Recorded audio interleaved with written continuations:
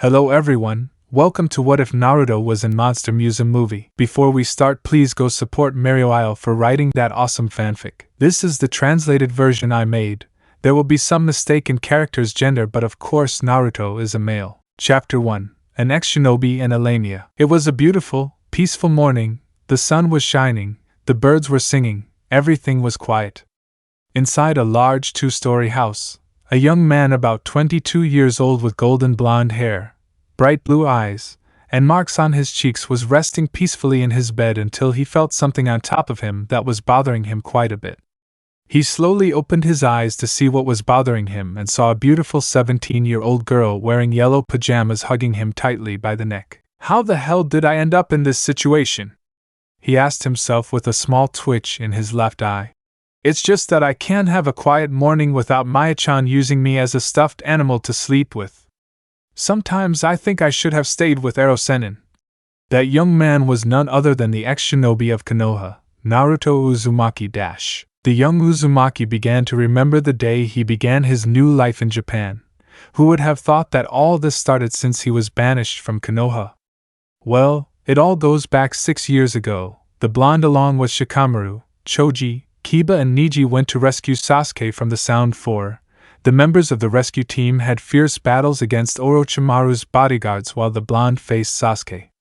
During the battle, Naruto used the power of the Kyuubi, forming a cloak with a tail when Sasuke used the second of the curse seal. At the end of the fight, the blue-eyed managed to defeat the Uchiha and take him to the village, fulfilling his mission and in the process the promise he made to Sakura.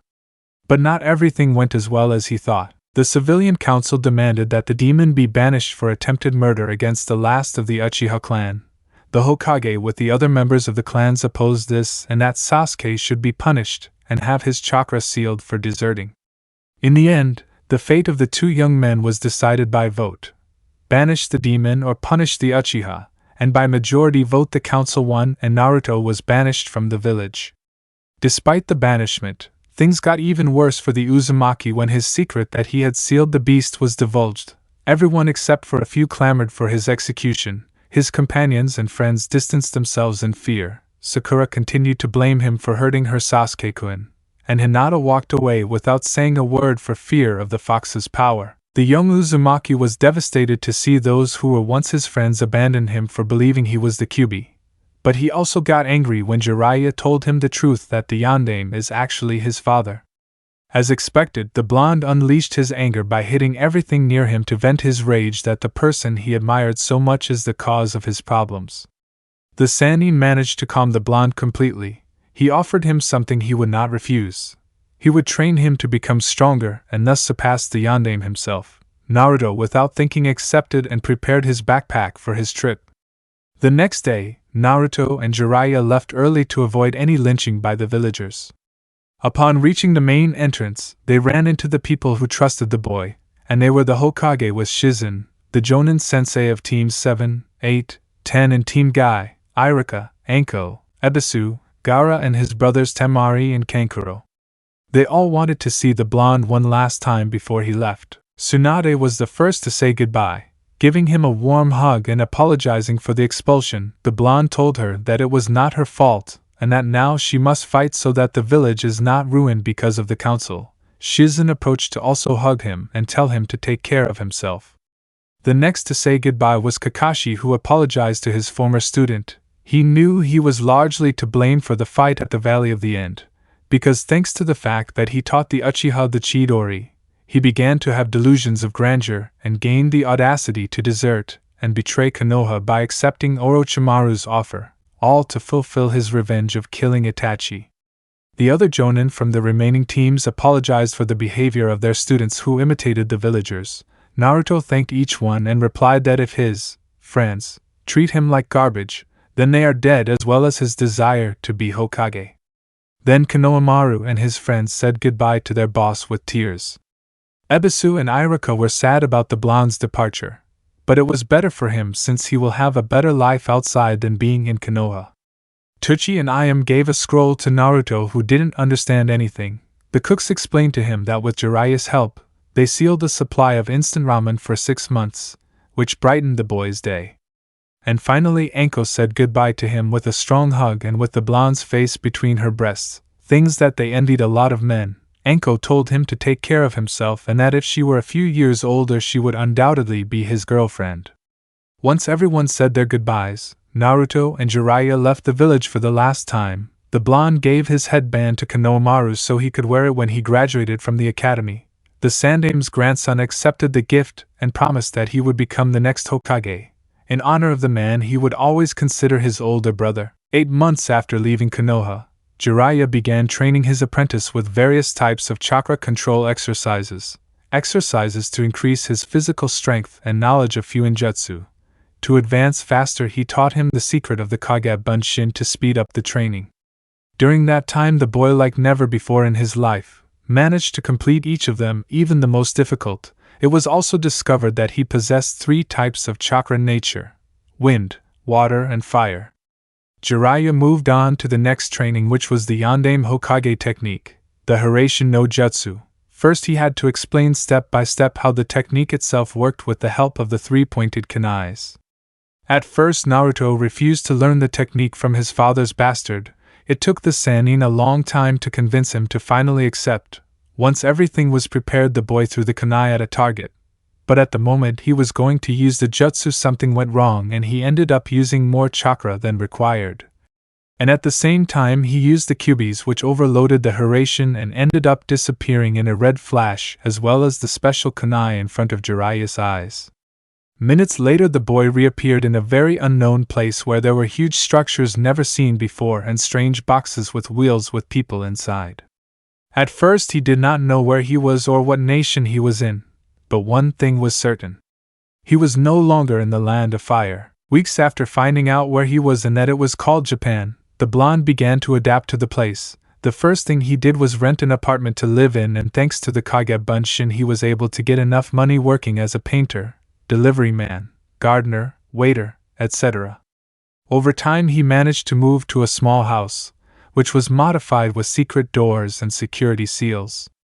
As time passed he discovered what happened that day when he used the Yandame's jutsu for the first time. Apparently using his chakra and the kyubi combined, he overloaded the jutsu, causing a trip between dimensions.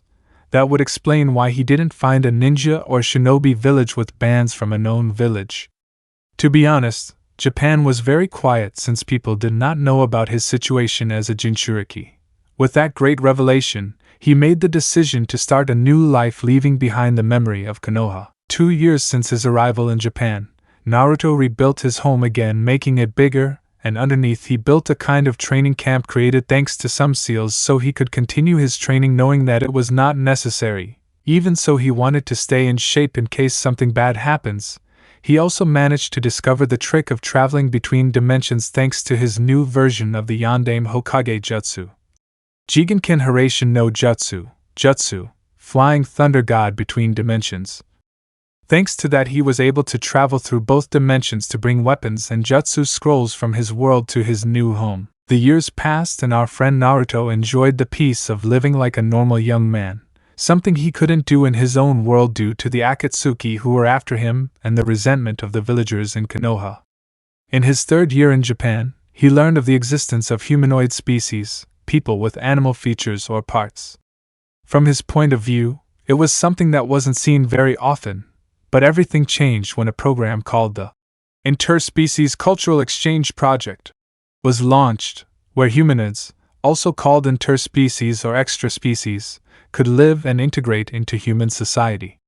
The project was a complete success and spread throughout the country. During his 6th year in Japan, something happened that drastically changed the blonde's life. A woman named Samaik, the cultural exchange coordinator, arrived at his house unexpectedly, informing him that an alien would be living with him. The news surprised him greatly, as he hadn't remembered signing up to have an alien as a host. The coordinator introduced him to Maya, a lamia, a half-woman, half-snake. For Naruto, Maya turned out to be a very beautiful girl. Her hair was red with pink tones that covered her entire back. She had 2 brooches on the sides of her head, her amber eyes with a slit pupil rolled up.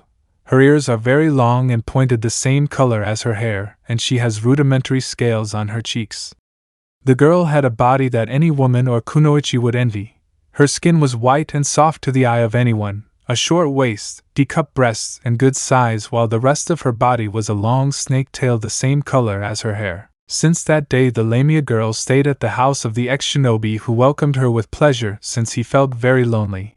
At first Maya began to get closer to the blonde, which did not bother him. But from time to time she behaved very mushy with him, and from time to time he was surprised to wake up with her using him as a pillow. Naruto came out of his thoughts when he felt Maya's large tail wrap around his legs while her arms clung more to his neck. Seriously, how did I get into this?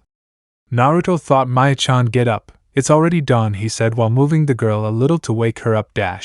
Just 5 more minutes, Maya said as she clung even more to the ex-shinobi's body. Just 5 more degrees. Yeah, Maya-chan. If you don't get up I won't be able to prepare lunch, said the blonde while the redhead slowly woke up. By the way, why do you always sleep in my bed? He asked, since the same thing always happened every morning. It's just that I'm always cold in the mornings and I can't warm myself up. So I figured I could use you, darling. Remember that Lamias are cold-blooded, she said with a seductive smile while her pajamas were half open, giving a good show of her breasts. Does she think I'm a heater or something? The blonde thought as a drop ran behind his head. Well, now that you're awake I'll go to the kitchen to prepare breakfast, Naruto said as he began to get up, and that surprised Maya a little. And without the blonde noticing, her tail approached him to catch him and bring him back to bed. Maya-chan, what are you? Before he could say anything the Lamia caught his head to put him between her breasts, leaving him astonished. That's out of the question. You stay with me. She wants you to warm me up a little more, said Maya lovingly while Naruto was completely red, feeling the girl's breasts on his face. How warm, I can feel my heat rising. Calm down, Naruto. You're not a damn pervert like Ero-sennin. He thought nervously at the situation he was in. Then Maya's tail clung tightly to his neck. The blonde complained because of the strong grip on his neck. Ow, Maya-chan, your tail is suffocating me. The blonde complained at the grip on his neck and patted her to get the redhead to react. Stop, Maya-chan. You're killing me. I give up. Don't be so abrupt, said the redhead, who was apparently dreaming about Naruto. She fell asleep, he thought, unable to believe what was happening, so he decided to escape somehow. Damn, I have to find a way to free myself. Little by little he began to slide over the Lamia's body, who was giving soft moans, but that caused the large tail to wrap around the ex-shinobi's body. He screamed in pain from the great pressure on his body. Shit, I can't find an opening to escape, and the worst thing is I can't breathe anymore, the blonde thought while he thought of a way to free himself. Luckily his right arm was free and he approached the tip of the redhead's tail to grab it. That caused the Lamia to wake up and let out a loud moan. Darren, what are you doing to my tail? She said quite nervously, something that Naruto noticed. Her tail? Don't tell me that's her weak point? And immediately the ex-shinobi began to play with the tip of her tail, causing Maya to give a loud moan of pleasure, and at the same time he managed to weaken the grip on her body. Incredible, it's loosening, but… Unfortunately the grip on her neck didn't weaken, but rather it became stronger. Shit, if I keep going like this I'm going to die. Without thinking twice he began to rub her tail, believing that perhaps the strangulation would weaken while she continued to moan in pleasure. Darren, if you keep doing that I'm going to… the Lamia said between moans while Naruto continued playing with the tip of her tail. Suddenly the tail released the blonde's neck, and he immediately regained his breath. Ha! I'm finally free, said the blonde, who was breathing heavily. Heavens, I almost thought I was going to… His release didn't last long when Maya caught his head with her arms and then buried him in her chest. She had a lost look on her face and a big blush on her face. Now I can't take it anymore, said the Lamia, letting a line of saliva fall from her lips. I'm coming. She screamed in pleasure from the orgasm she had, and unfortunately the blonde was again trapped by Maya's tail, who squeezed him with all her strength, causing some bones to break. Minutes after, Maya recovered and got out of bed. I'm so sorry, I'm up. But Darren, you're a beast in the morning, she said with a blush on her face while looking at the ex-shinobi who didn't get out of bed. Darren? Just 5 more minutes, said the one in pain. I should have stayed with Ero-sennin, thought the one who was crying comically. Aperture of Monster Museum's IRU Nichiho. See? V equals Aho 1 wafts Q. Once his injuries healed thanks to the QB's chakra, the blonde prepares the bath and makes sure that the water is not too hot so that Maya does not fall asleep while bathing. Naruto observes the bathroom room that was enormous, almost as big as the living room and the kitchen together. Good, the temperature is perfect, so Maya-chan won't fall asleep while she's bathing, Naruto mentioned while turning off the bathtub faucet. Seeing that it was full enough of water for the lamia to shower, I never thought I would have to remodel the whole house so that Maya-chan feels comfortable. All the rooms are huge and it's hard to be calm in the bathroom when I use the toilet. Now that I think about it, starting to think, how will she use the toilet? He said, imagining Maya in two positions while she used it. Is the bathtub ready yet? Maya asked as she arrived into the bathroom, bringing Naruto out of his imagination. Oh yeah, the bath is ready for you. The ex-shinobi was speechless when he saw Maya completely naked while some strands of her hair covered her nipples. Well, thank you very much, Darren, said the redhead who was getting into the water. On the other hand, Naruto still hadn't reacted after seeing the lamia without clothes. Aya.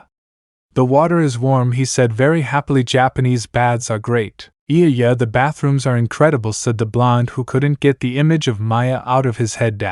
By the way, I read in a book that Japan has these things called hot springs, said the redhead, who leaned out of the bathtub, revealing her round breasts. I want to visit those hot springs with you, Darren. Well, maybe, he said very nervously because he couldn't take his eyes off Maya's breasts. Maybe we can go one of these days. At that moment, the lamia realized the way the blonde was looking at her, and covered her breasts with her tail. Oh, what are you looking at? Pervert, she said very embarrassed while Naruto quickly looked away. I'm so sorry, Maya-chan, it was unintentional. He apologized immediately and then walked away, but before he could take a step, Maya caught him with her tail. Not again, exclaimed the ex-shinobi who was pulled into the bathtub roughly. But what the heck are you doing, Maya-chan? You don't need me to warm you up anymore now that you're in the water. In response, the girl wrapped her arms around the blonde's neck and pressed herself against his back, causing her breasts to press against his. This action surprised Naruto, who didn't move at all. You know about those hot springs? She whispered sensually into the ex-shinobi's ear. I also read that they have something called mixed baths. Hey, Maya-chan, said the blonde, quite nervous. I can feel her breasts on my back, he thought, trying to ignore those perverted thoughts. So we should do some mixed bathing, too. What do you say, Darren? Said the lamia, getting closer to Naruto's body. Maya-chan, I don't think that's a good idea, said the blonde, wanting to change the subject. Huh? What's wrong with that? Maya asked. Is there anything wrong with hot springs in general? No, it's not that I like the idea. In fact, it sounds tempting, but said Naruto, trying to find the right words. Okay, then let's do some mixed bathing right now, she said as her tail tightly gripped Naruto's hands by the wrists, and in the process began to take off his shirt. Wait a minute, Maya-chan, exclaimed the blonde, struggling to free himself. Don't say anything, Darren, you just have to help me, said the lamia, who took off the blonde's shirt. After all, I came to Japan as a cultural exchange, and you know. She hugged Naruto from behind again, making him blush a lot. You are the only person I want to bathe with no one else. So please do it for me, for my first time. At the end, she approached Naruto's face to kiss him passionately, but before that happened, the ex-shinobi disappeared from Maya's arms, who was completely surprised by what had just happened. Darren, where are you? To her surprise, she saw her Darren standing in front of the bathroom door. I'm so sorry, Maya-chan, but there are no hot springs or mixed baths in this house. People bathe separately here, said the blonde man as he left the house. You're a killjoy, the lamia complained, pouting slightly. Once Naruto left the bathroom, he banged his head against the sink several times to get rid of the perverted thoughts he had, and in the process he thought of one thing. Aha! The blonde shouted desperately. Shit, shit, shit, and more shit! I bet Ero-sennin would be making fun of me for the situation I'm going through, Naruto thought while continuing to bang his head against the wall. Half an hour later, the Jonin was in the kitchen preparing breakfast for Maya, while on television they were playing the news about the famous idol group called ANM48, the first group composed of extra-species girls. After that, they started talking about the interspecies cultural exchange project and how the world had completely changed. The blonde just let out a sigh at that. Yeah, sure, My mornings have been nothing but trouble, sighing again, and to think that my life was peaceful a few days ago, he said without realizing that someone was behind him. You're right about that, said that person, completely surprising the blonde. Good morning, Naruto Uzumaki. That person was a beautiful woman with long black hair, and her eyes were hidden behind black sunglasses. She was wearing a white shirt, tie, and black jacket with a professional skirt, nylon stockings, and heels. After all, I'm your cultural exchange coordinator, Smith. She introduced herself while adjusting her glasses. Image by Smith. /1E0699C395785043A7F4A5C078/Tumblr_NPDT94TGTP1up8ASPO5 _ Of course I know her, Smith-san. But what matters is why she came to my house, Naruto asked a little calmly.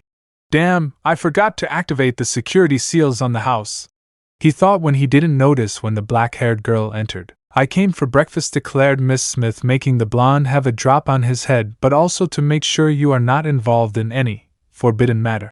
The beautiful woman began to observe the blonde with a somewhat penetrating and intimidating gaze that seemed to be able to read the thoughts of her victim. My duty, as coordinator, is to make sure that the extra species that live with us are safe and that nothing bad happens to them, because if not, the people who hurt them will be taken to jail, she said while taking a sip of coffee, and as a host you seem to be very ignorant, so I came to confirm it. Hey, I'm not ignorant, Naruto defended himself. You were the one who brought Maya-chan to the wrong house. I wasn't supposed to be participating in the program as the host. What kind of coordinator would do that? Maya liked the place and I couldn't say no to her, said the brunette, completely ignoring the ex-shinobi. By the way, can I have another cup of coffee, please? She asked while the blonde just sighed as he served her the coffee.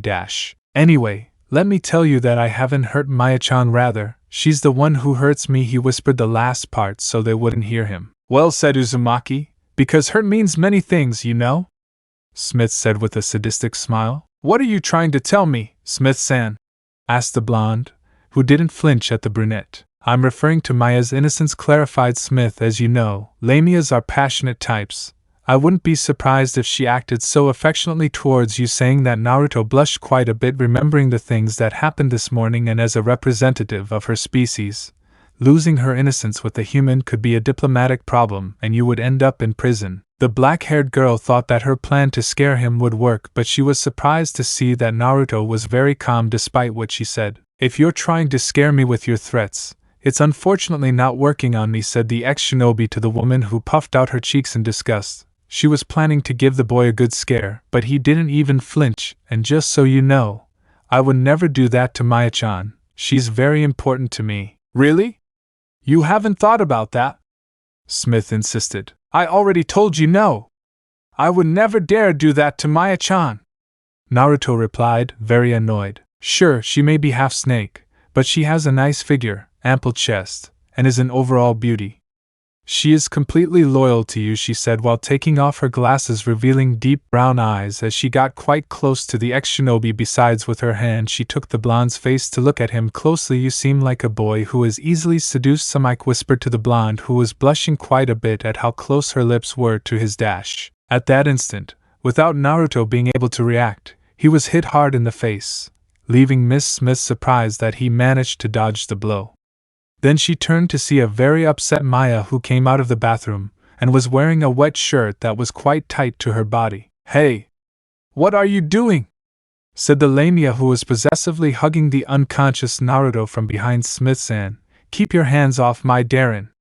He's mine. What a mess he has on his hands, the coordinator thought as she looked at the scene. Maya-chan hits as hard as Haruno's beast, the blonde thought, somewhat dazed and with a swollen cheek. Did you hear me?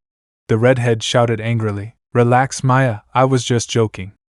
Anyway, I have to go, so Darren-kun, said the coordinator, causing Maya to get even angrier. Make sure you keep your pants on, okay? See you. With that, she left the house while thinking about something important. I'll have to go to a restaurant for breakfast. Meanwhile, in the kitchen, Naruto and Maya were very quiet once Samike left. For some reason, the lamia didn't leave the blonde's side, and that made him nervous. And even more so when her breasts were on his neck. Maya-chan? You better dry yourself well or else you'll catch a cold, Naruto said, quite nervous, but the redhead didn't say anything about it. Maya-chan? Is the ban really a big problem? Was what Maya said, and the blonde stayed listening to her. As you know, Darren, we lamias are half snakes, she continued talking, and in that she remembered the day she arrived at the house, and because of that people tend to get scared when they meet us for the first time. So when I came, I was really nervous about how the host family would react. But you weren't scared at all. Rather, you were worried about me. Maya remembered when the blonde brought her several sheets to cover her from the cold, and you had a big smile on your face. That compassion from a human was completely new to me. That made me very happy. Well, the truth is I would never be afraid of you, Maya-chan, he said, somewhat embarrassed by the lamia's words. That's why he shouted as he was knocked down by Maya's tail for the third time that day. Then the redhead stood on top of him, looking at him tenderly. This has nothing to do with forbidden matters. I don't care what my Darren does to me, said Maya with a big blush on her face. I don't care if he hurts me either. In that moment, her long tail wrapped around ex-shinobi while the tip of it began to unbutton his pants. Hey Maya-chan! What do you think you're doing with? Then I feel how the tail got inside his boxers with very obvious intentions. Whoa! Time out, we can't do this, Maya-chan, asked the blonde, who tried to free himself but stopped when he saw how the lamia lifted his shirt, revealing his most intimate and private part. And I don't mind losing my virginity to you, because approaching the face of the blonde who didn't know what to do. I love you, Darren. Saying that word, Naruto's heart beat strongly. He never wanted to say it, but since Maya arrived at his house he began to notice her, not because she was of another species, but because she was a truly beautiful girl, and that right now she declared her love to him. Now he found himself in a difficult situation in which he could reciprocate Maya's feelings, but the problem was that silly law that prevented them from being together. I'm sorry, I just can't do it, said the ex-shinobi, quite hurt for rejecting Maya and making her cry. But why? Is the ban really a big deal? Maya asked, her heart aching. No, it's not that, the blonde clarified. The problem is that you're squeezing me too hard. When I mentioned that, Maya realizes what she was doing, but it was too late because some of the blonde's bones were fracturing. Darren! Screams the rather frightened lamia. Minutes later, Samike returned home to hear Maya's scream and find out what happened. She checked Naruto, who was sitting on an armchair, to see if he had any injuries. But to her surprise, he had nothing, since thanks to the Kyuubi his fractures had healed completely. Sorry! Forgive me, Darren! The lamia apologized again, still crying. Don't worry, Maya-chan. I feel better now, said Naruto, getting up from the couch to show it to her. See, I feel fine and nothing bad happened to me. Maya was so happy that she hugged the blonde again. But this time she made sure not to do it too tightly. It seems you don't have any broken bones. It's lucky you don't have any injuries, said the coordinator, who was observing them together, but at the same time looking analytically at Naruto. But it's strange that this boy doesn't have anything after being hugged by Maya.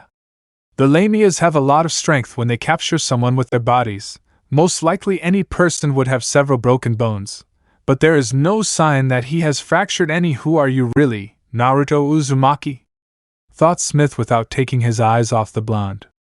But just at that moment, Maya's and his stomachs growled because they hadn't had breakfast yet. I don't think either of you had breakfast today, the blonde man said with a smile, while both women blushed slightly. I'd better finish what I was preparing. Smith-san, if you want, you can join us. Saying that, the brunette was happy because she wouldn't have to spend her money at a restaurant. I think I'll leave my investigation into you for another time. I'm very hungry right now. I've never turned down an invitation to lunch, and I don't intend to do so today. Smith gladly accepted the blonde's invitation to join him at the table and have breakfast. Chapter 2. A date and trouble. Naruto reveals his secret. A new day arrives in the city. Several couples could be seen together on the streets enjoying the day, especially a certain couple who were just now. It's a date, we're on a date, sang a very happy Maya who was walking with Naruto. She was wearing a brown skirt with a belt, a red shirt under a brown jacket, and a hat perched on top of her head, while the blonde was wearing black pants, an orange t-shirt, and on top of it he was wearing a shirt the same color as his pants. I'm on a date with my Darren, she kept singing, and the blonde just smiled. You're very happy today, Maya-chan, Naruto said, seeing the happiness of the young lamia. And how could I not be? This is my first date, and the best thing is that it's with you, Darren," said Maya, clinging to one of the ex-shinobi's arms. "Well, basically it's not a date. We're here to get you used to human society," Naruto clarified. "But we can say it's a social event." The Lamia responded, still smiling. "If you say so, yep, you could say it's a date," he said, which made the redhead even happier. "Okay, Darren, we'd better get started on our date. You still remember what Miss Smith told you, right?" Maya said, while the blonde sighed. "Yes, how could I forget it?" Naruto muttered, quite annoyed, crossing his arm and remembering the conversation he had with the coordinator a few days ago. Flashback. "Okay, then let's move on to the last part, integration into society," said Coordinator Smith, who was sitting cross-legged on the living room couch. She held a small notebook in one hand and a cup of coffee in the other. "Host families can't leave their guests alone. It's so the extra species can get used to human society. They'll need to do things together every day and be there for support. In short, you must spend time with her," the brunette clarified, then took a sip from her cup. "I understand, Smith-san," said Naruto, to be interrupted by the coordinator. "Please, just call me Smith," the coordinator requested. "Hi, Miss Smith, I just have a question. Just so you know, isn't what I'm talking about supposedly the coordinator's job? I mean, his job," the blonde man said, somewhat confused. "I'm sorry, but I'm very busy," Smith declared, still drinking his coffee, leaving Naruto perplexed. End of flashback. "Sometimes I think Miss Smith looks a lot like Bachan," the blonde said, as both women put their homework aside. But then he snaps out of his thoughts when Maya's tail catches him again. "Come on, Darren, our date is waiting for us," he said while running and painfully dragging the ex-shinobi. "Aha, Amai-chan, don't drag me," the blonde shouted, but the redhead didn't listen at all. Naruto and Maya enjoyed the day eating at a restaurant where the young Lamia ordered several dishes, then they played the plush machine and took a picture together, although the last part was quite painful for the blonde because he ended up with broken bones again. But despite the pain, he admitted that he had a lot of fun on their date, something he could never do in Konoha. Just thinking about the village made him feel very angry, just remembering the village, but he decided to calm down and have fun with the redhead that day. "Ah, this is so fun," said Maya, who was holding Naruto's arm and carrying a snake-shaped stuffed animal. "I thought Japan was a very boring place, but in reality there are tons of places and things to do and have fun." Naruto nods at the redhead's words, although it might be a little difficult because several places are designed for humans. "I wanted to go to karaoke," as he said that the ex-shinobi felt chills imagining being crushed by Maya's tail in one of the karaoke rooms. "The private karaoke rooms are very small. Not everything has been adapted for other species," Naruto pointed out. "The one I was spared from," heaving a small sigh of relief. At that moment, Maya saw something that caught her attention. "Oh, look, Darren, that store serves all kinds of species," she said as she once again dragged the blonde to a store with a sign in front that said, "A store for all sizes. We serve people of all species and sizes."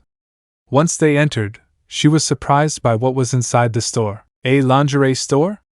Naruto exclaimed, blushing quite a bit upon seeing all kinds of underwear, and immediately turning around. "I'd better wait outside before he could take a step outside."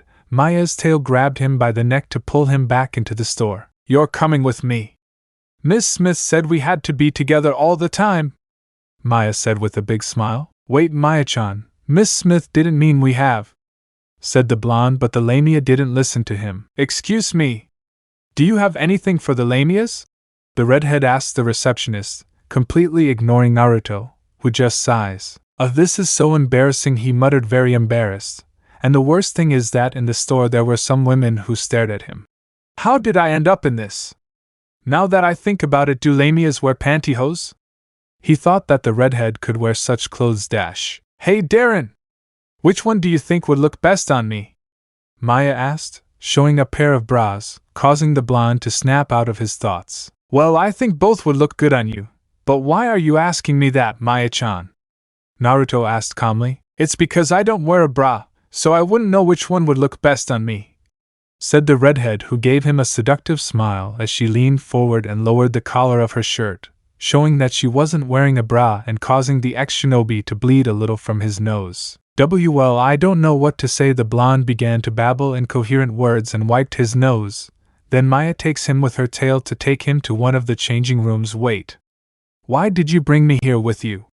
Exclaimed the blonde dash. Remember that we have to be together all the time, said the lamia, who took off her jacket and then threw the bras to a shocked Naruto. Now choose which one you prefer, so I can wear something that you like, saying that she took off her shirt, revealing her breasts. So take a good look and choose for me. Naruto is completely red seeing the lamia like that. For a moment he wanted to forget about the prohibition and take the girl, but he decided to ignore his instincts and left the locker room at full speed. You both look good, we'll take you, Naruto said once he was out of the dressing room. Wait, Darren, we're supposed to be together all the time, Maya said, trying to stop the blonde. But you don't have to do it literally, he said, very annoyed while clenching his fist.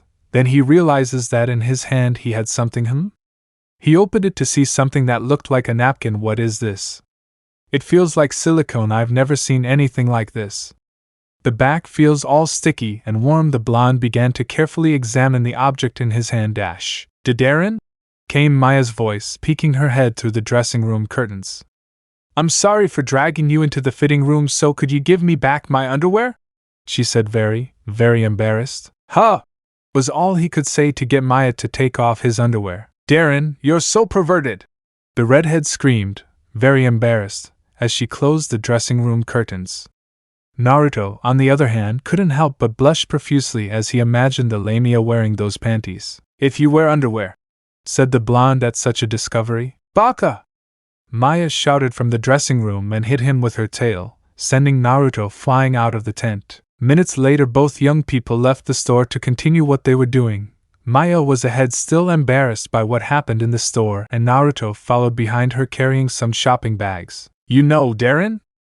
Only a pervert plays with a girl's underwear, said the lamia, who couldn't shake her embarrassment. I'm not a pervert.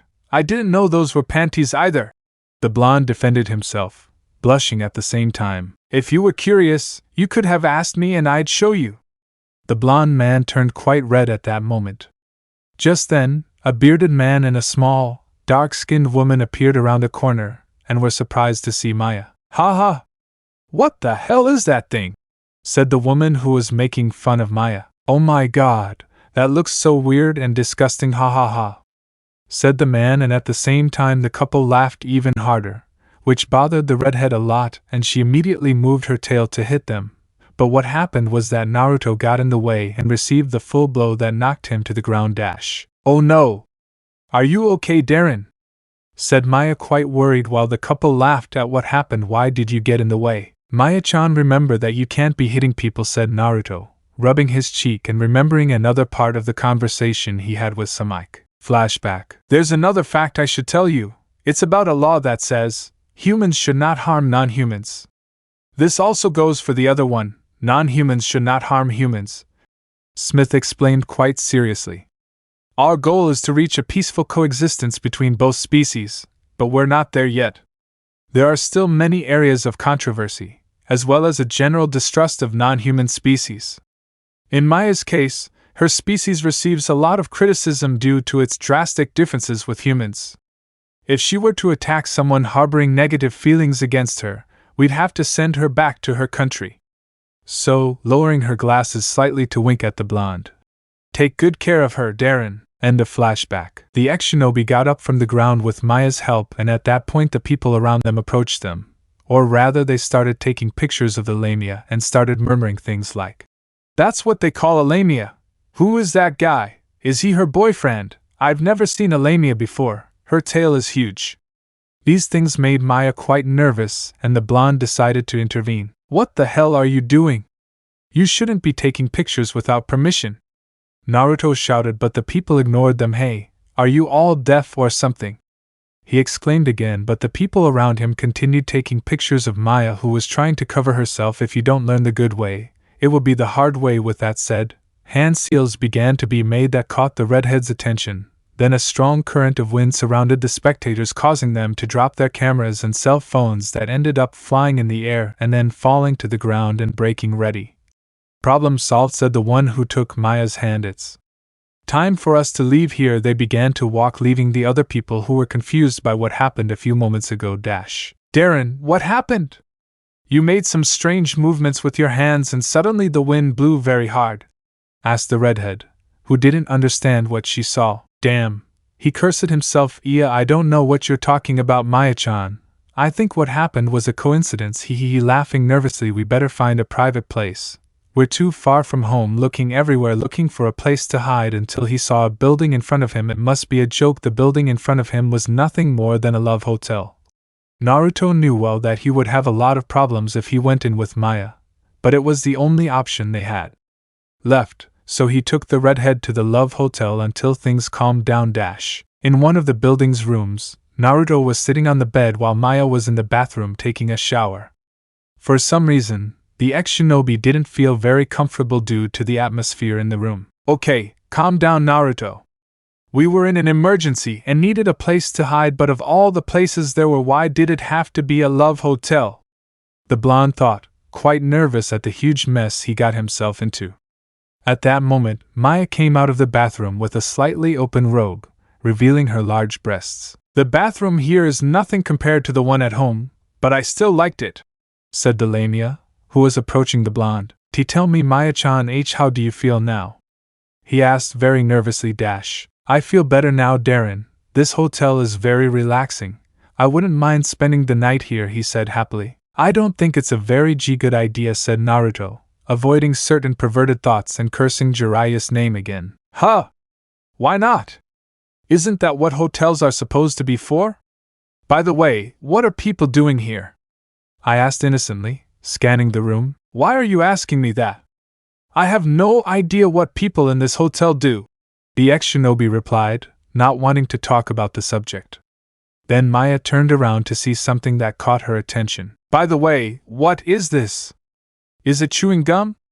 Lamia asked, showing a condom packet. I am leaving that back where it belongs and don't touch it again, Naruto shouted, very alarmed, while Maya left the condom where she found it. The redhead sat next to the ex-shinobi and for a few minutes they were very silent until she decided to speak. I think humans don't really like us, she said, getting Naruto's attention. They're only being good to us because the law says so. Maybe you're also being good to me so you don't get arrested, right, Darren? That's not true, Maya-chan.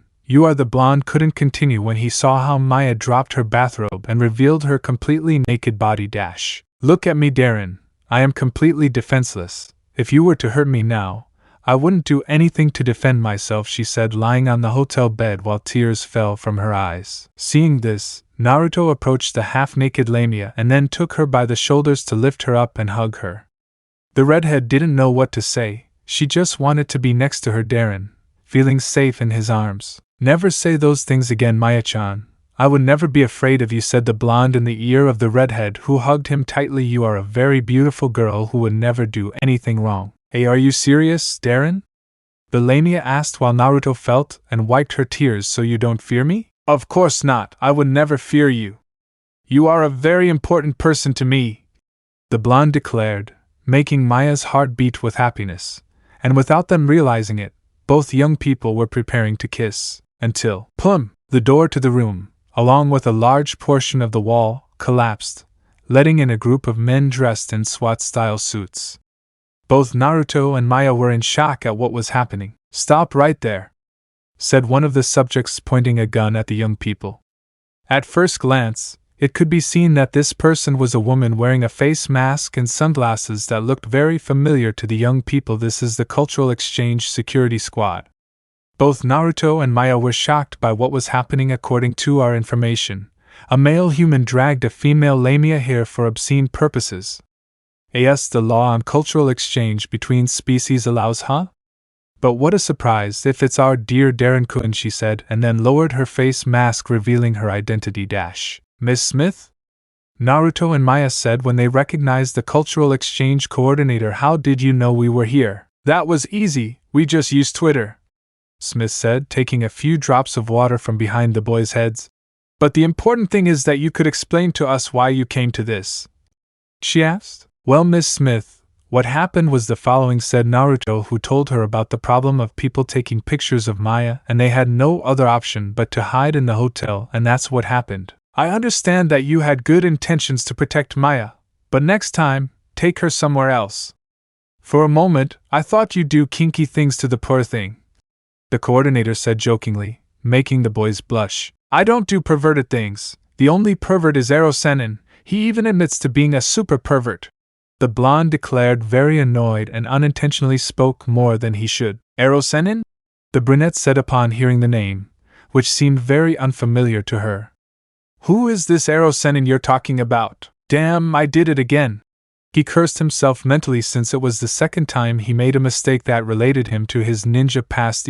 That's what I call my uncle. It's a nice way to call him, he said very nervously, and putting a hand behind his head while Samike decided to believe him.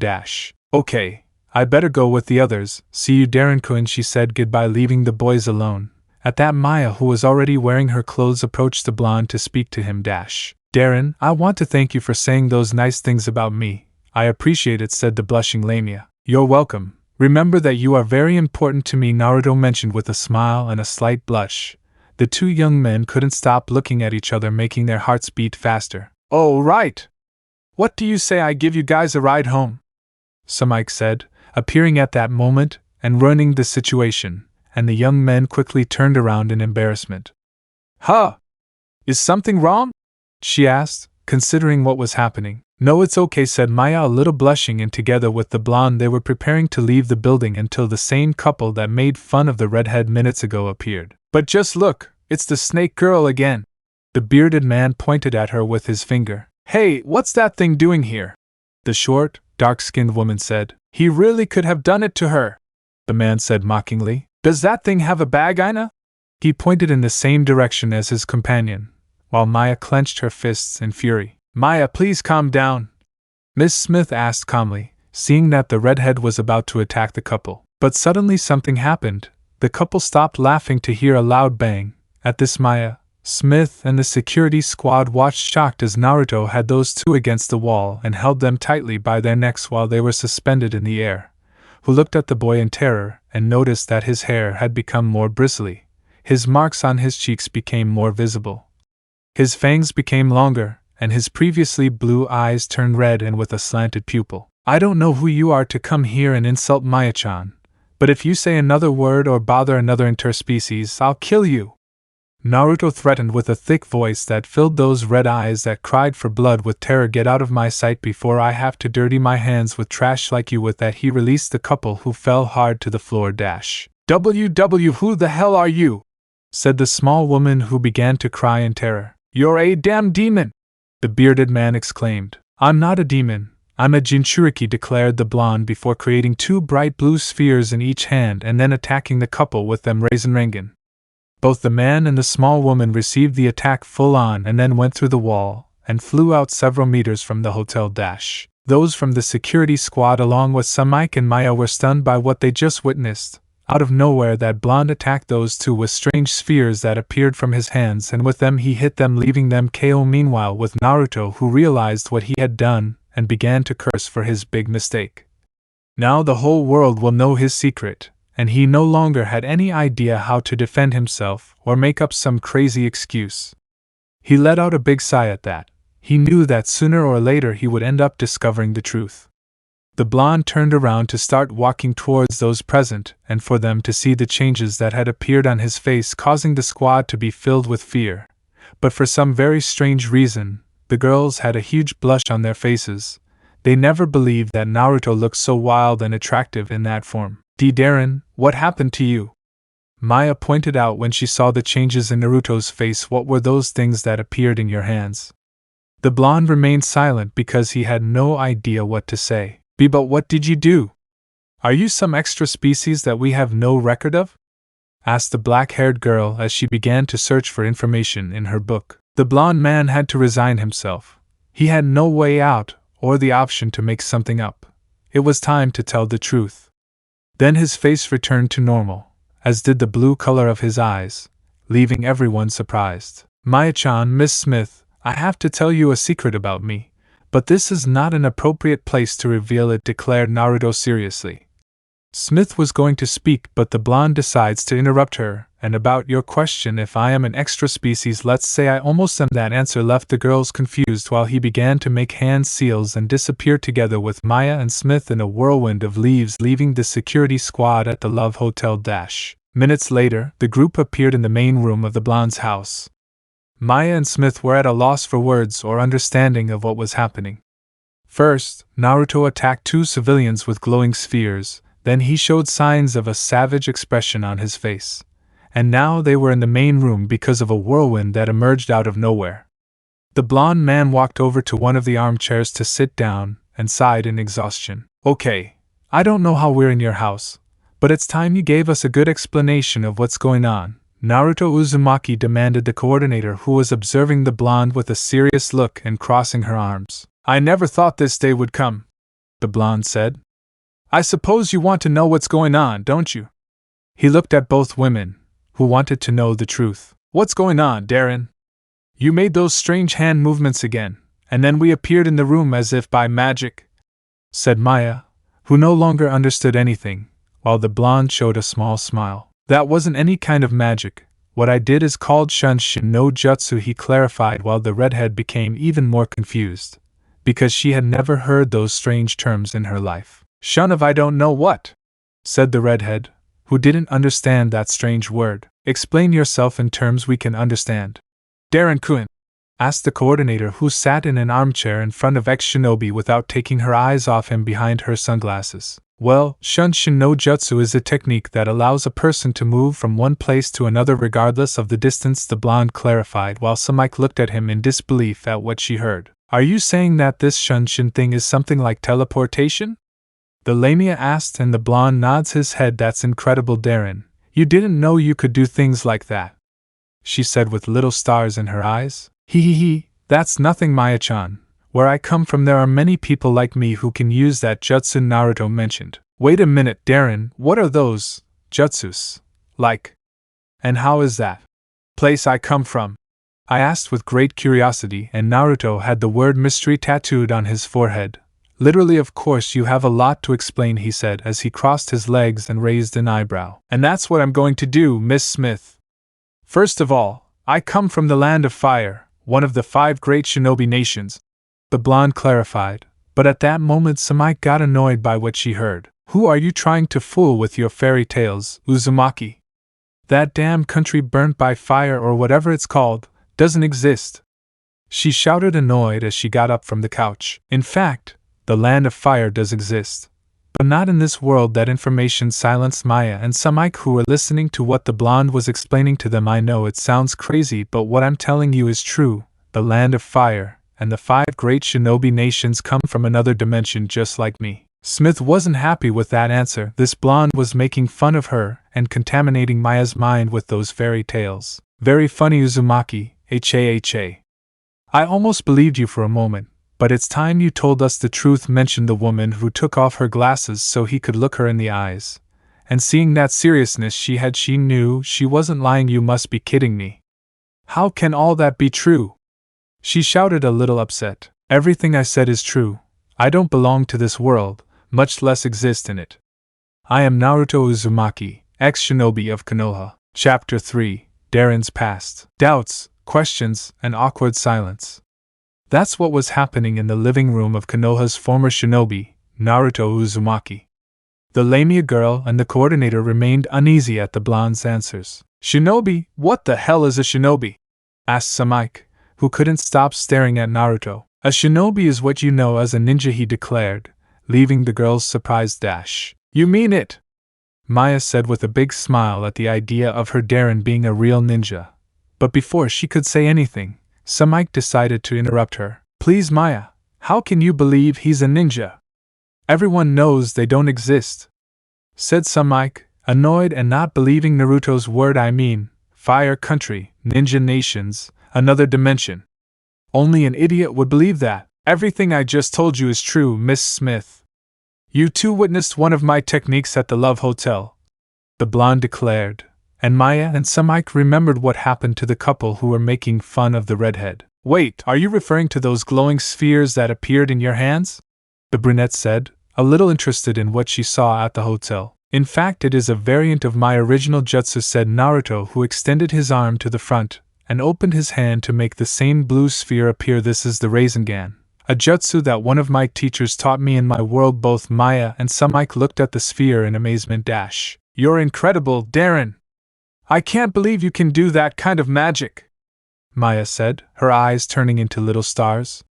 The Lamia's comment made the blonde smile a little before he dispelled the Rasengan. Shinobis don't use magic, we use chakra, explained Naruto. Chakra? What's that? Is this the first time I've heard that word?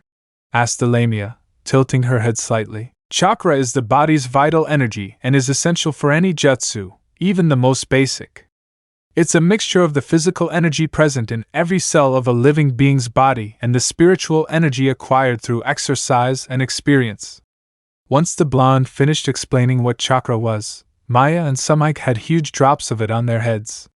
Apparently, they didn't understand anything Naruto explained to them, but one thing was certain, that chakra must certainly be powerful. So with that chakra you can perform that thing called Rasengan?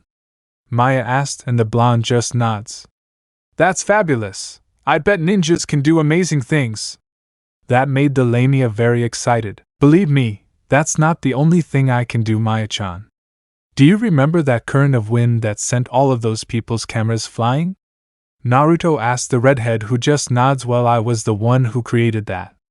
I just had to concentrate my chakra to control the wind in my favor. Again, the Lamia looked at her Darren in amazement at the things he could do.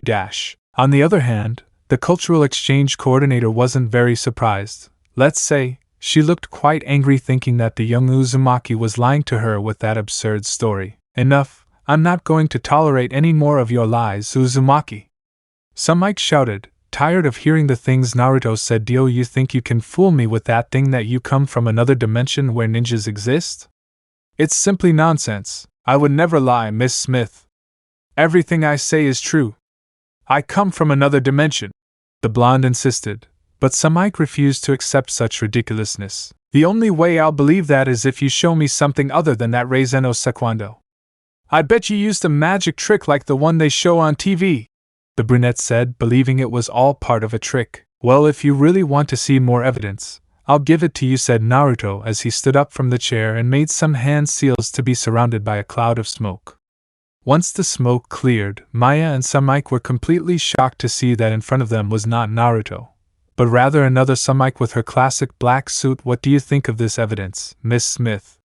Said the second brunette with the same tone of voice as the original. But the black-haired girl tried to articulate something but couldn't due to the shock she was in. There are two Miss Smith, exclaimed the Lamia, who looked consecutively at the brunettes. Hee, I think it was too much for you too. I still remember what happened 4 years ago, when a policeman saw me using one of my techniques. The poor guy was taken to a psychiatric hospital, said the second Samike, who put a hand behind her head, just like Naruto would do, and at the same time remembered what happened that date when the Kage Bunshin stopped his multiple jobs. One of the clones accidentally vanished when a policeman stopped him to see his ID and in the process caused the poor man a big scare. It's best not to tell Miss Smith, or I'll get into more trouble, thought Samike. To continue with the explanation, as you can see, this technique is called Henj no Jutsu. Thanks to this jutsu, it allows the user to take the form of another person, animal, or object, explained Samike, and then transformed into Maya, which surprised the original redhead when she saw her other self. It's very useful to hide from your enemies or blend in among them as one of them. After finishing the explanation, Maya cancelled the transformation to return to being Naruto. I'm impossible, said the brunette, who slumped onto the couch.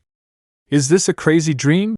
She asked, still unable to process the news. It's not a dream. All of this is true, Naruto clarified. This is difficult. I think I'll need a coffee to calm down, Samike asked. And I'll have some herbal tea, said Maya, who was in the same state as the coordinator. Don't worry, I'll bring you what you asked for right now, said Naruto as he made a cross-shaped seal. Kage Bunshin no Jutsu. Suddenly 2 Narutos appeared on each side of the original blonde, causing the girls to get a big surprise for the 4th time in a row. Eheed!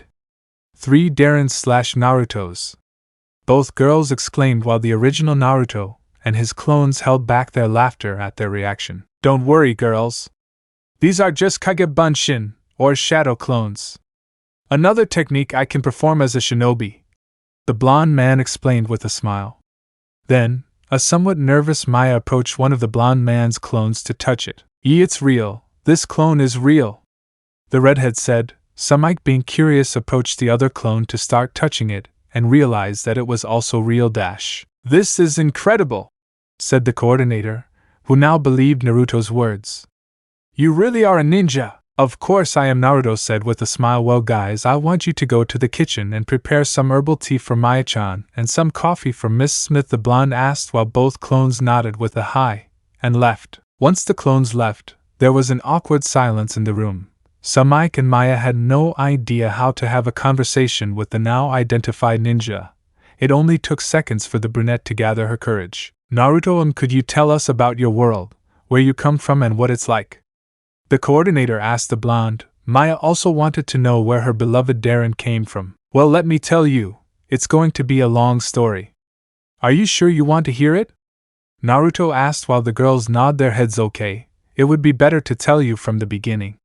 As you may know, I come from a dimension where ninjas exist, or as we say in our world, a shinobi. In my world there are many ninja nations, but there are only 5 of them that are the strongest of all. Those nations are known as the 5 great shinobi nations. I lived in one of those nations, the Land of Fire. Excuse me, Darren, but can you tell us the names of the other nations you mentioned? The Lamia asked with great curiosity. The other 4 nations are the Land of Earth, the Land of Water, the Land of Lightning, and finally the Land of Wind, explained the blue-eyed man while the girls remembered well the names of each nation. In each nation, there is a ninja village under their services, and the Land of Fire had Konoha no Sato, the village where I was born and raised. Konoha what? The girls said, unable to fully understand the name of the village. Konoha no Sato means village hidden among the leaves. It is a village that is hidden among a large forest. That is why it gets its name, because basically, it is a village that is hidden among the leaves, clarified the blonde while the girls marveled at that fact. If the Land of Fire has a village with ninjas, does that mean the other nations also have similar villages under their power? Samike asked, and Naruto nods at that. You are correct, Miss Smith. The other nations have villages like Konoha. In the Land of Earth is the village of Maguekio, which means village hidden among the rocks. In the Land of Water is the village of Kirigakure, village hidden among the mist. From the Land of Lightning is the village of Kumogakure, village hidden in the clouds, and finally the Land of Wind with the village of Sunagakure, the village hidden in the sand. Maya and Samike were amazed by the blonde's explanation. It's surprising how 5 nations can be so powerful, although I imagine that's due to their leaders, right? Miss Smith asked, making Naruto remember a certain blonde from his old home. You are correct again, Miss Smith. Each village has shinobis with great abilities, but among them, the strongest are the Kages. Kage? Is that a nickname they give to the strongest ninjas? Maya asked her Darren. A Kage, or shadow, is the leader of one of the 5 ninja villages I mentioned before, and is also the strongest shinobi. Naruto mentioned. Does that mean there are other Kages from the ninja nations you mentioned? Samike asked. That's right, each ninja village has a Kage as its leader. The 5 Kages have a name that represents their country. Hokage means fire shadow, Tsuchikage is earth shadow, Mizukage is water shadow, Reikage is lightning shadow, and Kazekage is wind shadow. The girls were once again amazed by the blonde's explanation. Oh Darren, your world is really full of amazing things, said Maya, who put on a dreamy look and at the same time imagined herself as a ninja, just like her dear Darren is. Please, tell us more about the things that ninjas do. I'm also interested in learning more about shinobi culture, Samike mentioned with great interest. I bet you must have been a great shinobi in your village. Naruto felt a little embarrassed when he said that. Hee. Well, the truth is I wasn't a great shinobi, so to speak. I failed 3 times in the academy for failing the Bunshin no Jutsu or Clone Jutsu, Naruto said sadly. Yeah. Maya and Samike exclaimed at the news. You failed the academy 3 times, Samike said in disbelief. Just for failing with the clones, said the Lamia, and then remembered the shadow clones she saw before. That's impossible. You just appeared 2 perfect clones, she pointed out, and in that the blonde's Kage Bunshin appeared with the cups of tea and coffee for the girls, and they received them. I'm referring to the clone jutsu. The Kage Bunshin is a more advanced version, explained the blue-eyed man. Something that the girls didn't understand. Look, the Bunshin no Jutsu makes the user create exact copies of himself, but these are only illusions. Unlike the Kage Bunshin, these clones are real and solid, he pointed out as he approached one of the clones. They are very useful to use in espionage and infiltration missions, or to deceive and disorient the enemy. But the Kage Bunshin have a weak point. With that said, Naruto gave a good blow to the head to one of his clones. The girls were going to complain to the blonde for what he did, but at that moment the clone explodes in a cloud of smoke. When the clones receive any kind of physical damage, it disappears. But how did Darren's clone turn into smoke? The young red-haired Lamia asked, very confused. I don't know, Maya, but I'm sure they can be used for other things besides fighting. Or am I wrong? Darren said, Samike looking at the blonde. You got it right again, Miss Smith. With the help of my Kage Bunshin I can study different things at the same time. The only disadvantage is that when they disappear, the information I receive comes back to me suddenly, causing me a fatal migraine, explained the blonde. The girls stared at him without understanding that part. Later I will explain about that. Whatever. But at least you can tell us about what ninja training is like, asked the coordinator, who looked enthusiastic. And she wasn't the only one. Maya wanted to know more about the incredible things her Darren can do. Very well, I'll start from the beginning. At the Ninja Academy where I studied, they teach us everything about being a ninja, as well as about the history of great shinobi who existed in the past. The other important thing to be a shinobi is knowing about tactics and strategy.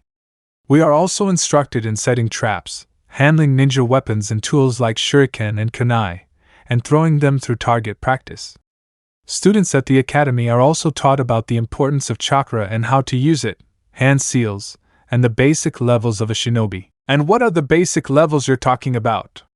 Maya asked. Taijutsu, genjutsu, and especially ninjutsu, explained the blue-eyed man, something that the girls didn't understand. Again, that's interesting, Naruto, but what do those words that end with jutsu mean? If it's not too much trouble, he asked Samike, because she didn't understand some of the words that the ex-shinobi mentioned. Sure, no problem.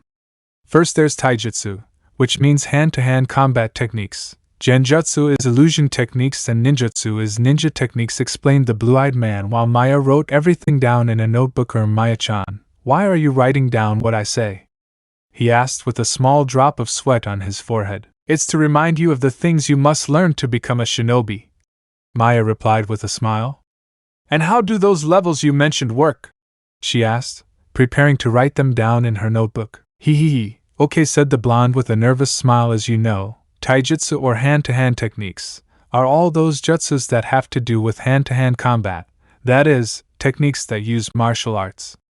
Generally, taijutsu does not require the use of chakra, but it can be used to improve the strength of the attacks.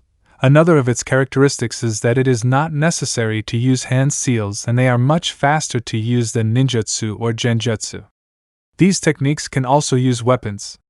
Genjutsu or illusory techniques are jutsus that affect the mind of the opponent, making him see illusions that can affect him both mentally and physically. There are other types of genjutsu that can affect the enemy's body, completely preventing freedom of movement, but there are some that are so powerful that they can cause death to the enemy. Both Maya and Samike were terrified to think that there are shinobis who can kill people using only illusions. Finally, there is my favorite, ninjutsu or ninja techniques. Ninjutsu is when a shinobi performs any technique that utilizes chakra and allows the user to perform actions that a normal person would be unable to do, such as Kage Bunshin, Shunshin no Jutsu, and the Rasengan. However, there are also other types of ninjutsu that involve the 5 elements: fire, air, lightning, earth, and water. Wait a minute! Now you're saying that shinobi can control the elements, said Samike, who didn't believe that it was possible to master the elements of nature. Now I think you're making all that up. Well, I've seen how people use fire and those things called flamethrowers, electric guns that are used for self-defense, and firefighters use hoses to throw water. But I've never seen devices that can be used to control the air and the earth, Maya mentioned, also doubting that a person could control the elements. Do the shinobis of your world use any kind of tools to control the elements? Well, there are some weapons that exist that allow the person to use the elements, but we can actually do jutsus with the elements, said Naruto, trying to convince the girls. Well, I'll believe you, As long as you prove it to us, ordered the coordinator, who was crossing her arms. This time I have you, Uzumaki, ninja or not, it's impossible for a person to handle the elements as if it were nothing, thought the brunette with a triumphant smile on her face. If you want a demonstration, I'll do it right now, the blonde replied smoothly, leaving Maya and Samike speechless. But it's best if I do it at my private training ground. What do you mean you have a private property? That's impossible, because your house isn't big enough, the black-haired woman said, a little upset. Darren, where is your private field? Asked the innocent Maya, looking for that place. My training camp is located right below the house, Naruto pointed out, pointing with his finger at the floor. And immediately the girls responded with an F for not understanding what the blue-eyed man was talking about. Just come with me and you'll see what I'm talking about. With that said, the blonde gets up from the armchair while Maya and Samike followed him. As soon as the group took a few steps to stand in front of one of the walls of the room, the girls did not understand why they stopped in front of the wall. At that, Naruto began to make hand seals to touch the wall, causing a seal to activate. Suddenly the wall opened, revealing a hallway with some stairs. Maya and Samike were surprised to see that there was a secret passage in the house, especially the redhead who had been there the longest since she arrived. Then the blonde began to go down the stairs calmly, but the Lamia and the coordinator were doubtful whether to continue or not, but wanted to see with their own eyes if Naruto could really use the elements to his advantage. Both followed Naruto and went down the stairs very carefully so as not to fall. Once they reached the end, they noticed that the room had a strange lighting that made it seem as if they were outside. Their faces did not leave the amazement, because in front of them was a beautiful landscape that they never thought to see, not even Maya, who came from the continent of extra species. A lush training camp with lots of vegetation and barely perceptible fauna, since only a few birds and a few fish could be seen in the lake that was in that place. The entire place was surrounded by enormous white walls that looked indestructible. Maya-chan, Miss Smith. Let me introduce you to my private training ground, said Naruto, showing the large place under his house. This place is the most beautiful I've ever seen, said the Lamia, who approached the lake to see the fish swimming in it. How the hell can a place like this exist under a house? Asked the black-haired woman, who couldn't believe such a place could be under a simple house. For a shinobi like me, the word impossible doesn't exist, Naruto declared with a smile. I only had to get to know the place well when I bought this house. Thanks to the Kage Bunshin, I built this training ground so I could train in peace. The walls that surround it are reinforced with special seals to resist my attacks. Now I want you to follow me. I'll show you my arsenal. At the mention of the word arsenal, the girl's eyes widened. Did Naruto have weapons in his house? Darren, do you have weapons in this place? Said the Lamia, scared. That's right, but I only use my weapons for training, the blonde clarified so the redhead would calm down. Do you know it's illegal to own a firearm? You can be arrested for that charge, the brunette said angrily. Firearms? Miss Smith, I'm not the type to use those weapons, my style is more like this, said Naruto, who showed a wall with shuriken of many types, normal kunais and the special kunais for the Harem. There were also several katanas, bow staffs and some scrolls of different sizes. What do you think, girls? I can't believe it, they're real ninja weapons, the redhead said, with stars in her eyes, then picked up one of the weapons. These must be the famous kunais they show in ninja movies. Fabulous was the only thing the coordinator could say as she took a katana and unsheathed it from its sheath to admire its sharpness. Heavens, this thing could easily cut a person in half, she said before putting the weapon back into its place. The brunette looked at the weapons that were hanging one by one, but one of them caught her attention. What is that thing? Pointing to a sword as big as herself. That sword is huge, it must be very heavy, Maya said, admiring the sword. The Uzumaki approached the weapon, looking at it with nostalgia and letting out a sigh. This detail was noticed by the Lamia and the coordinator, who noticed that the weapon was very important to the blonde. He simply ran his hand over the blade and remembered the things that happened during the mission in the Land of Waves. With your permission, Zabuza, said the blonde, taking the sword from the deceased demon hidden in the mist. At that moment he raised the weapon with one hand, leaving Maya and Samike speechless at the strength the blonde had. He then asked the girls to move back a little, and they obeyed, moving aside to see what the blonde would do. He immediately began to launch various movements and cuts in the air with Zabuza's weapon with mastery. The Lamia and the coordinator were completely surprised. Maya's eyes transformed into hearts when she saw her Darren, and Samike had a big blush that adorned her face. Barely a few minutes passed and Naruto finished his routine by giving a final cut that split a large stone that was nearby in half. The blonde smiled with satisfaction seeing that he hadn't lost his touch, but what he didn't notice was that Maya knocked him to the ground while wrapping him in a big hug. "You were amazing, Darren! You're very skilled with the sword," said the very happy Lamia, who wrapped her tail around the blonde in a loving and lethal hug. "Arg Maya-chan, I can't breathe," Naruto exclaimed, feeling his bones breaking. "Maya, you better let him go," asked Samike, looking a little jealous. "Oh no, sorry Darren," she apologized, immediately letting go of Naruto. "No, don't worry Maya-chan, I'm already used to you hugging me like this," said the blonde, broken and very sore. "At least you're feeling okay," Samike mentioned, then looked at the large sword. "What surprises me is that you can handle a weapon of that size. Where did you learn to use a sword?" she asked curiously. "I learned it from someone during some travels," answered the blonde who raised the sword. "It was not something simple. It took me many months to learn to balance its weight when attacking or defending myself," he explained before returning to his weapons storage and putting the sword in its place, and then taking a black scroll. "Darren, what do you plan to do with that?" the redhead asked, watching Naruto open the scroll. "You'll see, Maya-chan," said the one who opened the scroll and then extended it, showing several seals inside. Then he touched one of the seals with his palm, making a cloud of smoke appear. Once the smoke dissipated, what appeared to be a practice dummy was revealed. The most curious thing about this dummy was that it had black hair styled like a duck's butt and red eyes. "Okay, now I'm going to show you that shinobi can use the elements for our techniques," he finished, placing the dummy in its place. "He's coming up with that nonsense again. It's impossible for people to control the elements," insisted the coordinator, who didn't believe anyone could control fire, wind, lightning, earth, and water. "When you see what I'm capable of, you'll stop saying that," Miss Smith declared the blonde who began to make hand seals. "Katan Gokaku no Jutsu." Suddenly Naruto shoots a large ball of fire from his mouth to hit the test dummy directly and burn it in flames. He smiled when he saw that the jutsu that Sasuke boasted so much worked perfectly. Then he turned to see Maya and Samike. "So what do you think of this demonstration, Miss Smith?" he asked, and then held back the urge to laugh when he saw the girls' expressions.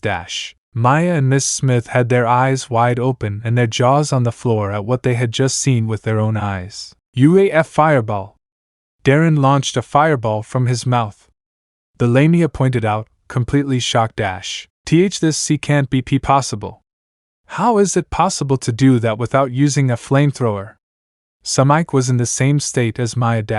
"This isn't difficult at all. You just have to store the chakra inside your body, turning it into fire, and expelling it from your mouth in a massive sphere of flames.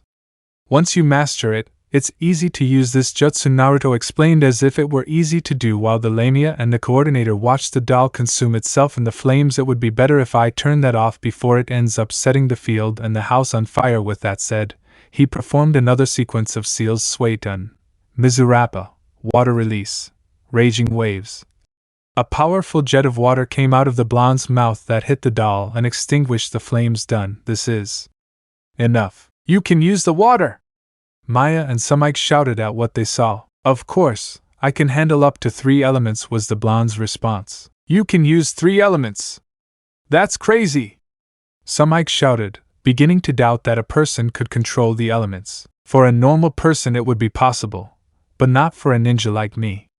Now I will show you my 3rd element, and the strongest of all," declared the blonde who again made hand seals. "Futon, Yuha's show, wind release, beast wave palm." Naruto moved his arm, launching a strong current of wind that cut the doll in half without problems.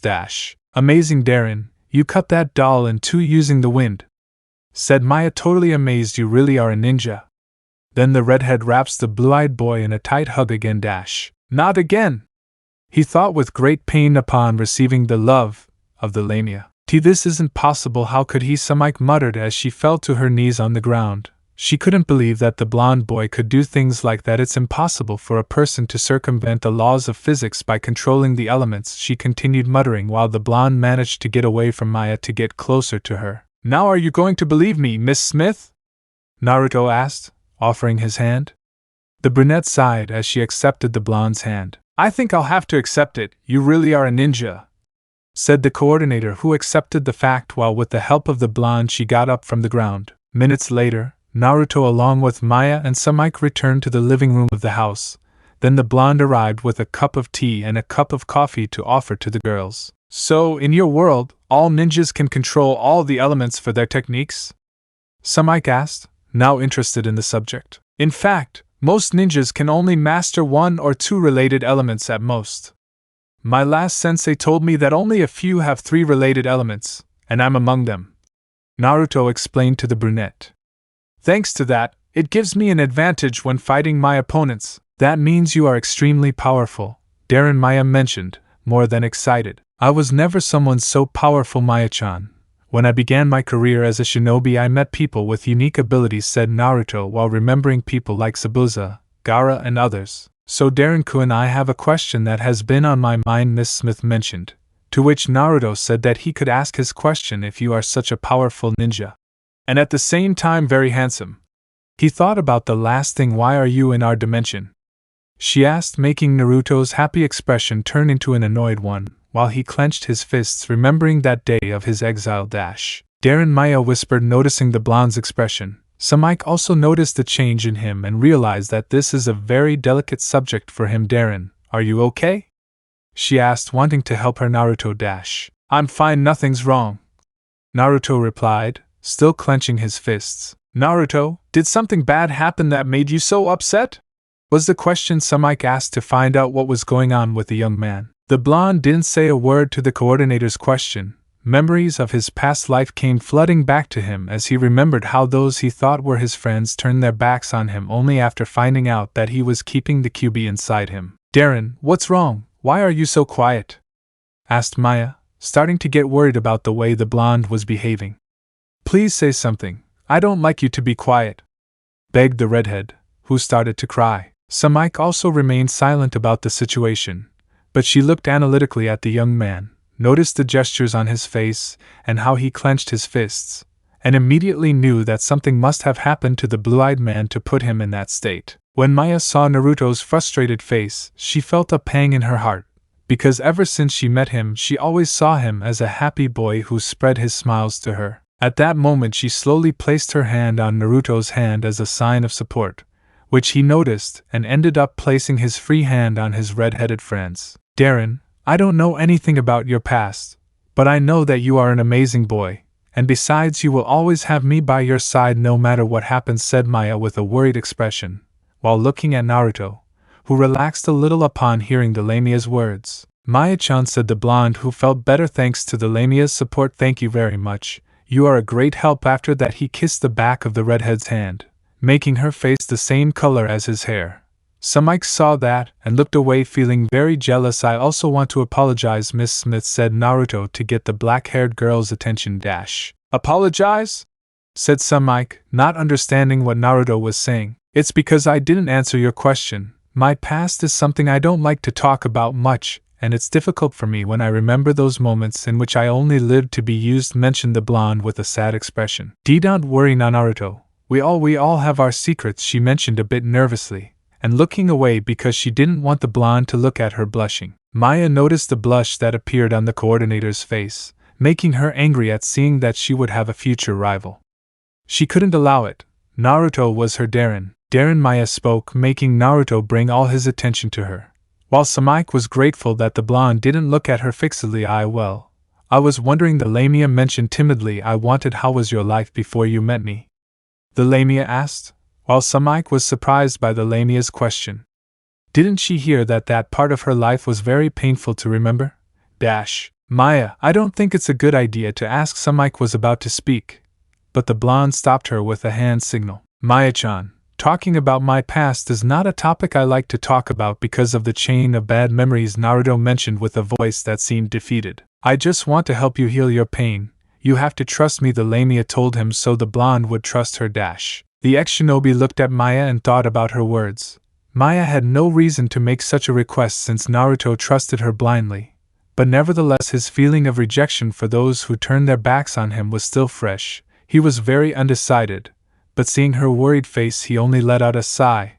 The Lamia really managed to make him do everything she asked of him. "It's not something I like to remember, but I'll tell you everything about myself," said Naruto to begin talking about his past life. "As I told you, I am a shinobi who comes from another dimension, and the reason I am living in this world is due to a false accusation from the village council against me." "What do you mean by a false accusation against you?"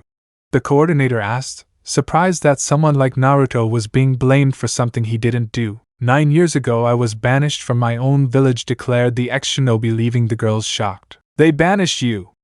Maya and Sumike shouted in shock. They couldn't believe they'd kicked the blonde out of their own village like it was nothing. "What's this about you being banished? What did you do, Uzumaki?" Miss Smith asked, considering what she had just heard from the blonde's lips. "Are you hiding information from me that you don't want me to know?" "I'm not hiding anything from you. I was banished by order of the Honorable Konoha Civilian Council," he said, spitting out every word. "And what did you do to get banished?" the coordinator asked in a serious voice, thinking things like, Uzumaki wasn't the white dove he pretended to be. "All this happened on a mission where I had to bring back a bastard who betrayed us." For the next few hours, the ex-shinobi told Sumike and Maya every detail of his past, from how the person he considered his best friend wanted to kill him to prove he was the strongest, to being banished from Konoha on charges of hurting the last member of the Uchiha clan, and finally his friends turning their backs on him. After that, he continued to tell of his training with Sensei, who helped him discover his kindred elements, and the accident that brought him to this dimension. Once he finished telling his stories, Maya and Sumike tried to assimilate all the information. It was hard to believe that there was another dimension where there were ninjas and such things, but they knew that everything was true thanks to the demonstration that the blue-eyed man showed them. "After I came to this world, I started a new life where I can be an ordinary person with several simple jobs. And thanks to all my efforts I got my own home," Naruto concluded while waiting for what the coordinator and the Lamia would say. "I understand your situation, Uzumaki. If I were you, I would start from the beginning and forget about my past," said Sumike, who understood what the blue-eyed man went through in his old life. "I can't let it go," said Maya, annoyed. "It would simply be completely unacceptable." The Lamia sentenced, "I will not let those good-for-nothings who completely abused you and your good heart go without their punishment," sentenced Maya, while a drop of sweat ran down her neck. "Listen, Maya-chan, what happened is already forgotten. I understood a long time ago that those who were my comrades in Konoha are the same as the other villagers who get carried away by simple nonsense," Naruto mentioned to calm the Lamia. "But it's just that I find it stupid that they blame you for something you didn't do," the Lamia commented sadly. "It's something you shouldn't know, believe me," said the blonde, who didn't want to touch on the subject of what really happened to his ex-colleagues. "I'll just say that I don't care whether they're still alive or not. I think I share Maya's thoughts. It's hard to believe that the people who were once your friends would turn their backs on you so easily.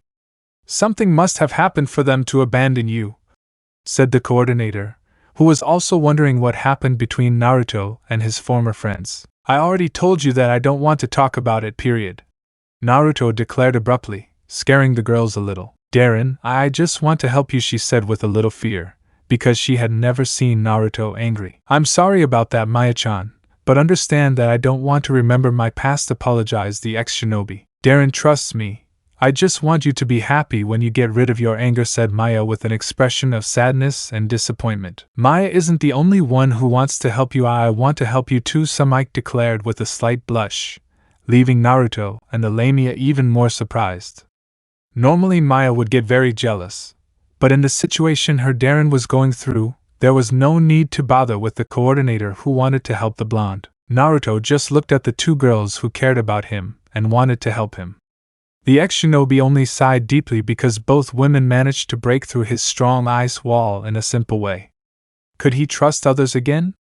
He asked himself mentally. It was then that several memories flooded his head since he met Maya, and then he agreed to talk. "What happened to them was for something they should never have found out about," said Naruto, lowering his head. "What was that, Darren?" Maya asked with interest. "Did you do something wrong to make them upset with you?" she asked, hoping for a negative response. She didn't know if she could stand her Darren doing bad things. It's not that, it's more like a big secret that no one knows, and it's related to something I have inside me, the blonde pointed out seriously. Something inside you? Samike asked, raising an eyebrow. In my world, there are several types of creatures that possess unique abilities. But among all of them, there are 9 beasts with such enormous power that they would easily devastate villages, towns, and even cities.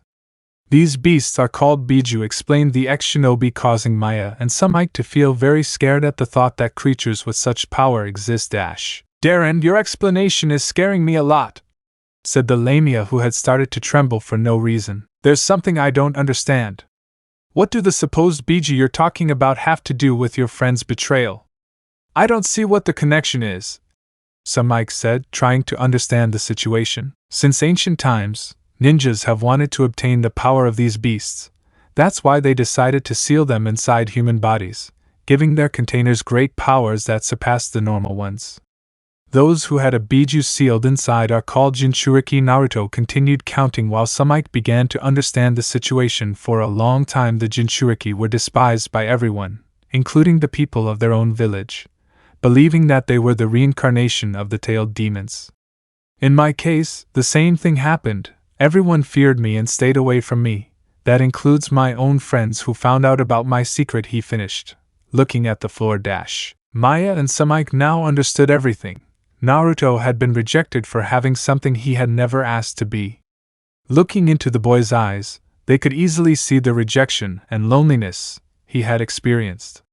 At that moment, Maya couldn't take it anymore and hugged Naruto tightly so she wouldn't have to see him so sad. Darren, you no longer have to suffer.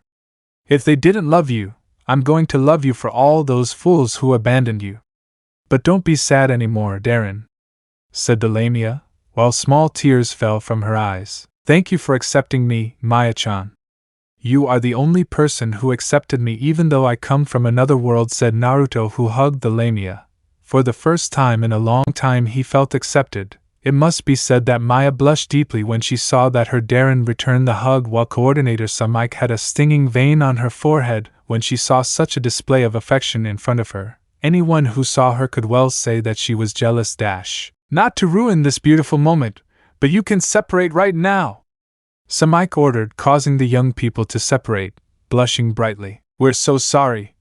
They apologized, very embarrassed. It better not happen again, the coordinator warned, then turned serious and looked at Naruto. And about you, Uzumaki, why didn't you refuse to be a Jin or whatever your name is? You could have just told them no, she said, crossing her arms. It's not that I had a choice to be. The night I was born the Kyuubi appeared in the village and attacked it. The Yondaime Hokage sacrificed his life by sealing the fox inside me, and his last wish was to be seen as the hero who saved Konoha, Naruto explained, and then clenched his fists, thinking about the person who completely ruined his life was his own father. In the end, the Yondaime's will was not fulfilled because the villagers believed that I was the reincarnation of the Kyuubi. Since then I have suffered throughout my life the contempt of the villagers and shinobi who called me Demon Boy. With that said, Maya and Samike began to hate the people of Konoha for treating the blonde unfairly. But why did that guy choose you? The Lamia asked. Didn't your parents stop him? Maya asked, asking an intelligent question that caught Samike's attention. It's because the Yondaime is my father, said the blonde, full of rage, leaving the girls shocked. Why your father? You're the Hokage's son, Samike exclaimed. More than surprised, she didn't expect Naruto to be the son of one of the strongest shinobi in the village. Wait, are you the son of the person who locked you up with that monster? The pretty Lamia asked in shock. Unfortunately for me, that idiot is my father, said the ex-shinobi, annoyed. Because of that guy my life in Konoha was hell. The good thing about this is that he's dead. If he were still alive I'd beat his face until I got tired. But no, I don't understand. Why would a father do that? Maya asked, very worried about her Darren. Someone I trust told me that the Yondaime sealed the Kyuubi inside me because he wanted me to protect the village one day in his place, Naruto said to the girls who didn't know what to say. To be honest, I always wanted to be the next Hokage to show everyone that I'm not a demon like everyone believed. How naive I was to think of being Hokage if the villagers are afraid of something they can't understand. After such a talk, Maya and Samike were silent.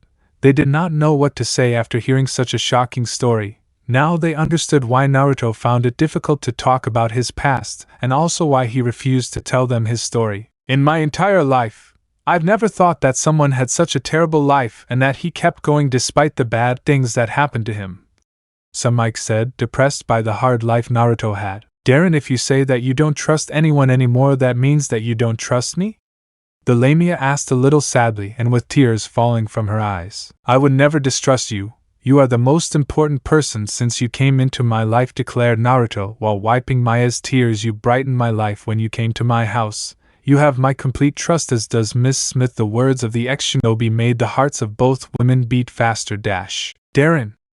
The Lamia shouted with great emotion, giving him a strong hug that ended up trapping Naruto's face between her breasts, which caused Miss Smith to get upset because that was not right and was against the laws. Ahem.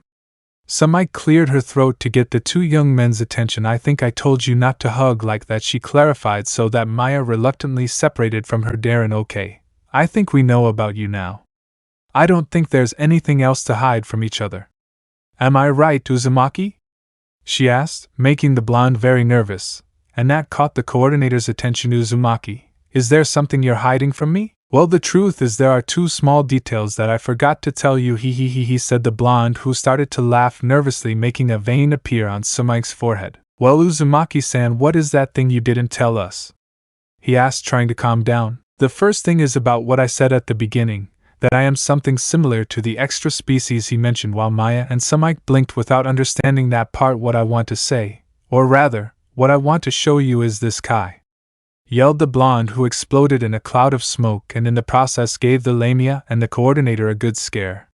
When the smoke dissipated, the two women were completely in shock by what was happening. Miss Smith, Maya-chan, I want to show you my true appearance. Chapter 4. Darren, are you interspecies? Maya and Smith were completely shocked by the change in Naruto, so much so that the coordinator dropped her notebook in surprise. The Lamia had her eyes wide open and a big blush adorning her face. Even Smith blushed the same way. Right now Naruto had changed completely. Before he was 1.80 tall, but now he reached 2.18 tall. His blonde hair was much longer than before and reached the middle of his back. On his head there were ears similar to those of a fox, and his cheek marks became more marked. His eyes were still blue, but the pupil was slanted. His fangs became larger, and his muscles stood out more in his clothes, while his nails became long, giving them the appearance of claws, and behind him 9 golden tails waved. Smith quickly approached and touched Naruto's chest, believing that he must have that thing called genjutsu. That caused Maya to get angry, but the brunette did it with other intentions. It's real! Smith pointed out, impressed, before moving to Naruto's face and touching his cheeks. There's no makeup at all, she commented, moving to her tablet and searching for something similar to what Naruto was, but there was nothing. I don't have any information on any registered extra species either.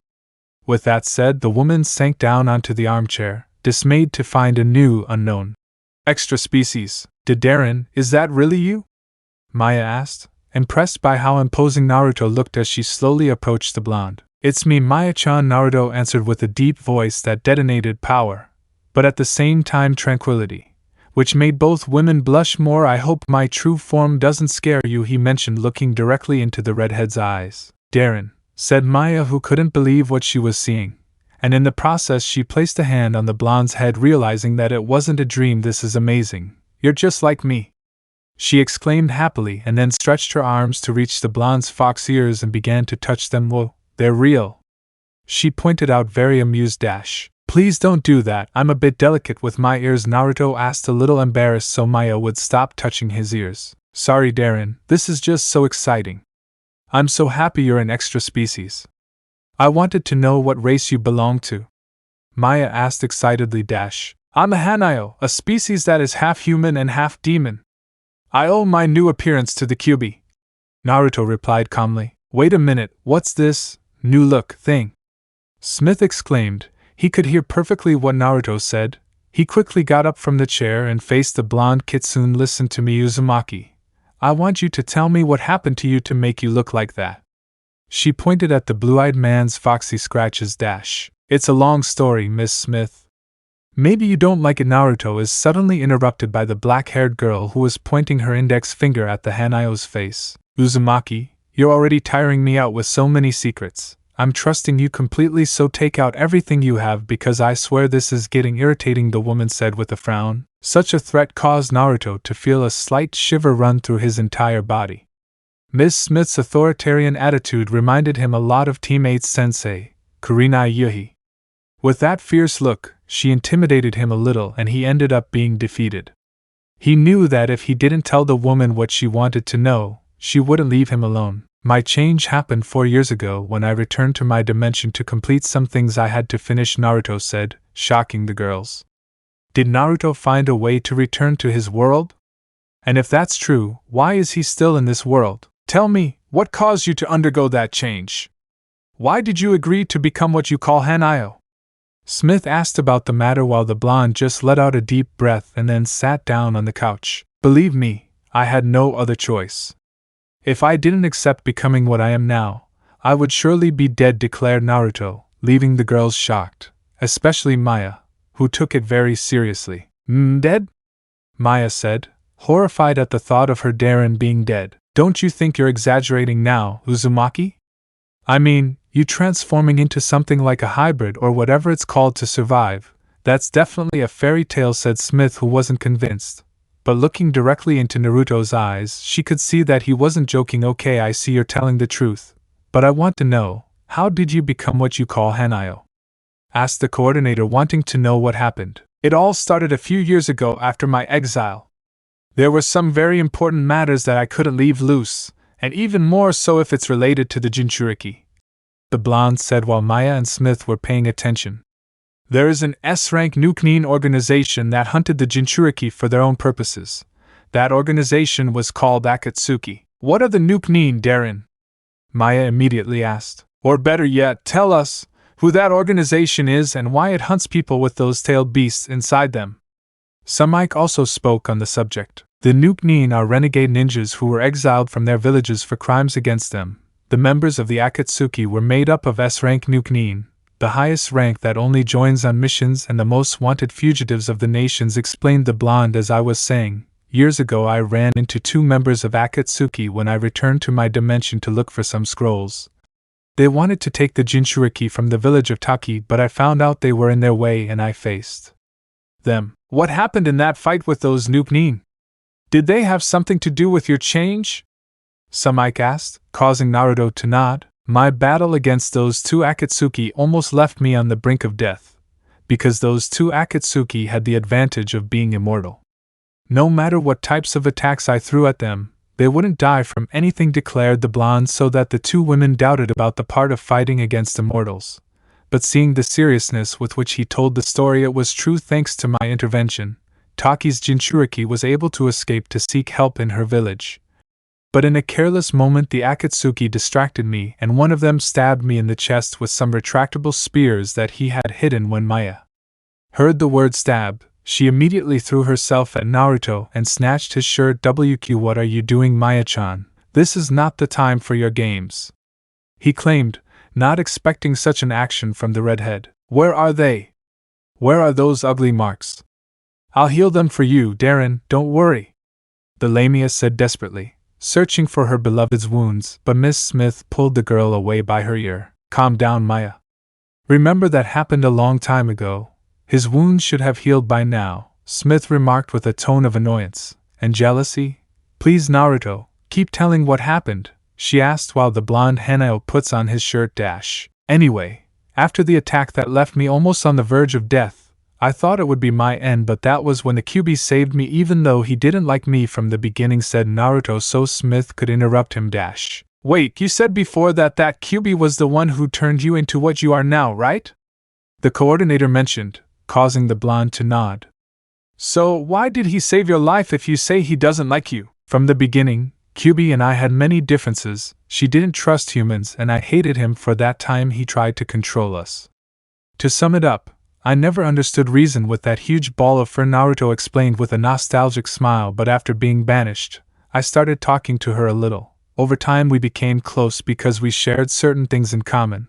the hatred of Konoha and Akatsuki. He finished without noticing Maya's sudden jealousy. Are you saying the QB is female? Maya said, very jealous that the fox sealed inside her Darren is female. And that gave her a bad feeling. Maya, don't interrupt, asked Smith, avoiding another outburst from the Lamia to talk to Naruto. Keep telling us what happened at the end of the fight, and what about your transformation? Hi. Just when I thought it would be my end, QB contacted me thanks to the connection we have. She told me there was a method for me to save myself and at the same time defeat the two Akatsuki. But if I accepted, I would lose my human half to be replaced by that of a demon, he clarified, leaving Maya and Sumike speechless. I accepted without thinking about the consequences of being half demon, because since I can remember, the villagers always called me Demon Boy. So I was not bothered by losing part of my humanity. Such confession greatly affected the coordinator and the Lamia. They felt sadness for the life that the ex-shinobi had anyway. That is another story that was left in the past. After I accepted the deal, the QB used its chakra all over my body to alter my entire body. But it was not pleasant at all. Was it very painful? Maya asked, frightened. As if I took away every part of your body while you were still conscious, Naruto replied, giving the redhead a lot of chills. After the change, I had the strength necessary to face those Akatsuki again, and finish them off once and for all. Wait a second. The coordinator interrupted. There's something here that doesn't add up with your story. You said you fought two immortal criminals, right? She pointed out, and Naruto answered with a yes. So, how did you defeat those criminals if they can't die? The brunette's question caused the blonde to smile slightly. It's easy. I just had to take away what gave them their immortality, he answered, but the coordinator didn't understand. You see, the advantage of being a Hanayo is not only having a great amount of power, but you also have knowledge and wisdom that a person or shinobi doesn't know. I discovered that those two Akatsuki are not really immortal, but that through forbidden jutsus it gave them their immortality. Now I'm beginning to understand what you're telling us, said Smith, who analyzed the story carefully. To defeat those criminals, you eliminated the advantage of their immortality that made them invincible. You're right. The first Akatsuki that was easy to defeat was called Haiden, a lunatic worshipper of a supposed god called Jashin. What I did was cancel the pact he had with that god of his with a special seal. In doing so he died from all the mortal wounds on his body. But the one who did give me trouble to defeat was Kakuzu. That man had 4 hearts inside his body that kept him alive. The girls felt very chills just thinking that this criminal has 4 extra hearts to live. To defeat him it was necessary to destroy each heart that is inside the mask that gave him numerous elemental jutsus. To summarize, I had to kill him several times until his masks ran out. He finished explaining his story while Maya and Smith could only say one thing about it. You're amazing, Darren. Who would have thought you'd defeat 2 immortals? That's why I'll give you the special treatment for a hero like you, Maya mentioned as she tried to kiss the blonde on the lips, but just at that moment Miss Smith stopped her by pulling her ear again. You bitch! That hurts, it hurts, it hurts, the redhead complained. Remember the rules well, Maya, pointed out Smith, who undoubtedly looked annoyed when she saw that the Lamia tried to kiss Naruto. And about your story, she said while looking at the blonde, it sounds like it came out of a manga. But with the evidence that you showed us plus your appearance, you truly prove that you are a ninja who comes from another dimension. She admitted with a slight smile. To get serious, but there is something I want to ask you about your transformation. Can you return to being human? Such a question made the ex-shinobi sigh. No. QB warned me that by accepting the change I would not return to my original form. This is permanent, he answered, seeing his hands, and especially his claws, but to be honest, I do not regret my decision. Thanks to that I have saved several lives of very important people, my true friends, and above all I was able to meet you, Maya-chan. The blonde's words caused the Lamia to blush quite a bit as she hugged her Darren with much love. Darren, I didn't think you felt those things for me, said the Lamia very happily while the blonde reciprocated the hug, and that made Smith even more jealous. Yes, I know you love each other now. Separate, she ordered, separating the boys. This action greatly annoyed Maya, who enjoyed being near her beloved. Remember the rules of interspecies cultural exchange. Those types of affections are not correct and would be misinterpreted. she mentioned, adjusting her glasses. Right. I forgot that little detail, Naruto said, a little upset at being separated from Maya. HMP. Stupid rules that prevent you from being close to Darin. Thought Maya, puffing out her cheeks. That's unfair, Smith-san. Can't you be a little more flexible with those rules? As she said, the redhead's tail grabbed the ex-shinobi by the neck to pull him to her breasts, and hug him again. Darin and I love each other. We want to be together without interruptions from that silly rule, she said, clinging more to Naruto, who began to turn blue. Maya, he can't breathe, Smith pointed out with a narrowed gaze. The Lamia looked at the ex-shinobi and immediately let him go. Darin! I cried in alarm. I'm so sorry, I didn't mean to, she apologized as the blond man regained his oxygen. You need to be more careful with what you do.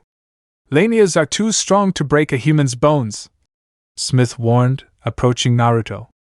Uzumaki, are you okay? Yes, I'm fine, Naruto answered haltingly while catching his breath. One of the advantages of a Hanayo is being much more resistant to any physical attack, he clarified to Smith's relief, but Maya was ashamed of what she did. Don't worry, Maya-chan. I feel better now, he pointed out while the Lamia was still depressed. Suddenly an idea came to his head, and it would be very useful. Hey, do you want to see something impressive? He said to Maya, who just nods her head. At that moment, Naruto's body began to glow red, covering him as his body began to change. Suddenly, his ears lengthened slightly, then from the waist down he began to change. His legs lengthened to the point where they joined into a single limb, which lengthened considerably to end in a point. When the transformation ended and the glow disappeared, Maya and Smith were shocked to see that the ex-shinobi had become a male version of a Lamia. So, what do you think, Maya-chan? Naruto asked the Lamia, who couldn't take her eyes off her Darin, or rather, she was eating him with her eyes.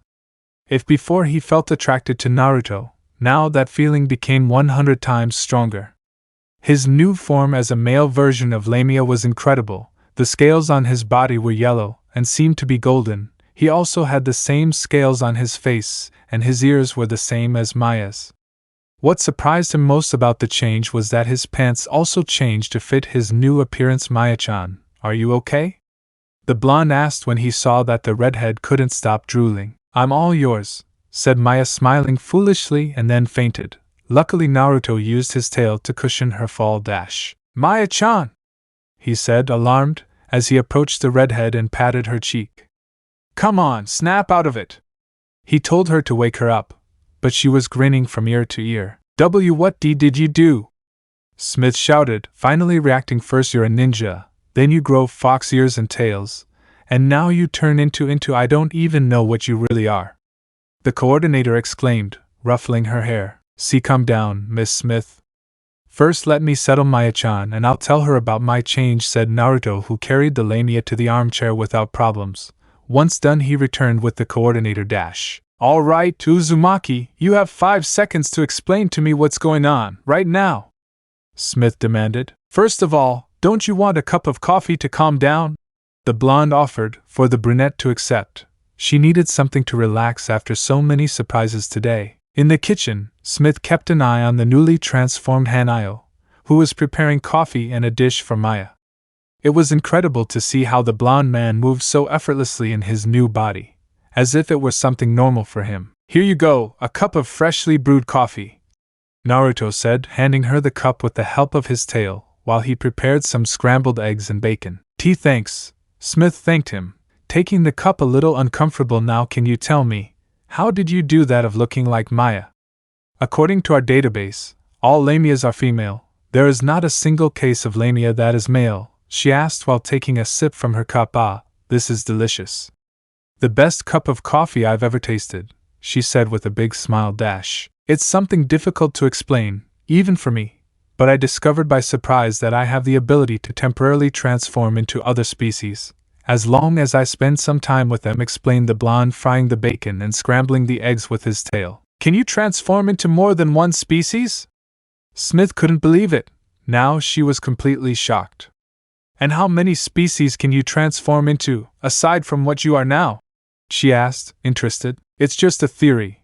I myself can't understand how my transformations work, said Naruto, who was still cooking. For now I can only transform into what I am now, but only for a limited time. Saying that, Smith asks him how long his transformation lasts. I can only be transformed for just 1 hour, then I return to my true form. An interspecies that can transform into other interspecies. I'll have a lot of work when I report this to headquarters. Smith sighed, tired of doing more work. We also can't forget those 2 people you attacked at the hotel. They could sue us for the mess you caused, she mentioned, making the blonde smile nervously. Don't worry about that. I can take care of those 2, said Naruto, to make the coordinator nervous. Don't tell me you're planning on killing them and getting rid of their bodies, the black-haired woman said, alarmed at the idea of murder to hide what had happened. That's what I was thinking, said Naruto, putting a hand behind his head, since that was the idea he had in mind, and that caused Smith to give him a look that said, if you do this, I'll kill you myself. But what if I put them in a genjutsu so they think they had an accident on the street? That would work perfectly, he quickly suggested as a second option, and in the process Smith felt relieved. If you're able to do it, then we won't have to deal with a lawsuit, and I'll keep my job, said the black-haired woman, very happy and clasping her hands so the ex-shinobi could breathe a sigh of relief. My head hurts. Suddenly Maya entered the kitchen, having recovered from her fainting spell. I had the craziest dream of my life. I dreamed that Darren is a ninja who comes from another dimension and that he is an interspecies that looks like, she said, to see Smith having breakfast, and in the process see her, Darren, who was preparing an egg omelette. Darren? The Lamia opened her eyes when she saw Naruto in his new form while giving him a big smile. You woke up just in time. I prepared the omelette you like so much, mentioned Naruto, who showed her the dish he prepared especially for Maya. Darren. The Lamia wasted no time knocking down the blonde to hug him, while her tail intertwined with her Darren's. It wasn't a dream, it was real, she said, more than happy without realizing that Naruto was turning blue. Maya-chan, ICA, and Bree, see, Naruto said with difficulty, but help arrived just when Smith separated Maya the only way he knew, pulling her ear. It a teat, complained the Lamia, who was separated from Naruto thanks to a very jealous Smith. Maya, one more move and I'll deport you back, and you won't be taking Darren-kun with you, is that clear? The coordinator ordered with a sour face. Okay. I get it, Maya said, a little scared. Naruto, are you okay? Smith asked, approaching the ex-shinobi who was catching his breath. Don't worry, I'm used to all this, Naruto replied. Then his body glowed to return to its previous form, leaving Maya surprised. Yeah. Darren, why did you change again? You looked much more like me, the Lamia complained. The blonde explained well the situation of their transformations so that she pouted. It's not fair. Don't be so hard on me. I'll make you a deal. What do you say if I can transform from time to time to make you feel better? What do you say? Naruto offered, something Maya certainly wouldn't refuse. Oh, Darren. As affectionate as ever, said the Lamia, who went to the blonde to hug him until Smith stopped her by pulling her ear for the 3rd time. It a teat. Let me go, Smith, you're hurting me. Remember what I said before. If you behave like that again, I'll send you back, the coordinator warned coldly, making Maya shrink and remain silent before focusing on Naruto. Well, since now everything is clear about you and where you come from, I'll have to go to headquarters to inform them of a new interspecies, she said while Naruto nods at that. Now if you'll excuse me, I'll go. I want to rest after so many surprises. With that said, the coordinator left the kitchen. Miss Smith, if you're not too busy tomorrow, could you come over around 8 a.m.? The blonde Hanayo asked, causing Smith to stop and turn around to look at him. I think I have some free time to come over. Are you inviting me to breakfast? The brunette asked with an innocent smile that drove Maya crazy. Darren, why are you inviting Smith S.A.N. to breakfast? Do you prefer a human over me? Maya demanded, grabbing Naruto by the neck with her tail and shaking him. Wait, Maya-chan. It's not what you think, said the blonde, who managed to free himself from the grip. It's just that I need to talk to Miss Smith about another important matter, he clarified. Another matter? And what would it be about? The coordinator asked, raising an eyebrow. It's better if I explain it tomorrow, and I have to call some friends to come over, Naruto mentioned, because it was a very important topic. If you put it that way, be on time. See you, Darren-kun, Smith said, leaving the interspecies alone. Kuh. That Smith just wants to flirt with my Darren so she can eat for free. Maya said angrily before facing her Darren. You have something to say about it. Do you want an egg omelet? Naruto offered to calm the girl who was about to complain, but after just smelling the dish, she decided to forget about it and enjoy the omelet. Night fell on the city, and in the ex-shinobi's house everything was silent. In the blonde's room, he was on top of his bed looking out his window at the dark sky. He made the decision that from today onwards he would no longer hide his appearance while he was in his house, so Maya's stay would be much more comfortable. As he continued looking out the window, he began to think about the things that happened today. He felt better now that he no longer had to hide his secret, and how happy he was that Maya and Smith accepted him as a Jinchuriki. Suddenly his thoughts were interrupted when he smelled a certain familiar scent. You can come in, Maya-chan, he said, so that the door opened and Maya entered the room a little surprised. How did you know it was me? Was the question the Lamia asked, entering the room wearing her yellow pajamas. You smell like chamomile, and when I smelled you behind the door I knew you were there, Naruto replied, causing Maya to blush and stand up a little. Is something wrong? She asked the Lamia why she came to see him. Well, I was worried about you, Maya replied, putting her hands behind her back. Worried? Why do you say that? Said the blonde Hanayo, who sat down on his bed. Since you told us about your past, I noticed that there were things that bothered you a lot, and I thought that maybe you would like to have company tonight, Maya confessed, embarrassed, making the blonde smile at her warmly. Calm down, I feel fine, Naruto mentioned with a smile while pointing at the bed with his hand, making Maya sit next to him. All that is in the past, but, even so, it is a little difficult to remember those who you thought were your friends and who now turn their backs on you, he explained with a bit of disappointment. It was painful that the people who were once your friends abandoned you because they believed you were the Kyuubi, wasn't it? Said Maya to make Naruto nod his head silently. The Lamia approached and hugged her Darren's right arm in a loving squeeze. I don't care what you have inside you, you are my Darren, the most loving person and the one I love the most. Her words were enough to make Naruto feel much better. Thank you so much for saying those words, Naruto thanked. You know? Maybe you didn't know, but when I met you I was as scared as you. Scared of being rejected once again. But I'm glad to know that I was wrong and that you are truly the best thing that has happened to me in my entire life since I arrived in this dimension, Naruto explained, making Maya get excited upon hearing those words from her Darren. I would never be afraid of you, the Lamia pointed out, clinging to the ex-shinobi's arm. The two young men remained silent, enjoying each other's company until Naruto saw on the wall clock that it was already past 11 at night. We better go to sleep. Remember that Miss Smith and some friends of mine will come early tomorrow, he mentioned, separating from Maya. Right, she'll come in the morning. About that conversation you'll have, Maya said with a smile, although the detail that was not taken into account was that Ichigo Maya inside cursed the coordinator for accepting the invitation. How dare Smith accept Darin's invitation? What's worse, how can Darin invite her to breakfast and ignore me? But I can't get angry, he's so kind, that's what I love so much about him. It was curious, the chibi Maya was angry, biting a handkerchief, but at the same time she was blushing, because those good things about the blonde were what she adored the most. Darren, I want to do one thing. Who are those friends you mention? She asked, remembering the subject of the matter.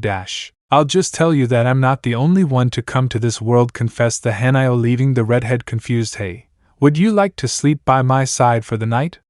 He offered, so that the Lamia blushed like never before. Darren, do you really want to sleep together? She asked, very excited at the idea of sleeping with the person she loves the most. Why yes, I do. She immediately accepted, hugging the blonde. The boys just lay down in bed while the Uzumaki's tails wrapped around them to keep them warm. Maya laid her head on her Darren's chest and closed her eyes to sleep. Naruto also closed his eyes and wrapped one of his arms around the redhead's waist to rest and be prepared for tomorrow. The next day, 7:35 a.m. Maya sighed, amazed, watching Naruto preparing a huge breakfast for 10 people. Thanks to the help of her tails, the blonde Hanayo prepared meat and bacon, orange juice, set the table, put the plates and cutlery, etc. But the reason why she couldn't stop sighing was the fact that her Darren was wearing navy blue jeans and a tight sleeveless shirt, leaving his muscular body visible but not exaggerated, which made the lamia drool and sigh again. "It won't be long before breakfast is ready and the guests arrive," announced the blonde serving the dishes. "Maya-chan, can you prepare the kettle?" he asked, trying to get the redhead to react. "Hi, Darren," she said, going to the kettle to turn it on. "Darren, I was very curious about what you told me last night. Is it true? Are there more people from your world who came here?" she asked. "What I told you is true. There are people from my dimension who were once ninjas, but now they're just civilians with ordinary jobs," he replied, leaving the lamia speechless. "Are there more ninjas besides their Darren? And that they lived as ordinary civilians? Is that true? There are more ninjas like you? That means they're also interspecies like us?" the lamia asked. "No, they are humans. Remember that it was Kyubi who gave me his power and turned me into a Hanyo," explained Naruto, looking at the lamia. "And speaking of humans, Miss Smith just arrived," he announced. So the doorbell of the house rang. "Maya-chan, can you receive her while I prepare the coffee?" "Ugh, I will," said the redhead reluctantly as she went to the entrance of the house just when she was enjoying being alone with Darren. "Smith had to arrive and ruin everything," said the lamia angrily as she reached the door. Just as she was about to open it, the angry expression was replaced by a happy one as she opened the door and welcomed Smith. "Good morning, Miss Smith," she greeted the black-haired girl who was dressed in her usual clothes. In a friendly manner. "Good morning, Maya-chan. I came early for the matter Darren-kun wanted to talk about, but the other reason is that I didn't want to miss a good breakfast," said Smith happily, wiping a drop of sweat from Maya. "I don't know what to think about Miss Smith anymore, if she's just a freeloader for the food, or if she really wants to steal my Darren's attention and affection," Maya thought. "Although I won't let my guard down, I won't let anyone take Darren away from me, no one." "Chibi," Maya said inside. "G, come in, Darren is in the kitchen." She invited the coordinator to come in while holding back the urge to strangle her with her tail. The coordinator entered the house and went to the kitchen, followed by Maya. Upon arriving, she was surprised to see the Uzumaki wearing that shirt that left those well-worked arms visible, which made the brunette blush quite a bit. Who would have thought? For someone who stopped being a ninja, he has a good physique, thought Smith, who couldn't take his eyes off Naruto. If that law that prevents relationships between interspecies and humans didn't exist, maybe. She had to bite her lip, imagining being hugged by the blonde Hanyo and never leaving him. "Miss Smith, I'm glad you arrived early," Naruto said, breaking the brunette's fantasy bubble. Yes. I came earlier to talk about that matter you mentioned," Smith said, very nervous about the little fantasy she had. "What are you thinking, Smith? Behave like a professional and focus on what you came for, despite how hot that daddy is," she scolded herself while Naruto approached her with a cup of coffee. "Here, I'll make you a cup of coffee. It's freshly brewed," he offered to the coordinator, who gladly accepted. "Thank you very much, Darren-kun," the black-haired woman thanked him, taking the cup to take the first sip. "There's no doubt about it, this is the best coffee in the world. How do you prepare this wonder?" she asked, so Naruto could answer that it was just instant coffee. "Instant or not, your coffee is the best." "Thanks, I think." The blonde Hanyo thanked Smith for the compliment, placing a hand behind his head. The lamia watched her Darren's conversation with Smith in a friendly manner, and that made her very jealous when she noticed that blush on the coordinator's face, which made her very jealous when she thought that she had a love rival. Maya couldn't stand it anymore and got between the ex-shinobi and the coordinator to break the conversation. Darren the lamia clung to Naruto's right arm, which was between her breasts. The blonde did not expect such action from Maya, nor did Smith, who ended up spitting out his coffee. "Maya-chan," said the blonde Hanyo, because of how attached the aforementioned was to him. How many times must I remind you not to break the law? Now separate this instant," Smith ordered, turning green with jealousy, and for Maya, it was funny to see the coordinator's face. "What's wrong, Miss Smith? Don't tell me you're jealous?"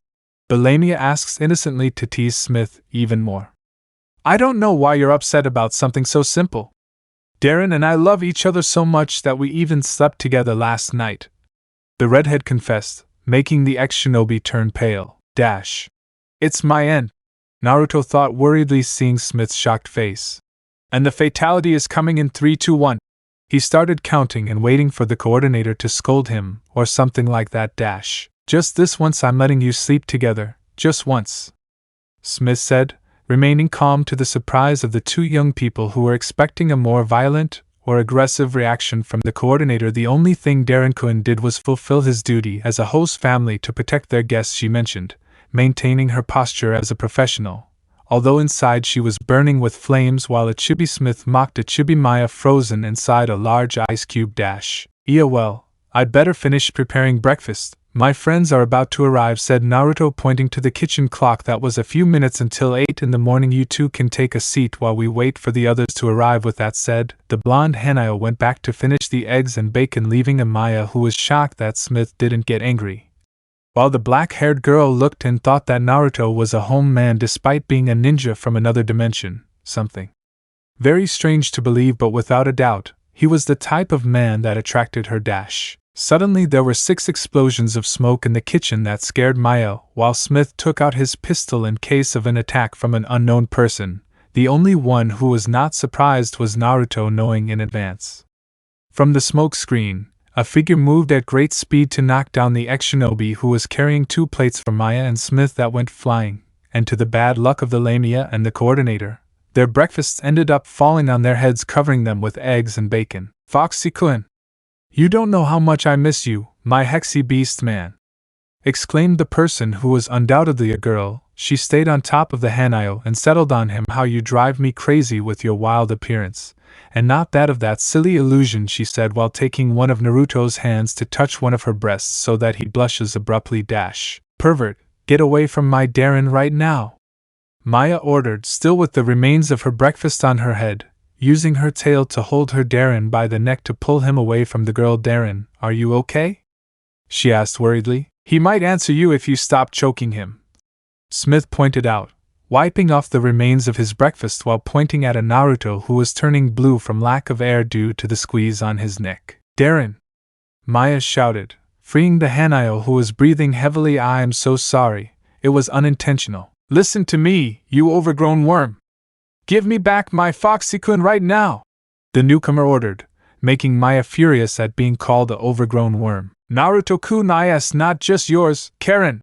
2 other female voices demanded, appearing behind the named one to give her a good smack on the head. Please, Yujito, remember that you must not argue among yourselves, much less in Naruto's house, said a 4th female voice that sounded a little older. It's common for that kind of thing to happen to him, Mikoto-san.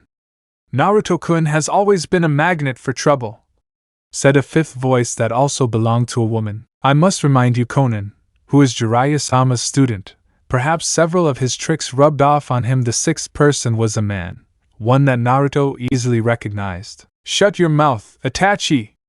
I'll never be like Ero-senin, defended the Hanayo who recovered and then faced the man called Itachi. Don't fight with Naruto Naya, Itachi Naya. Remember that you are friends. Naya. Finally, a female voice intervened in the discussion between Naruto and Itachi. That girl was an interspecies, a Nico to be more precise. Can someone tell me what's going on? Who are those people who appeared out of nowhere? Smith asked, having just finished cleaning himself. This is what I wanted to talk to you about.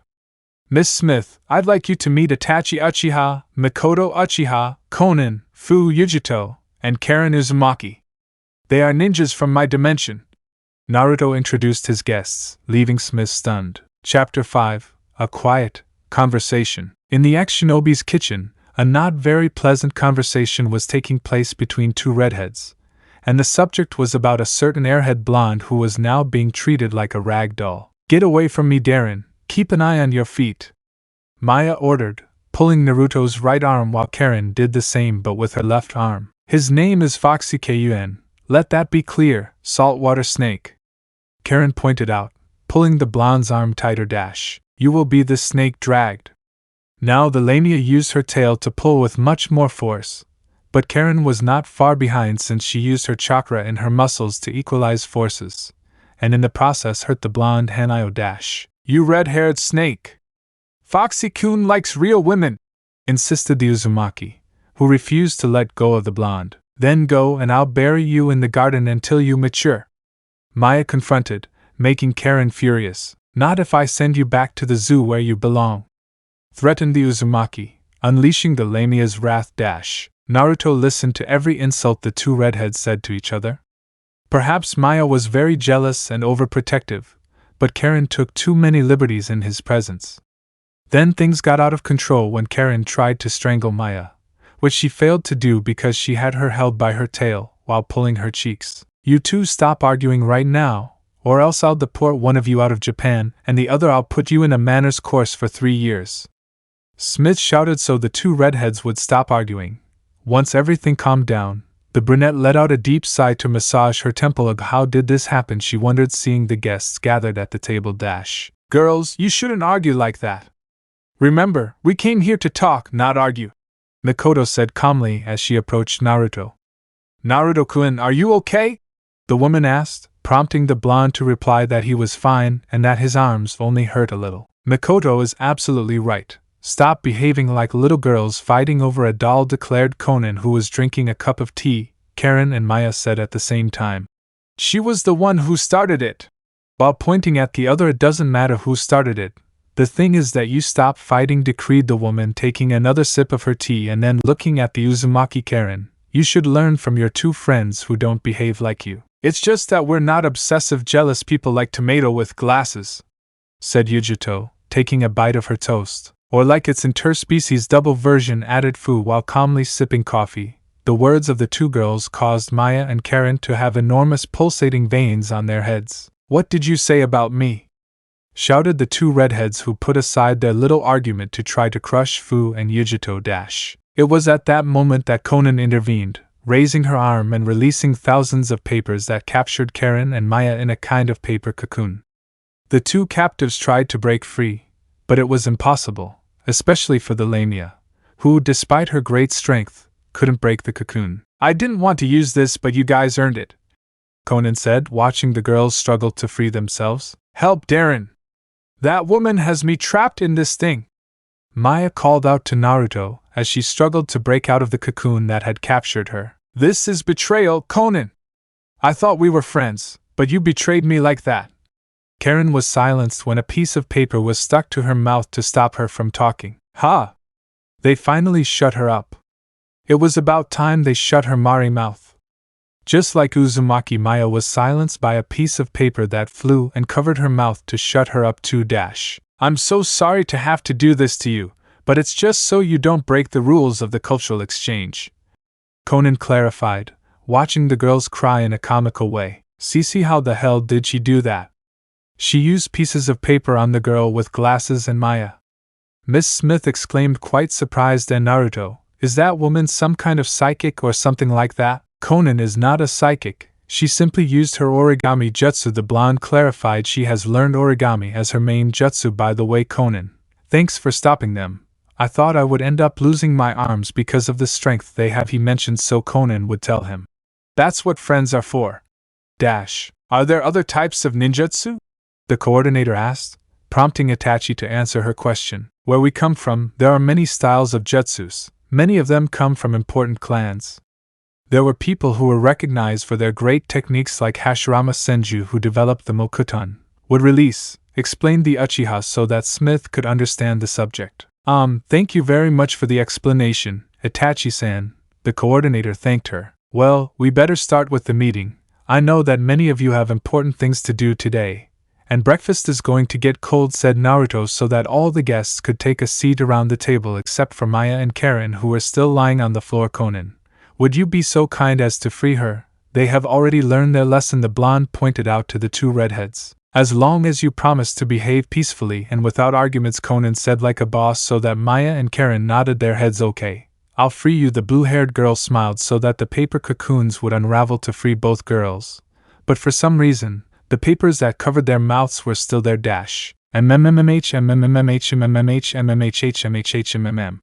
It was what could be understood from the two redheads, who were struggling to remove the papers that were very stuck to each other. It seemed that Maya and Karen were claiming Conan while pointing at the papers that would not leave her face. Sorry girls, but it's better than making sure they don't argue and insult each other again, Conan explained, amused. Plus it's really fun to see Karen first without saying a word. Said comment caused Karen to want to hit the blue-haired girl. Luckily Naruto stopped her using his 9 tails. That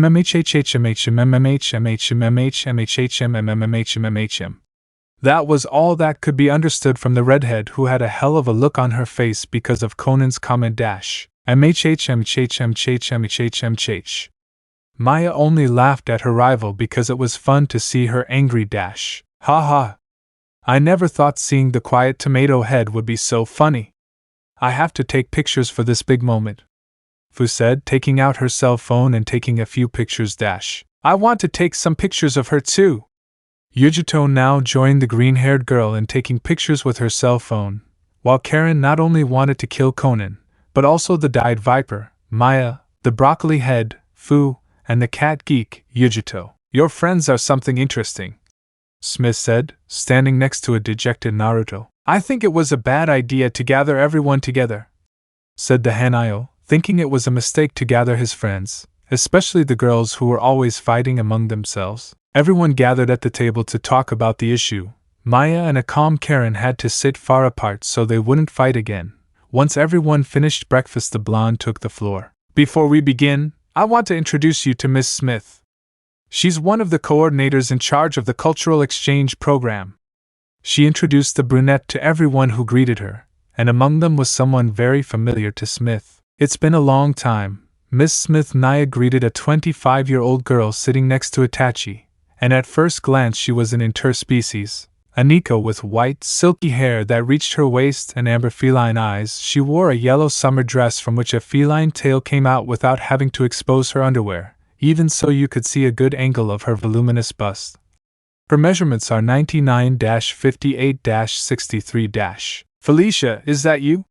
Smith said, seeing Nico among the guests. Wow, it's been a long time since we last saw each other when I left you with your host family. It was like 2 years ago. Now I'm very happy living with Mikoto Naya and Itachi Naya, said the Nico, who affectionately hugged the Uchiha's arm. Smith smiled at that since 2 years ago Felicia was very shy since she arrived in Japan and participated in the cultural exchange. I'm glad to hear that, the brunette said, thinking about something else. Maybe Naruto isn't the only one who participates in the idea we have to strengthen the ties between humans and interspecies, the coordinator thought. You can continue with your thing, Naruto. Thank you. As I was saying, the reason for the meeting is because a few days ago Miss Smith and Maya-chan found out that I'm from another dimension. Upon mentioning this part, those present became very serious. Something told me that sooner or later you would end up opening your mouth. You are so absent-minded that it does not surprise me that you told him that we come from another world. Itachi spoke, which caused Naruto to get angry. Who asked for your opinion, Itachi Baka? Claimed the one ready to fight with the Uchiha who activated his Maguekio Sharingan to combat, but Smith stood between the two shinobis to avoid a massacre. Would you two stop arguing already? I'm tired of hearing about you two fighting, the brunette shouted, stopping Itachi and Naruto, who were still shooting murderous glances at each other. That's enough, Itachi. You're old enough to stop acting like a child. Mikoto scolded her son, who was pulling on her left ear while Felicia did the same with the other ear. What did I tell you about bothering Naruto Naya? Because if it weren't for him I wouldn't know you and the rest of your family, Naya, the Nico girl said to the black-haired boy. Keikawa-sama, Felicia, don't do that in front of everyone, Itachi asked, embarrassed that the two most important women in his life were punishing him. Ha ha ha ha ha. The powerful Itachi Uchiha reduced to a punished little boy. Ha ha ha ha. Aya. Suddenly the Hanayo felt a lot of pain because Conan was pulling him by his ears. The same goes for you, Naruto-kun. You say you've changed over the years, but not even your 22 years show that you've matured, said the blue-haired girl, scolding the blonde Hanayo with a stern tone. Do you want to behave, or would you prefer me to be more strict? She threatened, causing the blonde to shiver greatly. Even Itachi felt afraid of Conan. I've learned my lesson, I won't do it again. Ah. Don't pull my ears so hard, they're very delicate, Naruto begged with a few tears in his eyes. Mikoto, Felicia, and Conan let go of the men who were rubbing their ears. then apologized and returned to the topic they were discussing. Getting back to the topic, all of us at this table come from another world where people are different from those in your world, explained Naruto. Something that Maya and Smith understood. All of us were shinobi and kunoichi who left our homes for personal matters. Now I'm going to introduce everyone so you can get to know each other. First I'll start with Mr. Charisma. Itachi Uchiha. He first introduced the Uchiha who was upset by what they called him. Itachi Uchiha was now 28 years old. He wears black Duke de Milano style shoes. He wears a matte black striped suit without a jacket, and his vest matches. He wears a violet shirt rolled up, and around his neck he has an ash gray tie tied. And his mother, Mikoto Uchiha. I present a woman of about 38 years old, but she looked very young for her age. She is wearing a sky blue kimono tied with a white belt.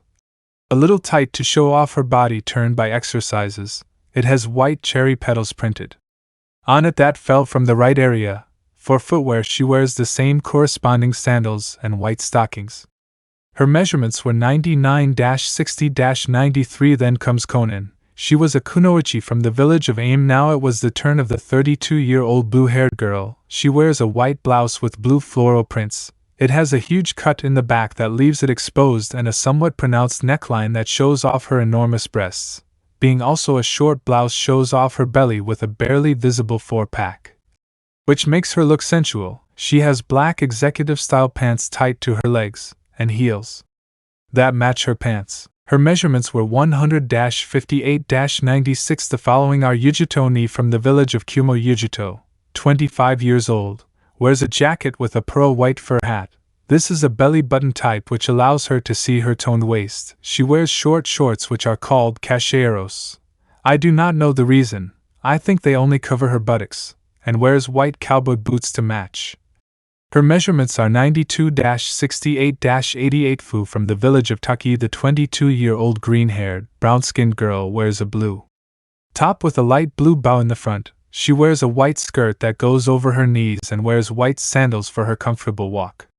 Her measurements are 90-63-91. And last but not least, Karen Uzumaki. The redhead, only 21 years old, wore a white blouse with a very low neckline and a bow tie in the front that shows off her belly, and tight white pants that make every curve of her hips stand out. Her measurements are 95-58-95-1. So, Smith decided, looking at each of the guests. You all come from the same world but from different villages, right? She asked, getting everyone to answer yes. That's clear to me, but...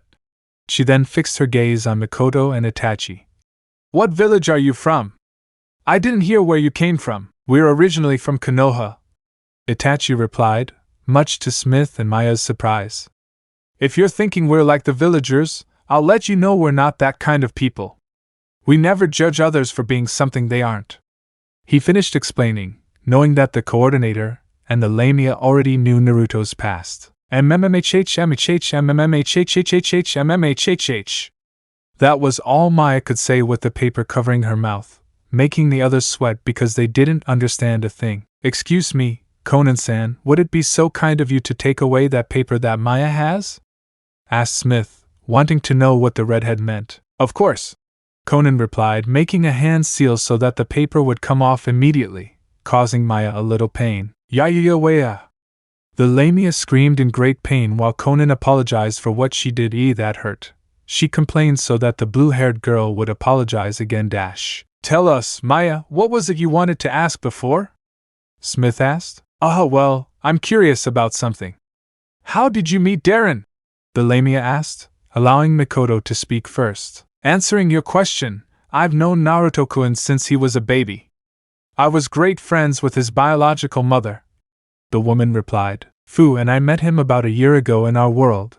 Yujuto said it was a kind of way our lives crossed paths, she added, smiling warmly. Lucky, you say?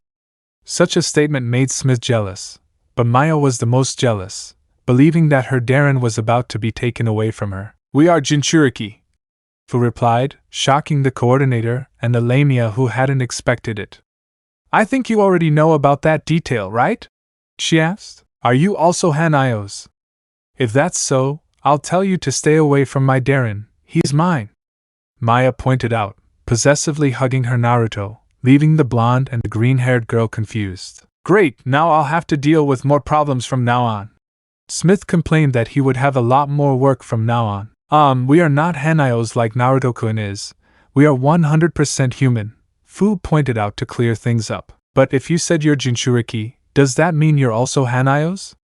Smith pointed out I already explained to you before that my status as Hanayo is due to the battle I had with the two Akatsuki. Naruto clarified so that the coordinator would remember that detail, and then apologize for the mistake. It's clear that they said Maya looking at the two Jinchuriki are not like my Darren. But there's something I want to know, she asked while a huge pulsing vein appeared on her head. Why does that four-eyed woman have the same last name as Darren? I demand to know it immediately. That's right, you mentioned that girl's name is Karen Uzumaki. Naruto, can you explain to us why she has the same last name? Smith asked, somewhat jealous. You see, it's a somewhat complicated and long situation. But the truth is that Karen-chan and I belong to the same clan, said Naruto, so there would be no more entanglements. Conan, can you remove the papers so she can explain? He asked the blue-haired woman who didn't do a manual seal. He simply pulled the paper off to cause the Uzumaki a lot of pain. Ayaha! Karen shouted to face Conan, you did it on purpose. She complained while the blue-haired girl found it funny to make fun of her friend. Girls, can you leave your discussion for later? Said Naruto to prevent another fight. Karen-chan, you better tell Miss Smith about our relationship as Uzumakis. The redhead with a big smile was going to tell them about it when the blonde stopped her. But don't make up anything about our parents meeting and getting engaged at birth. Because Makoto-san will contradict you, he mentioned, guessing what Karen was about to say. What a party pooper you are! The redhead complained. But what Naruto-kun said is true, we are the only Uzumakis left in our world. The only ones? I don't want to sound arrogant or too curious, but why are you two the last of your clan? I just want to satisfy my curiosity. Smith asked, causing the two Uzumakis to put on sad expressions. Our clan was destroyed in the past ninja wars, along with Yuzushiogakure and the Whirlpool Country, Karen said with so much pain that there was a deadly silence among those present. I'm sorry, I didn't mean to remind you of something so horrible. Smith was embarrassed by his clumsiness for asking. You don't need to apologize, you didn't know what was happening at that moment. The Uzumaki saw how Mia's tail wrapped around Naruto's neck to bring his face to her breasts, and give him a warm hug. What do you think you're doing, you overdeveloped worm? She demanded while adjusting her glasses. Darren, I had no idea about that. I promised to be faithful to you and never leave you, said the Lamia to ease the pain of her dear Darren. I've already told you that his name isn't Darren, it's Foxy-kun. Give it back to me right now, Karen ordered, snatching the blonde Hanayo from Maya and then putting the Uzumaki's face between her breasts. Just so you're clear, Foxy-kun and I will revive our clan, she said, causing a lot of jealousy from Fu, Yujito, Conan, Smith. Even Makoto felt jealous about that. I won't allow it. If Darren plans to revive his clan, then I offer to be his wife and give him all the children he needs, said Maya, who wouldn't let herself be defeated by Karen. Both of them faced each other to enter into a duel of glances without realizing that Naruto was between the girls' breasts. Hold on, Naruto, hold on, he thought, controlling his Hanayo instincts to keep from taking the girls to his room and making them his for several days. You two stop fighting this instant, Smith ordered, quickly intervening in the argument to pull the ears of the two redheads who were screaming in pain. Seriously, can't you just get along for a moment? Get out of here! We won't argue anymore, but let us go! The two apologized, allowing the coordinator to release them and return to her seat. They don't pay me enough to put up with this, she told herself that she wasn't in a good mood. Once she sat down, she turned to the blonde Hanayo to continue the conversation. Naruto, better explain to us in your own words about the relationship you have with Karen, asked the coordinator to understand things well between the two Uzumakis. I met her on one of my trips to my world while I was sorting out some personal matters, including defeating Orochimaru, the Uzumaki explained seriously. Who is this Orochimaru you mention? Darren, Maya asked. That guy is the worst trash that could ever live in the history of humanity. Just hearing his name makes my blood boil. I hope that Cretan suffers in hell now that he's dead. The furious Uzumaki shouted loudly, surrounded by fire. What's wrong with your friend? Is she bipolar or something? Smith asked Naruto, who also didn't know the answer to the sudden mood swings. Maybe it's because she still hates Orochimaru after he captured her and forced her to be in charge of one of his hideouts, he explained. So the coordinator asked what the person mentioned before. Did Orochimaru is a Nukenin who was once a shinobi of Konoha. In the past he had a natural talent, but then he deserted the village when they discovered that he was experimenting inhumanely with the villagers. That part caused Maya to cling to one of her Darren's arms and tremble in fear. That guy is a lunatic for playing with other people's lives. Wasn't there a person or a ninja who stopped him? Said the coordinator, who stood up abruptly and slammed the table with both hands. There was someone who faced Orochimaru. It was the Sandaime Hokage who tried to stop him but ended up dying, said Naruto with great pain, remembering the sacrifice of the person who was like his grandfather. One of my personal matters was to finish what the Sandaime could not, and with the help of Itachi we managed to defeat him forever. Only I gave him the final blow. I joined the battle to prevent that bastard from obtaining the Sharingan. If he does, he'd be far more dangerous than he was when he was alive, Itachi declared, joining the conversation. Sharingan? What is the Sharingan Itachi-san mentioned? The Lamia asked curiously. According to what Itachi Naya's mother told me, the Sharingan is something that only members of the Uchiha clan can use. I didn't quite understand how it works, but many people in your world want to have it, Naya Felicia explained to Maya, already knowing what Makoto told her. After defeating Orochimaru and making sure he was really dead, we investigated the hideout there to look for a certain person we've been looking for a while. Maya and Smith wondered who that person the Uzumaki and the Uchiha were looking for, and why those two looked upset while we searched the place. I found reports that there is an Uzumaki in charge of the southern hideout on an island near the Land of Waves. I went to investigate on my own if it's true that there was a survivor of my clan. When I arrived at the hideout, let's just say I wasn't well received, finished the blonde, putting a hand behind his head, followed by Karen, who blushed quite a bit as she looked down. So what happened when you got to the lair? Smith asked, watching Karen grow even redder and more nervous. Well, let's just say that since my hand is a bit heavy, I sent it flying as soon as I entered. The redhead imitated Naruto's gesture when he's nervous. It's a very funny situation, let me tell you. Flashback. Southern Lair. Days after Orochimaru's death. At the hideout, a messenger falcon arrived to deliver news of the traitorous Sannin's death at the hands of a feared creature that easily defeated him. Karen Uzumaki, the one in charge of the hideout, found out what had happened, and as expected, her reaction was this. No, it can't be, Orochimaru-sama dead. But he's very strong.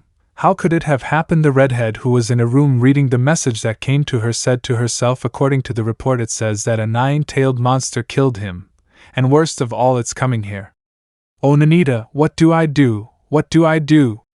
The girl screamed as she ran around the room desperately.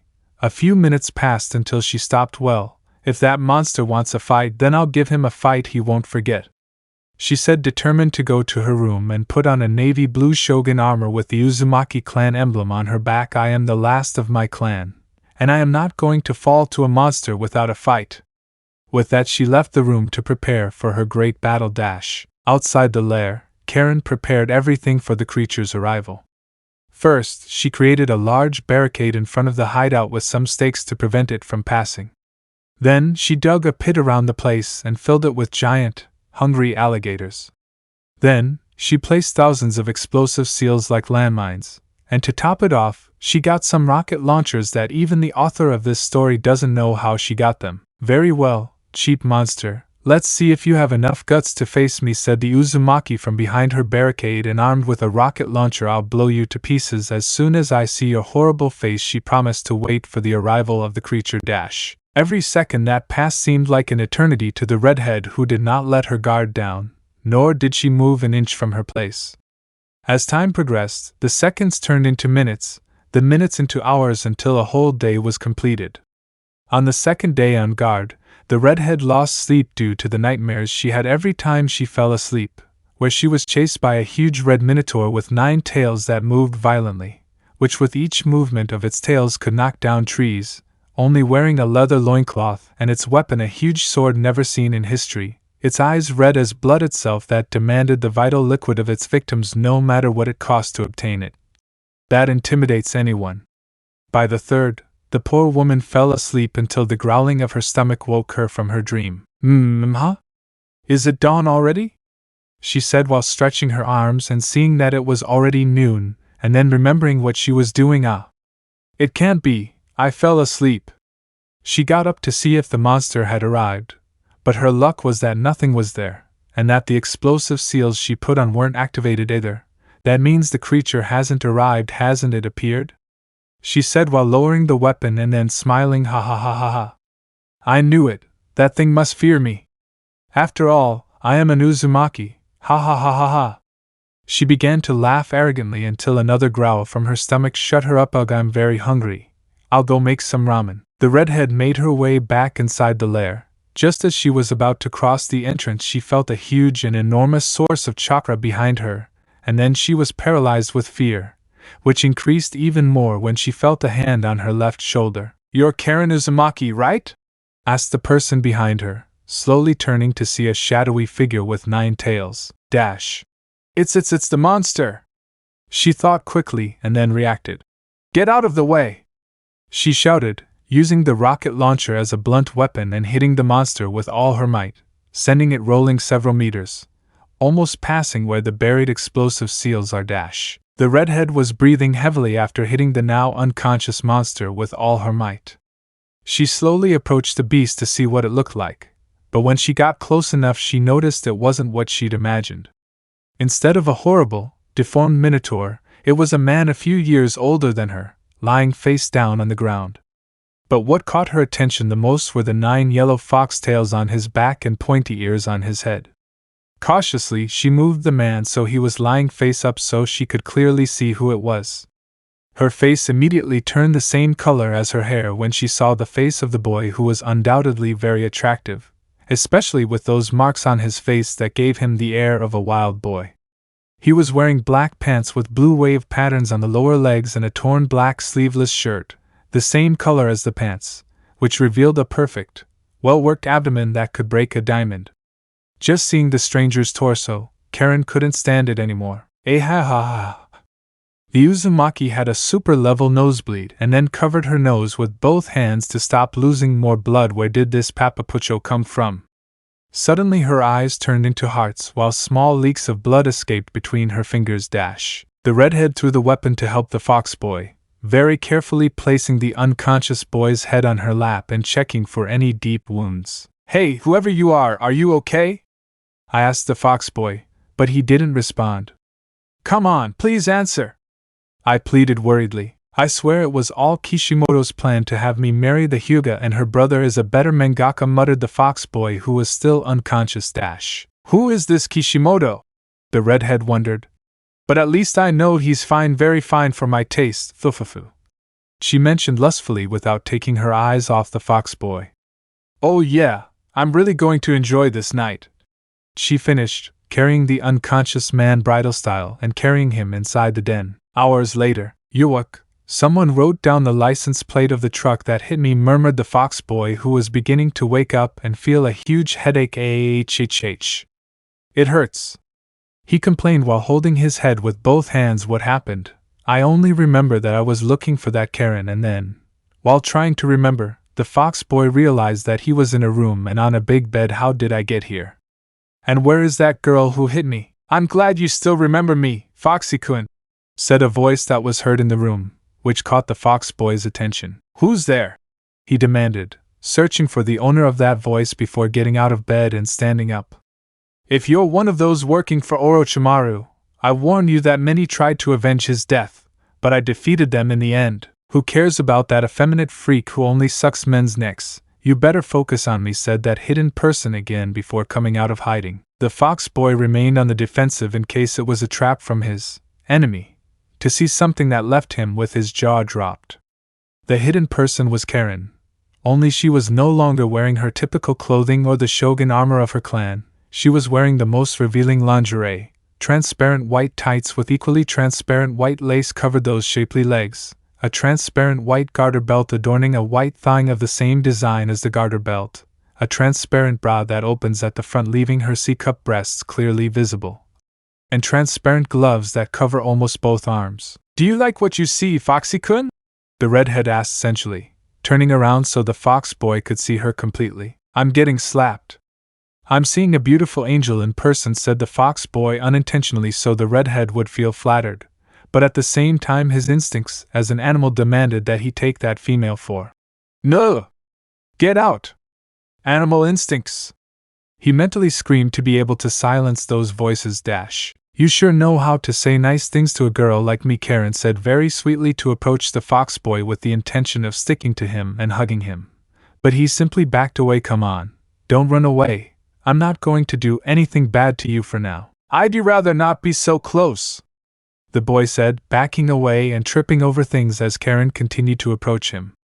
I beg you, don't come near me because then I won't respond to my actions. That's exactly what I wanted to hear, because I want to have fun, the redhead said, jumping on the fox boy.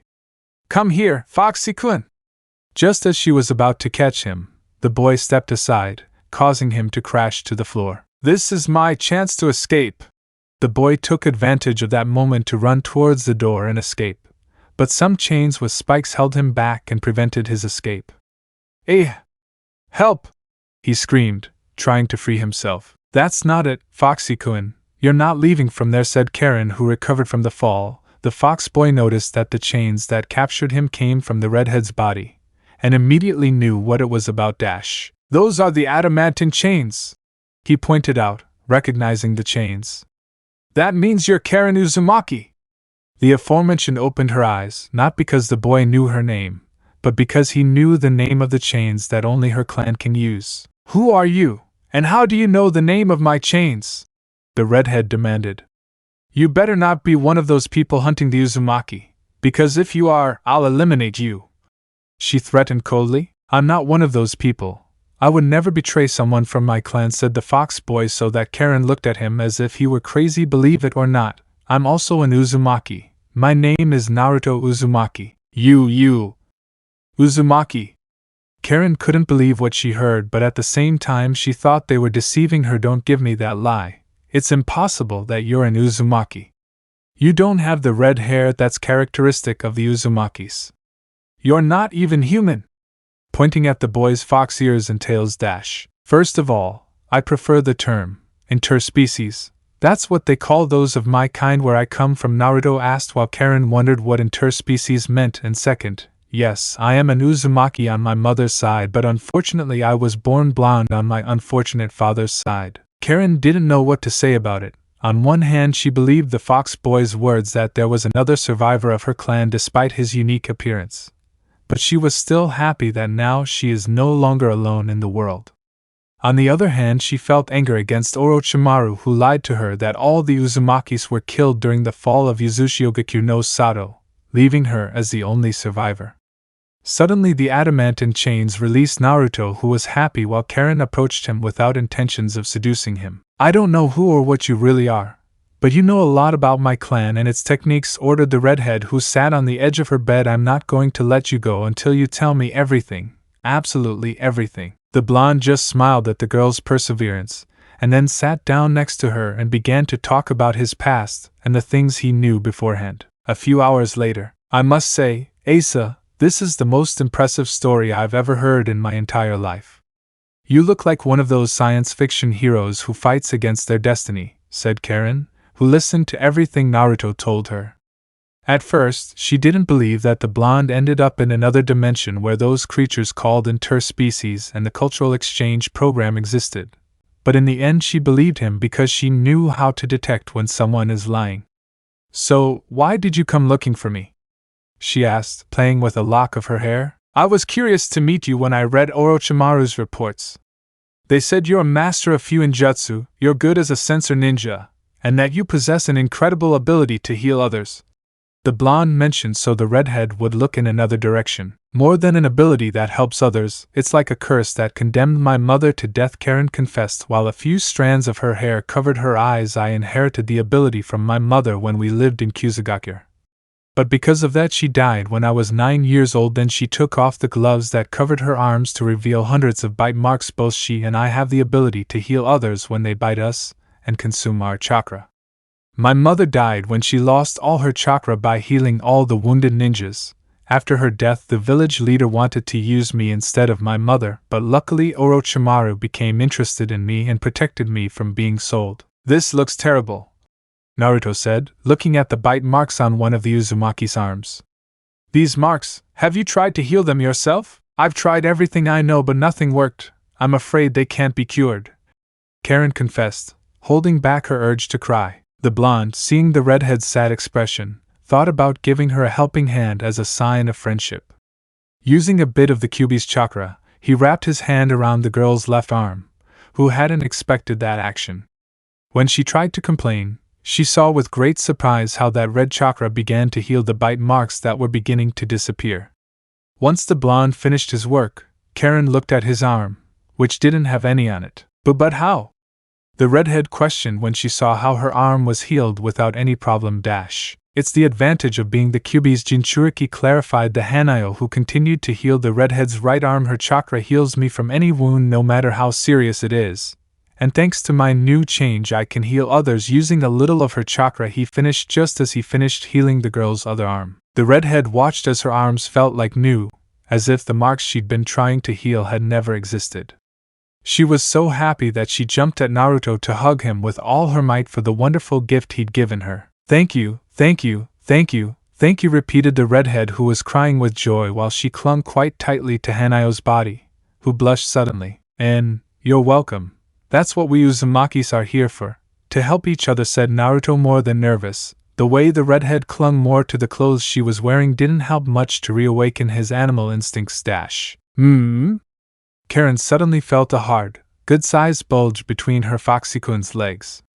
Looks like someone's getting excited, she said provocatively while caressing the bulge that could be seen in his pants. Hi, it's your fault. All be because you're almost naked. Naruto defended himself, fighting his instincts. Could you get off me? Please, I don't want to, the redhead decreed, sitting on the Hanayo and squishing the bulge with her butt. I like it here. Any objections? She asked, moving her hips over the growing bulge. The Uzumaki tried to look away from that beautiful but tempting body that was on top of him. He tried to resist those caresses of the red-headed girl, but every second that followed his instincts screamed, "Grape her! Mark her as your female!" The blonde had no choice but to send everything to hell to take the fleshy ass of the redhead with his hands and began to grope it with a little force, while the redhead, surprised by it in her mind, screamed, "I've done it! It seems that the young lady likes to play the role of a bad girl," said Naruto, caressing the soft buttocks of the girl, who enjoyed being touched by the Hanayo. Look at her wearing this type of garment in front of someone. I can't help it, as soon as I saw you I knew you were the man perfect for me, the girl said between sighs. The way the Uzumaki groped her with those hands was the best. To hell with that Uchiha and his silly revenge. This man knows how to treat a woman, she thought. I wanted to meet a relative, but seeing you acting like that, hell it. Today we will reborn the clan and I won't stop until you can feel your legs, Naruto exclaimed, practically tearing off the little clothing the Uzumaki was wearing, which didn't bother her, but rather excited her quite a bit. Get ready, beautiful. Tonight you will see the resistance of this Uzumaki. I like that. Why don't we test the legendary resistance of the Uzumaki clan instead? Said the girl, so that the Hanayo took off his clothes and approached Karen to kiss her and end a flashback. He, the redhead laughed in a perverted way, letting a thread of drool fall from the corner of her lips before the eyes of everyone and the women present, who felt like killing the redhead for no reason at all. I will never forget that day we met, Foxy-kun, she said, winking at the Uzumaki, who blushed quite a bit. Darren, said Maya, struggling to remain calm, but she didn't like the way Karen was acting at all. Did something else happen between you and your friend when you two first met? The other women present also wanted to know if something happened between the two Uzumakis. Well, the Uzumaki tried to say, but Karen got ahead of him. Absolutely nothing happened, Karen said, silencing Naruto. The only thing Foxy-kun did for me was give me a new life in this world and leave my old one behind. Now I work at the city hospital as the director, she mentioned with great pride. We know you had a happy ending and everything, but what was that silly smile you had just now?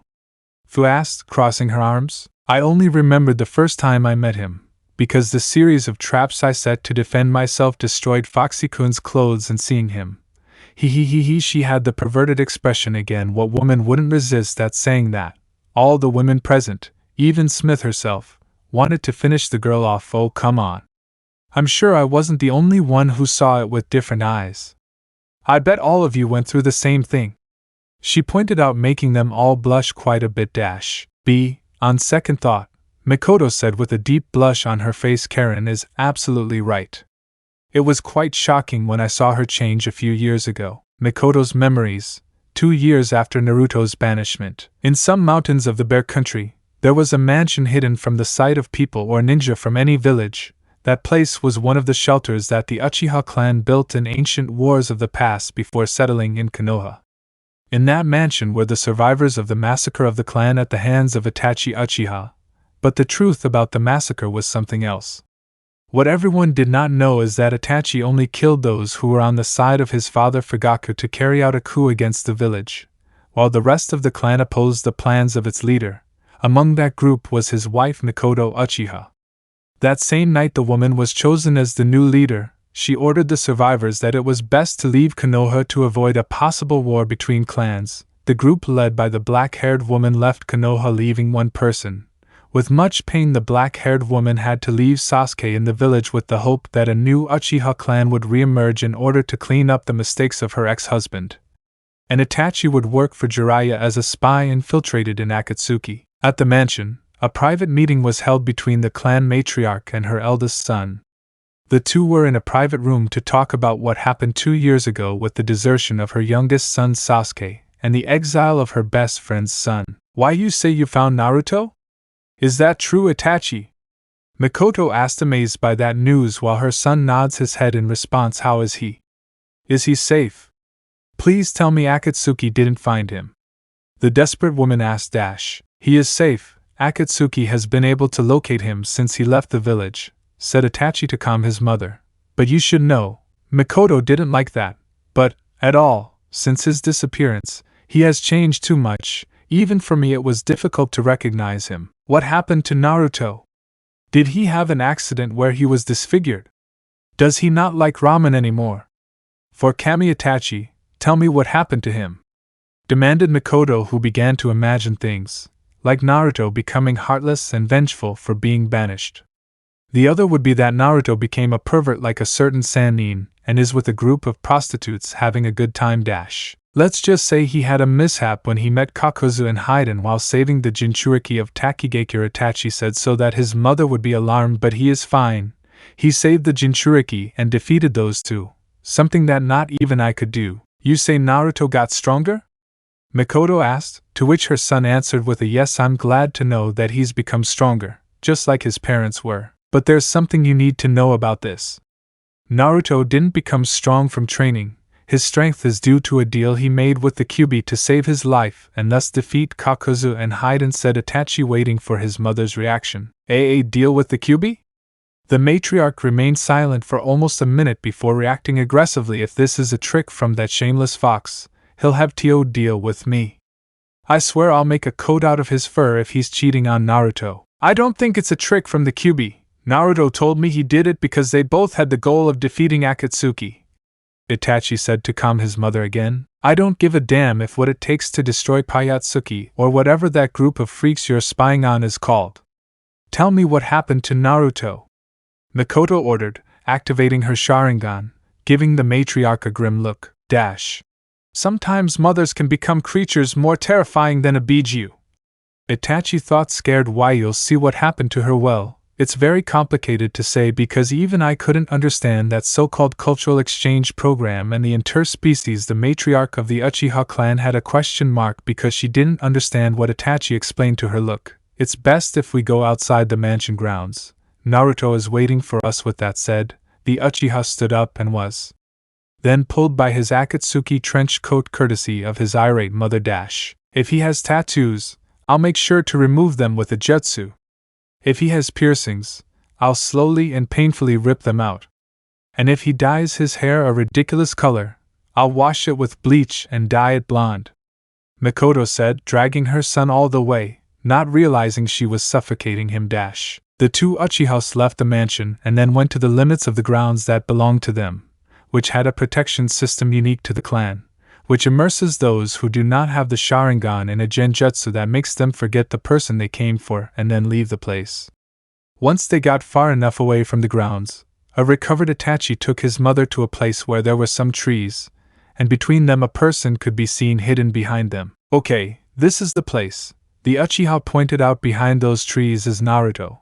Saying that, Mikoto put on a firm look to advance towards the trees. Get out of there, Uzumaki!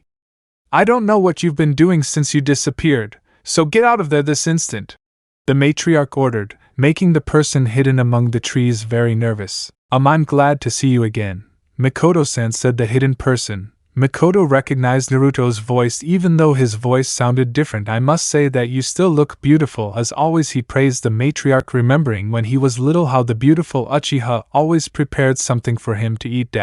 Don't come telling me that, boy. I want you to explain to me this whole thing about you changing along with that crazy stuff on that show about something, Mikoto demanded, walking toward where the Uzumaki was hiding. Wait please, I don't think it's a good idea for you to come closer. The Uzumaki asked Mikoto to stop. I really don't want her to get scared when she sees me. Don't get any closer. I promised your mother that I would keep you on the right path, and if you did anything stupid I swear I'll correct you, young man, exclaimed the Uchiha matriarch, terrifying Naruto even more. I am asking you nicely to calm down. Please. The Uzumaki asked Mikoto again, but she was still furious. I just asked that when you see me, you don't get too alarmed, because let's just say that my appearance leaves a lot to be said. If you don't get out of there, I swear I'll set the forest on fire, and I don't care if you get hurt, young man. Now come here, Mikoto ordered, causing the Uzumaki to become even more afraid. Since when was Mikoto-san so aggressive? As far as I remember, she was always a kind woman. The terrified Uzumaki thought, okay, I'm going out, but let it be known that I warned her. Naruto warned as he left his hiding place. You were taking too long. Naru the brunette was shocked to see Naruto, who was undoubtedly unrecognizable. Now he was taller than her eldest son, and he had those fox ears on his head and 9 tails waving around his head. He was dressed simply, in blue jeans, black ninja shoes, and a tight white t-shirt that showed off his muscles. Well, this is what I meant, said the blonde, very nervous about how the Uchiha matriarch would react. I hope that seeing me like this doesn't scare her, he mentioned, but for some reason, Mikoto didn't say a word, and that worried the Uzumaki and Itachi. Mikoto-san? Is she? Naruto-kun, said Mikoto with dilated pupils and a deep blush on her cheeks. Naruto-kun, you are so masculine, exclaimed the woman, bringing her hands to her face, leaving the blonde and even more the black-haired man shocked. What happened is that the Uchiha matriarch looked at the Hanayo in a different way, as if he were a Yakuza leader with a scar on his face. Please accept me with all your heart. In her imagination, the Yakuza Naruto responded with a, What did you say? Yeah. Mikoto-san, are you really okay?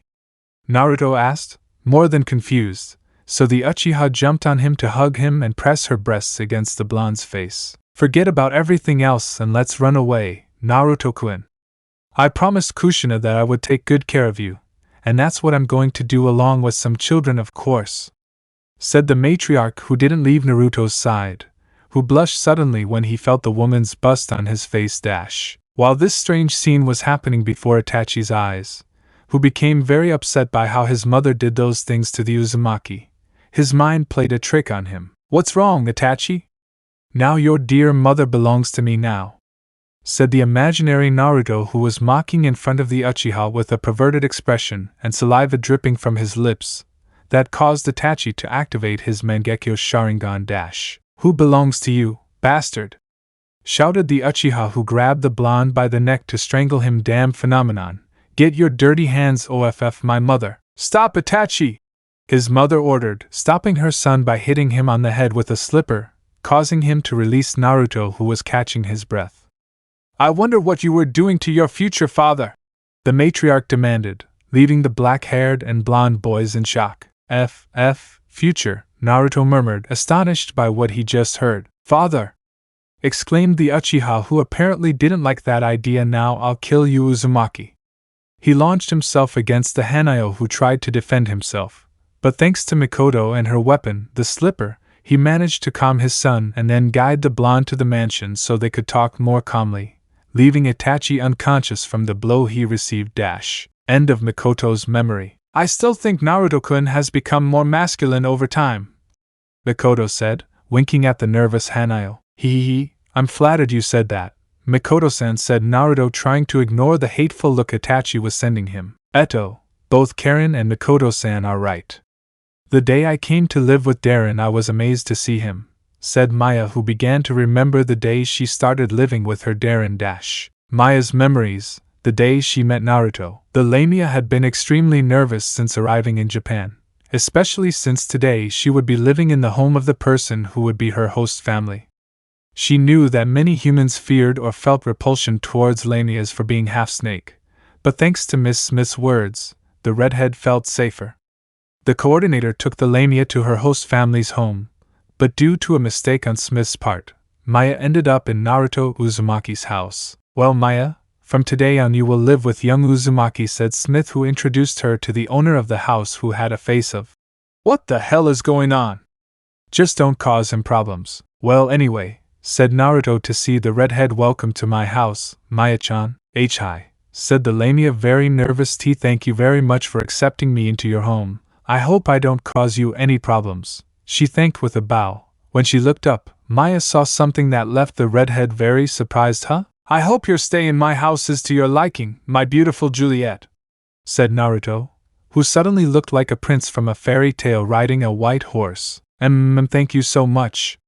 Maya thanked, completely red like her hair, and at the same time she was stuttering, and steam was coming out of her ears while Miss Smith covered her nose with a handkerchief because of a nosebleed.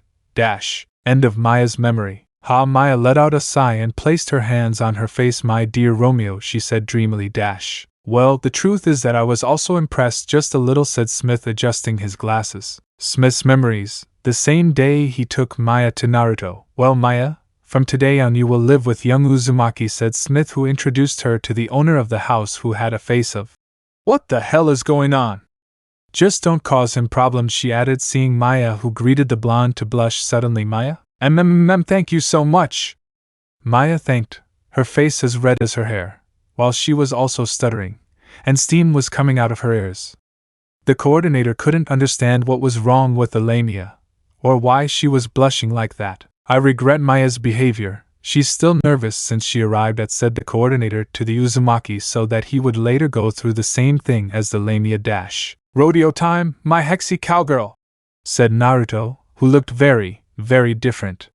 He was now wearing jeans, boots, and a cowboy hat, while his top was bare, revealing a well-toned body, sweaty from hard work on the farm. I'll gladly ride you until I can't feel my hips anymore, a Chibi Smith exclaimed inside the coordinator's head with a lustful look, while the real one covered her nose with a handkerchief due to a small nosebleed. End of Smith's memory.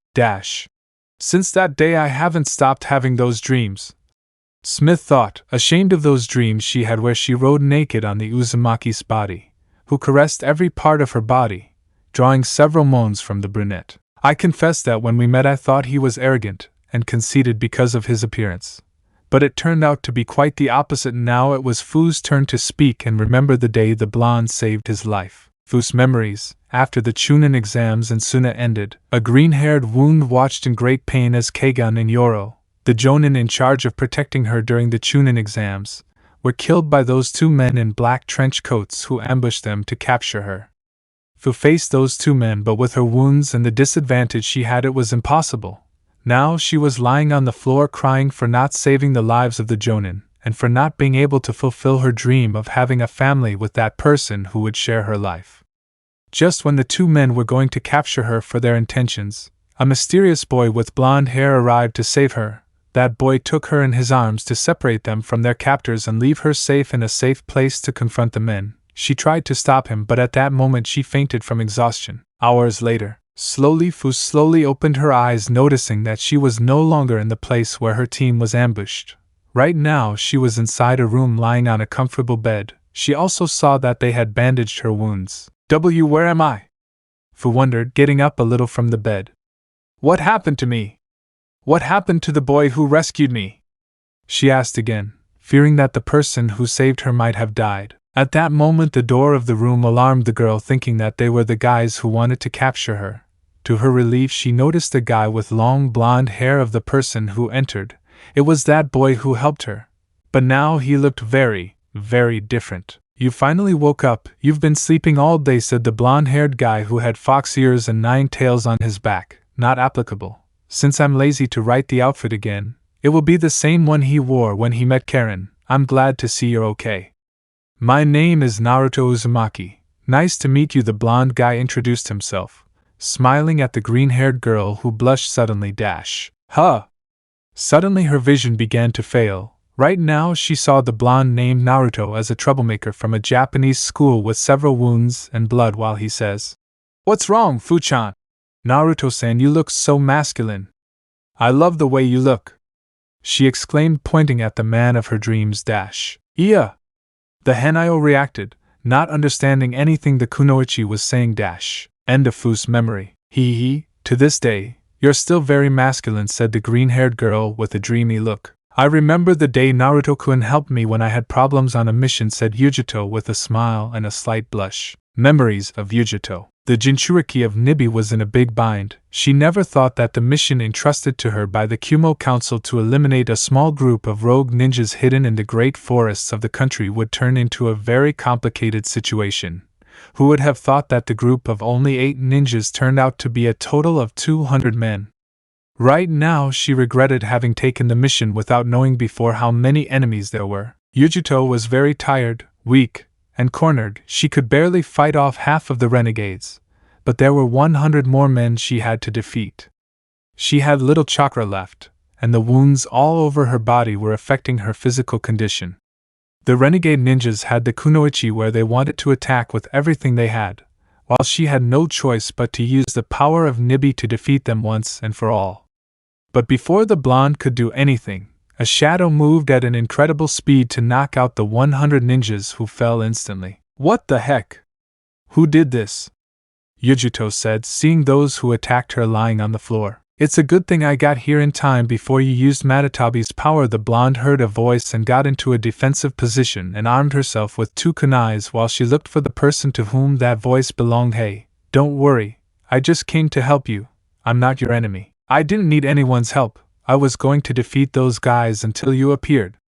Yujito claimed, feeling that her pride as a kunoichi was broken when she was saved by a stranger. Now tell me who the hell you are, and how do you know Nibi's name? Only I know her real name. I know many things about you. Yujito-ni from the village of Kumo and Jinchuriki of the Nibi no Bakaniko, said that person who was still hidden, while the aforementioned opened her eyes in surprise. Who are you really? Are you an enemy? The blonde from Kumo demanded, not letting her guard down. Consider me as a friend, said the voice to appear behind Yujito. My name is Naruto and I am a Jinchuriki like you. The ex-shinobi of Konoha introduced himself so that Yujito turns around. Not applicable. Naruto will dress like when he met Mikoto again. The moment Yujito saw Naruto, it must be said that she was hugely surprised to see a person with animal features. Suddenly the blonde's heart began to beat too much, and a big blush appeared on her face because she was seeing the blonde. Like most women who saw the Uzumaki, Yujito saw a battlefield where countless bodies were seen on the ground lying lifeless, and as if the only cause was Naruto wearing a jiu-jitsu suit and in a battle position, he said to the brunette, "Come with everything, my girl. I love him," the blonde said to herself, dropping her kunais to untie her ponytail, leaving her hair loose. "I've lost. What does he want from me?" She slowly began to undress, which alarmed the blonde. "Hey, wait a minute. The way you're looking at me," Naruto said, looking away so as not to see something that might trigger his animal instincts. What the hell happens to women when they see me? First it was Karen-chan, then Mikoto-san, and now her? He thought, searching for an answer to his problem. End of Yujito's memory. I can't believe I said those things in front of him. How embarrassing! Exclaimed the ex-kunoichi of Kumo, covering her with her hands, remembering that she almost undressed in front of Naruto. Suddenly Naruto, Maya, Smith and the rest of the guests heard a loud bang that caught their attention. They all saw Konan, who fainted and hit her head against the table, Her eyes were spiral with a small line of blood escaping from her nose. Naruto-kun, manly, afro, the unconscious blue-haired girl murmured so that everyone had question marks over their heads. Conan's memories, days after the fall of Akatsuki, in the ancient village of Aim, ancient because now the entire country was freed from the eternal rain that covered it after the fall of the organization called Akatsuki, and its leader Pain, who was the leader of Maguekio no Sato. Since then, the Land of Rain began a new life along with a new name, Jiu no Kuni, Land of Freedom. In the old tower that was used as the base of the Akatsuki members, Itachi Uchiha along with Naruto were there waiting to meet with the ex-Akatsuki Konin. She was the only person who knew that the Uchiha was a spy who informed Jiraiya of what was happening in the organization. She joined him in order to stop Akatsuki's plans. In the beginning of the organization, its objective was to end tyranny and oppression through peaceful means. But with the death of the founder Yahiko and the civil war against Hanzo, Nagato was corrupted by hatred and took leadership with an iron fist. With Nagato in charge of Akatsuki, things began to change drastically. The only way to stop the war is with another war to finish off the enemies. Then the former members were replaced by rogue S-class ninjas and then capture the Jinchurikis to extract their bijus and use them for the largest war ever existed in shinobi history to finish off the other villages once and for all and make peace. The only person who did not agree with the new leader's plans was Konin. She tried everything to change her friend Nagato's mind, that this was not what Yahiko wanted, but the leader only said that Nagato's methods were clumsy as were his dreams, and that destroying enemy villages would achieve true peace. At those words, the blue-haired girl was heartbroken to see that her friend did not change with his plans. That was when she accepted that she could no longer do anything to avoid this war and to follow orders to capture those who had sealed the bijus. Or so she believed until she discovered Itachi sending secret messages to a toad, one that she herself recognized, and that only one person was its summoner. Her former sensei Jiraiya. Konin joined Itachi in the hopes that someone would stop the Akatsuki and prevent the war, and it seems her prayers were answered when she learned that Sasori and Deidara were eliminated at the hands of a mercenary when they captured the Jinchuriki of the Ichibi. The same happened with Kakuzu and Haiden, the two immortals of the organization who were targeting the Jinchuriki of the Nanabai. Also unexpected was the death of Kisame, who was sent with his partner Uchiha to capture the Hachibi. The bearer of Samahata died by the mercenary, while Itachi was forced to escape. The last ones left were Zetsu and Nagato because Konin and Itachi left the organization when they were discovered by Zetsu, who suspected their actions. Some time later, the Bluenet learned that in the village of Aim a tremendous battle took place where the last two members of Akatsuki were killed. With the death of those two, Akatsuki was wiped from the face of the countries along with their plans for war against the other villages. "I don't understand why you bring me to this place," asked Naruto with his Hanayo appearance, walking next to Itachi, who left his Akatsuki clothes. Now he was wearing Anbu pants, a blue shirt, blue ninja sandals, not applicable. The blonde Hanayo continues to wear the clothes with Mikoto and Yujito. Konin wants to meet in person the mercenary who single-handedly defeated the Akatsuki. The Uchiha responded seriously. "I also do it to keep you away from my mother, you miserable wretch." "Hey, it's not my fault that Mikoto-san acted weird when she saw me," the blonde defended himself. "Even Karen-chan, Fu, and Yujito behave the same way, so don't blame me." "Yeah, sure, you must have done something to make her move into your room," Itachi mentioned, remembering when Naruto stayed for a few days at the Uchiha shelter, and how the matriarch snuck into the Uzumaki's room with very obvious intentions. "I'll just tell you to keep your claws away from her, or else I'll kill you. You know I want to get away from her, but Mikoto-san won't let me for a second," said the blonde in his defense. But he was also afraid that his animal instincts would wake up again. "I don't want to end up doing the same thing that day with Karen-chan," he thought, very ashamed of what he did to the Uzumaki. "Whatever. Now behave yourself, we're here," Itachi said, making him and Naruto stop in front of a large door and then knocking and hearing a "come in" for them to enter. The two ninjas entered to see Konin being accompanied by two shinobi from the village who were working to improve the economy. The blue-haired girl stopped wearing her Akatsuki attire, now wearing a blue trench coat with a slit at the midriff and tight black pants. "Hello, Konin, how are you doing?" Itachi greeted his partner. I brought the person you wanted to meet. He introduced her to the Uzumaki so Conan would stop talking to the shinobi. Thank you very much for bringing him, Itachi said the blue-haired woman approaching the newcomers. It's a pleasure to meet you. Conan stopped when she saw Naruto. And as expected, the woman reacted this way. H. The poor woman turned as big as a tomato while steam came out of her head when she saw the Uzumaki. Like the rest of the women, the blue-haired woman watched Naruto in his high school uniform, mature face, black sunglasses and afro. Then the blonde said to her in a deep voice, "What's wrong, Conan-san?" Those words were enough for the ex-Akatsuki to fall back to the floor. Fainted. Conan-sama! The worried shinobi shouted for their leader as they tried to revive her. Look what you've done, great! Itachi said, pointing at his friend lying on the floor. It's all me, it's all me.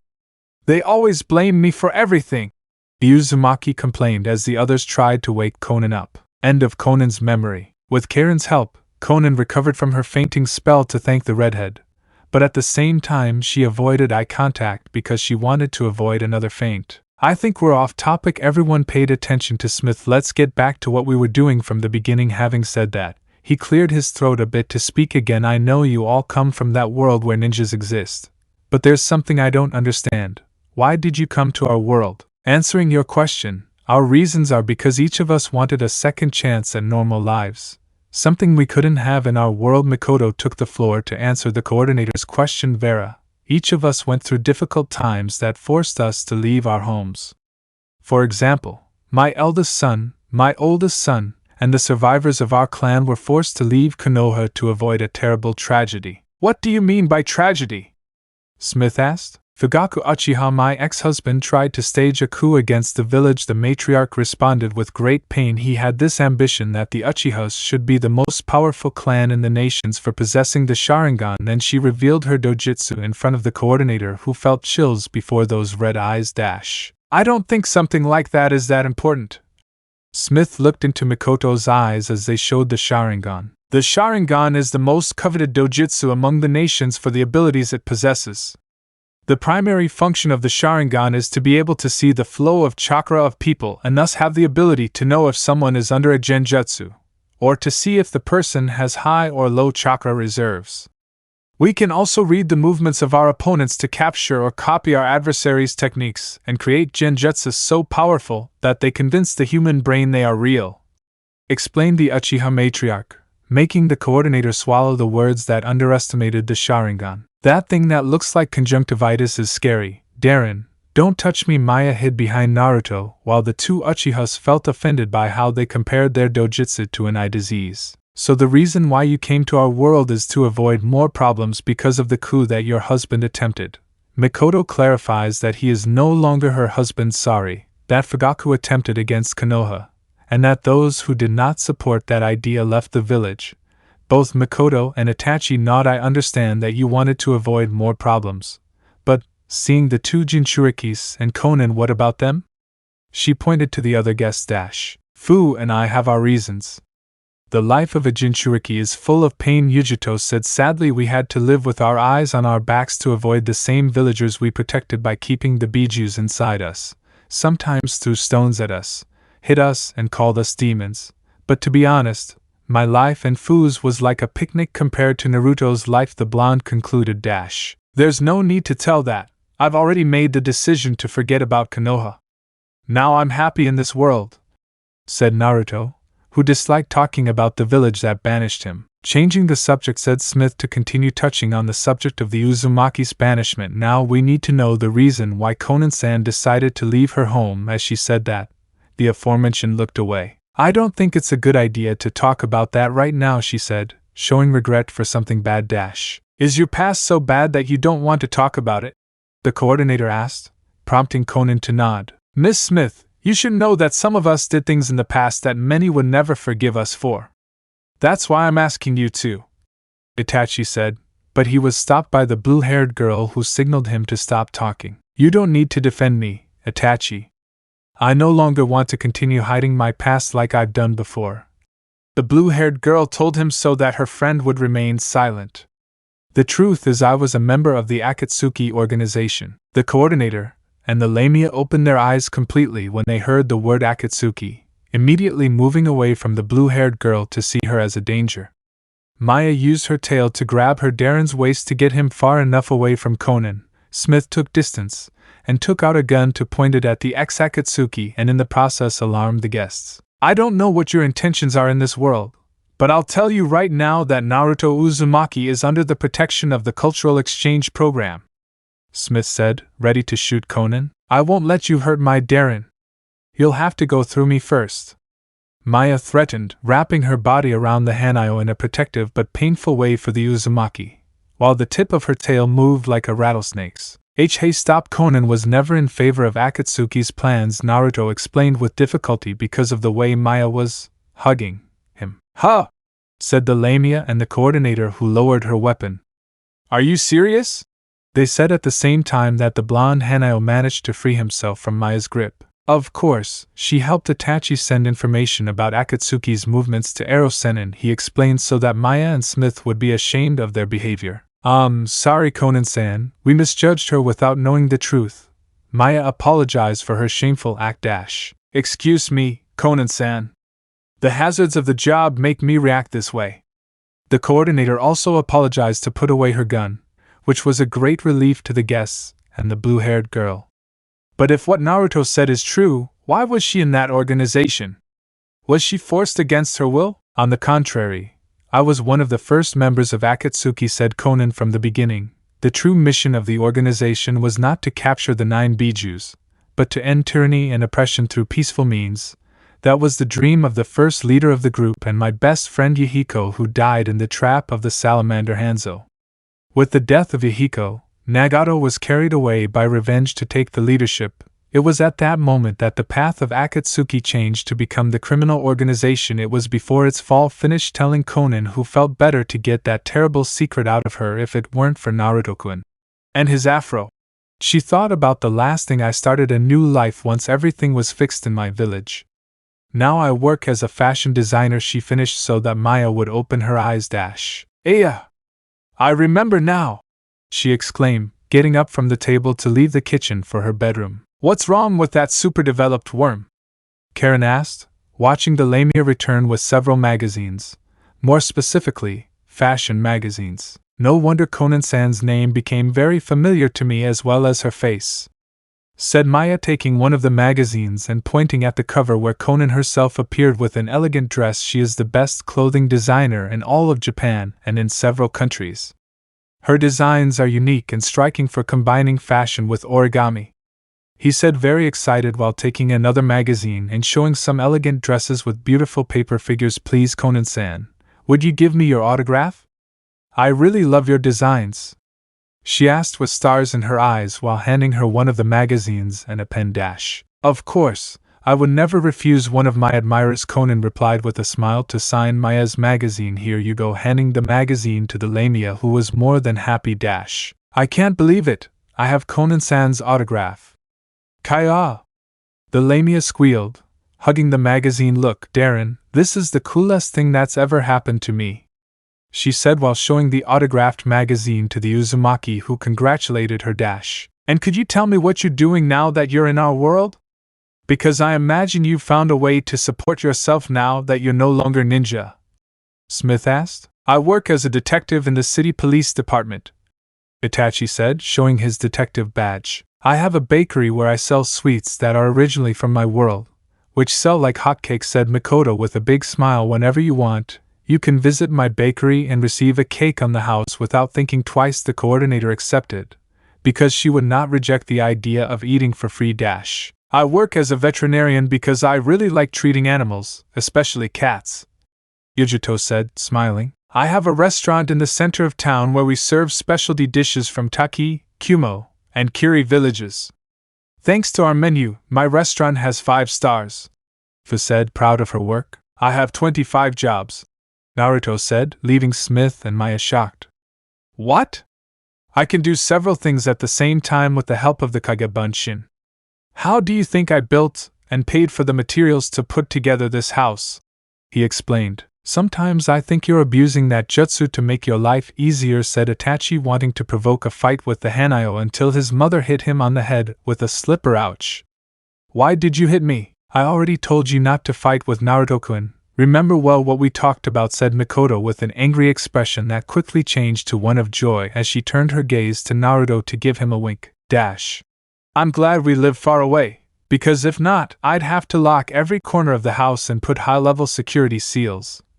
Naruto thought about Mikoto breaking into his house during the night. Well, I think it's time, said Smith, looking at the time on his watch. I'm sorry to say this, but I have to go.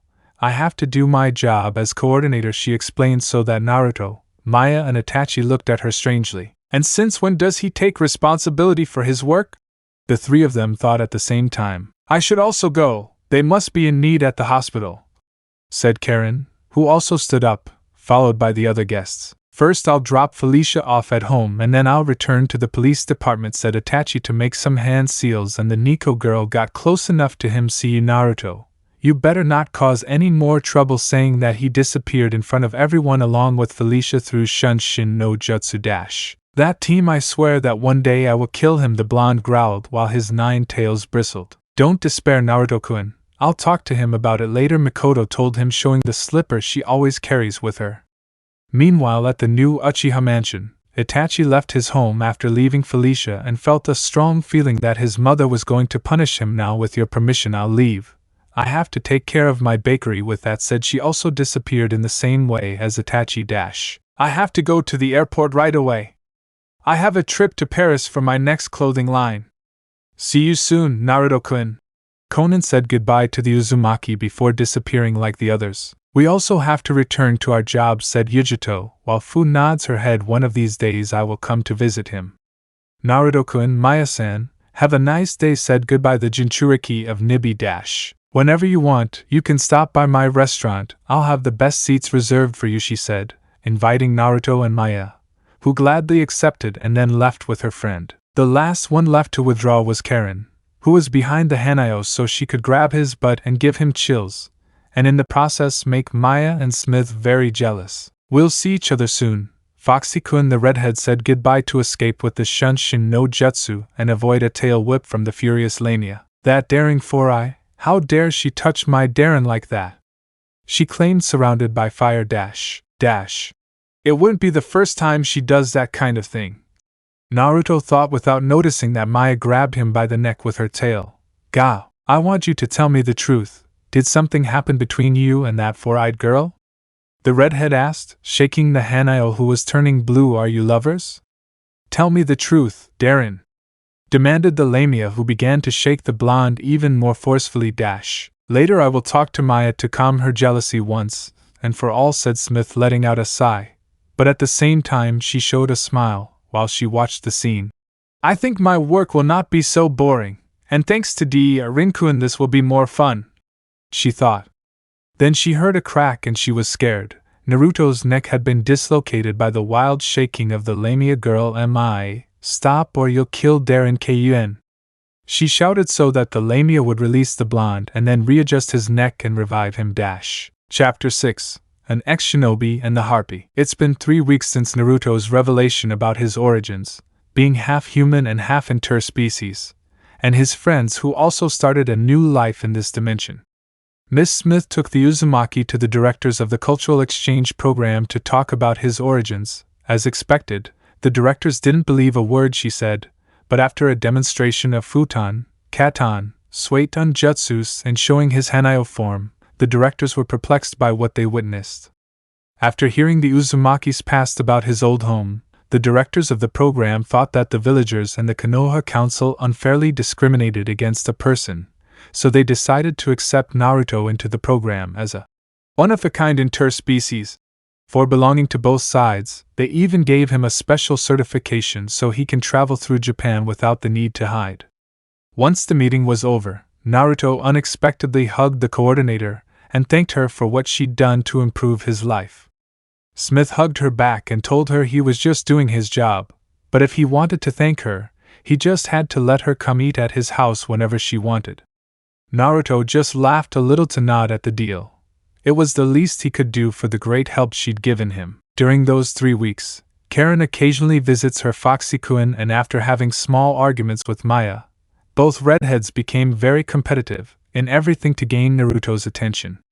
They competed over who was the smartest, who cleaned the fastest, did the laundry. They even competed over who had the best body than the other. At the end of so many competitions, Mikoto and Conan were the ones who stopped the nonsense of those two that caused disasters in the house. Fu and Yujito did not behave as jealous as their friend with glasses. They were calmer and got along well with Maya, even though she did not trust them a little, believing that they only wanted to win the attention of their Darren. Maya's stay improved a lot now that Naruto showed his true self inside the house, or from time to time transformed into his male Lamia version. The redhead felt as if she were at home because the Uzumaki likes to see that girls smile. Maya and Naruto in their human form were on the second floor terrace hanging out the washed clothes. While they were doing that, the Lamia was humming some music from the famous group ANM48 and hanging some of the blonde's boxers. "You're in a very good mood today, Maya-chan. Did anything interesting happen?" Naruto asked, carrying a basket of freshly washed clothes. He was wearing a black t-shirt with an orange shirt over it and blue jeans. "But what are you saying, Darren? Don't be so clever," Maya said very happily, wearing a short skirt and a pink shirt while she patted the blonde's back firmly. "I love that side of you." "Ow, ow, ow, ow. It hurts, it hurts." The Uzumaki complained to get the redhead to stop patting him, then blushed. "How could I not be in a good mood? You were so cool and brave that day," the Lamia said with a dreamy expression as she remembered that day when the blonde hit the couple, and in passing the image of a more masculine Naruto appeared behind the girl. "I won't forgive anyone who hurts Maya-chan. That's my answer," said the imaginary Naruto who was caressing Maya's head. That's me," the real Naruto said, perplexed to see himself in Maya's imagination, although he also wondered how it was possible to see that dash. "Anyway, next time I'll be the one protecting you," said Maya, winking at the blonde. "Ha ha ha. Whatever you say," the blonde responded. "I'd better not tell him that it was a miracle those two aren't dead," he murmured very quietly so as not to ruin the moment, because it really was a true miracle that the couple he attacked weeks ago were still alive. Once they finished hanging all the clothes, Maya was the first to return inside the house, followed by Naruto. But what the ex-shinobi didn't realize was that someone was secretly watching him, waiting for the moment to make their move when the Lamia was inside the house. "Ah!" The Lamia heard the blonde scream and went to investigate what happened.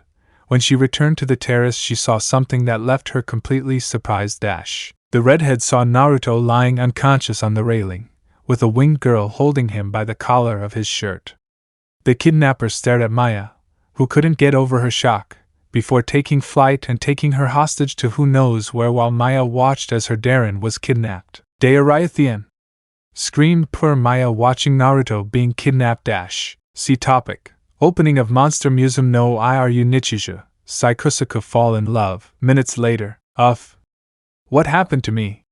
said Naruto, who slowly opened his eyes. "This is the park?" Looking around and seeing a fountain that was only seen in the city park. "How the heck did I get to?" Whoa! In that instant he realized that he is hanging from the branch of a tree to support himself and avoid a hard fall. What is happening? "Oh! You're awake!" a female voice said, drawing the blonde's attention to see a girl flying. Who are you?" Naruto asked, seeing a girl between 11 or 12 years old, blue hair and orange eyes. The most curious thing is that this girl had wings instead of hands with small thumbs. Her legs looked like those of a brown bird with very sharp claws. Her measurements were 70-51-75. She wore short gray shorts and a black sleeveless blouse. "I'm Daddy!" The girl introduced herself with a big smile. "Daddy! Daddy the Harpy! That's what Daddy is! A harpy!" she finished, leaving the ex-shinobi confused. "Huh! Daddy Harpy Daddy?" said the blonde, who didn't understand the blue-haired girl's introduction. "It's Harpy Poppy. Or was it Poppy Poppy?" The girl called Poppy was confused. She forgot the introduction. "Wait, Poppy the Poppy? Poppy? Poppy Bappa Poppy?" she said, trying to remember what she had just said, leaving an even more confused Naruto. "Hey, not to interrupt, but how did I get here? And where's your host family? It's illegal for you to walk around alone," the blonde man asked Poppy. That's why I brought you with me. The harpy pointed at the blonde with one of her fingers or feathers. Were you the one who brought me here? Exclaimed the one who hadn't expected that. Okay, that's what I get for not being more attentive. From now on, I won't let my guard down again, he promised himself, jumping off the branch, doing a flip in the air, and landing on his feet. Whoa, and me? A ninja? Why, you must be dreaming. What happened is, I just fell with style. The blonde said to calm down and change the subject, but seriously. Where is your host family? He asked Poppy again, who was looking at a mobile ice cream shop. Hey! Are you listening to me? Hey, what's that? Is it food? Poppy asked with stars in her eyes and at the same time completely ignoring the blonde. Then she ran arm in arm in the direction of the store. But when she only took 3 steps, she stopped and looked at Naruto confused. Why are you looking at me like that?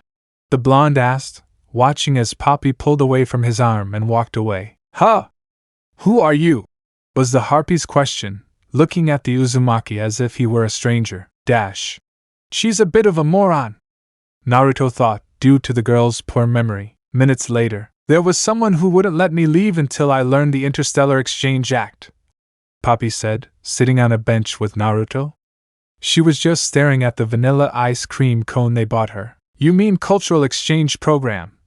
The blonde boy corrected Poppy, trying the vanilla ice cream he bought. But those things were really hard to remember. So when the Terminator got distracted, I flew away, Poppy confessed, playing with his ice cream. It's called Coordinator, not Terminator. The blue-eyed man corrected himself again to realize what Poppy was saying. Wait a minute. Did you escape?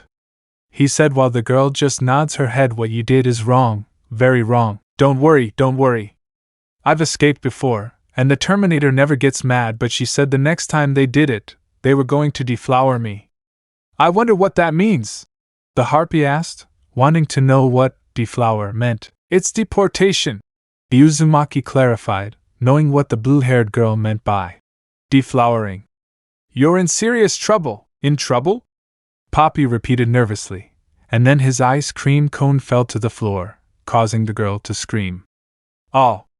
I didn't even get a bite. It's so hard to hold, she said, giving him a thumbs up and starting to cry over her ice cream. No wonder, with those hands of yours, Naruto thought, feeling sorry for the harpy. Hey, do you want some of my ice cream? I'm not really hungry. He offered his popsicle to the girl. Really? Asked Poppy, recovering from the loss of his ice cream. Naruto only answers with a yes, and then kneels in front of the blonde. In that case, bon appetit. He began to lick the ice cream while the blonde held it. Hey, could you hold it yourself?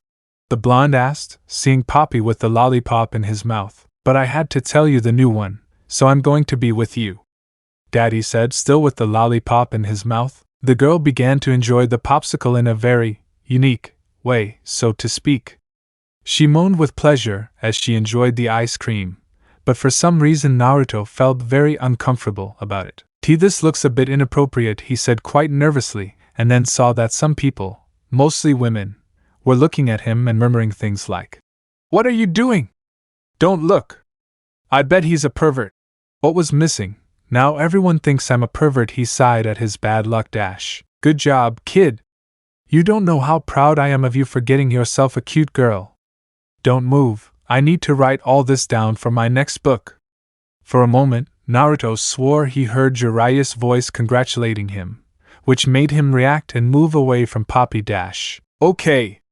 That's it, no more ice cream, he said, removing the popsicle from the blue-haired girl's mouth. But when he did, Poppy was splattered with bits of ice cream all over her face, hair, and body, as if she were covered in you-know-what. I'm all sticky, Poppy complained, seeing the remains of ice cream all over his body while Naruto groaned and looked away to avoid getting into more trouble. It's best if we go to a bathroom so you can clean yourself up, Naruto pointed out. Luckily there's one in pair. What are you doing? He shouted loudly when he saw how Poppy stripped naked in front of the whole audience and got into the fountain. I'm going to take a bath, said Poppy, who apparently had no shame in being naked in front of everyone. Is this a bird bath? She asked. No, it isn't, Naruto replied, completely red in the face. Don't change the subject. What are you doing naked in the fountain? What? Do you shower with your clothes on? Naruto's jaw nearly dropped when he heard Poppy making fun of him. That idiot made fun of me, Naruto thought, unable to believe it. Get out of there, he ordered, but Poppy dove into the fountain. It feels so good, Daddy said, floating in the fountain. I had no idea there were bird baths in the middle of the city. While he was enjoying the water, many of those present, especially the men, watched the harpy floating in the fountain, not caring that they saw her naked. She doesn't have the slightest idea how to act in human society. Even if she's just a child, there must be a limit to her stupidity. The ex-shinobi thought about how to solve the problems that Poppy is causing. I have to think of something before things get worse than they are. But at that moment, Poppy caught Naruto's face with his feet/claws. I had to talk. With that said, Poppy pulled the blonde to get into the fountain. Stop daydreaming! Come on, play with me, Poppy said, holding the blonde boy's head underwater. Hey, stop! I'm drowning! Naruto yelled, trying to free himself, but to his surprise, Poppy was strong enough to stop him from escaping. I found them! Daddy let go of Naruto, who stopped struggling when he heard Maya's voice approaching. Maya-chan? How did you find us? Naruto asked, not expecting Maya to go looking for him on her own. But then he fell silent when he saw the redhead's angry expression. Shit, she's already mad. You, bird brain. First you kidnapped my Darren, and now this? Said Maya, more than furious, and with a look that showed anger and jealousy. How envious. Nanny! It was a big surprise for the ex-shinobi that Maya only got angry because she was jealous of Poppy. But what are you saying? I want to run away with my Darren too! I'm going to kill you! Maya threatened Poppy, which worried the blonde that a fight would break out between the two girls. What? You want to fight? Now Poppy was the one who wanted to fight Maya. Hey, you two! Don't even think about it. Gah! The blonde tried to calm them down but was caught along with Poppy by Maya's tail, which was squeezing them very tightly. Bad girl! I'll boil you and your huge ass and make them into soup, Maya said, applying more pressure to her grip, breaking some of Naruto's bones in the process. Who calls someone huge ass when they have such big things? Said Poppy, who managed to free one of his legs and swipe at Maya's shirt, exposing her breasts. Unfortunately for the blonde, the swipe landed square on his face. Come on, I dare you to say that again. The blue-haired girl challenged the lamia. Stop fighting. I'm already more than bruised thanks to you. The Uzumaki, who was tired of being hurt, intervened so that the girls would stop fighting. You can't have a cat fight in the middle of. Huh? Nobody is watching you? Both he and the girls saw that nobody in the audience saw the fight. Rather, the audience was paying attention to something else. What's going on? The young people saw what was happening. Everyone watched with concern as a 10-year-old girl clung tightly to a tree branch to avoid falling, calling for her mother to come and save her. Many of those present didn't know what to do, while others shouted for the fire department. Can't that girl get down, or does she not know how to fly? Poppy asked, seeing the girl clinging to the tree branch. Isn't that dangerous? Someone has to rescue her, Maya said, worried for the girl's safety. The only dangerous thing is that you're naked. Put your clothes on. Naruto ordered the two girls. He passed his shirt to a distressed Maya to cover herself and returned the clothes to Poppy. Then he focused his attention on the girl who wouldn't stop crying. We have to do something or that little one will get hurt. Why don't you transform or use one of your ninja techniques? That way you'd save the girl, Maya mentioned in a low voice, but the blonde just shook his head. I can't do it. If people see me transform or use a jutsu, it would cause a huge uproar. I'm not ready to reveal that I'm a Hanayo yet, Naruto explained, looking down. It was true that he wanted to help the girl, but he didn't feel ready to show his true colors to everyone. Maya understood perfectly. She understood that her Darren still lacked the confidence to show himself to everyone. Leave it to Daddy. I'll just peck her down, said Daddy, already dressed and preparing to fly. Wait, stop. Naruto was about to stop the harpy, who rose a few inches and slammed his face into the ground. Huh! The blonde didn't understand what was happening when Poppy crashed. I can't fly, my wings are wet and heavy. Poppy pointed out, making Naruto and Maya sigh that the blue-haired girl was so absent-minded. Don't worry, Darren. I'll take care of this, said Maya, who was now using Naruto's shirt to cover her breasts. Climbing trees is one of the Lamia's specialties. With that said, the redhead began to stick her body to the tree and climbed at great speed so that the audience could be surprised by what they saw. Very well! I'll save the girl, and I'll show Darren how cool I can be, Maya thought as she continued climbing until she ran into many branches blocking her way. Ow. Gosh, how many leaves does this tree have? Huh! Where is the girl? Ow. Damn! I got stuck, Mom, the little girl repeated, clinging to the tree, waiting for her mother to come and rescue her. Just then, she heard some branches creaking to see what the sound was. I found you. The girl saw with great terror what seemed to be a ghost. But it was Maya covered in branches and leaves that gave her a terrifying appearance. Eek! A ghost! Screamed the girl, who let go of the branch. Everyone panicked when they saw the little girl falling. Maya tried to catch her using her tail but couldn't reach her. Suddenly Poppy managed to fly and catch the girl in the air, to the relief of everyone present and Naruto. Unfortunately, that moment didn't last long, because now Poppy and the girl were falling because the blue-haired girl's wings didn't dry and were weighing them down. At that moment, when some of the audience decided to act to catch the girls, a huge shadow appeared above them, to see that above their heads a figure with large wings was flying towards the harpy and the girl. I've got them, said the figure, who caught them to avoid a horrible fall. Look at that! It's a boy with wings! One of the spectators pointed out, their mouths agape. Darren! Maya easily recognized the person who saved Poppy and the girl. Indeed, it was Naruto, who now had a new appearance similar to Poppy's.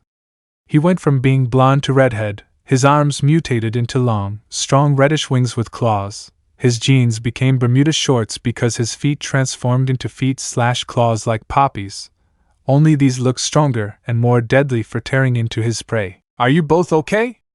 Naruto asked, grabbing the girl's waists with his feet/claws. The girl answered with a simple yes, while Poppy looked at the redhead with a slight blush. Did you save me? She asked Naruto, who was smiling at her. Good job, Daddy.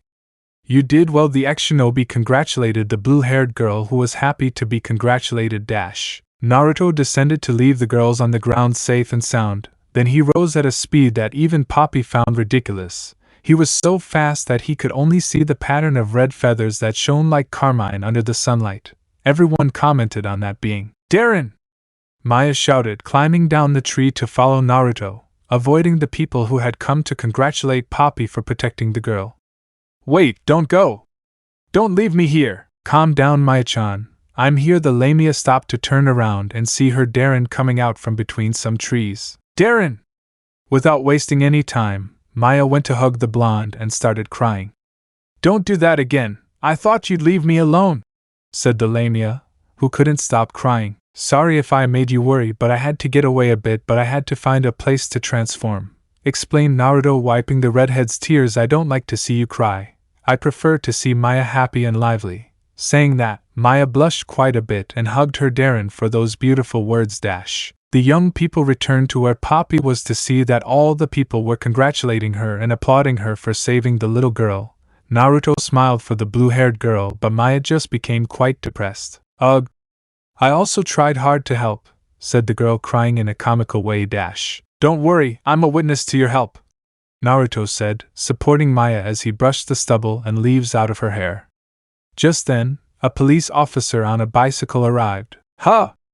I heard there was a girl stuck in a tree, said the confused policeman, looking for the girl they reported. Maya complained to him for being so slow. That guy looks like he's useless. He even has a stupid face. Naruto thought, don't worry, the girl is safe now, all thanks to this girl, Naruto said as he approached Poppy to stroke his head, and in the process Maya was dying of jealousy. Really? Good work, miss. The officer congratulated Poppy, then looked at the harpy and Maya. By the way, you two are non-human exchange students, aren't you? He asked. Where are your host families? That question made the Uzumaki a little nervous because Poppy ran away. I have my Darren, Maya replied, standing next to Naruto. Well, they told me they were going to deflower me, replied Poppy, who still didn't understand what it meant. It's called deportation, Naruto corrected. That means they'll kick you out of the country, he whispered to the blue-haired girl, who became quite alarmed and noticed. Could it be that girl? The officer said, looking at Poppy, who was clinging to Naruto's right arm. The Uzumaki knew the girl didn't want to leave, so he decided to help her. I'm your host. Maya-chan and Poppy are assigned to me, he declared, leaving the two girls surprised.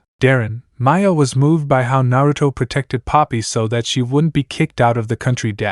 So, could you show me your ID? The officer asked, trying to ruin the Uzumaki's plan. Damn! The girls and the blonde man shouted at this unexpected turn of events. The officer stared at the ex-shinobi, who became very nervous. He searched for an excuse to save himself, but nothing came to mind. The only thing that came to mind was to knock out the officer, grab the girls, and run as fast as he could. But his salvation came out of nowhere when a certain person arrived at the park. Don't worry, I've got your ID right here, said the person who arrived at the park by surprise. Miss Smith! Naruto and Maya exclaimed, seeing the exchange program coordinator holding Poppy's ID. Minutes later, Naruto Uzumaki's house. This was a crazy day, but in the end everything turned out well, said Naruto, who served a cup of coffee to the girls. And Smith, I was surprised at how quickly you got Daddy's ID, he mentioned. Well, I've had her with me for a while now, Smith said, and Naruto asks why. The thing is, we couldn't find a host family willing to deal with a little runaway, pointing to Poppy sitting in an armchair quietly drinking coffee, so I came here to force a him. I came to ask you as a favor to take care of Poppy, she clarified, omitting the part about forcing the blonde to take care of the blue-haired girl. Are you the Terminator that got away from Poppy? The blonde mentioned, leaving Smith confused with the Terminator thing. So, what does that mean? Yep. Daddy, welcome to your new home, Smith said, surprising Naruto and Maya. Really? Daddy asked, more than happy to live with Naruto. What?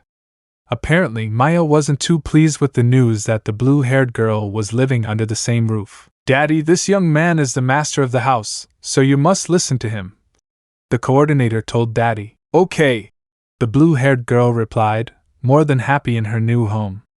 On the other hand, Maya still hadn't reacted. She was still in shock that Poppy would be living with them. Wait a minute! Do you really think it's a good idea to have two girls under the same roof? Naruto questioned, knowing that Maya can be very jealous. I'm sure everything will be fine, the brunette replied as if nothing had happened. Naruto just stared at the woman and thought that she was just like Tsunade, both of them shirking their duties to avoid working. Okay then. Daddy, don't run away again, the black-haired girl asked, making the blue-haired girl nod. Don't worry. I know I'm not very smart to understand certain things, but I learned something, said Poppy, who ran to Naruto and attached herself to one of his arms. I should just stay with my husband, right? Nice to meet you, husband, she declared very happily. Husband, let's take a bath. We can continue where we left off. Poppy pulled the blonde by the arm to go to the bathroom. Hey, don't throw me, Naruto said, a little blushing. Then both young men stopped when they ran into Maya, who seemed to be calm. Maya-chan? Sure, go ahead. Take care of Poppy-chan, said Maya, who didn't seem to be upset or even furious, and that seemed strange to Naruto and Smith. Maya-chan, are you okay? Did you catch some kind of cold? He asked, concerned about the calm redhead. Of course I'm fine, just go and take a bath with Daddy. I'll wait here, Maya answered, still calm, while Naruto and Daddy went to the bathroom. Don't take too long, she said. Well, that was surprising, Maya. I thought you'd be angry or bursting with jealousy like always, Smith said, knowing Maya's temperament. Why would I be upset? I admit it's a little annoying that someone came to our house unannounced, she said, crossing her arms under her breasts, making them look bigger. But Daddy-chan is a girl. She's just a girl. She's nothing more than a girl. She's just a girl. As long as I accept her as the adult that I am. She finished, trying to calm down. Oh, but Daddy is the same age as you, Maya, Smith mentioned, so that Maya became very tense. She may have a small body, but that's so they can fly. That's why they look much younger, the coordinator finished explaining while Maya went at high speed towards the bathroom to knock down the door with her tail, and in the process hit Naruto with it. Darren, I'll take care of her, Maya shouted, leaving Poppy in shock. Minutes later. Now listen, Daddy. Darren is only mine. Understood? So don't lay a finger on him, Maya said inside the bathroom while washing Daddy's hair. But Daddy doesn't have fingers, answered the harpy, believing it was a game. While they were still arguing in the bathroom, Naruto was lying on the floor, his head bloody from the blow he received from Maya.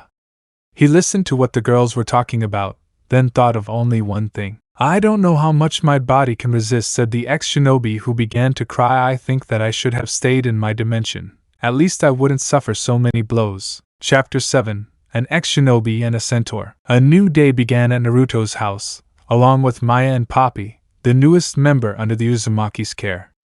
Right now, the blonde woke up very early to prepare breakfast.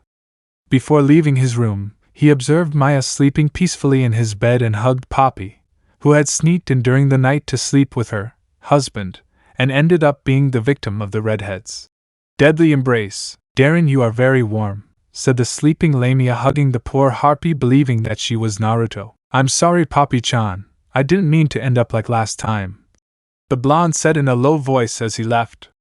What happened was that Naruto used the Kawarimi no Jutsu to switch places with Poppy. Well, I'd better get cooking because I'm starving, he said as he headed to the kitchen, and when he opened the refrigerator he was in for a big surprise to find it empty. Yeesh. There's nothing to eat, he shouted, crying in a comical way. Damn, I'll have to go to the supermarket quickly before those two wake up.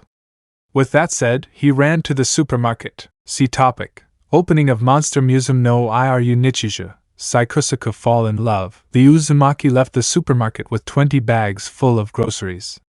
It was a good thing there was a supermarket in the neighborhood that was open 24 hours a day for both people and nocturnal interspecies. It's lucky I have a job, so I can buy everything I need for me and the girls, Naruto said. But by Kami, who would say that Maya-chan and Poppy-chan ate so much, but why should I complain? I eat 3 times more than they eat together, he mentioned. Being a Hanayo also increased his appetite. He could eat so much that he would make everyone in the Akimichi clan look ridiculous. At the moment the Uzumaki was about to turn into the next street, in the distance something running at great speed was approaching just in the direction that the ex-shinobi was going to turn to end up hit in the face with something bigger than his own head. Ah! The Uzumaki shouted, shooting several meters back, throwing everything he had bought as he rolled on the ground and hit a traffic sign. What hit Naruto was a centaur running through the streets. This interspecies girl, known for having the lower part of her body similar to that of a horse, and the upper part of a normal person with the exception of her horse ears. This girl had fair skin, long blonde hair tied in a ponytail and with 3 bangs, 2 on the sides of her face and 1 in front but open for her eyes. The centaur wore a sleeveless white shirt that covered enormous breasts that competed in size with Tsunade, and with a red bow around her neck, she wears a long black skirt modified to perfectly cover her horse body and a sword at her waist. I can't believe we met. This must be the work of fate. The centaur said, my name is Centauria Shianus. I belong to the solemn race of the centaurs. Fate wants you to be my lord. The centaur called Centauria introduced herself to an unconscious Naruto, huh? Was the only thing she said, seeing the blonde lying on the floor and a smoke coming out of his mouth denoting that it was his soul going to heaven, somewhere else in the city. Did you meet Centauria? She was given special permission to go out alone, Miss Smith said into her cell phone to the Uzumaki. She was in her apartment, lying on her bed in her underwear. Apparently, centaurs have a tradition of embarking on journeys in search of their masters. Your lords? Naruto said from his cell phone. I'm talking about your host family, Smith clarified. So, while you're in Japan, your host family. At that moment, the woman yawned, allowing Naruto to ask if she was okay. I'm sorry, but today is my day off. Darren-kun, can you take care of her? What? Wait a minute. I can't. The Uzumaki complained, but before he could continue, Smith had cut the call. Good night, Smith said, as he went back to sleep peacefully. With Naruto and Centauria, that woman, there is no doubt that she is just as negligent as Bakon, Naruto said angrily as he put away his cell phone. I must say that Japanese spells are serious stuff, Centauria said, holding the ex-shinobi's bags of merchandise. Spells? What spells are you talking about? Naruto asked, not understanding what the centaur was saying. You know, if you go through an intersection at high speed and crash into someone, you will meet your soulmate. Centauria mentioned this is a Japanese divination magic charm, isn't it? What charms or anything like that? You just caused a traffic accident. Naruto thought at Centauria's logic. Look, Miss Centauria, I'm not your soulmate or anything like that, and the Japanese spells are just old manga cliches, he clarified as a woman passed by him and Centauria. What? I knew it, I should have run with a piece of toast in my mouth, Centauria said, remembering what she learned from a book she read while the blonde brought a hand to his face. Where the hell did he learn about that? The blonde muttered in a low voice before speaking to the centaur. Hey, what are you doing looking for your soulmate so early? And by the way, tell me why you use such a violent method as crashing into someone. He thought about the last part. Just as Centauria was about to answer Naruto, a thief on a scooter stole the purse of the woman who had passed by them a few moments earlier. Once the thief had what he wanted, he sped off to escape. Get away! Get out of the way! The thief shouted for the people who were in his way to move aside, especially Naruto and Centauria. Watch out! Centauria pulled the Uzumaki away, grabbing him and moving him out of the thief's way. Damn you, will you continue committing crimes? The blonde said, unaware that Naruto's face was in a very flattering position. And no, I can breathe, said the ex-shinobi with his face trapped in one of the girl's enormous breasts, while his right hand grabbed the other breast. Ah. Excuse me. Centauria apologized, embarrassed, and immediately separated from the Uzumaki who was catching his breath. I almost died, he said in a low voice, and then saw the thief who was escaping. That guy must be the one who has been stealing from the people who live in the neighborhood. Saying that, the centaur opened her eyes so that her shame went away. What did you say? Said the centaur who unsheathed her sword. I will not allow him to steal again. As a member of the highly esteemed centaur race, I swear on my sword that I will capture that villain and give him what he deserves. Finished the blonde, making a vigilante pose, however, putting her sword in its sheath. According to the Interspecies Exchange Act, I am prohibited from laying a finger on him. That was the reason why I was looking for my master, so I could fight by my side, finished Centauria. But carrying a weapon is against the law, Naruto pointed out, pointing the centaur's sword. There's no other way. With that said, he took the Uzumaki's hand. Even if you're not my master, you'll have to accompany me. Hey, wait a minute, I haven't even had breakfast yet to get into a chase, said the Uzumaki, but Centauria didn't care. In the end she had to accept so she could finish the matter and eat her ramen of the day. Damn, I'll miss breakfast for a girl who risked her life to be a heroine, thought the annoyed one who was preparing to mount on the back of the centaur, who stepped aside to send a kick that the blonde managed to dodge in time. What the hell were you doing? What were you doing? I'm not a horse. You're not my master. How rude you are, Centauria said with a reddened face, turning her back on him and crossing her arms. This is the last straw. It seems that Japanese spells don't work after all. What do you want me to do then if I can't go with you? Naruto demanded while Centauria thought of something. With the purse thief far from the scene, the pickpocket continued to flee the urban area, searching the inside of what he had just stolen. What a nice haul, said the thief, seeing many 10,000 yen bills. Stop right now! Someone shouted, as the sound of a galloping horse was heard. The thief turned to see the centaur chasing him from behind. You scoundrel, stop peacefully! Otherwise, the blade of my sword will make you feel the weight of your crimes. Bad day, bad day, bad day, bad day, Naruto shouted, holding onto the blonde's waist with his arms to keep from falling. Listen carefully. If you dare to play too hard, I'll throw you down. The centaur threatened the Uzumaki. Well, slow down, I'm having a hard time holding on like this, Naruto shouted, holding on as best he could, but it was difficult. Are you the same girl from before? The thief said, then sped off on his scooter. Ha! You can't beat my Model 36, I won't let him get away, said the centaur, who quickened her pace to catch up with the thief. The thief saw Centauria catch up to him and change direction, taking a very winding route to lose her, but the blonde had no problem with that. But Naruto, bad day, bad day, bad day, bad day, bad day, continued shouting the ex-shinobi who was holding Centuria's waist. Don't shake like crazy, you fool!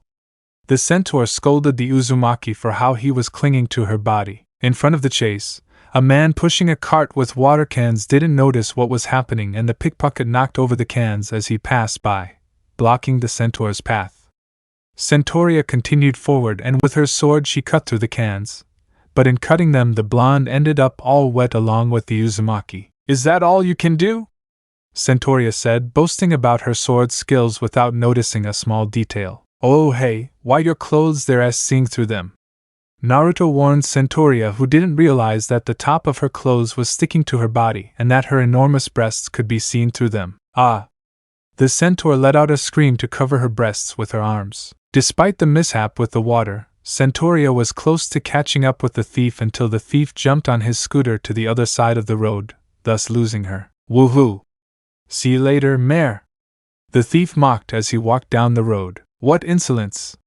Now I'll show you that no one should make fun of a centaur, Centuria said as she approached the edge of the dance floor. Naruto knew what the girl was up to and he didn't like it at all. Wait! Aren't you thinking about? Naruto couldn't complete the sentence when Centuria jumped from the top to begin descending to the lower track by a dei. He screamed, terrified by the height they were at. But luckily for the two blondes, a truck that was passing by the same road was what cushioned their fall a little, falling on the front part to push themselves and jump forward towards where the thief is, and in the process destroyed the truck. You won't escape, Centuria said, placing the edge of her weapon against the frightened thief's neck and then looking behind her at Naruto. Hey ruffian, you'll have to, for God's sake. I thought I was going to die, said a relieved Naruto, who didn't realize that his hands were on the large breasts of a red Centuria. Aha! What do you think you're touching, you jerk? Said the centaur, struggling to get the blonde to let go of her, and in the process, her sword was getting very close to the neck of the thief who was sweating cold. Don't move so much or I'm going to fall! Naruto shouted, grabbing Centuria's breasts, who let out a moan. Why you wretch, why you're doing it on purpose? The blonde said, embarrassed, you wretch. First you rode on my back and now you're doing this to me. I swear I'll make you pay for this insult. The poor centaur couldn't stop moaning when the Uzumaki pinched her nipples, which were very sensitive. As things continued between the blondes, the Uzumaki accidentally ripped open Centuria's shirt, exposing her prominent breasts. To the thief's surprise, he saw that the centaur wasn't wearing a bra. The poor man suffered a vicious nosebleed, causing him to lose control of his scooter and crash into several crates filled with paint cans. Wow, at least we managed to stop him, said Naruto, looking behind the thief. Then he noticed that Centuria didn't stop despite them stopping the guy. Hey, why are you still running? We stopped the thief.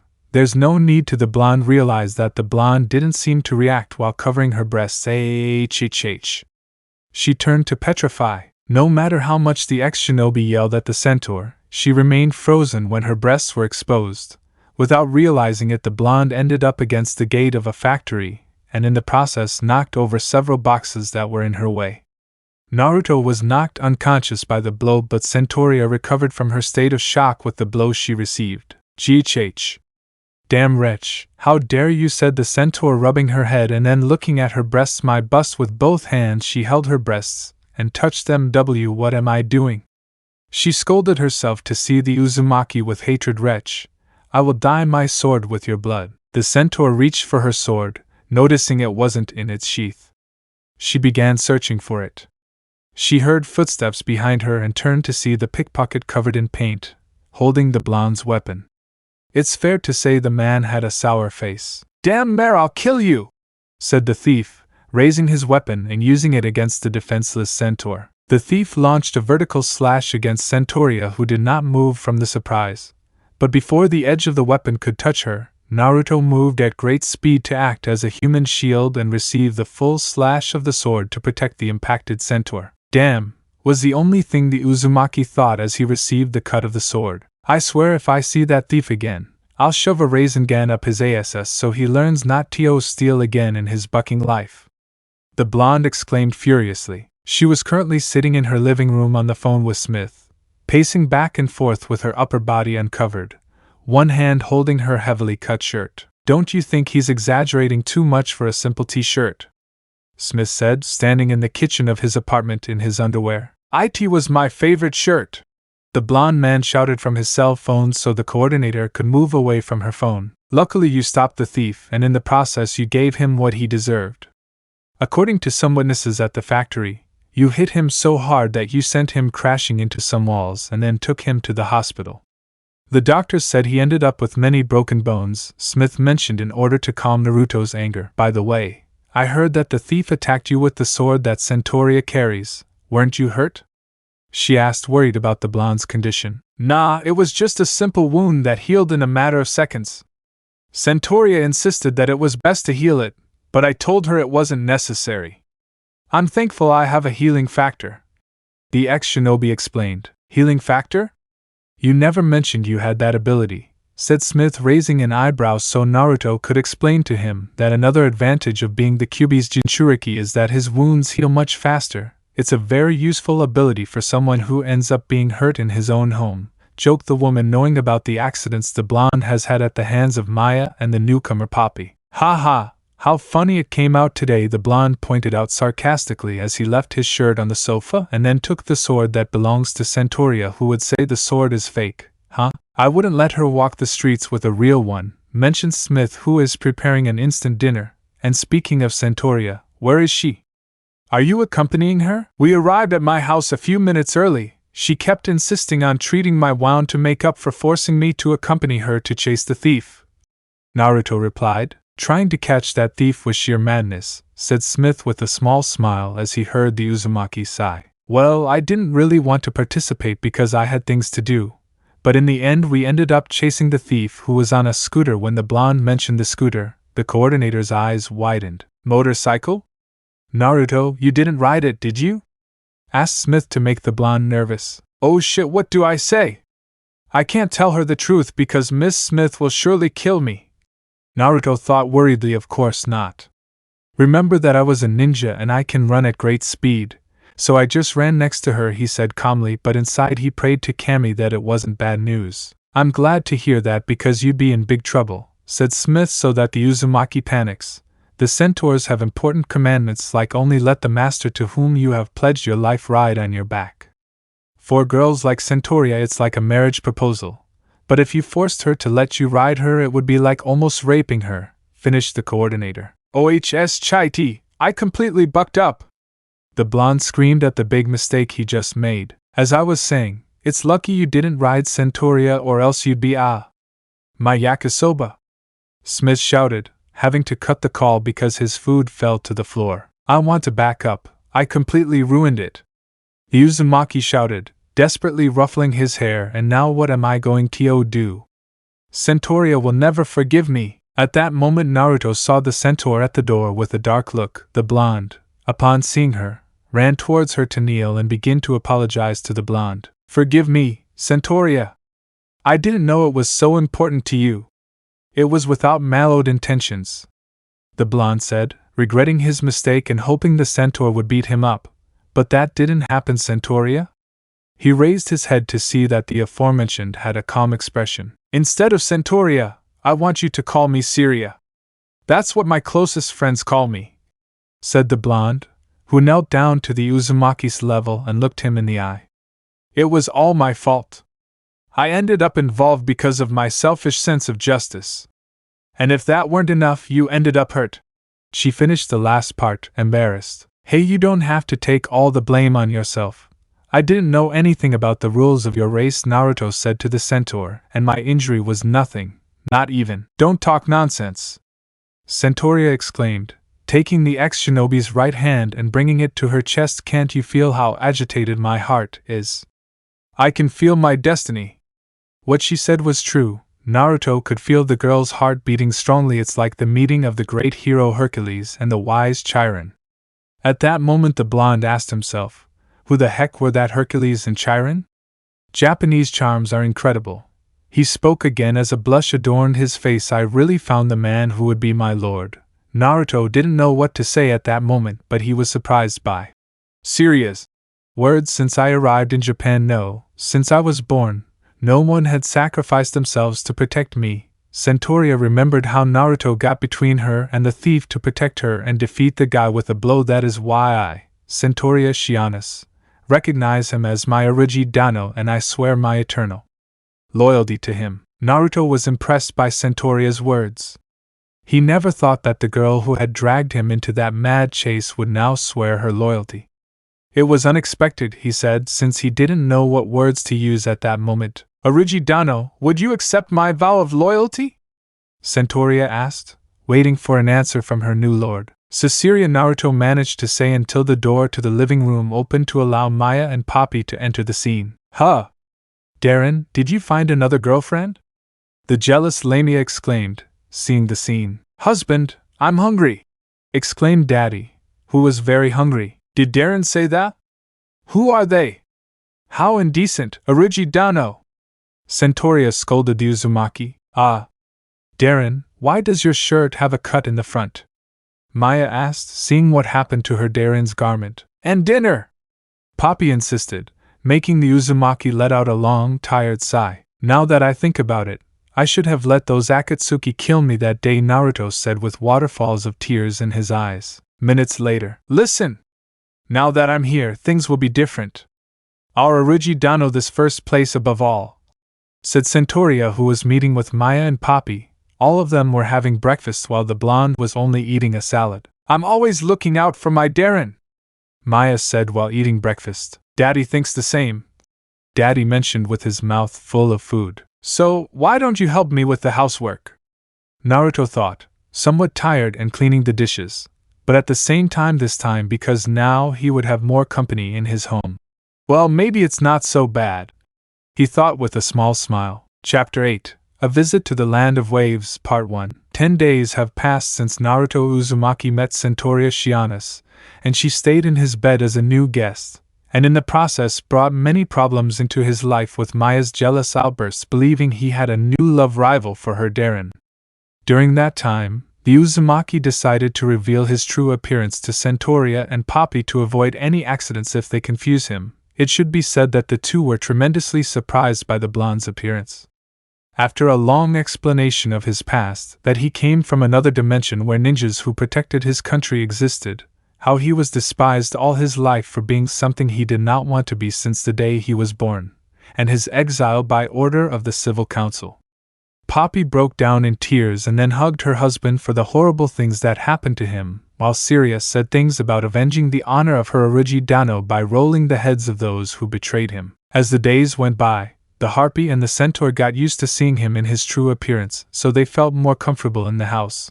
But the problem was dealing with Maya and Centauria's arguments for the blonde's attention, and the blows he had to endure for having to stop both of them. The next day, welcome to my private training field, said Naruto in his Hanayo form, who took Maya, Poppy and Centauria to see his practice area under his home.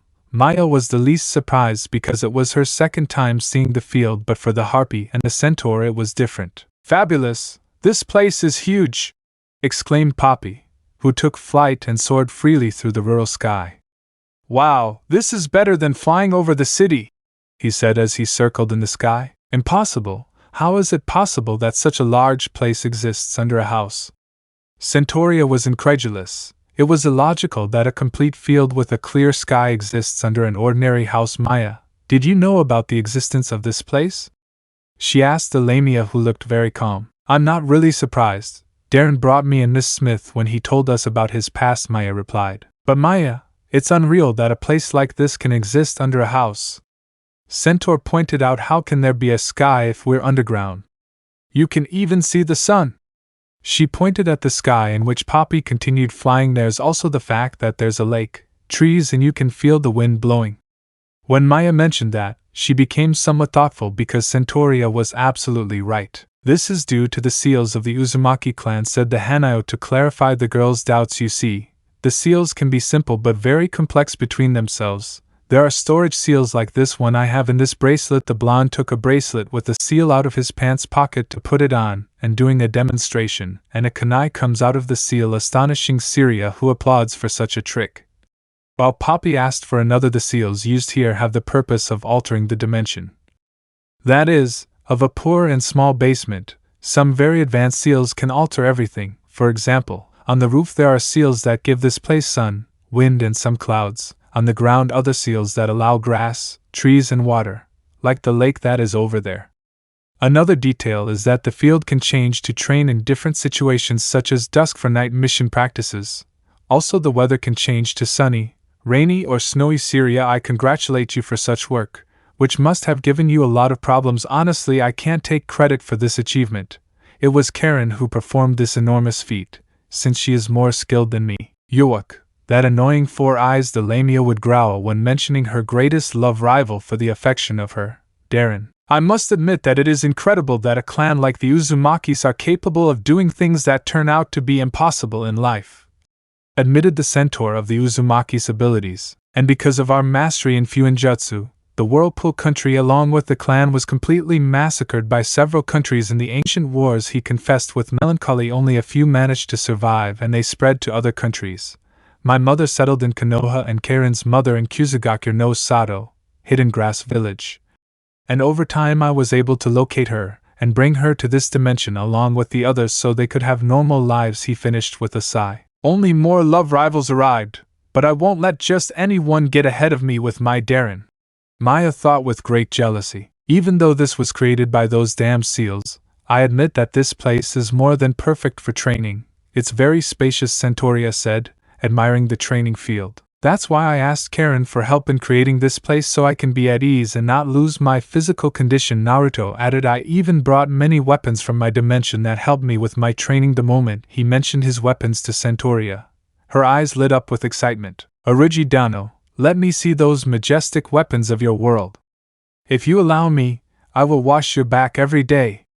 A blushing centaur begged her master, who blushed at such a tempting proposal, and Maya became even more jealous. Calm down, Syria. In fact, I was going to show you my weapons. The blonde Hanayo told her to guide her to some shelves where all his weapons are. Well, what do you think? This is beautiful, Origidano. I had never seen such a variety of unique weapons. The blonde exclaimed, amazed by her master's ninja weaponry. What is the name of this weapon? Syria held a Kuzurigama that Naruto pleasantly explained its function. And how does this work? The blonde told her that it was a closed Fuma shuriken, and then unfolded its blades to better admire the weapon. What a wonderful weapon! Then she fixed her gaze on a certain weapon that caught her attention. This is Centauria held in her hands a weapon that she had only seen in magazines and some old books. Her eyes shone like a deer seeing headlights. She slowly unsheathed it to listen to the exquisite sound of the moment, and as if the background music of a video game resonated, not applicable. Like when a treasure chest opens in Legend of Zelda, a katana. This could be one of the replicas of the katana of the famous samurai Hattori Hanzo. She admired the weapon and observed every detail, saying that it was perfect. I never thought I would see the mayor so excited about a simple katana, said Maya with a drop on her head, watching how Centauria couldn't stop admiring the weapon. She's just happy to have an authentic sword and not like the one she carries with her, the Uzumaki said, remembering that Syria's sword is fake. Husband, what is that huge sword? Asked Poppy, looking with such excitement at the enormous sword on the blonde Hanayo's bookshelf. That sword belonged to a great ninja named Zabuza Momochi, said Naruto. This weapon is called Kubikuribocho, Decapitator Knife, and it is one of the 7 legendary swords of Kirigakure no Sato, and that only the Kiri no Shinobigatana Nananin Shu, 7 ninja swordsmen of the mist, can carry. At the end of his explanation, Centauria did not take her eyes off the great sword. It's amazing this sword could finish off any enemy with a single blow, she said, and then imagined herself wearing armor and the great sword on her shoulders. Origidano, would you allow me to use it? She asked the Uzumaki, who put a hand behind his head. I don't know, Syria. The sword is too big and weighs too much for you to lift, the blonde mentioned. Fufufu. Do not underestimate the strength of the centaurs, Origidano. I assure you that I will be able to manipulate that sword. Just tell me when and we will put ourselves to the test. And when I have it in my hands I will be unstoppable. For the first time in the house they saw a stage of an arrogant Syria, but it suited her wonderfully. Well, if you say you can do it, I can't object to that, said the blonde Hanayo, who approached Zabuza's weapon and took it with one hand to the surprise of Poppy and Centauria herself. Here it is. but I warn you that it is very heavy. Witness the strength and will of the centaur's Uruji. She didn't finish the sentence because as soon as she took it, the weight of the same weapon took Centauria to the ground, giving her a strong blow. What happened? She asked, confused, seeing the weapon stuck in the ground. Are you okay, Centauria? Poppy asked the blonde, who stood up, telling him she was fine. What were you saying, Centauria? That the strength and will of the centaurs would lead you to lift that sword? Maya said mockingly, looking at the centaur on the ground. It's just warming up, am I? Exclaimed Centauria, who held Kubikura Bocho's manga tightly and tried to pull it out of the ground but couldn't move an inch. This thing is very heavy, but I'll do it, and no matter what it costs me. The centaur refused to give up and continued trying to lift the weapon, but in the end she couldn't, and ended up completely exhausted. And no, I can't lift it. I told you the weapon was very heavy, Naruto reminded him, taking the weapon and lifting it as if it weighed nothing and placing it on his shoulder. This sword is not something to be underestimated. It was made to finish off the enemy with a single cut thanks to its weight and length. I'm very sorry for my behavior, Aruj Dano. Centauria apologized. This shows that I still don't have the required strength. When I get it, you and I will go on an adventure like in the RPG video games. Said comment caused Naruto and Maya to have large drops of sweat running down their heads. I wonder if that Zabuza Momochi must have been a great person to give you his sword, Darren, said Maya, thinking that ninja had to be a kind person. He. Well, the truth is Zabuza was a criminal ninja who tried to kill me and my team a long time ago. The Uzumaki responded nervously so that the girls opened their eyes completely, followed by a loud EHHH.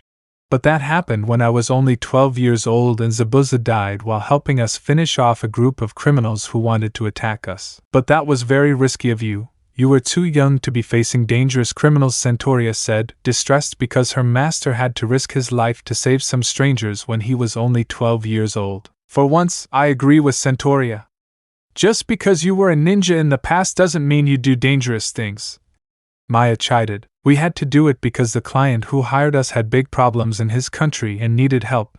The blonde Hanayo mentioned to the girls, the life of a ninja has many risks since you don't know if you can die. It's live or die in every mission we do. Neither of them knew what to say about it, but it was incredible that someone like Naruto had such a risky life. Husband! Tell me what happened that day when you were a ninja! Of the three girls, Poppy would be the most interested in learning more about the Uzumaki's past. Of course, Poppy-chan. But first let's go to the living room so it's more comfortable, and I'll tell you what happened on my first mission, said the blonde, so the harpy hugged him out of excitement. Minutes later, main hall. The blonde was preparing some tea for the girls who were in the living room waiting to hear his story about when he was a ninja in Konoha. Poppy looked very excited, but Maya and Centauria looked very serious. I find it hard to believe our Origidano had such a risky past at such a young age, Centauria said. But I'm surprised by the calm way he did things in his world. Maya, did you know about the things he did in the past? She asked the Lamia. Darren only told me and Miss Smith about his exile because of the council, but I didn't want to talk about it because he got really angry when he remembered how his friends abandoned him because of the QB. The redhead mentioned, so Centauria would ask about this thing called QB. That's something you should ask Darren. It's something very personal. She finished, looking away. Here you go, girls. Naruto met with the girls carrying a tray with cups of tea for the girls, and using 3 of his tails he gave a cup to each one. Okay, now I'll tell you. Wait a bit, Origidano. There is something I would like to ask about you, Centauria interrupted. I want to know about your relationship with the QB. When he mentioned the fox he became serious. You see, Syria, to not make a long story short, what happened is that the day I was born Konoha was attacked by one of the bijus. The QB, the Uzumaki told Centauria, the QB is one of the 9 bijus that exist in my dimension and the strongest of all. That day the Yondaime Hokage sacrificed his life by sealing it inside me and saving the village, but that brought me a lot of problems because all the villagers believed that I was the reincarnation of the fox. He finished. What kind of idiot would make an innocent child's life a living hell? Why did you have to seal a beast inside you? The blonde exclaimed, drawing her sword, wishing to punish the Yondaime. It's because that wretch is my father, confessed the Uzumaki, who clenched his fists, leaving Centauria and Poppy speechless. He was the one who ruined my life by sealing the QB and making the people of Konoha see me as a hero, but never thought about the consequences. That guy is a wretch, using his own son without thinking about the consequences. Centauria exclaimed, I swear that by my sword, although it is a replica, that I will punish that person who destroyed the life of my Origidano. He said like a true gentleman in service to his king, and earn Poppy's admiration and make Maya think that the mare lost the screw dash. Thank you for wanting to defend my honor, Syria, but I regret to tell you that the Yondaime died. The same seal that sealed the Kyubi inside me, contradicted the Uzumaki who lowered the blonde spirits. Don't get so worked up. The only good thing about being banished is that I have a new life. A second chance at living thanks to the Kyubi that gave me this new. At that moment it unexpectedly happened to Naruto that his body began to shine a reddish hue and change shape into that of a male lamia. To the surprise of the girls, but what the heck happened to me? How did I change shape? He asked himself, not expecting the change dash. Look, Hazbin used one of his ninja techniques to look identical to Maya, Poppy pointed out, with little stars in his eyes upon seeing the change in the blonde. Darian, when Maya saw the Uzumaki in his male lamia form, her eyes turned into hearts dash. What the hell did you do to him, Amai? Did you use some lamia sorcery to make Origidano change? The blonde shouted at the redhead, while Poppy began to play with the tip of the Uzumaki's tail, which began to feel weak. Something common in all lamias, as it is their most vulnerable point dash. I didn't do anything to Darren, nor am I a witch to cast a spell on him. Maya defended herself, confronting Centauria. Wow, this looks real, said Poppy, playing with the Uzumaki's tail, which was feeling weaker and weaker. I thought I had the transformations under control, but it seems I'm still green at it, Naruto murmured weakly, courtesy of Poppy, and then moved his tail away. That's enough, Poppy-chan. I have to return to my true form, he said to concentrate, and return to his original appearance. But what happened was another big surprise for the girls, who saw how the blonde Hanao now took his male harpy form. Not applicable. His appearance remains the same as in Chapter 6. Oh come on, this can't be happening to me right now, he complained, seeing that he didn't return to his old appearance dash. Now she turned into a Yu Harpy. What the hell is going on with Origidano? Centauria shouted, clutching her head in despair. Great, now my husband is just like me, and we can go flying every day, said Poppy, who also had hearts in his eyes. Are you okay, Darren? Maya asked, seeing how dismayed the Uzumaki was at what was happening to him. I'm fine. It just seems like I'm having trouble controlling my other transformations, Naruto mentioned, crossing his arms/wings. I'll have to start training my transformations if I want to avoid problems in the future. Origidano, Centauria spoke, still in shock. See, can you explain to me what's going on? How is it that you're changing your appearances? She asked without taking her eyes off her master, who let out a tired sigh dash. Look, Syria, not to make things too long, I'm a Hanao with the ability to transform into other interspecies, but I still haven't mastered my changes and how to control them, explained the blonde Hanao, who was hugged by a very happy Poppy, which made Centauria and Maya very jealous. Origidano, forgive my outburst, but I find it impossible to believe what I see. And at that moment Centauria had a light bulb moment. If her master can transform into a male version of a lamia and a harpy, it could be a centaur. If so, she imagined riding freely in the enormous basement field next to a gallant and powerful blonde centaur holding hands. Without knowing that he turned like a tomato and imitated a pressure cooker. Do you think it's possible if starting to play with her fingers? Is it possible for him to transform into something similar to me? I think it's possible, although it may take me a while. Daddy-chan, can you move a little? Naruto asked the blue-haired girl, who refused so Maya could grab her neck with her tail to separate it. It wasn't necessary to do that, Maya-chan, he mentioned with a drop of sweat running down his head so the lamia could respond. It's more than necessary, Darren. She has to learn to calm her jealousy, she thought at Maya's actions dash. Naruto closed his eyes to concentrate on transforming. The girls waited to see what would happen until the blonde Hanao's body began to glow and take on a very tall, towering form. Once the transformation ended and his body stopped glowing, Maya, Poppy, and Centauria opened their eyes in surprise. Now the former Konoha shinobi looked much larger than usual. His upper body, from the waist up, became more muscular. His thorax and male chest were dressed in armor that molded to his body.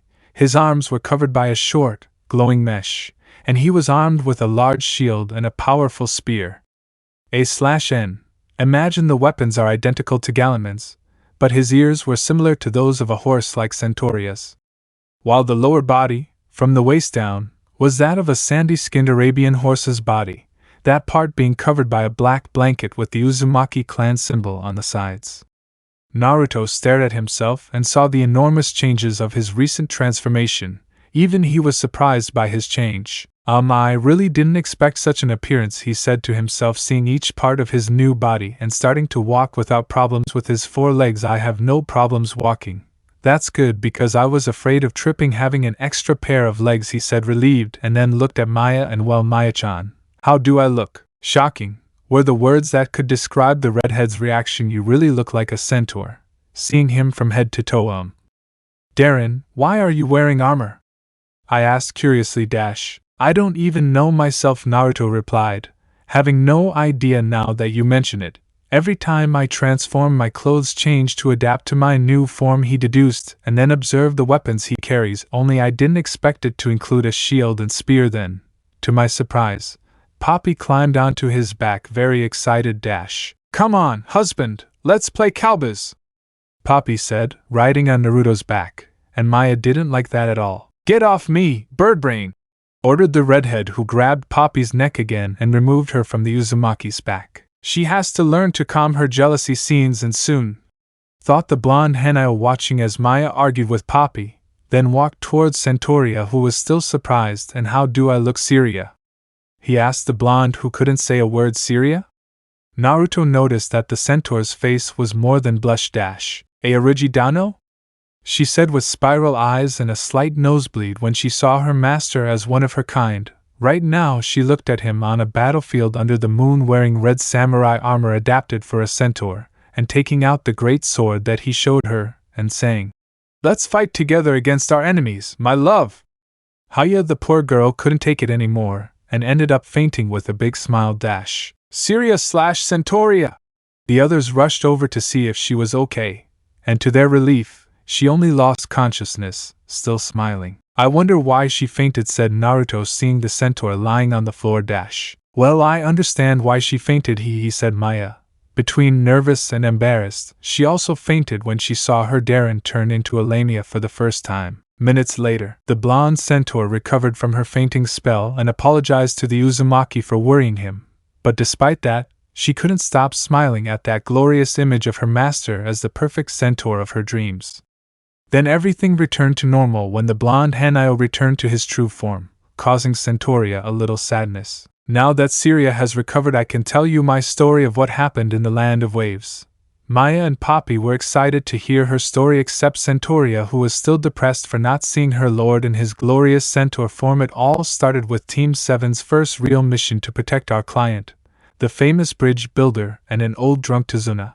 The girls had a few drops of sweat when they heard that part. And so the former Konoha shinobi began to tell them what happened on the mission a long time ago, only he had to omit certain parts related to his former teammates. The girls listened to everything very attentively, like the encounter they had with Gozu and Meizu, known as the Akuburazazu, Devil Brothers, the first encounter with Zabuza, and arriving at Tazuna's village, where he told them about the terrible situation the entire country was going through because of Gato, the training with Kakashi, his encounter with Haku, and the second fight against Zabuza. At that, the girls began to cry when the blonde Hanao came to the most painful part of the story, with Haku's death. Zabuza realized what he was to Haku, and how much he loved him, and that he felt very sorry for how he died saving him, said Naruto, hurt by the death of the person who was the first friend he really had. Then Gato appeared with all his henchmen to eliminate us, but Zabuza, with his arms useless and armed with only a kunai in his mouth provided by Kakashi, finished off Gato, followed by most of his men, and the rest just ran away in terror. In his moments, Zabuza asked Kakashi-sensei to take him to spend his last moments by Haku's side and then die.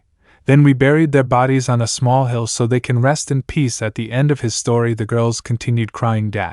What a pity for Zabuza. Even though he was your enemy, it turned out he had a heart, Maya said tearfully while wiping her tears with the tablecloth. A villain seeking redemption for his crimes by sacrificing his life. That was the honorable thing to do.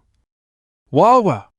It was Centauria's turn, breaking down in tears and wiping her tears with the tablecloth. That reminded me of those sad endings in comics where the hero dies, Poppy said nostalgically, still wiping himself with the tablecloth. The life of a ninja isn't easy, you have to risk your life on every mission, Naruto told the girls as he used one of his 9 tails to pass them a box of tissues to dry their tears. But if it weren't for Zabuza, the entire country would still be under Goto's power. Now it's back in its glory, and it's one of the most prosperous and beautiful countries, he concluded. I would have liked to see with my own eyes what the land of waves looks like now, said Maya, her sadness gone as she thought about how wonderful it would be to be in that country. It must be a wonderful place. I wish I was there right now. If you want, we can go to the land of waves one day so you can get to know him, offered the Uzumaki, who had a great idea. You know something? Tomorrow we'll go visit Tazuna. What do you think? It's worth saying that the girls' eyes widened. Hey! Are we going on a trip? The girls would be in shock because they didn't expect such a surprise. Are we really going to the land of waves? Maya asked, still in shock, while Naruto answered yes. But aren't you worried that the Konoha ninjas will keep looking for you? Maya is absolutely right. If the ninjas of your village find out that you have returned, they would plan to capture you, Centauria said, worried that something might happen to her master. Daddy doesn't want anything bad to happen to my husband, said Daddy, the most worried of the 3. Worry about Konoha? Ha! As if they were going to do anything against me, said the Uzumaki carefree. With my banishment, the village lost many of its alliances, and especially with the land of waves that forbade the Konoha ninjas to set foot in their lands, or they will have big problems. That is why I do not worry about the matter if they find out about my return, because it would cause a conflict between countries, and that would not please the daimyo of the land of fire at all due to the problems the country is going through. The Uzumaki's words spoke the whole truth. When he was unjustly banished, many of the countries that had alliances with Konoha thanks to him were cut off. Even Suna cut all ties with the village by order of the Godame Kazakage Sabaka no Gara. With the loss of the alliances, the land of fire went through one of the worst economic crises. Other nations learned of how Konoha banished a genin who only fulfilled the mission they gave him to bring by any means the Uchiha who deserted to join an S-rank criminal like Orochimaru, the culprit of the death of the Sandame Hokage and the Yandame Kazakage. One day the daimyo arrived unannounced to the village to clarify what happened about the banishment of that genin. Tsunade explained what happened that day, and starting with the desertion of Sasuke Uchiha to join Orochimaru in exchange for more power and revenge on his older brother, who sent a rescue team made up of the best genin of the village and led by the Chunin Shikamaru Nara to bring the Uchiha by any means, and that Naruto was the one who brought him back but almost died in the mission, at the hands of Sasuke. Days later, the Konoha Council held a meeting where they expelled the Uzumaki for attempted office against Sasuke, and that the civil council banished him by unanimous vote. The daimyo was angered by the fact that the council made such a foolish decision to banish someone who only followed the orders given to him, but he was more bothered by the fact that the Uchiha was not punished for treason, so he ordered the civilian council to be executed, and that the Hokage had the power in the council, and that Sasuke was sent to prison to later decide his deserved punishment. So, is it safe to go to your dimension? We don't have to worry about Konoha? Maya asked again, a little more confidently. Of course, there's nothing to worry about, said the blonde Hanayo to calm them down. Now I want you to go prepare your things because we will leave tomorrow morning. The girls excitedly went to their rooms to have their things ready. At the moment, he took out his cell phone to make a call. First, I have to talk to Miss Smith about our trip. He waited a few seconds for the call to be answered. Hello, Miss Smith. I'm glad you answered. But it's our dear Darren-kun. What a surprise that you're calling me, answered the coordinator. Why are you calling me? I'm busy right now. Yeah, sure. If you're working, then Team isn't a vengeful piece of shit and lives very happily with the bitches Haruno and Yamanaka reviving his clan. Naruto thought is that he wants to talk to you to tell you that tomorrow I'll go out with Maya-chan, Papi-chan and Syria for 3 days. Oh, you'll take them on a picnic. That's perfect, Darren-kun. That way you'll get to know the girls better, said Smith, happy with what he heard. Well, to tell the truth, I'm going to visit some old friends that I haven't seen in a long time, Naruto clarified to the coordinator, who asked him where his friends lived. How can I tell you? We'll go to the land of waves, which is in my dimension. The land of waves sounds like a perfect place for You say they will go with MI and the others to your dimension. Smith shouted, cutting the call dash. Miss Smith, hello, are you still there? Naruto said, worried about what would happen, before hanging up. I don't know why I feel like I just messed up. It only took 20 seconds from the call for the doorbell to start ringing like crazy, followed by several knocks on the door. Everyone in the house went to see what was happening, and when Naruto opened the door, he got a huge surprise to see Smith agitated and with a sour face. Ha ha ha, very well. Uzumaki, tell me exactly. Word for word about traveling to your dimension, said the coordinator, tired and exhausted from running from her office to the Uzumaki's house. Even the expression of rage on her face caused the blonde a lot of fear. Hours later, I understand that you want to visit those people after so much time, but with their situation in your dimension, I don't think it's the safest thing for Maya, Poppy, and Centauria to do. Smith pointed out, sitting cross-legged on the couch and watching Naruto and the girls who were disappointed in the idea of traveling. She heard the whole story of the problems and restrictions in Konoha, but she didn't want to risk the girls being in danger in a completely unknown world. But I already told you that there is nothing to worry about if Konoha finds out about my return. The new daimyo strictly ordered that no ninja from the village can set foot in his country, or you will have serious problems between the Land of Waves and the Land of Fire, Naruto clarified to Smith, who was thinking, look, what do you think if you accompanied us on the trip to make sure nothing goes wrong? He offered to the black-haired girl. Well, if you put it that way, I don't think there's a problem if I accompany them, she said in agreement. But first I have to communicate with the directors about it. With that, she got up from the chair and took out her cell phone to make a call. And to think that the trip would be the perfect opportunity to be alone with my Darren, complained Maya, who didn't like that Naruto invited her to the trip. You have to understand that she is only doing her job as coordinator of the cultural exchange program. Centauria spoke to the redhead, who yelled at her. And since when does she really work? Well, I think you're right about that, she said with a drop of sweat on her head. Hooray! The Terminator will accompany us to the Land of Pots!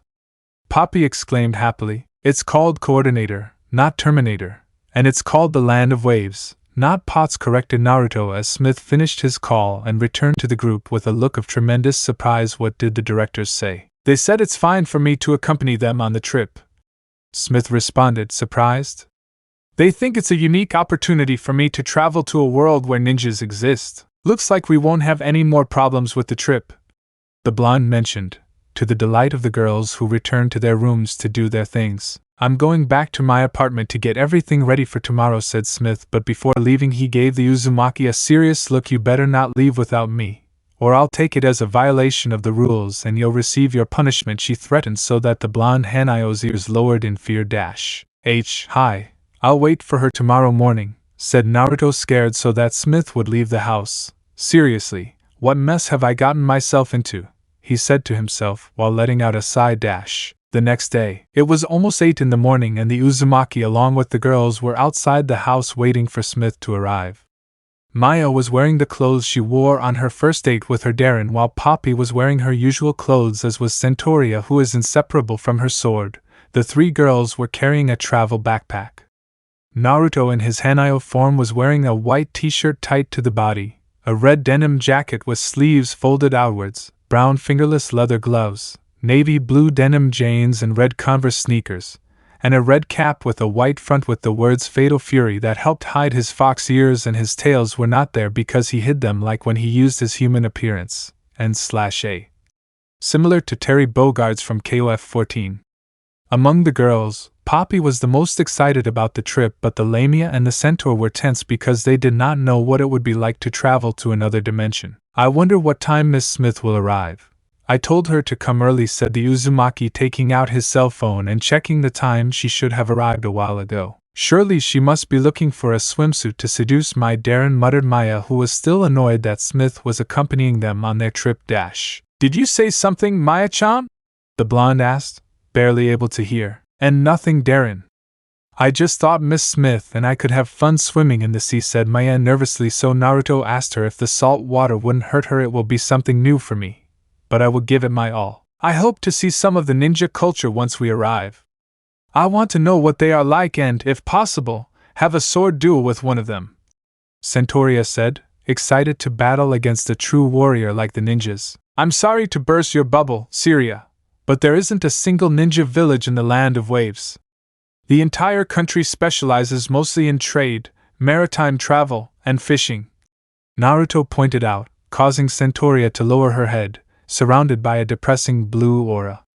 But if you want, I can get you books that tell the stories of the first ninja world wars so you have something to read. I would really appreciate it, Arujidano. Centaurea thanked her before asking her something else. If there aren't any ninjas where we're going, there might be samurai. That means I'll have the opportunity to learn from them or have a practice battle. The blonde had little stars in her eyes as she imagined being trained by real samurai. Yes, there are samurai in my dimension, but they are in another country far away where we will go, said Naruto, depressing the centaur for the second time. Why is Miss Smith taking so long? I want to go to Pot Country. Poppy complained, bored of waiting for the coordinator. Poppy-chan is absolutely right. Miss Smith has taken a long time. I'd better call her to find out if she has any problems, said Naruto, who once again took out his cell phone to call the coordinator. I'm so sorry for the delay, guys. I had to get ready a bit before the trip. At that moment a familiar voice was heard by the group, who turned behind them and saw Miss Smith, now dressed differently. She was wearing a long-sleeved red blouse with the same sleeves rolled up, over this an ash-gray jacket buttoned with 2 buttons, pants that matched the jacket of the same color with a brown belt, black high-heeled sneakers. As always, the woman wore her sunglasses but with her hair tied back in a ponytail. While you look elegant, Miss Smith, said the Uzumaki at the new change of the coordinator, and at the same time making the girls jealous. You're a true gentleman, Darren-kun, said Smith, and I'm very sorry for the delay. What happened is that the directors called me at the last minute to give me this, showing a state-of-the-art portable video camera. They asked me to record everything I do in the other dimension to know what their culture is like. They seemed very excited to see what the world of ninjas is like, and that's why they gave me this camera. I just hope this doesn't bother you. Of course not. If the directors want to know what my world is like, then there's no problem recording the trip, said the Uzumaki, giving him permission. Now that we're all here, we'll leave immediately, saying that he took out his 3-pointed kunai to use his jutsu, but Maya stopped him. Edo. Darren, it's not that I don't trust you, but I've seen some science fiction movies where a group of travelers go to another world and end up in an unknown and terrifying one, the Lamia said fearfully, remembering that movie with Naruto a few days ago. What would happen if something bad happens on the trip to the other dimension? Now everyone, even Smith, is terrified of ending up in an unknown world. I agree with Maya. Arujidano may have experience in going back and forth from his world to ours, but we are not prepared, Centaurea said, supporting the redhead. Daddy doesn't want to be separated from her husband, even the harpy who was afraid of leaving the blonde Hanayo dash. Nothing bad is going to happen, believe me. I have perfected the jutsu, so there is no problem for other people to travel with me without risk. Thanks to my technique, the idiot Itachi and the rest of my friends are here, safe and sound, Naruto mentioned to calm Maya, Poppy and Centaurea. But it didn't work. If it is okay with you, you can close your eyes when I use the jutsu. You close your eyes. You will see that it will only last less than a blink. The girls, despite how nervous they were, accepted the offer. Before leaving, I ask you to hold hands, saying that Maya, all hands to her, Darren. Then she gave it to Poppy, who took Smith's hand, who took Centaurea's hand, and then closed her eyes. Okay, land of waves, here we go. She threw the kunai forward to use her jutsu, Jigen Kenharation no Jutsu. Jutsu, flying thunder god between dimensions. The kunai disappeared with a red flash, followed by the group that had disappeared from the same form disappear. Chapter 9. Chapter 8. A Visit to the Land of Waves, Part 2. The Land of Waves, a country that fully recovered from poverty when Gojo died years ago, but the recovery of the entire country was due only to one person who brought them hope and became their hero. In his honor they named the bridge Naruto Ohashi, Great Naruto Bridge. Today the country had a life that any ninja village would envy. Many people from other countries came for tourism, high-quality merchandise, and especially the fish market, which was the main livelihood of the place. Suddenly the tranquility that existed on the bridge was interrupted when the villagers who were passing by saw a flash that appeared out of nowhere. Then a group of 5 people were there after that flash disappeared. Among the group they saw a woman with very elegant hair, a man with blonde hair and quite tall, and the last 3 people seem to be some rare species because they seem to be half woman, half animal. Okay, we've arrived, Naruto announced, noticing that the girls still had their eyes closed. Hey, you can open your eyes now, we're in the land of waves. Already, are we there yet? Maya was the first to open her eyes and noticed that they were no longer in front of the house or on the street. She saw that they were in another place where there were many people looking at them in surprise. Huh! Where are we? What is this place? She shouted so that the others would open their eyes and see a different place. Did we really travel to the dimension where Origidano comes from? Centauria spoke, seeing the villagers and the bridge they were on. Then she came out of her surprise when Poppy rose to the sky. What are you doing, Poppy? Come down this instant. Whoa! We're on a giant bridge, the blue-haired girl said, looking down at the bridge from above, gaining the attention of the villagers who were pointing at the flying girl in the sky. Look, we're at sea. I have to record this, said Smith, who turned on the portable video camera. This is Kuriko Smith. We have arrived at the dimension where Naruto Uzumaki comes from in a matter of seconds, he said while recording around him. As you can see, right now we are on a bridge where the villagers who reside in the land of waves walk. Then he fixed his attention on the entrance of the bridge that was a few meters away and was surprised when he saw the name of the bridge, Great Naruto Bridge. Did they name the bridge after you? With his camera he focused on the Uzumaki, who looked somewhat sorry and was holding a hand behind his head. Hee, I still have a hard time assimilating that old Tazuna named the bridge after me, he confessed with a slight blush. Daddy-chan, please come down, he said to the harpy, who immediately got down and stood next to her. Husband, listen carefully everyone, no matter what happens I want you not to separate, since this is a place completely unknown to you. And this goes especially for you, Daddy-chan, looking at the blue-haired girl, because she always escapes from the house to go out and play. That's why you will be with Syria all the time. He took the harpy by the waist and lifted her to place her on Centauria's back, who didn't expect that. Origidano, I don't want to disobey one of your orders, but why do I have to carry Daddy on me? The centaur asked, embarrassed. Because I trust you to take good care of her. The country may be very touristy, but there's always someone who kidnaps underage girls. That's why I'm asking you to take care of Poppy-chan. Uzumaki replied, so that the centaur would feel honored by her first order. Trust me, Origidano. I swear on the honor of the centaurs that I won't let anything bad happen to Daddy, she said, posing like a hero and taking out her trusty sword, much to the blonde's surprise. With his sword again, by the way, how did he bring it with him? Naruto thought. I'm glad to hear that. Daddy-chan, he said while the blue-haired girl listened attentively to her husband. No matter what happens, don't leave us, and much less separate from Syria. If you behave, I'll buy you any candy you want when we get back. Daddy's eyes lit up, which had little stars in them at the thought of eating some of his favorite treats. Now follow me. I'll take you to old man Tazuna's house. The girls followed the Uzumaki to where the person he mentioned lives. The group led by Naruto walked through the village in a very peaceful way, and in the process, gained the attention of the villagers, who kept an eye on the girls, who were more attentive to admiring the place. This place is simply beautiful, not to mention that it has that air of antiquity that makes it a peaceful place, said Maya, admiring her surroundings. It was a great idea to come to this country, and all thanks to your special technique, Darren, that brought us here. This is coming from someone who was afraid of traveling because of those horror movies, Centauria said, making Maya tense up. But I admit it was funny seeing you shaking like lamia jelly. In my defense, those movies are well made and have good science fiction references. The lamia defended herself, then pointed her index finger at the blonde centaur. And what about you, Centauria? I don't say anything about you when you check your closet 3 times before sleeping. The aforementioned blushed like never before, because it was true that she was also afraid of those types of movies. It's not that I'm afraid of him, I'm just doing it because Daddy asked me to, and nothing more, said the blonde, who made up that excuse. But Daddy never said that, said the harpy with great innocence, making Centauria start to sweat and Maya have a big mocking smile on her face. Aren't centaurs supposed to be fearless?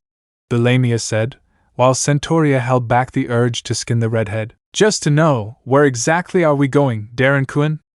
Smith asked, recording the Uzumaki. We'll go see old Tazuna. His house is close if we follow this path, the blonde answered, So Smith asked about the person he mentioned before. He's the person who hired us when I was a ninja in my youth to protect him, while he built the bridge. Smith remembered part of the ex-shinobi's past, and mentioning that person they were looking for. He must be a great architect. Look at how he built all this and it didn't fall apart, said the coordinator, looking in the distance at the great bridge that connected the land of waves to the outside world. Maya, Centauria, and Poppy thought Tazuna must be a great person to help an entire country without asking for anything in return. Not to mention that the old man is a hopeless drunk, added Naruto, so that the reputation that the women thought about Tazuna would fall apart by telling them that when he arrived asking for an escort mission, he was falling down drunk and stinking of sake in the Hokage's office. You came down from us because of that person, Darren/Darren-kun/Orujidano/Gashijin, thought the coordinator and the girls, who now thought differently about the bridge builder. As the group continued on their way, the villagers who were watching them began to whisper about the animal girls. Hey, have you seen that before? A fisherman passing by asked, noticing the girls' unique appearance. Are there girls with animal features? Because this is the first time I've seen something like them, and to be honest, they're very beautiful. That redhead is gorgeous. Just look at that face, her breasts, those hips, and those are more than perfect for me. Another of the fishermen pointed out with a perverted expression. I prefer the blonde with the big breasts. They're so huge they'd make my bitter wife look ridiculous. Another elderly fisherman pointed out. Call me Lilican, but that little girl has a nice but he. A third fisherman pointed out while watching Poppy's rear. Many of the men present kept saying things about the girls, which angered their girlfriends/wives/lovers, and they ended up beating them until their bones broke for being unfaithful. The group turned back when they heard the men's screams and pleas, only to be told by their wives to ignore it and continue on their way. Minutes later, look, there in front is old Tazuna's house. Naruto pointed to a modest 2-story house in front, and wow, it's changed a lot. In the past it looked bad, but now it looks better, he mentioned. Is that where the person we're looking for lives? Asked Smith, who was filming the house. That's old Tazuna's house. It's still the same, just better looking, answered the blonde, who came to the door and knocked. Hey, old Tazuna, are you there? He shouted for someone to open the door. Hey, drunken old man, wake up now, you have visitors. He shouted louder so they could hear him. Don't shout like that, Darren, or they'll think you're a debt collector. Maya scolded her. Darren, Maya is absolutely right. That's no way to yell in other people's houses. Smith also scolded the Uzumaki for the way he yelled. What? I've always yelled at that drunk who's never complained, Naruto mentioned as if it were nothing. Come on, man, get your ass up and open the door. He continued yelling to the embarrassment of the girls, which lasted a long time. When the door opened finally, now it was time to. Who are you? The blonde asked, seeing a man over 50 years old who was leaning on a cane and with a sour face. Disrespectful kid, that's no way to talk to your elders, said the old man, who used his cane as a weapon to hit Naruto, but he easily dodged it by ducking. Hey, Grandpa, calm down. I just came to see old man Tazuna. I didn't mean to upset him. The blonde apologized. Darren, is that person we're looking for the Tazuna we were looking for? Maya asked, pointing at the furious old man. He's not the one we came to visit. I don't even know who this almost dead man is, Naruto replied, unfamiliar with the old man. Excuse me if I bothered you, but is old Tazuna home? I'm an old friend who came to visit him. You should have started there, impertinent brat. Tazuna-sama changed his residence after being elected as the new daimyo of the land of waves, the old man responded, leaving the Uzumaki speechless. Old Tazuna is the new daimyo. How did that happen? It was true that the blonde knew that the land of waves recovered from the economic crisis they went through, but he never found out that the bridge builder became a daimyo. You didn't know that Lord Tazuna became daimyo? Smith asked, prompting the blonde to answer immediately. I'm just now learning about this news, the blonde confessed. I only knew that the entire country was recovering with Gato's death, but I never thought that drunk Tazuna would be chosen as daimyo. More respect for our daimyo, rebel kid! Shouted the old man, who tried to hit the Uzumaki, who dodged him again. It's not good for you to make such sudden movements at your age, the blonde man said to the old man, who felt offended. Smith elbowed the blonde man in the ribs for the way he was disrespecting an adult. "We are very sorry that this idiot would say such things about you," said the coordinator, apologizing on Naruto's behalf. Managing to calm the old man down. "If you would be so kind of you, could you help us by telling us where Mr. Tazuna is currently?" she asked respectfully. They should have asked for it that way. Learn from this beautiful young lady, disobedient brat. The old man shouted at the Uzumaki, who was saying, "That will happen when team stops being a depressed and vengeful emo, which will never happen. You just have to go down the sidewalk to the end, then turn right and there is Tazuna-sama's new house, and one more thing kid, duck down." For the third time the old man wanted to hit him with his cane, but the Uzumaki dodged it again. These kids today no longer have respect for their elders. Just so you know, back in my day when a kid spoke to you with such disrespect, you would lock him in the bathroom for so long until he learned to respect him. And so the old man continued without noticing that the group slowly walked away so they wouldn't have to listen to the grumpy old man's monologue. "That wasn't at all nice the way I spoke to that old man, even though they are hopeless grouches," said Centauria, who was also scolding her Origidano. "Hey, I didn't know that old man Tazuna became the new daimyo and that he moved house. Another thing besides that, mommy was the one who started hitting me with the stick," the blonde mentioned. "But let's forget about it and get back to what we came for. I find it hard to believe that someone like Lord Tazuna, who is dedicated to building, was chosen by his village to be the new daimyo. It shows that people who think of others have their rewards," Maya said with a smile so that her Darren nods to that. The old man was the only person who dared to challenge Gato and his thugs, all to help an entire country that had been suffering for a long time. The blonde told them so that Maya could ask what kind of things Gato did. He had a company called Gato Transport, which covered up drug smuggling and other illegal activities he did in the past, and he and his thugs taught the townspeople what would happen if they dared to go against him. He concluded quite seriously. "Teach? What do you mean by that?" Maya asked, feeling a chill run down her spine. Something told her that teaching wasn't a pleasant thing to say. Gato killed those who dared to challenge him in front of the entire village. That way he showed that he was the one who ruled the country. The blonde responded, leaving the girls breathless. But thanks to Zabuza reconsidering and ending Gato's life, the village had the courage to rebel and kick out the thugs who fled. Some time later, old Tazuna finished building the bridge and everything returned to normal. The Uzumaki concluded, "Sometimes it scares me the way you tell us about your missions.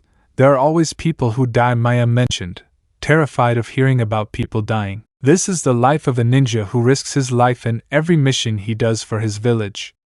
Kill or be killed by your enemy is the rule we have among ninjas," said Naruto, something that Maya, Poppy and Centauria didn't like. "Don't make those faces. I gave up being a ninja when Akatsuki was defeated. That's why don't you even think I'll go back to doing missions. That's in the past, like my old life," he declared, to the relief of the girls who thought that their Darren Goshijin/Origidano would ever again be doing things that put his life at risk. After several minutes of following the old man's directions, the group finally arrived where Tazuna lives, and to their surprise they found a modest house, 3 stories high, about 57 meters long and 15 meters deep, painted sky blue. The windows had a dark mahogany tone, and right in front of the house there was a boy of no more than 10 to 11 years old who was chopping firewood while muttering things that could not be heard. "Inari? Is that Inari?" Naruto said, immediately recognizing the boy in front of the house, then smiling.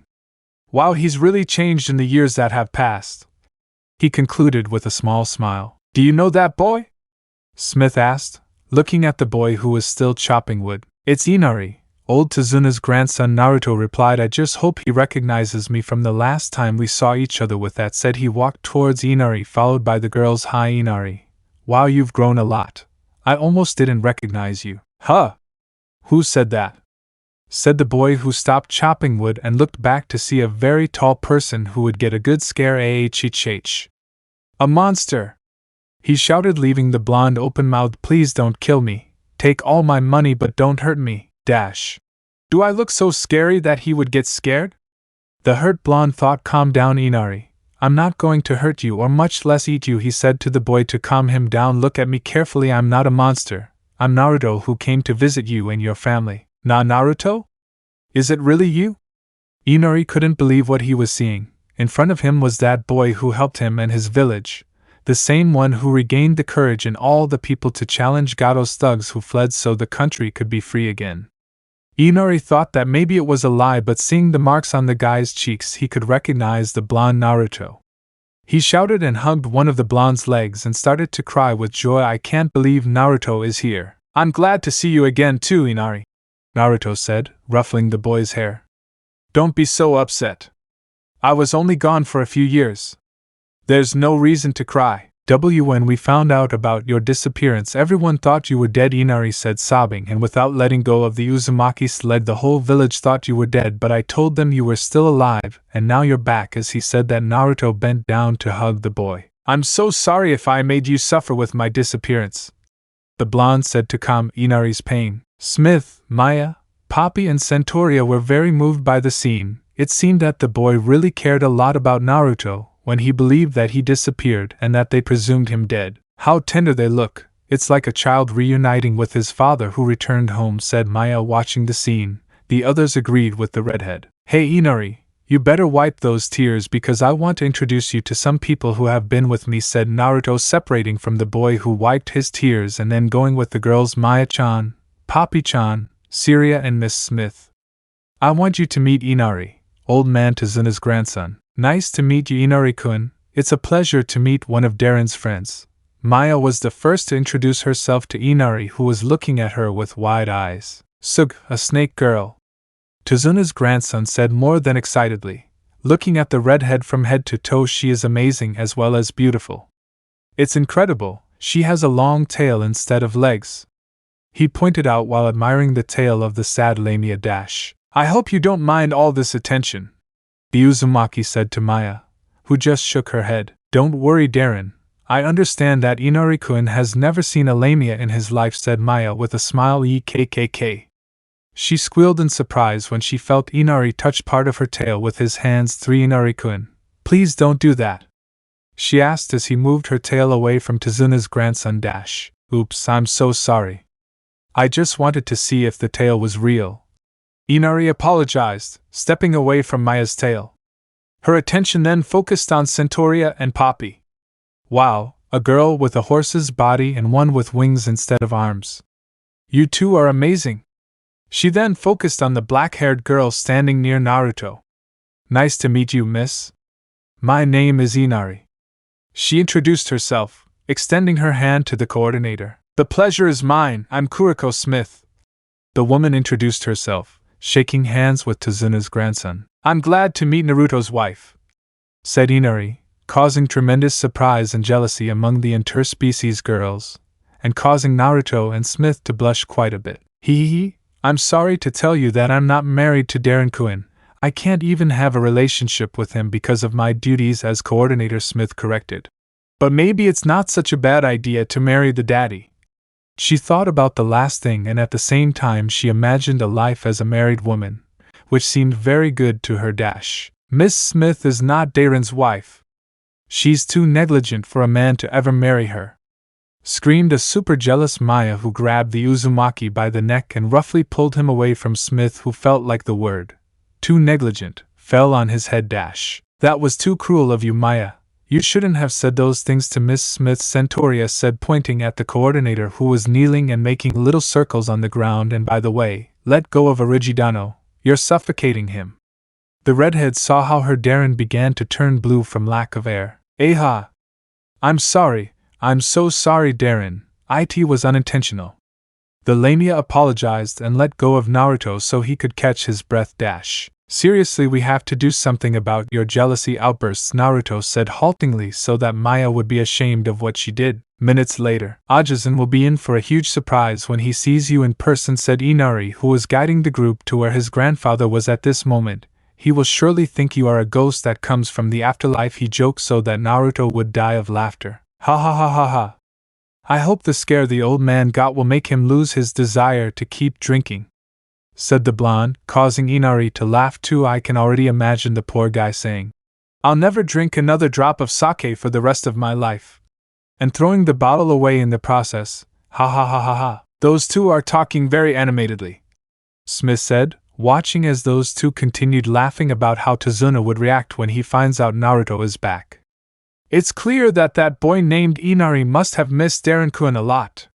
Just seeing him made him cry with joy. That shows that Origidano was someone important to the little one, and is happy to see him again, Centauria pointed out, remembering that moment a few minutes ago. Hey Naruto, can I ask you a question? Inari asked, asking the blonde for permission.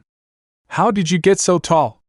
I want to be as big as you, he asked with stars in his eyes. Hee, all I can tell you is that something happened to me while I was missing, and that caused me to change drastically. That's why I look much taller and stronger, the blonde responded, depressing the boy who really wanted to know how to be taller. But come on, if you eat your vegetables you can grow like me. When Inari said that, he made a face of disgust, but changing the subject. Why were you chopping wood? I even noticed you were saying something that I couldn't understand. Eto Yusi, said the boy who blushed and looked away. What happened is that I tried to win the heart of a girl I like. Saying that, Maya went ahead to listen to what Inari was saying, so I took some of the flowers from my Kaizen's garden without permission to give them to her.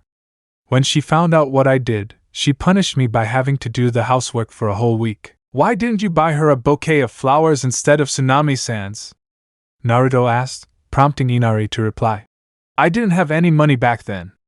That doesn't justify taking your mother's flowers without asking. Don't scold Inari-kun like that. He just wanted to get the attention of the girl he likes, said Maya, supporting the boy. What matters is that you gave the flowers to the girl, and she was probably happy. Inari nods because his gift worked wonders, and even more so when the girl he liked kissed him on the cheek. Thanks for supporting me, Maya. Inari thanked her. We better hurry before Kaisen comes home from shopping and finds out I'm gone. At that, Naruto asked her where Tazuna was. Ajisen is supervising the construction of the new hospital for the village. And what happened to the one you had before? Uzumaki asked, raising an eyebrow. It was demolished because it was used as one of the places where Gato used as a smuggling point, Inari answered, to the surprise of Naruto and company. And the worst of all is that several of the doctors were men who worked for that guy. That's why he ordered those people to be arrested, and the hospital destroyed to build a new one with doctors who are trustworthy. Even with Gato dead, his men are still a nuisance, the blonde said with displeasure. Have you had any more trouble with those guys? If you want, I can take care of them all and give you a scare so they never appear in the country again. It's not necessary. Since we have new alliances with Sunigakure no Sato and Kirigakure no Sato, the ninjas of both villages were in charge of capturing everyone who served Gato. That was a relief for the girls who didn't want to see the blonde fight again. Look, we're almost where Ajisen is, pointing to where the construction of the new hospital was taking place, and incidentally seeing an older man in his 50s telling the workers what to do. Ajisen, Inari shouted so that his grandfather would turn around to look in the direction where his grandson was. Inari? What are you doing here? You were supposed to be chopping wood, said Tazuna, watching his grandson being accompanied by a man wearing a red jacket and white, and along with him an elegant woman with hair and 3 very strange girls. So many of the workers stared at them with their eyes wide open. I brought you a person who came to see you, Inari said, omitting that it was the Uzumaki who was believed to be dead. He says he came from very far away to talk to you. He pointed at the blonde who approached Tazuna. It's a pleasure to see you again, Tazuna-san. It's been a long time since we've seen each other, said Naruto, playing along with Inari and shaking hands with the confused daimyo. Nice to see you too, whoever you are, said Tazuna, who had no idea who the guy he was talking to was, but for some strange reason he felt he was familiar with him. Excuse me, but have we met? Asked the old man, who didn't notice his grandson holding back his laughter. Don't you remember me? But we met a long time ago when I came to visit you and your family, the blonde man said, also struggling not to burst out laughing because the old man's confused expression was quite funny. Are you serious? Well, the truth is, I don't remember anything, the old man declared, his face thoughtful, not noticing how the man and his grandson were holding back their laughter at the perfect joke. Then the old man wanted to know about the group of girls, especially the 3 with animal parts. I don't mean to be nosy, but I'd like to know who the ladies are with you. It's the first time in my life I've seen girls like you. Darren has told us many of the things he has done for his country. You are a great man, Tazuna-san. Maya was the first to speak and greet the old man. My name is Maya and it is a great pleasure to meet you in person. She gave a warm smile to the old man who blushed quite a bit at the beauty of the redhead dash. My name is Centauria Shianus. I belong to the solemn race of the centaurs. It is an honor to meet you, Tazuna-sama. The centaur introduced herself so that Tazuna could barely say a simple hello because he rather stared at her large chest like several of the workers who had nosebleeds. And I'm Daddy the Harpy. Nice to meet you, Tsunaji-san. The blue-haired girl introduced herself, extending one of her arms/wings, to the surprise of Tazuna and the workers. Let me introduce myself. I'm Kuriko Smith, and I work for the Interspecies Cultural Exchange Project. It's also a pleasure to meet the daimyo of the Land of Waves. Smith was the last to introduce herself, and shake Tazuna's hands. I feel very flattered even though this is the first time we've officially met. The old man felt his ego soar to the clouds by the girl's words. And I'm sorry to ask this, but who is that person you're accompanying? It's the first time I've seen him, he asked the girls, causing Naruto and Inari to burst out laughing. Ha ha ha ha ha ha. I can't believe the old man doesn't recognize me completely. The Uzumaki laughed while holding his stomach. Ha ha ha ha ha. It seems that drinking too much sake caused Ajisen to lose his memory, Inari said while rolling on the ground, provoking his grandfather's anger dash. What are you two laughing at? I'm not telling him anything funny, Tazuna complained, while Maya, Smith, Poppy, and Centauria had large beads of sweat running down their heads. I'm sorry about this, old man, but we can't hold back the urge to play a prank on you. Ha ha ha ha ha. Naruto said, but Tazuna didn't understand what was happening. Once the blonde calmed down, he decided to tell him the truth. I'm seriously surprised you forgot about one of the members of Team 7 who helped you with the Gato problem a long time ago. Tazuna opened his eyes upon hearing that part. Don't you remember Naruto Uzumaki anymore? That 12-year-old boy who you thought was an airhead, and who helped you regain hope for your people? The old man began to be memory when he went to Konoha to ask for help and to meet Team 7. That team made up of only boys and a strange sensei who spent his time reading that little orange book all the time. But there was one person in that group who caught his attention, that scandalous blonde boy in an orange suit who never stopped talking about being the next Hokage, the same one who helped his grandson and his village that faced Gato and thus be free from his tyranny. Naruto?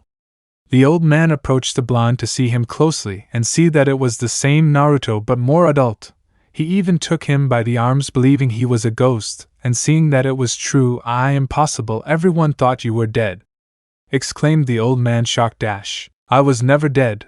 Let's just say I was lost and ended up in a better place to call home, Naruto clarified. And what about you, old man? I never thought you would become daimyo of the country. The blonde finished, waiting for how Tazuna would react. Enough, I will never drink sake again for as long as I live, shouted the old man, who threw his bottle of sake far away, thinking that he was seeing things because of the alcohol, causing Naruto and Inari to fall to the floor and writhe on the ground, dying of laughter. Hours later, Tazuna's mansion. Travel between dimensions, a world different from ours where there are no ninjas, cultural exchange project between species, interspecies. If another person heard everything you've told me, they would think it was the craziest and strangest science fiction story of all, confessed Tazuna, sitting on the couch in the living room. Both he and his grandson had fully heard the Uzumaki story of how he began a normal life in another dimension, and Smith explained to him about interspecies and cultural exchange. It also explains why these ladies have that unique appearance. Seeing Maya, Poppy, and Centauria you don't know how much of a relief it is to hear that you believe me. For a moment I thought I would have to explain everything again, said a relieved Naruto, sitting on an armchair with Maya, Poppy, and Smith while Centauria just stood there. Then he took off his cap and revealed his fox ears. This feels much better. My ears were already starting to hurt. What the hell? What are those things on your head? Exclaimed the old man, seeing what appeared to be fox ears that moved as if they were real, and to his greater surprise, 9 golden tails came out of the Uzumaki's back. My god! He shouted in alarm and put his hands to his face. What the hell did you do to yourself, boy? Did you have surgery to look like your friends? Not because I mean to sound weird, but you look absolutely great, Inari declared, admiring the blonde who now looked more like some kind of animal warrior from the ones in her comics. Thanks for the compliment, Inari. The Uzumaki thanked the boy. And for you, old man, it's not like I've had surgery or anything like that.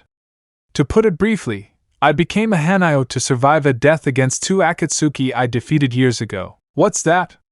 Hey, I don't understand anything about rap and all that weird stuff, said the old man, who didn't know the meaning of the word. Hanayo, I think you're confusing things, old man Tazuna. Being a Hanayo means being half human and half interspecies, the blonde mentioned, so that Tazuna fully understood the meaning of the word and then asked how he transformed. Let's say that a certain thing that Konoha feared and that is inside me saved my life. Are you talking about the Kyuubi? The old man asked, causing the girls to open their eyes fully. Do you know about the existence of the Kyuubi? Smith said, not expecting the daimyo to know about the Uzumaki's secret. Everyone knows about the Bijus and their Jinchurikis. And that Naruto has the Kyuubi sealed away, the old man mentioned, but unlike some villages, we are not so stupid as to believe that story that the Jinchurikis are the reincarnations of those beasts. We know that Naruto is the Jinchuriki of the Kyuubi and that for that reason he was unjustly banished.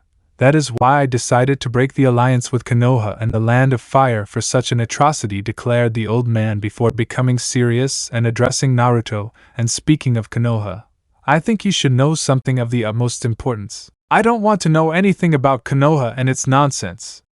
I don't give a damn if they're at war with other countries and they're looking for me to come back and help them. I'd rather go home than set foot in that dump, the blonde declared, more than annoyed, his arms crossed. It's necessary that you find out about this. It has to do with the Uchiha, Tazuna pointed out, so that the blonde changes, becomes serious, and decides to listen to what they are going to tell him. This happened months after your disappearance. The Uchiha deserted the village again. L-Team, deserted for the second time? Naruto said incredulously, this can't be true. That asshole is supposed to be in prison. Tsunade told me before leaving the village that she was sending him to prison and under 24-hour surveillance so he doesn't escape again.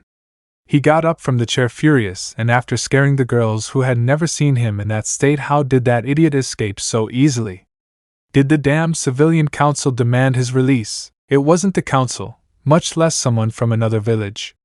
It was discovered that the culprit is someone within the village, said Tazuna, so that Naruto begins to suspect that there must be a spy infiltrated in Konoha. But what surprised me the most was the person who freed him was that pink-haired girl who was part of Team 7, the big forehead. I shouted as loud as possible. It had to be that pathetic excuse of Kunoichi. Only her would do such an atrocity if the team asked her to. With that, she sits back down on the couch, continuing to curse her former teammate Didaren. Who is that girl you're talking about? Maya asked, nervous that her question would make the blonde even angrier. Sakura Haruno, Naruto replied with venom in his words. She was part of Team 7 along with Team when she was a Konoha ninja. She only became a kunoichi to get the attention of Team, who never pays attention to her because she's a nuisance. And for the first time I agree with him, he added A woman who has no honor or pride does not deserve to be called warrior, said Centauria, more than annoyed to unsheath her sword. Women like that Sakura do not deserve to be forgiven. If she were of our race, she would be expelled for staining the prestigious honor of the centaurs. I support the crazy mare.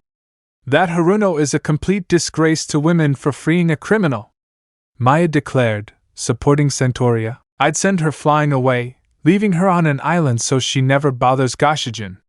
Even Poppy joined the others, to the surprise of the other girls. Old man, I want to know everything. How was Sakura able to release the team? Naruto asked Tazuna while trying to calm down. I don't know much about what really happened. We only know that the Uchiha's cell was open and that they found her on the floor in very bad condition. That's all I can tell you, Tazuna told the blonde, who let out a terrifying growl. I'm more than sure that Team used forehead, knowing that she would do anything for him, said Naruto, who knew the aforementioned woman like the back of his hand. Can you clarify a doubt I have? Maya raised a hand to speak. I understand that this person called Sakura committed a great crime.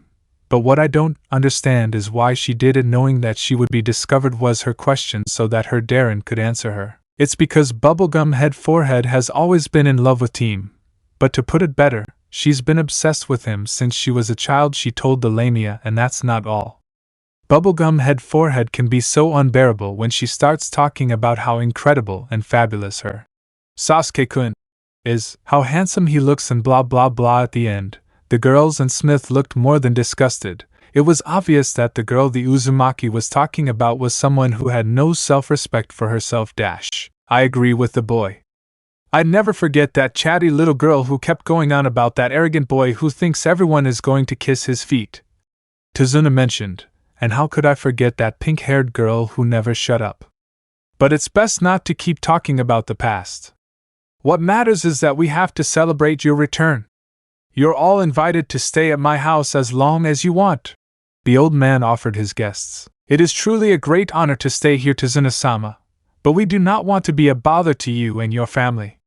Smith politely declined Tazuna's offer so as not to cause him any trouble. Miss Smith is absolutely right, and we can't stay for long because of the time difference between this dimension and the other. Naruto mentioned so that the others looked at him strangely. What?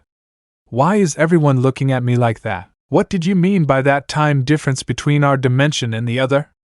Tazuna asked, causing the blonde to place a hand behind his head. I think I completely forgot to mention that little detail that I overlooked. He laughed nervously at the look on the coordinator's face. Darren-kun, can you tell us about that little detail that you haven't mentioned before, if it's not too much trouble? Asked the coordinator with a warm but terrifying smile that not only scared Naruto, but also made Tazuna hug his grandson because of what they just saw. Of course I will. I'd better tell you everything because Miss Smith is scary a lot. The blonde thought at the last part while swallowing saliva so you can understand more easily. Since I started traveling between both dimensions, I discovered that time in this dimension moves slower unlike the other dimension where we come from. If we stay one day here, in our world it will be 3 days. The same happens with seconds, minutes, hours, weeks, months, and years. Let me see if I understood correctly. Tazuna spoke, who understood something of what the Uzumaki explained to them. Are you saying that in these 3 years in which we all believed you disappeared or dead, 9 years passed in the other dimension? The blonde just nods his head at that. This is difficult to assimilate. Well, believe it, old man. If that weren't the case, why do you think I look so much older than before? He pointed out so the old man could look at him closely and notice the huge change. If time in both dimensions were the same, instead of looking like a 22-year-old, I'd look like a 16-year-old. That fact caught Maya's attention. If what Darren says was true, he would be almost my age. That would be fabulous.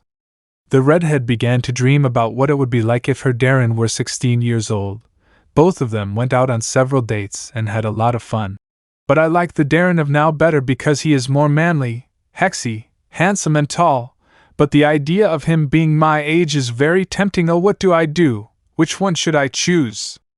A Darren my same age and my handsome and manly Darren? The poor girl was in a tremendous crossroads, holding her hands on her head. Is something wrong, Maya-chan? Naruto asked, bringing the redhead out of her thoughts as she noticed everyone staring at her. Ha ha ha ha ha. It's okay, Darren. I was just thinking about other things, said the redhead, red with embarrassment, and decided to change the subject. By the way, how long are we going to stay in the land of waves?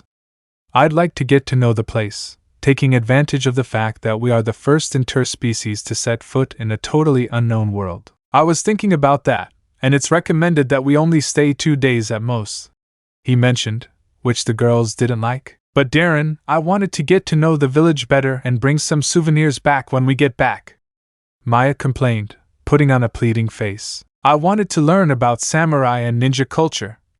Centauria joined in, wanting to learn from real warriors. Daddy wants to go out and explore the town and fly freely. Even Daddy wanted to stay in Waveland a little longer. I want to take a week off after killing myself with my work for so long, Smith said, making the girls and the blonde Hanayo stare at her. What? Why are you looking at me like that? And since when does he really get to work? The four said at the same time, their eyes narrowed so that Smith would feel hurt. Come on, Naruto, the girls just want to have a moment to have fun and relax.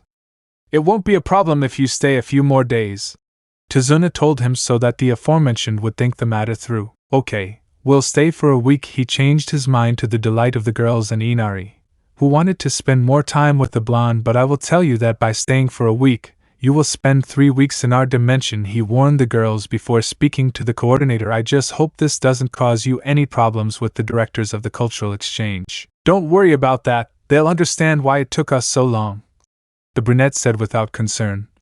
And if there are any problems, I'll tell them it's your fault and problem solved. Don't wash your hands of the blame, complained the blonde, who didn't like the fact that the coordinator was blaming him so he wouldn't have any more problems with his superiors. Come back, Otosan! Everyone listened once he announced his arrival. You're back, Kaken! Inari shouted, getting up from the couch and taking the Uzumaki's hand. Look, Kaken, you won't believe who just came back. Hey, wait a minute, Inari, said the blonde, being pulled by the boy toward the entrance of the mansion. At the entrance of the house stood a beautiful 32-year-old woman of medium height. She has dark blue hair that reaches her back. Her eyes are black. She has a small nose and mouth. She wears a shirt that is mostly pink except for the edges of the collar and sleeves that are red, and she wears blue pants. The woman who arrived at the mansion was Tsunami, who came back from shopping, and it must be said that she did not look at all happy when her son appeared at the entrance. Just as Inari was about to speak, his mother spoke first. First of all, little boy, why aren't you outside chopping wood like I asked you? Winter is very close and it promises to be colder than usual.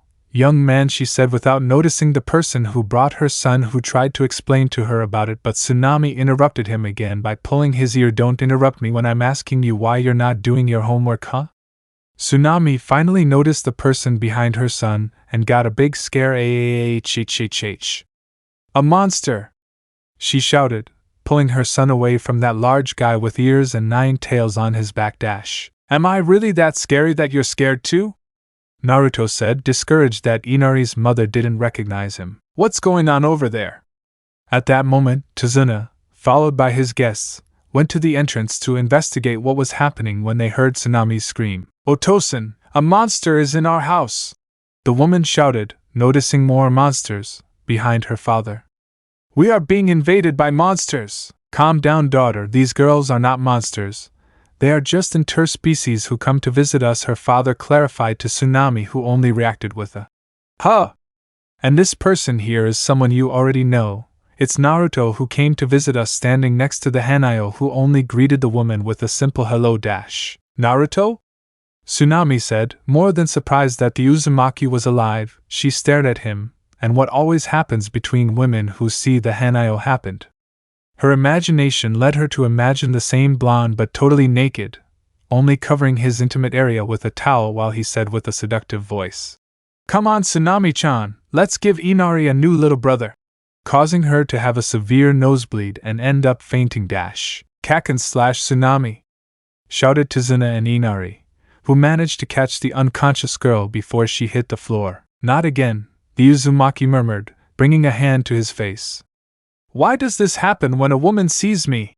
He wondered, though he had no idea. If you really knew, said Maya, Centauria and Smith in a low voice, and more than blushing, they didn't know what happened to Tsunami because they also went through the same thing. Hours later, the group left the mansion because the Uzumaki wanted to visit a certain place he hadn't seen in a long time, while Tazuna and Inari waited for Tsunami to wake up. On the way, they stopped by a flower shop to buy some bouquets of white roses to go to that place that Naruto wanted to see again. Excuse me, Origidano, but out of curiosity, where exactly are we going? Centauria asked, carrying one of the bouquets that the blonde had bought, along with Maya and Poppy. It's true, you've been too quiet since we left Lord Tazuna's mansion, and then you bought these flowers, which I thought were for me, and it turns out they're not, complained Maya with her arms crossed and one hand holding the bouquet of flowers. I want to visit Sabuza and Haku's grave while we're here.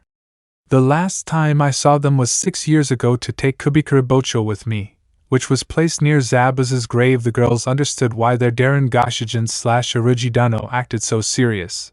Maya felt like an idiot thinking that her Darren was going to visit another girl. If the sword you have was in its previous owner's tomb, why did you take it if it was left there?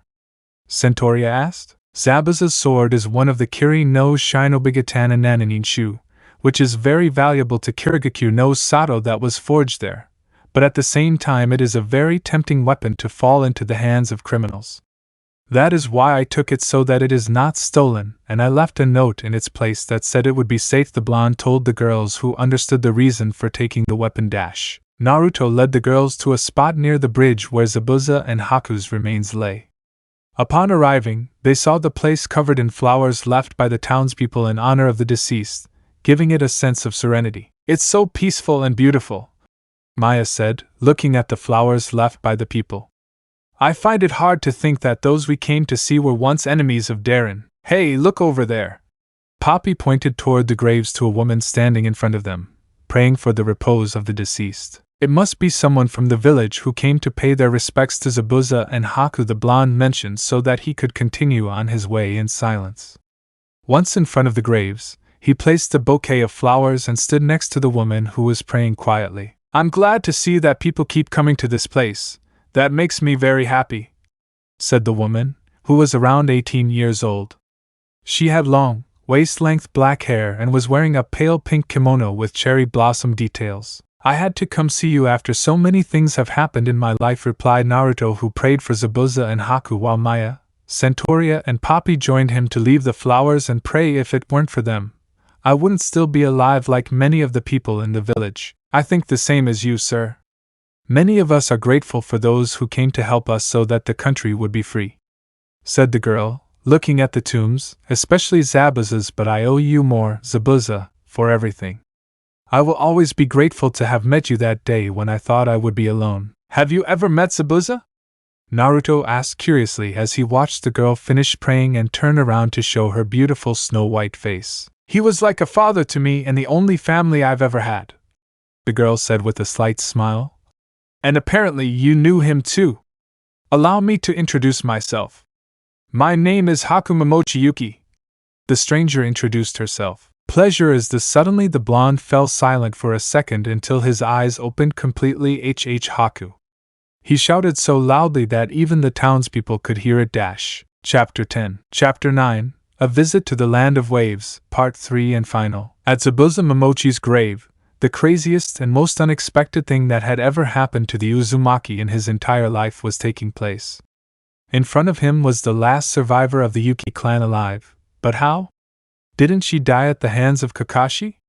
But above all, is Haku really a girl? This has to be a joke. There's no way you're alive, I mean, alive!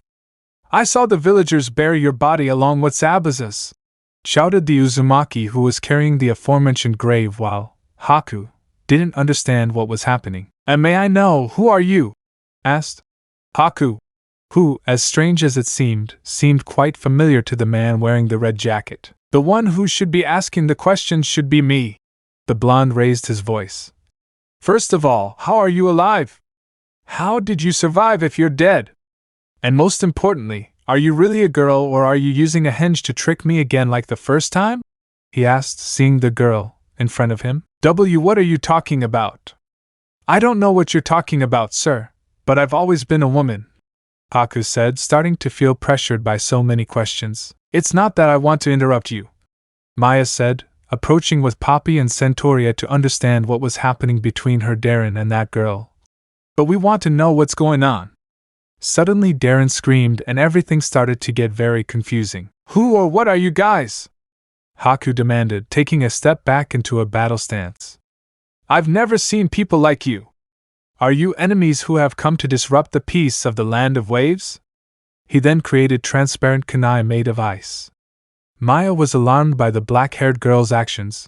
Poppy's eyes lit up at what she saw. Centauria stepped forward and drew her sword to protect the girls. "Hayatan." The Uzumaki recognized that element that only one person could use. "That means, listen to me carefully, whoever you are. We are not enemies. We are just visiting because our Orujidano is a friend of Tazuna-sama," Centauria replied, defending the girls and avoiding a fight. Haku, without lowering her guard, asked about this. "Orujidano?" So that Naruto would get up. "You see, Haku, it's me. Don't you recognize me?" the Uzumaki asked, trying to calm the girl's anger. "Should I?" Haku asked, distrusting those strangers. "I only know one other blonde besides you. He was a hyperactive idiot." That discouraged Naruto a little and annoyed Maya and Centauria, and Poppy was still enraptured looking at the ice kunais. But despite that, he had a kind heart. He saw me as his friend, but now he's.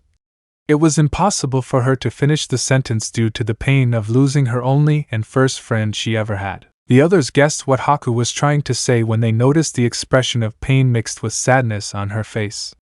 Just remembering that the only friend she'd ever had died completely devastated her. You also think that Naruto Uzumaki is dead?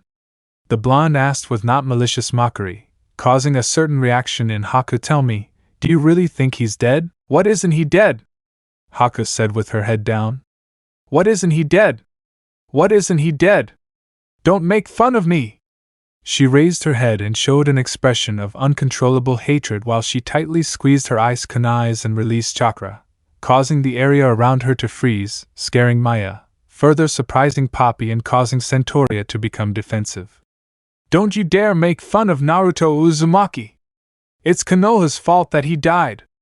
They are responsible for his death. It's true that Konoha banished me, but I'm not dead. The blonde raised his head to surprise Haku and for the blizzard to stop. I only disappeared for a while.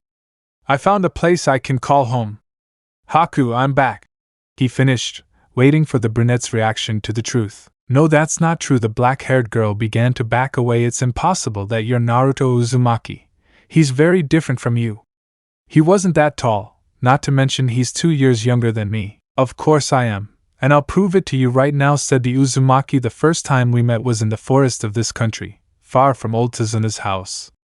I was lying on the ground, and when I woke up you were the first thing I saw. Haku opened his eyes as he remembered the first time they met. I will help you collect medicinal plants. Then we talked about fighting for our loved ones.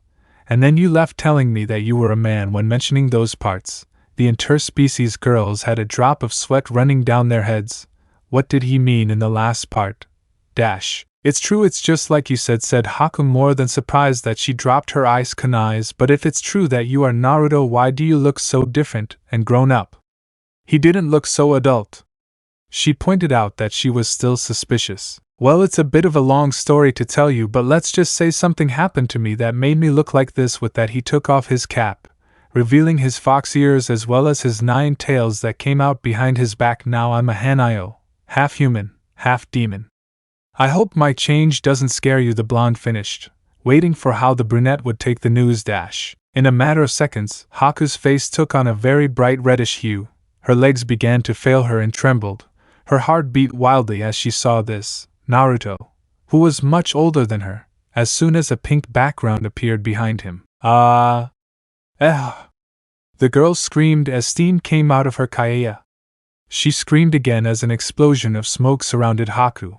When it dispersed, Naruto and the girls opened their eyes when they saw a huge snow rabbit with the face of the famous Chappie rabbit that shook slightly, and the screams of the black-haired girl could be heard inside that could almost be heard. A giant snow bunny.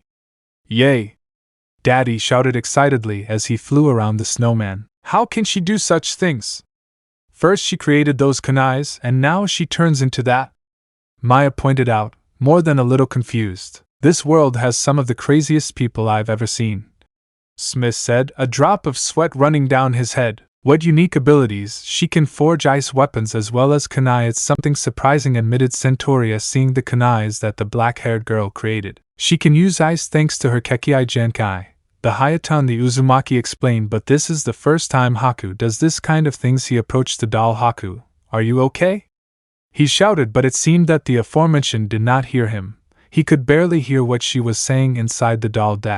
I can't believe it! Naruto-kun is really alive! Said poor Haku inside the rabbit, sitting on the floor while she put a hand to her chest. And now he looks like in my deepest dreams, a real daddy! She had a rapturous look. Some drool was running down the corner of her lips, and to top it all off, her nose was bleeding. Let me show you my products, Miss, said a Naruto wearing a business suit, while taking off his shorts and unbuttoning his shirt. I want a dozen of everything you have! Haku got out of the rabbit to jump into Naruto's arms, who hadn't expected such an appearance. Never leave me, my daddy, she said to the blonde with hearts in her eyes. We were supposed to have a nice vacation, but it turns out that now I have another love rival, complained a very jealous Maya, seeing the enamored Haku hugging her. Darren, because bad luck chases me. Darren-kun seems to have a lot of luck with girls, said the coordinator, somewhat jealous. She felt so eager to take Haku away from the blonde Hanayo. Yes, that seems to be it. Centauria nodded with a twitch in one of her eyebrows. She had the desire to mince that girl who was so attached to her Origidano. Hooray! I'm going to build a snow castle!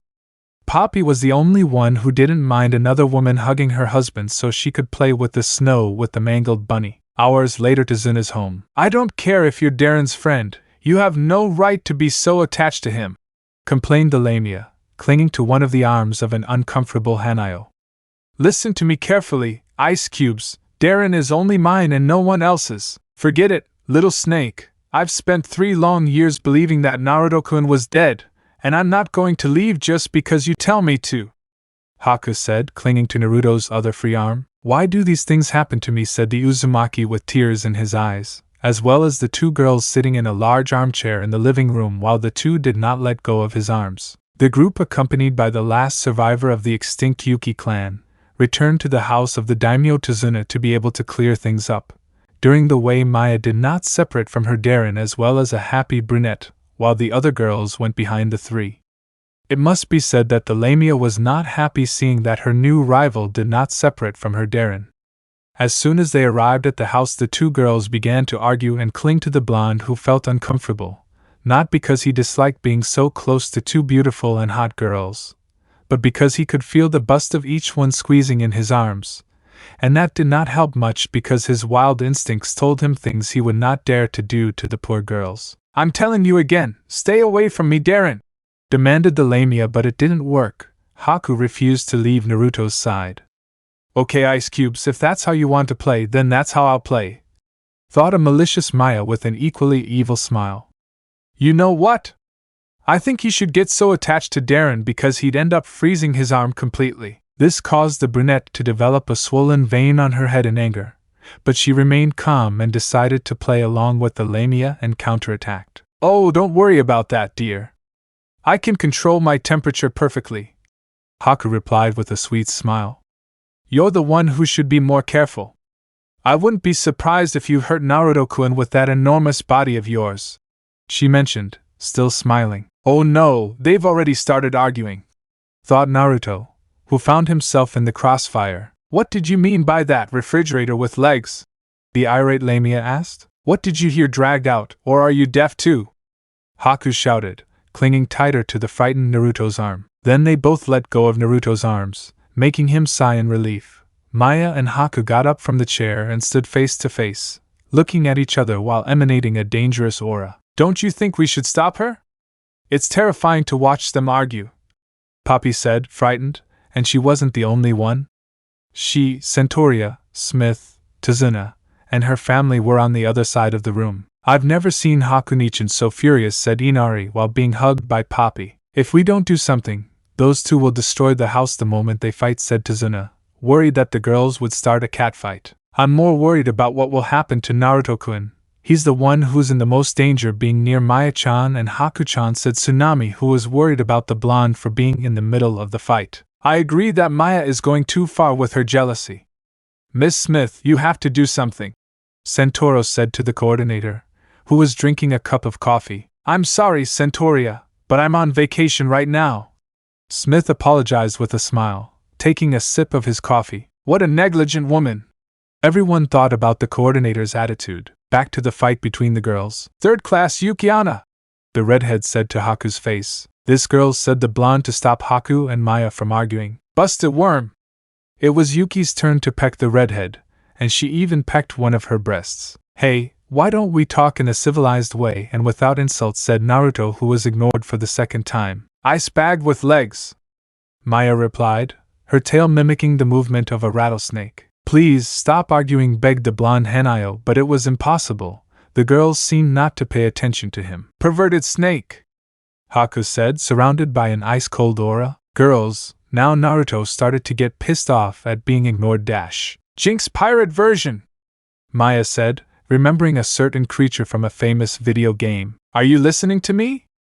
Naruto said, his patience running out. A funny mousetrap, Haku said, and that was the last straw for the Lamia. Shut up already, you're driving me despite, the blonde shouted, almost sounding like a roar, making the girls get scared and stop arguing.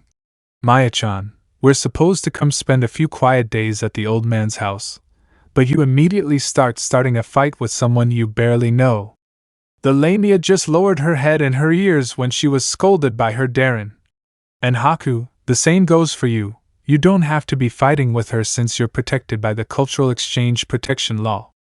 The black-haired girl also lowered her head in shame.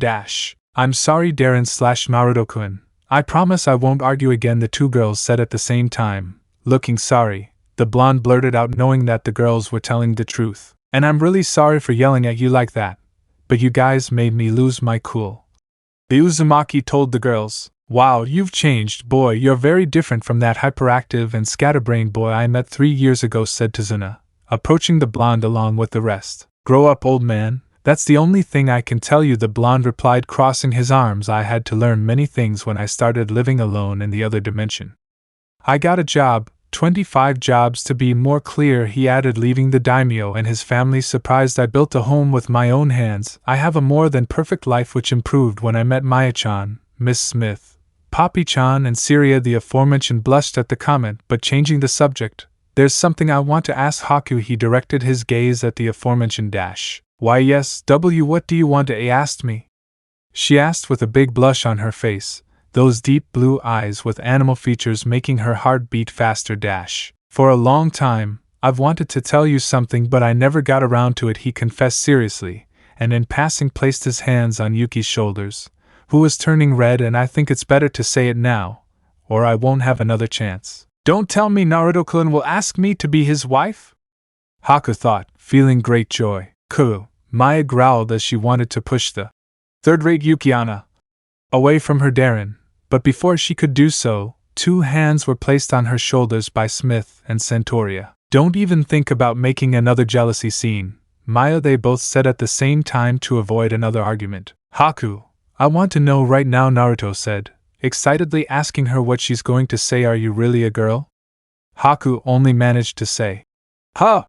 And everyone present turned their backs. What? Did I say something wrong? Is that what you wanted to ask him? The Lamia exclaimed, only for him to answer with a yes. Seriously, Darren, after believing she's dead for a long time, you asked her that kind of question when you see her? What?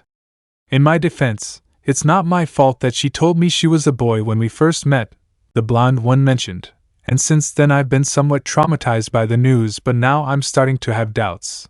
Looking closely at Yuki's body, she had similar measurements to Maya's, an incredible 86-55-90. It's my fault for not telling you the truth, Haku spoke. It turns out I am a girl. That news fell on the blonde like a bucket of cold water, and he complained about why he didn't tell him the truth. He. It's just that I find it funny to see the faces of the boys who ask me out when I tell them I'm a boy. Naruto's jaw almost fell to the floor when he found out that Haku is a girl. Are you telling me you're not a boy?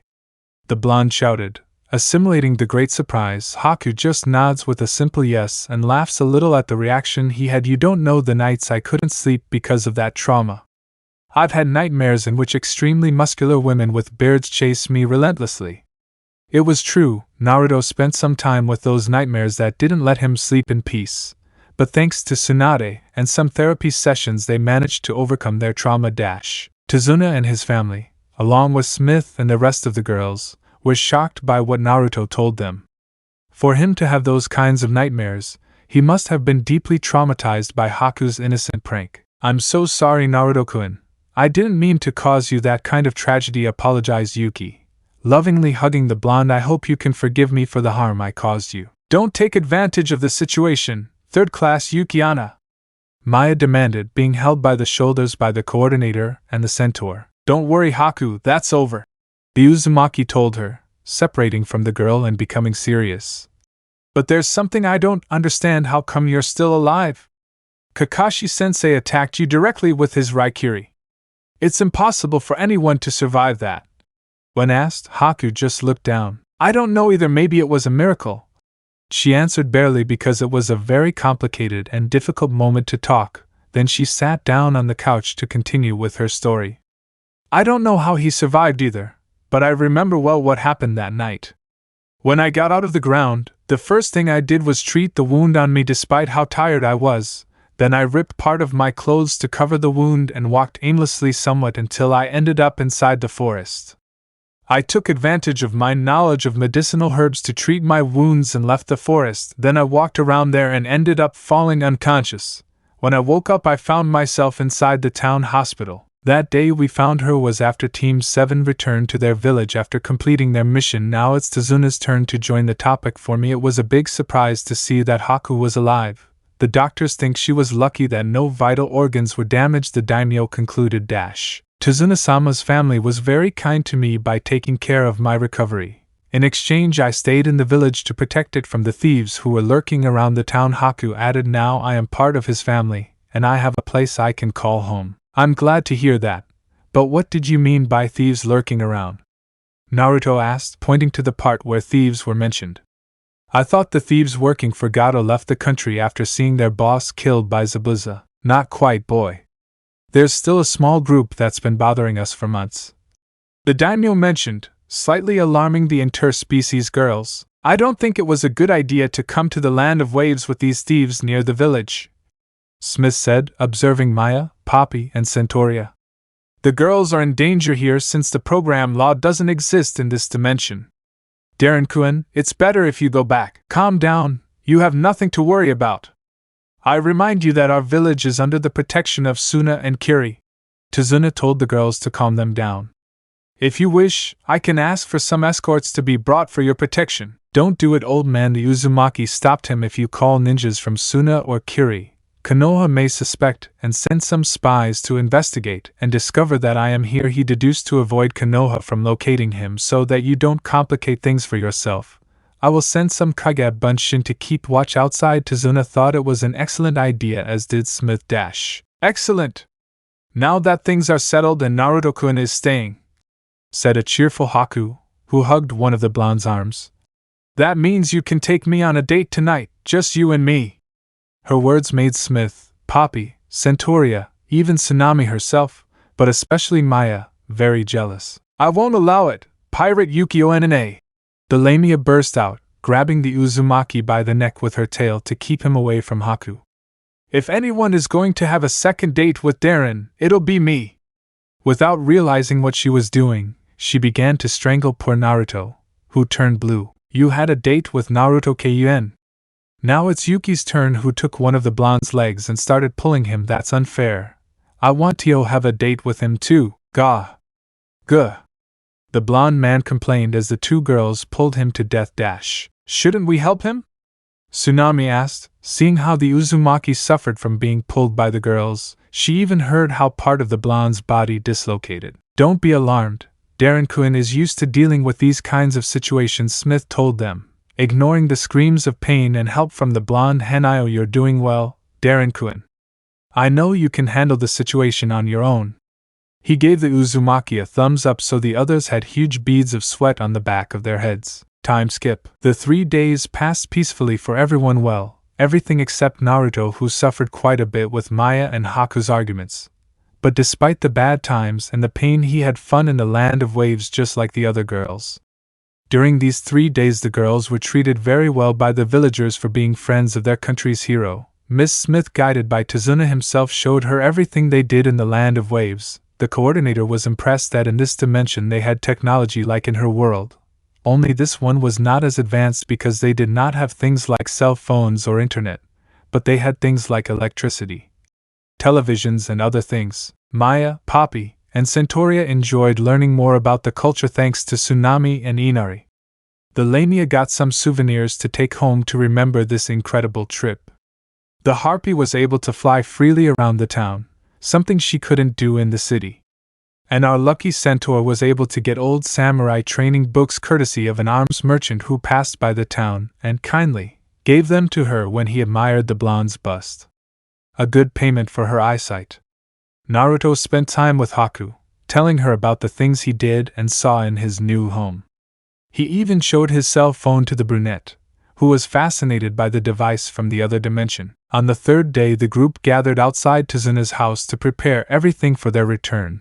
Naruto was chatting with Tazuna and Inari while they waited for Tsunami along with the other girls to return from what they were doing. Thanks a lot for everything, old man. Maya-chan and the others had a blast. Thanked the Uzumaki, shaking hands with the daimyo of the country. You're welcome, boy. Visit us more often from now on. Tazuna told him the whole land of waves will never forget their hero who saved them. Next time I come, I'll bring you a bottle of the best sake from the other dimension. The blonde promised, something the old man would look forward to. Naruto then noticed that Inari looked downcast. What's wrong, Inari? Why do you have such a long face? It's just that I'm going to miss you, Inari confessed, holding back her tears. Why don't you stay a few more days? I want you to show me those things in your world, he asked, but the blonde had to say no. You know we can't stay for long. In our dimension it's been 9 days and we can't keep the directors of the cultural exchange waiting too long, he said to Tazuna's grandson. But listen, I promise that one day I'll take you to my dimension so you can spend a few days. But I have to ask your mother's permission if she accepts the idea. Are you serious? Inari asked excitedly, getting Naruto to say yes. Great, I want to see what the world you live in will be like, he exclaimed, more than excited. You know how to handle kids, that shows you have what it takes to be a good father, said Tazuna, a little embarrassed. If you were only 5 years older, I would gladly let you marry my daughter. Dude, if Maya-chan were to hear you, she'd leave you like a used tube of toothpaste, the blonde told him, making the old man turn pale. He is a witness to the strength the Lamia possesses, and the fact that she caught him with her tail caused chills. And speaking of her, what time is she going to arrive? Tsunami-san took them very early to who knows where. It was true. This morning Tsunami took the coordinator and the interspecies girls to who knows where. My daughter took them to her sewing shop. Apparently she made some clothes for them, the daimyo answered so the blonde could ask him how long Tsunami had been working. She had a shop where they designed kimonos for parties and important ceremonies. Unfortunately, she lost everything with the arrival of Gojo, who took over the country. The blonde decided not to ask more about it, knowing the painful past the daimyo's family had when they suffered because of that drug dealer. But that was already a thing of the past now that Gojo is dead. All thanks to Zabuza, who ended his life. We're back! Sorry for the delay, Tsunami announced, arriving with the other girls from what they were doing. Naruto, Tazuna, and Inari noticed Smith, Centauria, and Poppy carrying a package in their arms and with big smiles on their faces. I was starting to worry that something might have happened to you guys, Naruto said, curious as the others smiled. Why do you all look so happy? Hey, where's Maya-chan? She was with you guys, he asked, seeing that Maya-chan wasn't with the rest of the girls. Here I am, Darren! Maya suddenly appeared, hiding behind Centauria, giving the blonde a huge surprise. Maya was no longer wearing her typical outfit, but now wore a very elegant red kimono with an uncovered left shoulder that covered her entire hips. She wore a yellow sash with floral details and butterflies, and also had a floral arrangement on the left side of her face. How do I look, Darren? Maya asked, seeing her Darren open-mouthed, just like Tazuna. Tsunami-san was very kind to us when she designed these kimonos for us, pointing to the packages Smith, Poppy, and Centauria were carrying. I couldn't resist the temptation and wanted to try it on so you could give me your opinion. It wasn't a big deal. The truth is that I wanted to make dresses for the girls because I saw it as a challenge. Tsunami said it was easy with Maya and Miss Smith. It was a bit difficult with Centauria and Poppy, but in the end I managed to make outfits for everyone, she said with pride, seeing how happy the Lamia was with her new kimono dash. While the Uzumaki who admired the Lamia managed to say you look fabulous in that kimono for the Lamia, that her Darren tells her that kind of compliment was the most wonderful thing she had ever heard. Since we are all here, it is time to return to our where is Haku? She asked when she didn't see her friend who didn't come to say goodbye dash. She locked herself in her room, the old man told the blonde. The poor girl is devastated when she found out you'd returned to your dimension. After what happened when we thought you were dead, she seemed like a ghost walking through the village. The Uzumaki felt bad that his friend was in that state. I didn't think my leaving would affect her so much. Damn, now I feel like a complete scoundrel. Thought Naruto I would like to do something for her, but I don't know what I can do, confessed the blonde, who had no idea how to help Haku, but Tazuna and his family did know dash. Well, I think there is something you can do for her, said the old man, gaining the Uzumaki's attention. I have a bad feeling, said Maya, who had a feeling that something Tazuna was talking about with her Darren wouldn't please her at all. Haku's room. Why does life have to be so unfair to me? The survivor of the Yuki clan was on her bed while hugging a stuffed toy that the Uzumaki gave her yesterday. Just when I thought I would be happy next to Naruto-kun, he has to leave again. Don't I deserve some hap? No, I absolutely refuse that. Maya's scream interrupted Yuki, who got out of bed. And now what's wrong with that snake? Can't she keep her mouth shut for even a minute? Complained the black-haired girl, wiping her tears, standing up and walking towards her window with the intention of opening it and shouting a few words to the lamia, but stopped when she saw that the Uzumaki was outside Naruto-kun. He greeted her with his hand to make some signs with his hand, asking her to open the window. Without thinking, she opened it so that he could enter her room. What do you want? I'm a bit busy at the moment, she said, avoiding looking at his face. I just came to tell you that we'll be leaving. Naruto immediately responded, noticing the pained expression on Haku's face. But it turns out we can't leave yet because we're missing someone to accompany us back home. Haku was drawn to this and asked what he meant by that. Isn't it obvious? You're coming with us. What? Haku never expected such an answer. Why, are you serious? She asked so Naruto could tell her yes, and that Tazuna asked him to take her to the other dimension. Tazuna-sama, did he ask you? Without wasting time, she looked out her window to see everyone greeting her, everyone except Maya, who was standing in front of a tree that scratched it with her hands. Tazuna-sama. She jumped out the window to fall in front of the old man. Why did you ask Naruto-kun to take me to your world? It's time you had your own life, Haku. You've done so much for us here in Nami, so you deserve a chance with the people you love the most. I'll never be able to repay you for all your kindness left my family. Go on and don't worry. I know Naruto will take good care of you, Tazuna said to an impressed Haku. But what's going to happen to the village? Gato's thugs are still around. I can't just leave everyone unprotected. Yuki insisted, worried about the townspeople she had protected for the past 3 years. Don't worry about them. A few days ago I was in charge of capturing them, although some of them got a bit annoying, but I was able to deliver them in front of the main entrance of Kiri. The Uzumaki told Haku after jumping out the window. Now that they are in prison, it is no longer necessary for you to stay here. You will be able to have a new life, one that Zabuza would have liked, the blonde concluded, smiling at his friend. Tazuna and Naruto's words caused the last survivor of the Yuki clan to burst into tears. Only her tears were of joy at having a life alongside the person she loved. Unable to help herself, she jumped into the daimyo's arms and hugged him. English. Thank you very much. Haku thanked him as he separated from the old man. I don't know how to thank you for giving me a roof over my head.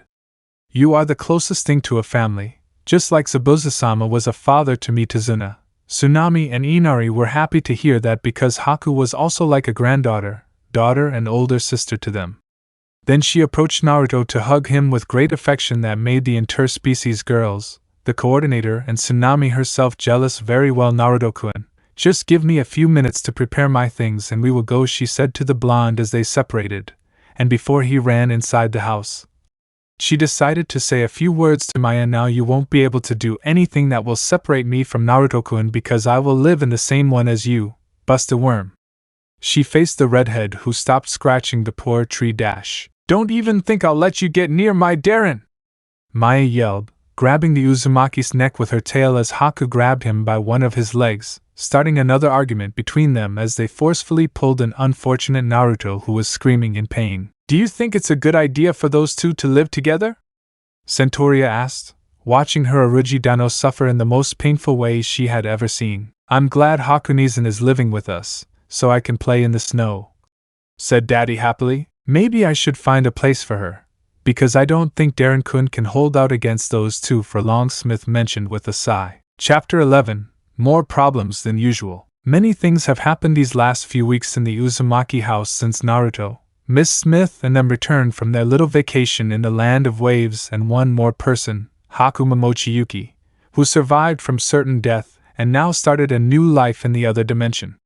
When they arrived, the blonde Hanayo prepared a room ready for the Hayatan user, since his house was big and had some spare rooms. When Haku wanted to thank the blonde with a kiss on the lips, which was avoided by a jealous Maya who pulled Haku away from his Darren, but at the same time ended up hitting him in the face. As the days passed, things between the Lamia and the ex-kunoichi seemed to get worse with each argument they had, to the point that Naruto and Smith intervened to end up frozen by mistake thanks to one of Haku's Hayatan jutsus, or that the entire house was frozen. Aside from the arguments, Haku had to get used to this new world where ninjas were just a children's story, not to mention the technology that was 1,000,000 times superior to what it was back home.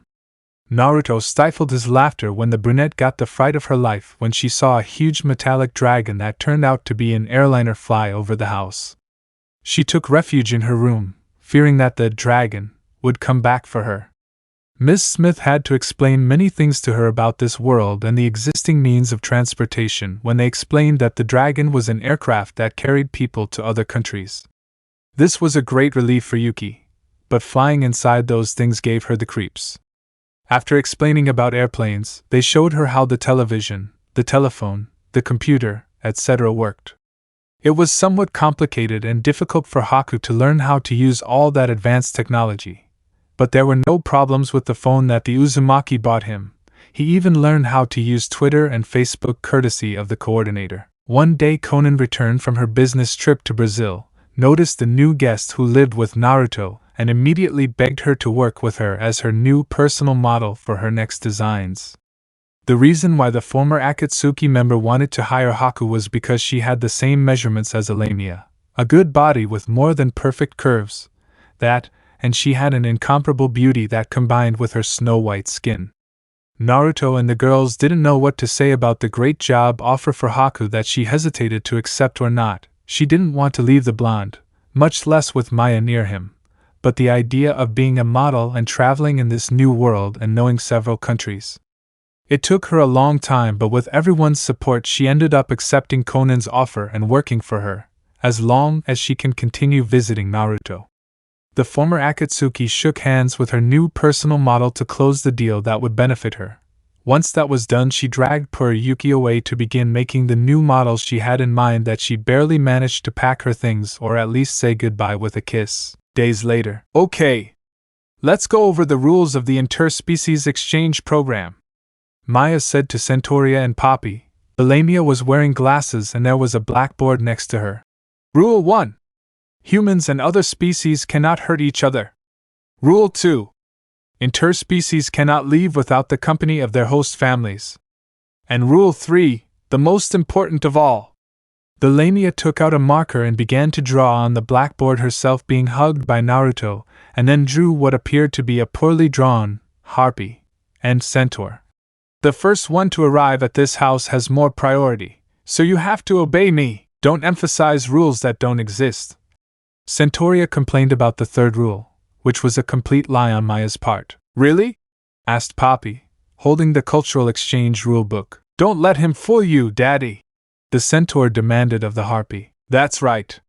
Is that clear, Centauria-san? Maya asked innocently. Silence! Why are you only saying that to me? I remember all the rules of the interspecies cultural exchange program well, Centauria reminded the Lamia. Syria! At that moment Naruto appeared on the scene with a phone call. Miss Smith says you need to fill out the official application for your accommodation, huh? Suddenly the three girls stared at the Uzumaki for some strange reason. Maya noticed that her Darren had what looked like a horseshoe print marked on his left eye, which made Centauria nervous.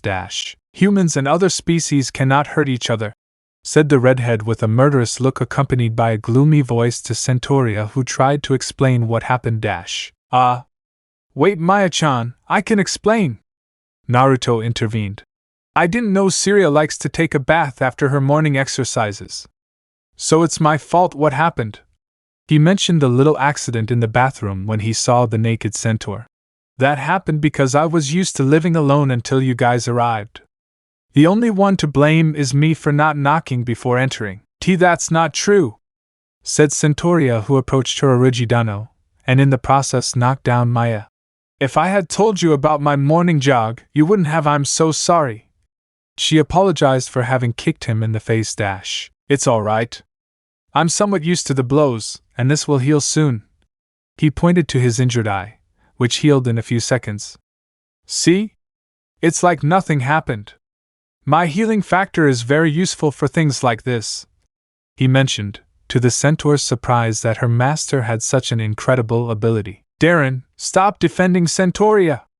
Maya shouted, getting between the two blondes and accidentally hitting him hard in the jaw. And you, Mare, go fill out the application already. Good heavens, centaurs are so violent. He only saw you naked. What? Look who's talking. I heard from Miss Smith that you were the one who dislocated Arugidano's shoulder. It was Centauria's turn to complain to Maya for hurting her master. I didn't hit him on purpose. The Lamia defended herself while Naruto rubbed his jaw. She's right. Remember, I have my FAC. The ex-shinobi tried to explain, but was interrupted by Centauria. Instead, Arugidano risked his body to get in the way of a sword blow and protect me, said the centaur to start a fight of strength against Maya. So what? My Darren defended me from some jerks, said Maya, who was fighting with the centaur, and without realizing it, she hit Naruto's face with her tail. The only one who didn't argue was Poppy, who spent all her time reading the Cultural Exchange Rules Manual. Or so it seemed, because the harpy didn't understand anything she read. Hey, calm down you two, Naruto said to them so that those two would stop fighting. Suddenly he noticed that the room began to fill with steam coming from the head of a dizzy blue-haired girl. Huh? Where are you coming from? Daddy-chan, the interstellar exchange act is so confusing. My head is burning, I want to take a bath, said the poor thing because her brain couldn't handle so much information. Then go to the bathroom, Naruto suggested to Poppy, who asked him to accompany her because she doesn't want to go alone. What? Why don't you ask Maya-chan or Syria? I bathed with my Darren before, exclaimed Maya, who was still arguing with Centauria. Arugidano has held my breasts, the blonde said to the redhead, both of them completely ignoring the Uzumaki and the harpy who went to the bathroom. What?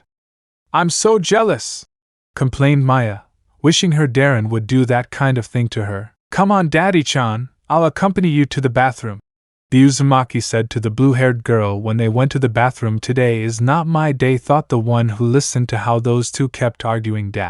Poppy and Naruto were inside the bathroom. The blonde with one hand checked the temperature of the water in the large bathtub, and saw that it was cold. Then Poppy was going to take off his clothes to take a dip and cool off. Wait a minute!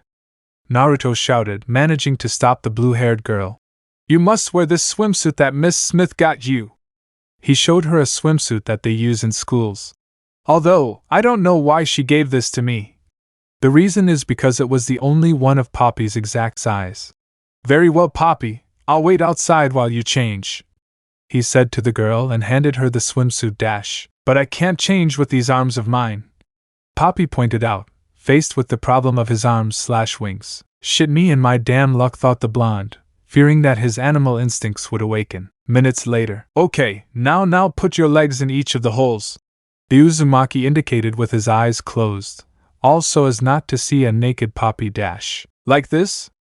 Said the blue-haired girl who did everything her husband told her.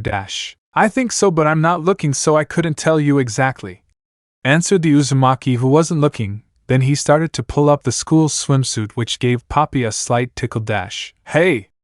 That tickles, said the harpy, making the Uzumaki gulp. Don't go to the dark side, Naruto. Don't listen to your instincts. He yelled inside his head to ignore his Hanayo instincts that ordered him to mark Poppy as his female. Finally, put your arms through here.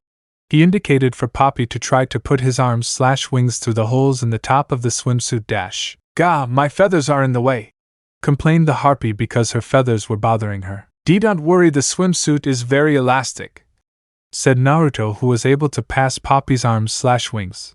But in doing so he ended up touching the girl's small breasts, who felt a slight shiver. I don't know if I can hold on for even a minute longer. I feel like mini Naruto is about to wake up. He thought desperately, I have to find a way to cool my head. I got it. Without thinking twice he jumped back to fall into the bathtub, to Poppy's surprise. Sorry, I had to cool my head a bit and scare away those voices inside my head. Go ahead and play with the water, Poppy-chan, he said to the harpy while he floated in the water. Okay, Daddy will cool his head too. Daddy jumped and fell on top of the Uzumaki, who wasn't expecting it. Ha ha ha, it feels so good. This feels like a father otter and his daughter. Naruto commented about a documentary he saw about said animal. Daddy thinks we're more like brothers, said the harpy. If Daddy had an older brother, he'd probably be like you. The Uzumaki asked why so Daddy could continue his conversation. I mean, you play with me, you scold me gently when I do something wrong, and you also praise me, she mentioned. Since harpies are women, I never knew what it was like to have an older brother. Then she turned around while still on top of the Uzumaki. But I've always wanted one, so I'm very happy, she finished. With a charming smile on her face.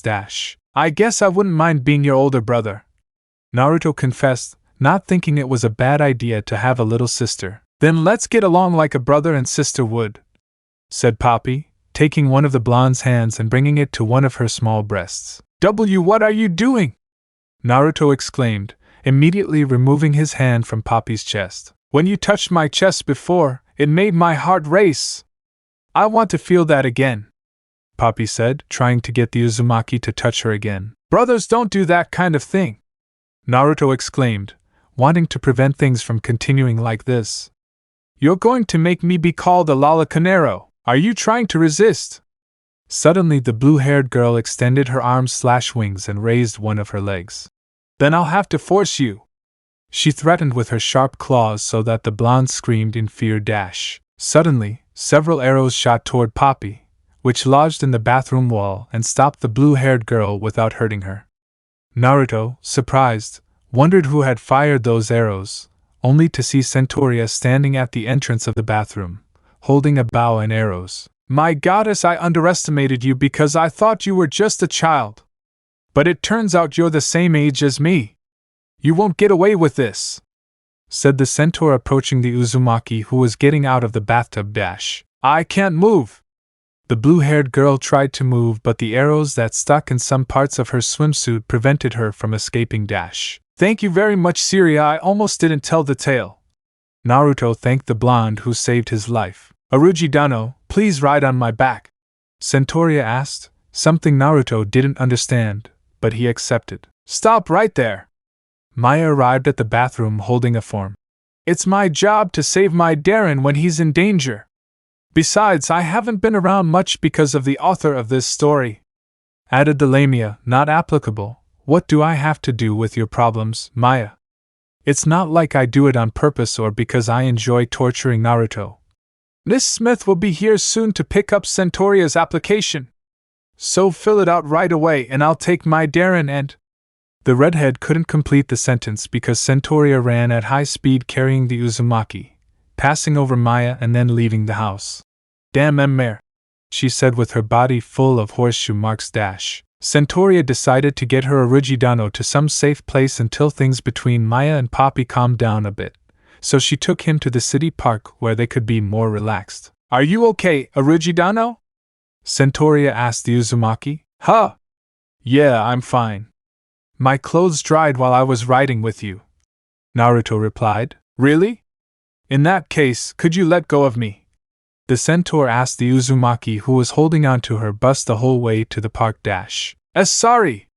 It was unintentional, he apologized, immediately letting go of Syria's large breasts. And no, it's fine. As your servant, it's not a big deal, said the centaur who followed the tradition of her race. Don't you think you're exaggerating a bit? I don't think you're my servant, said the Uzumaki who got off Centauria's back. I'm not exaggerating at all. We centaurs value loyalty to our lords more than anything. That's why we're looking for a master to serve, Centauria exclaimed, showing her great spirit as several centaurs equipped with ancient armor and spears ran after the blonde. My father, my grandfather, and my great-grandfather did the same. Before being a woman, I am a knight. It's not an exaggeration, but the spirit of my people. What is that? Some kind of genjutsu that the centaurs know? Asked Naruto, seeing the centaurs with armor behind Syria. I understand. He apologized the instant the centaurs vanished into thin air. I understand why you're feeling like this. I also had honor when I was a ninja, but now you're in Japan. I know that your culture is very important just like mine was, but couldn't you relax a little?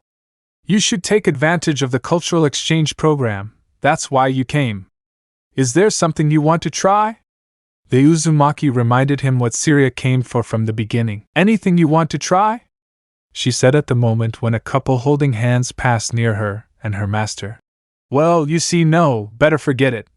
She regretted what she was going to say, but the Uzumaki tells her not to be shy and to say what she wanted to do. My hand? I would like you to hold my hand, she asked, embarrassed. Naruto, not understanding what she said, asked her why. Well, the only things I've held in my hands are weapons, things like swords and bows.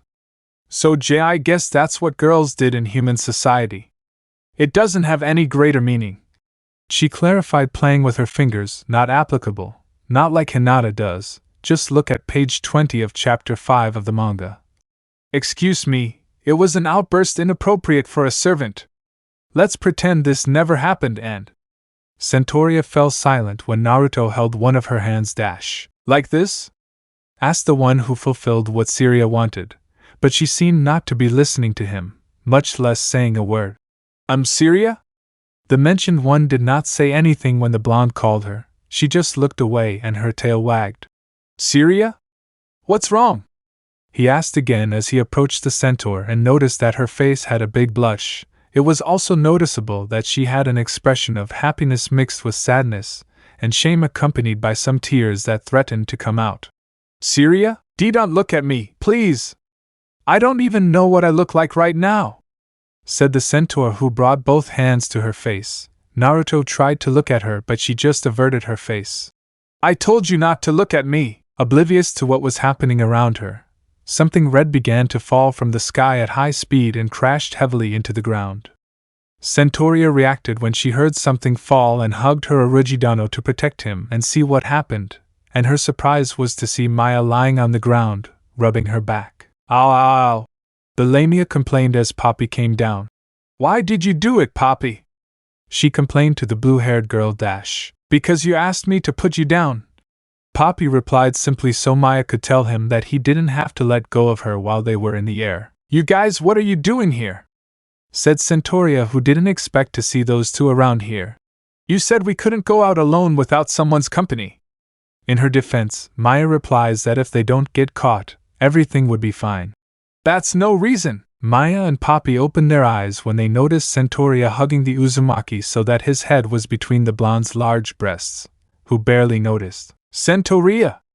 Exclaimed Maya, quite furious, so that the aforementioned one moves away from Naruto, who could not breathe.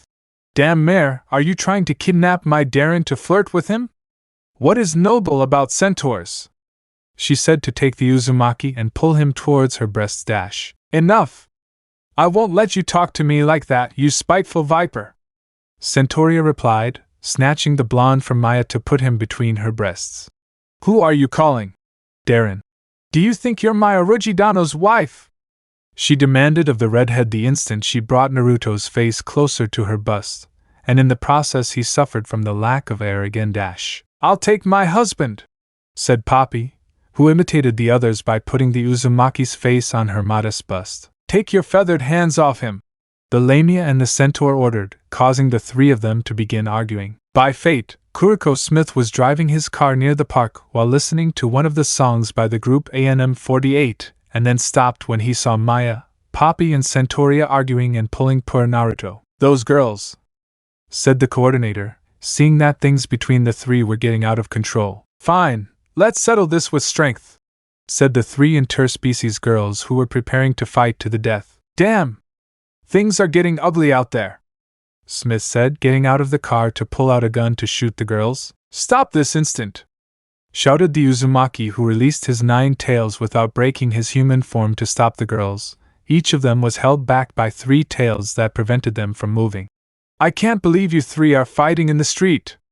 And that goes for you too, pointing at Maya and Poppy, who were embarrassed after what happened in the park. You're going to end it right now. Suddenly the sound of 3 shots was heard, followed by a strange itch on his back. He looked behind him and saw 3 tranquilizer darts stuck behind him. What the hell? Smith couldn't believe what she did. She had intended to shoot the girls with the tranquilizers, but she didn't expect Naruto to get in her way and receive the 3 shots. Miss Smith! What are you? She didn't manage to complete the sentence when the Uzumaki fell unconscious to the floor due to the effect of the tranquilizer's dash. Darren, /Arujidano, /husband! Shouted the three interspecies girls seeing the Uzumaki lying on the floor dash. An hour later. Wow, I can't believe I ended up shooting you, Darren-kun, said Smith with a cup of coffee looking at the recovered Uzumaki. The two were in the living room while the blonde rested on the couch in his true Hanayo form. I'm surprised you're okay after receiving 3 tranquilizer darts. Even as a Jinchuriki, that tranquilizer is very strong. My head is still spinning, complained Naruto, who used 2 of his 9 tails to place an ice pack on his head, and the other moved a fan to get air dash. Hey, could you please not tell anyone about this? I'll get in trouble if my superiors find out, she asked, making Naruto look at her, unable to believe what he heard. There was no doubt that Smith was a woman who brought trouble into his life. By the way, what about the girls? They usually come running to me, asked the Uzumaki, seeing that Maya and the others were not present. The coordinator said nothing and just pointed to the almost open door to see the girls sticking their heads out, with a look of shame for the bad time they made her go through. What are you all doing? Well, the first to speak was Maya. Because of our fight you ended up very hurt, she said, more than sorry dash. I'm sorry, husband. Daddy was the second to apologize dash. I am a failure as a servant, said Centauria, who instead of protecting her Origidano said this term hurt. That's why we'll try not to cause you any trouble. We all decided that we're going to hold back, Maya mentioned, but the blonde didn't understand what she said. Daddy won't ask you to play with her, said the harpy, and I won't be using my bow and arrow like that again, Centauria added. What are you saying?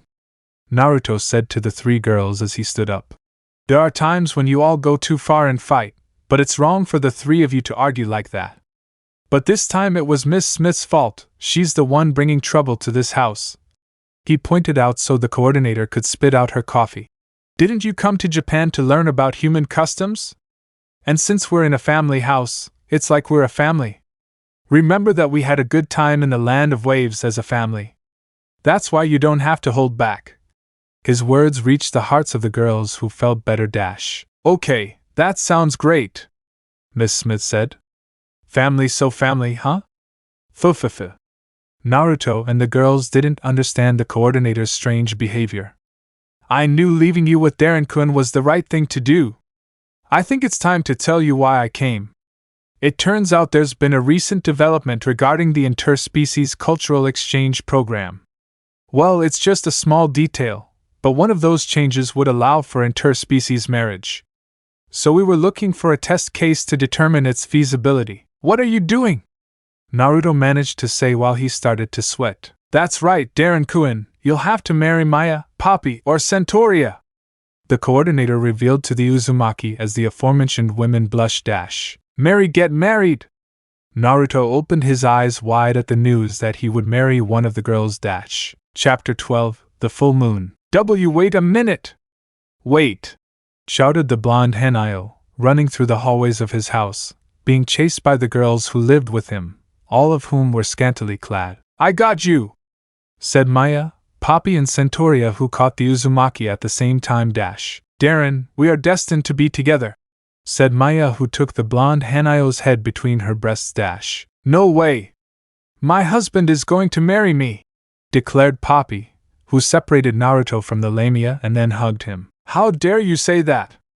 I'm the only one suitable for my Origidano, exclaimed Centauria, who pulled the Uzumaki away from the harpy and attracted him to her ample bust. Then the 3 girls looked at each other defiantly, and then turned their gaze towards their future husband. Darren, /husband, /Origidano, the 3 said at the same time, to see that instead of Naruto there was a scarecrow with a sign around his neck that said, Naruto is not available. Huh? Where could he have gone? He escaped, how the heck?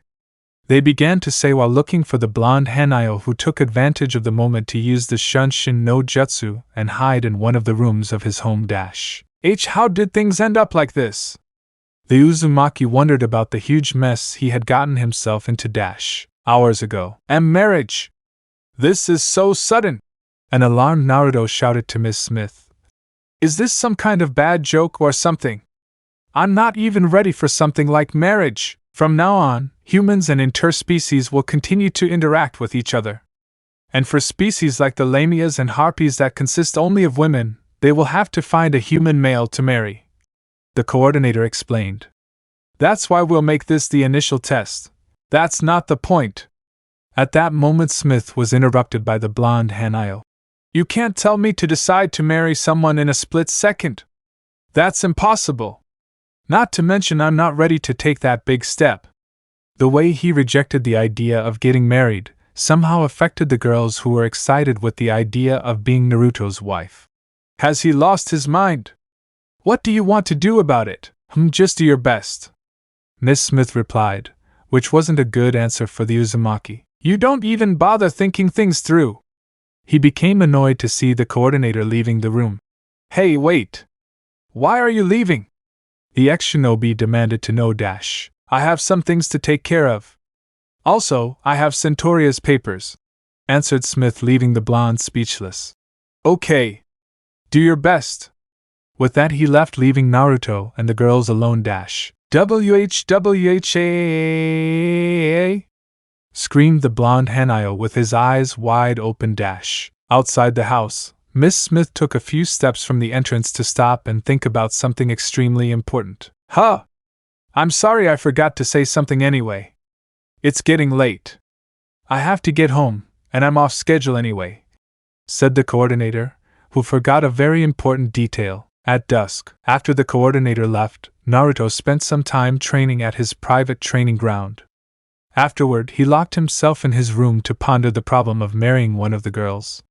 It was almost midnight, and he was still tormenting himself with the idea of engagement. That's Smith, what was I thinking?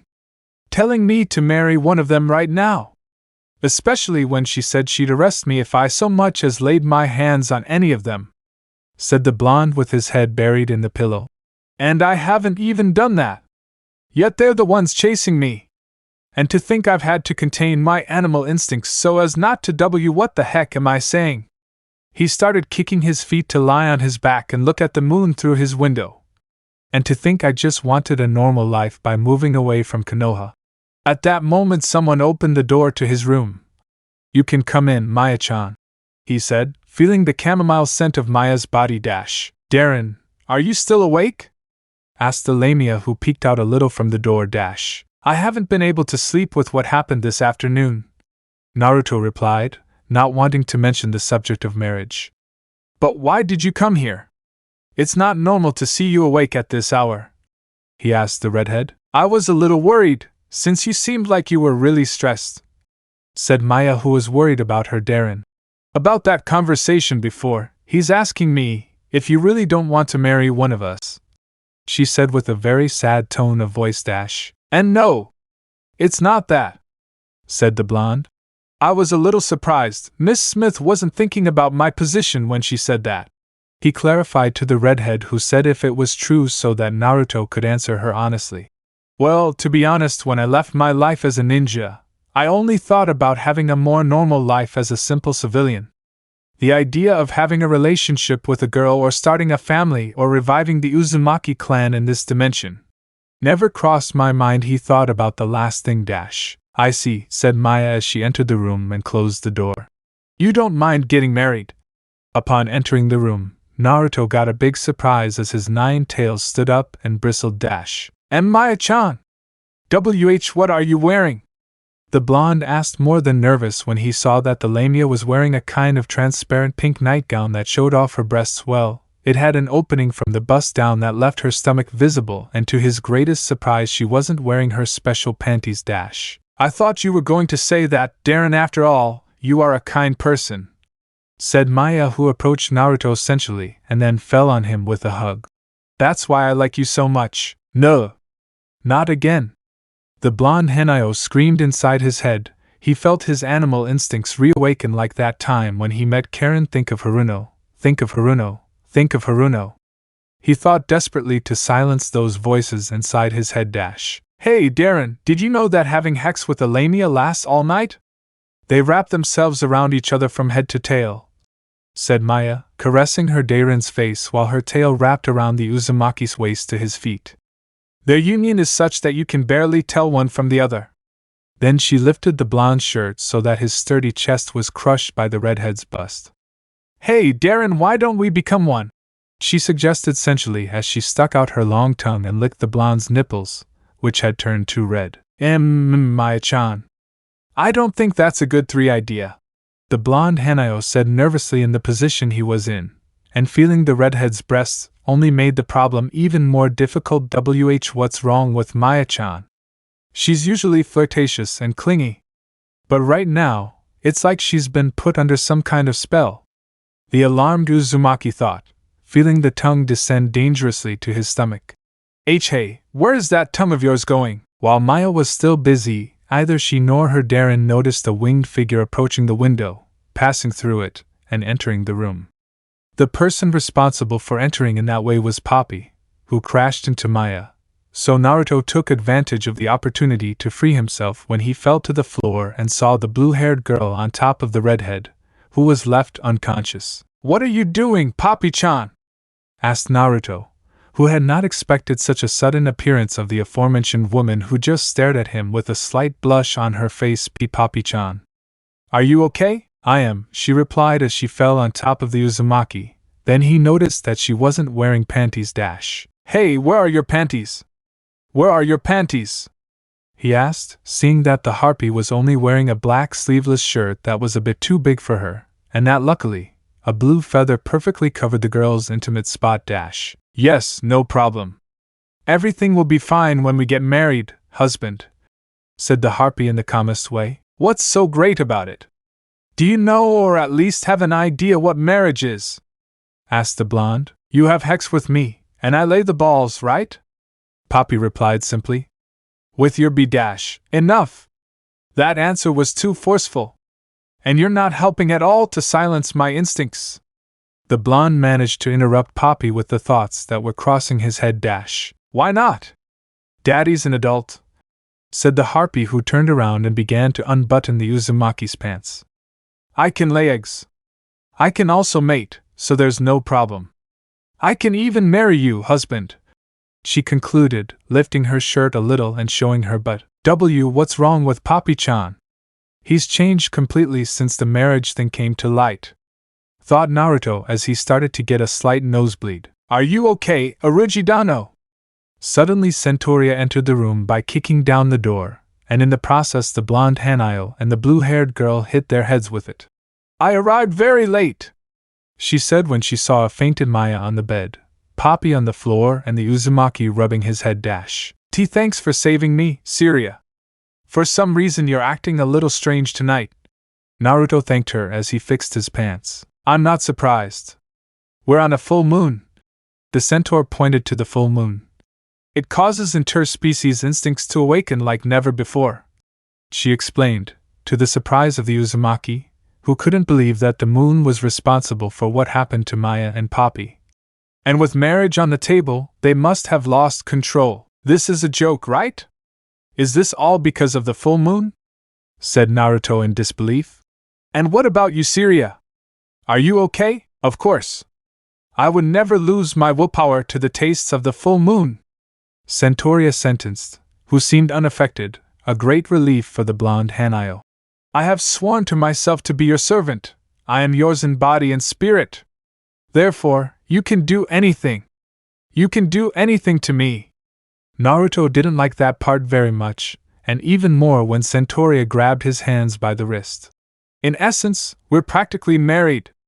She brought her master's hands so that they touched her enormous breasts. Now touch my breasts all you want, Origidano, she asked, blushing. You've lost your mind too, Naruto shouted as he saw Syria lose control because of the full moon. By Kami, they're softer than I thought. Damn it, don't think about that, Uzumaki. Do my clothes bother you? Perhaps you'd rather feel them without them.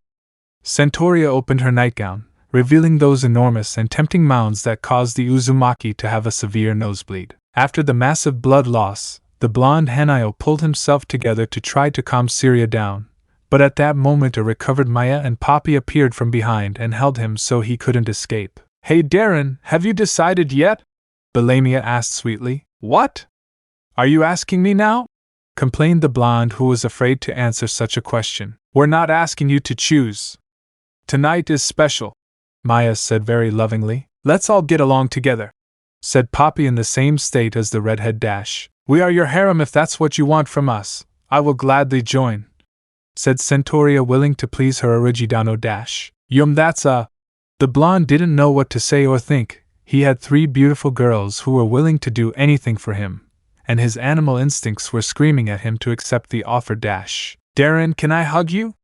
Maya hugged her Darren while with her tail she broke the top of the bed with great force that made the blonde pale dash. My new bed! Exclaimed the blonde Hanayo, seeing how they broke the bed he had just bought. Daddy wants to hug his husband too! Daddy used his sharp claws to hug Naruto, who managed to dodge, but they ended up tearing the mattress of the bed dash. My ears, he thought, terrified, because he rarely loses his fox ears. You'll never beat me! I want to be with him too! Centauria exclaimed, breaking a small table in the room with her stomp. That was my favorite table. Crying comically, seeing his table shattered. Wait, if they're following their instincts, then they're not controlling their strength right. Thought the worried Uzumaki. Oh mom, if this continues like this, I'm going to die with a shattered pelvis. He imagined himself with the girls who unleashed their instincts to the point that it cost him his own life. Not applicable. Death assured by SNU XD. With that terrifying image, the blonde ran away from his room, being chased by the girls dash. Present. Why did things end up like this? All of this is because Miss Smith told me that I'm marrying one of them, said Naruto as he walked silently through the hallways of his house so as not to be discovered by Maya, Poppy and Centauria, who were looking for him in another part of the house.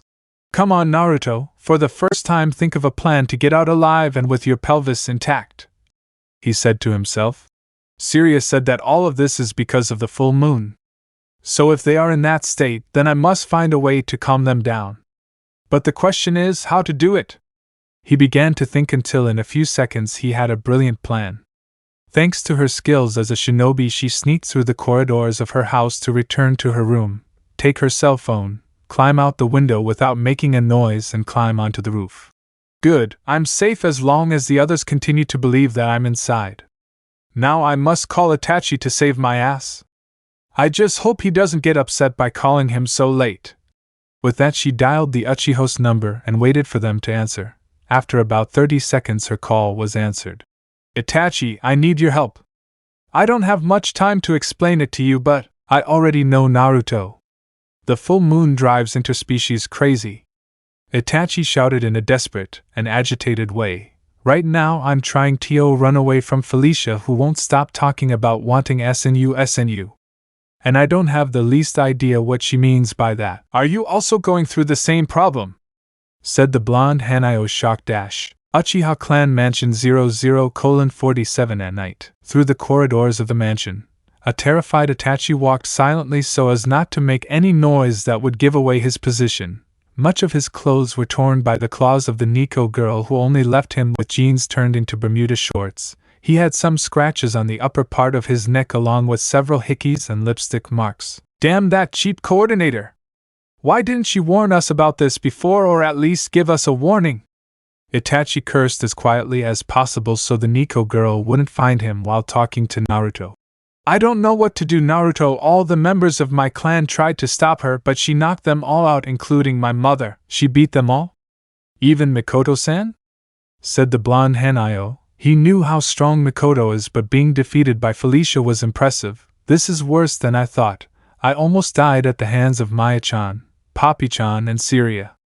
It seems that the full moon not only loses control, they don't even measure the control of their strength.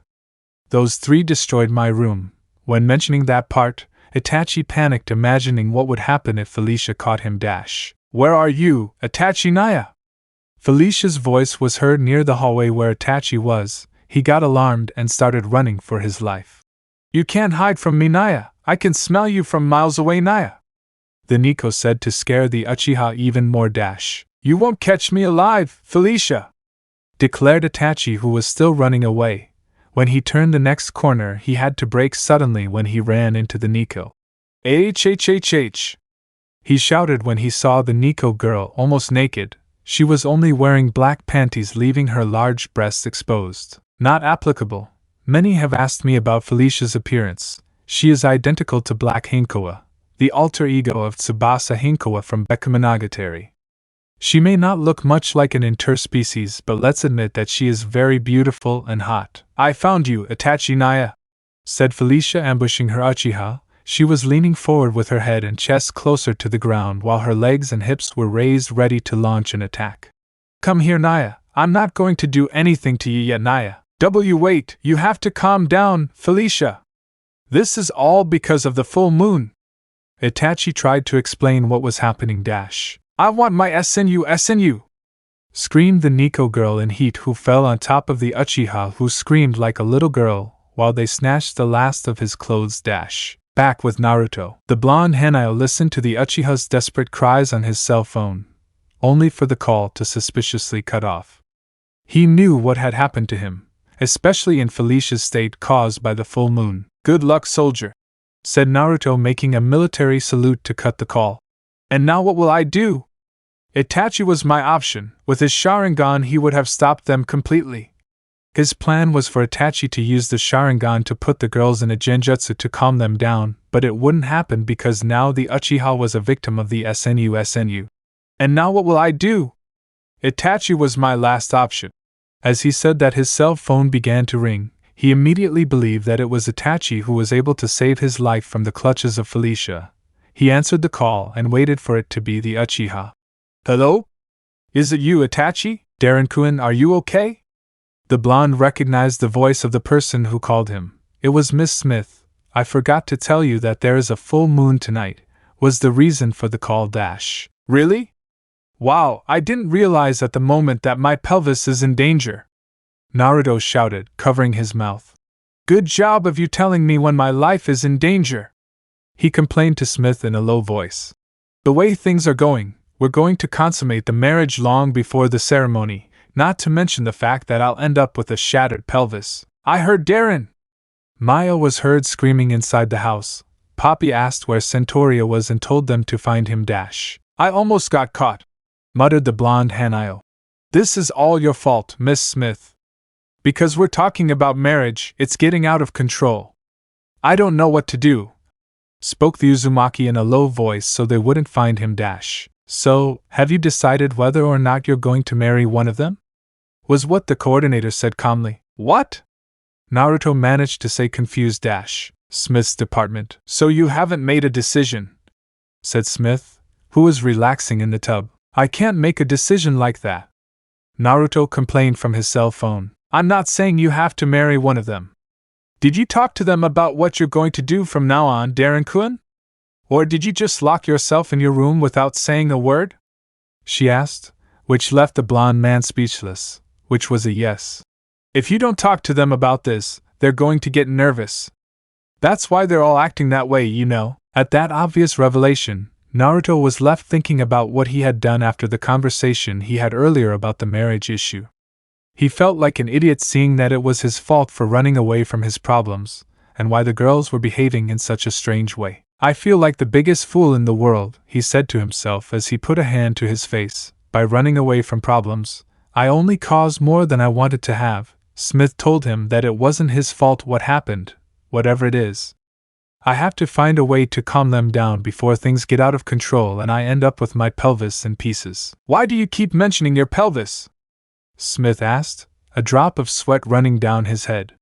He didn't understand why the Uzumaki kept repeating that word. This is a long story, answered the blonde Hanao, who also had a drop of sweat running down his head. Well, anyway, you have to handle the situation now. You'll have to cool their heads a bit, she suggested, but Naruto told her that it would be too dangerous if she got close to Maya and the others. It would be her end. You were a ninja in the past, surely you know some secret technique or whatever they call it to be able to calm the girls down. Yeah, sure. As if it were easy, Smith only heard how the blonde Hanao remained silent so that he could speak again. Wait. I know the perfect solution for this problem. Home of Naruto Uzumaki. I'm sure I heard Darren around here, said Maya, who was searching every room in the house. Damn, Darren, why did you make the house so big? She complained because the house had too much space. Husband, where are you? Daddy was looking for the Uzumaki under a rug. Arujidano, come out wherever you are! Centauria shouted, kicking every door she came across. Darren had to hide himself well so we couldn't find him. After all, he was a ninja, said the Lamia, who began to search the walls. So what do you do now? We don't have time for your nonsense, Centauria said, watching Maya place her ear against the wall. I'm trying to find some secret door, answered the redhead, who was still looking for the blessed hidden door. Just think about it. If he has a training camp under the house, there must surely be some secret doors that are hidden. If we find one of those, we'll know where Darren is. With that idea, Centauria had no choice but to start looking for that supposed secret door while Poppy checked under a pencil. Girls! Suddenly we hear the blonde Hanayo shout from who knows where. If you're looking for me, I'll wait for you in the kitchen. The girls didn't waste any time and ran as fast as possible to the kitchen. When they arrived, they saw their Darren husband / Arujidano waiting for them while he had his back to her. We found you! Suddenly, the girls appeared behind the Uzumaki and hit him from behind, causing him to crash into the refrigerator and spill all of the food onto the floor. To top it all off, Maya, Poppy, and Centauria all fell on top of him. I got you, said Poppy, hugging her husband to prevent him from escaping again. You won't be able to escape this time, Arujidano, Centauria declared, not letting her master escape either. What's wrong, Darren? Why are you so quiet? Maya asked the blonde, who wasn't saying a word, alarming the redheads and the other girls a little. Darren, are you okay? She asked again, but Naruto was still silent. When they checked if he was okay, they got a huge surprise. Hey, this isn't Darren! He's a silly straw man. The Lamia, along with the Harpy and the Centaur, quickly got up from Naruto to see that it was a straw doll wearing the Uzumaki's clothes, and to top it off, it had a paper stuck to it with the drawing of a Naruto Hanayo sticking out his tongue. With the real Naruto, he was perfectly hidden in the shadows so as not to be detected by the girls. 1. How dare Darren deceive us with a straw man? Complained Maya, who was beating the poor man with her tail. When Naruto saw what was happening, he felt chills imagining himself in the man's place. I've admired Arujidano's ninja skills, but this is making me more furious than I've ever been in my life, Centauria exclaimed, stomping on the doll's head with all her might, making Naruto pale. Where are you hiding, husband? It was Daddy's turn to tear the doll with his sharp claws. Naruto paled even more to pray for the poor doll that now rests in peace. I'm sorry to have to deceive you like this, but I had no choice, thought the blonde Hanayo, who began to make hand seals. Nien Shojin no Jutsu, Temple of Nirvana, he murmured so that hundreds of feathers began to fall from the kitchen ceiling. Huh! What's this? Why are feathers falling? Maya asked about what happened. Daddy, don't start throwing your feathers all over the kitchen. Darren can't be cleaning up this mess. I'm not dropping my feathers. They're not even my feathers. The Harpy defended herself. She's telling the truth, Centauria interrupted. Besides, these feathers are white and Daddy's are blue, she pointed out as she compared the feathers. I don't know what's going on, but... At that moment, the Centaur let out a yawn. How strange. I feel very tired. Me too, I'm very sleepy, said Maya, who began to wobble and yawn. Good night, said Poppy, who fell asleep and lay on the floor. Maya and Centauria followed her so that the three of them fell completely asleep. When the Uzumaki saw that the danger was gone, he came out of his hiding place relieved that this nightmare was over once and for all. They finally calmed down once and for all, said Naruto, wiping the sweat from his forehead. Later I will have to thank Mikoto-san for teaching me some genjutsu. If it weren't for those classes, my hip would be shattered by now. Then his phone rang and he saw that it was Miss Smith answering the call. Is something wrong, Miss Smith? Don't tell me there's something else you didn't warn me about, she asked, fearing for her life and her pelvis. It's not that. I just wanted to know if you're okay, responded the coordinator, who for the first time sounded worried. There's no need to worry, I've managed to solve the problem with the girls, answered the blonde Hanayo, leaving Smith surprised, who knew that it was a suicide mission to stop an interspecies under the effects of the full moon. Out of curiosity, she asked him how he did it. It was a piece of cake, I set a trap for the girls and they fell right in front of them, and then I put them under a genjutsu and that was it," he answered while watching the girls sleeping with a small smile. "A genjutsu? Do you think it was a good idea to put them to sleep with one of those ninja techniques from your world?" asked Smith. "Everything will be fine. This genjutsu that Mikoto-san taught me only serves to put your enemies into a deep sleep," explained the Uzumaki. "There's no need to, Suddenly he felt everything around him spinning. "Darren-kun? What's wrong?" asked Smith, who heard Naruto's moan. "No, it's nothing. It was just a slight dizziness," said Naruto, putting a hand to his head. "How strange, suddenly it started to get really hot." He fixed his gaze on the kitchen thermometer, and was surprised to find it was only about 18 degrees. "Are you catching a cold?" "It's normal for many people to catch a cold at this time of year," explained Smith. "Impossible. With my condition as a Hanayo, I am much more resistant to catching a cold," said Naruto as one of his tails extended into the living room and he looked for a fan. "Damn, it's getting too hot."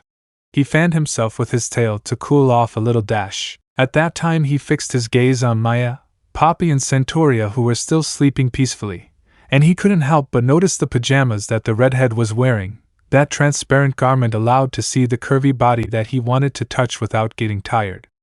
Centauria's incredible bust, which was the envy of all the women who saw her. And Poppy, who despite looking like a girl but was the same age as Maya, had a round and perfect butt that he wanted to grope. For a moment the Uzumaki wanted to forget the rules and listen to the voices inside his head that screamed at him to mark those beauties as his females. What's happening to me? Why am I thinking about those things? Naruto thought just at the moment when he heard those voices louder than before. "They're all yours. Do what you want with them. They are your females. They belong to you. Marcalas, show that you are the alpha male of your pack." "Aha! Shut up already!" shouted Naruto, who had dropped his cell phone, which fell to the ground and cut off the call with Smith. Smith's department. "Darren-kun, what's wrong?" asked the coordinator, who was worried about the Uzumaki. "Darren-kun, are you still?" "Aha!" The coordinator managed to hear Naruto's scream, and then the call was cut off. "Darren-kun, what's happened?" Smith tried to call, but it was impossible because the blonde Hanayo's phone was off. "Darren-kun! Answer, Naruto!" Seeing that it was no use continuing to call him, the coordinator got out of the bathtub and put on her towel. "Something must have happened to him. I have to go see if he's okay," she said while heading to her bedroom to put on her uniform. Back with Naruto. The Uzumaki was in the bathroom taking a cold shower to calm himself. He didn't care if he was wearing his clothes. He needed to cool off and ignore the voices that kept telling him what to do with the girls. "What's happening to me? This has never happened to me before," said the blonde Hanayo. "Damn, why did it have to happen tonight?" Giving a light blow to the wall that cracked slightly, every second that passed was like torture. He only kept thinking about naked Maya, Poppy, Centauria and Karen. "I think I've lost my mind. How can I be thinking about her right now?" He scolded himself, remembering that ordeal when he met Karen, and how they made love while the full moon illuminated the room. "Oh no, it can't be. By becoming Hanayo, do I have the same weakness as girls?" He imagined himself chasing after a naked Karen, Maya, Syria, Poppy and incredibly Konan, Fu, Yujito and Mikoto asking him to stop. "What am I going to do? Maya-chan, Poppy-chan and Syria are the ones who are in the most danger being near them." Outside the Uzumaki's house, a blue car abruptly parked, causing its occupant to get out and run to the entrance of the house and kick it down. That person was Miss Smith, who managed to arrive and check if everything was okay at the Uzumaki's house.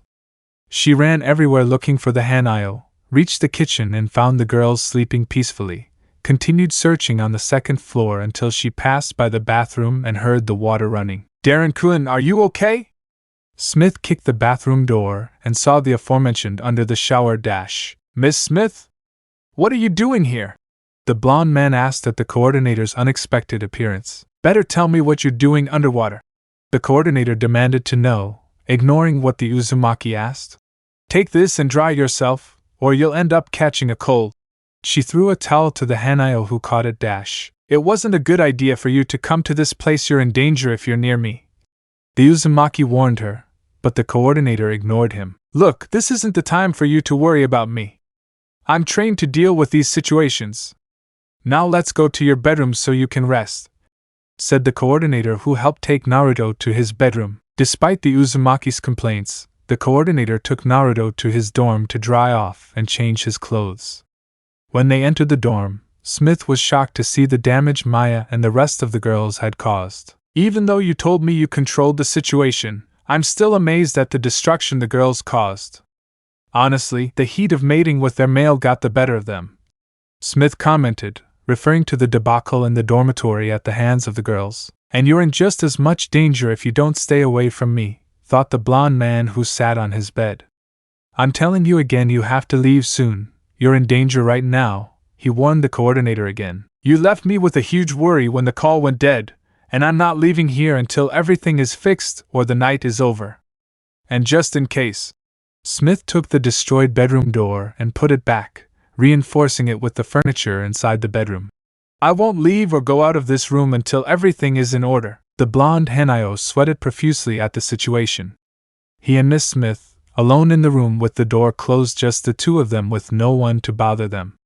At that tempting idea, Naruto began to swallow saliva at the sight of the woman's incredible body, causing his mentality to break and his instincts to win. At that, his eyes turned red, one of his tails moved to capture the woman's waist, who hadn't expected such an action. Then she was pulled towards the Hanayo who surrounded her with his arms. Darren-kun, what are you doing? She asked at the unexpected action of the Hanayo who brought her closer to his body, putting her in a very uncomfortable situation. Okay, it's official, you're scaring me now. Now could you please let me go? I won't. I've been warning you all night and I'm not going to let you go, declared Naruto, getting closer to the coordinator who was sitting on his legs. You know something? You're too beautiful not to have a boyfriend, he said, and then caressed Smith's butt, who squealed when he touched her from behind. Hey, listen to me. Don't take such liberties. I'm a decent lady and you deserve. She didn't finish the sentence because Naruto shut her up with a kiss. Lemon skipped. The night ended and little by little it began to dawn. Inside the dorm, Naruto began to wake up when the first rays of sunlight entered through his window. He groaned at the interruption of his sleep and tried to turn over to avoid the light, but he felt an extra weight on top of him along with a slight tickle on his nose. He opened his eyes heavily and saw something that left him speechless. Good morning, Naruto-kun, said Miss Smith, naked and on top of the Hanayo's body that opened wide. How did you sleep? Because I woke up more than well, she commented, running her finger over the Hanayo's nose. SSSS, Miss Smith? Naruto asked, seeing the Hexy coordinator on top of him. You like what were you? He babbled incoherently, which made the black-haired girl laugh. Sometimes I forget how funny you are when you make those faces, confessed the woman who wrapped her arms around Naruto's neck and planted a kiss on him. I also didn't know you were so good in bed. You were a real beast last night. The words bed, beast and last night made the Uzumaki remember what happened that full moon night and panic. Does this mean that I'm going to be deported from the country? He asked with great fear. I won't say anything about it. My lips will be sealed, the coordinator replied, so that the Hanayo would get a huge surprise. If you leave, Maya and the others will be heartbroken, and I don't want them to go with another guy because they're safer with you. Besides, you don't have another place to live, and I doubt you want to return to your dimension, she explained as she settled herself on her lover's sturdy chest. I wouldn't like to see the man I love leave forever. Are you serious? The Uzumaki asked a blushing Smith who just nods her head. I never thought that you had feelings for me. Honestly, I feel happy, confessed the one who wrapped his arms around the woman's body. I just hope no one knows what happened last night. If Maya-chan finds out. He felt chills thinking how furious and jealous the Lamia will be. You're absolutely right. It's best if we keep what happened a secret between us, Smith added. But Naruto-kun will be in big trouble if I get pregnant. You came inside me, and most likely, there's no need for us to worry about that detail. Even though I lost control, I had time to put an anti-pregnancy seal on her, Naruto replied. Anti-what seal? Smith didn't understand anything. Then the blonde pointed to his stomach and saw some strange drawings on it. What is this? Since when have I had it? As I told you before, that is the anti-pregnancy seal I learned from Erosenin. Naruto explained to the coordinator. The seal serves to protect kidnapped kunoichis from the enemy who grapes them, preventing them from getting pregnant. It also serves to prevent an unexpected pregnancy between ninja couples. So that's what that seal is for. It's interesting, to be honest. The coordinator admitted. But why did they teach you this from the beginning? That old man kept insisting on teaching me a jutsu that won't help me in battle. The Uzumaki confessed because he believed it wouldn't help him at all in defeating the Akatsuki. The good thing is that we don't have to worry about the pregnancy anymore. But we have another small problem, commented Smith.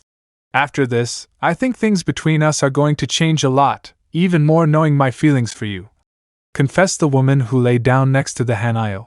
I don't want Maya, Papi-chan or Centauria to think that I'm separating you from them. At the end of his explanation, Naruto began to think about his situation as well as that of the girls. It was true that he had great affection for the girls, as well as for the coordinator, and an argument between them would only shatter the happiness in his home, completely destroying his family. He had to find a solution so everything would work out without hurting any of them. Arc, the Hanayo spoke and the coordinator only raised an eyebrow. We can use the arc to fix the problem once and for all. And what is this arc thing? I've never heard anything like that in the cultural exchange manual.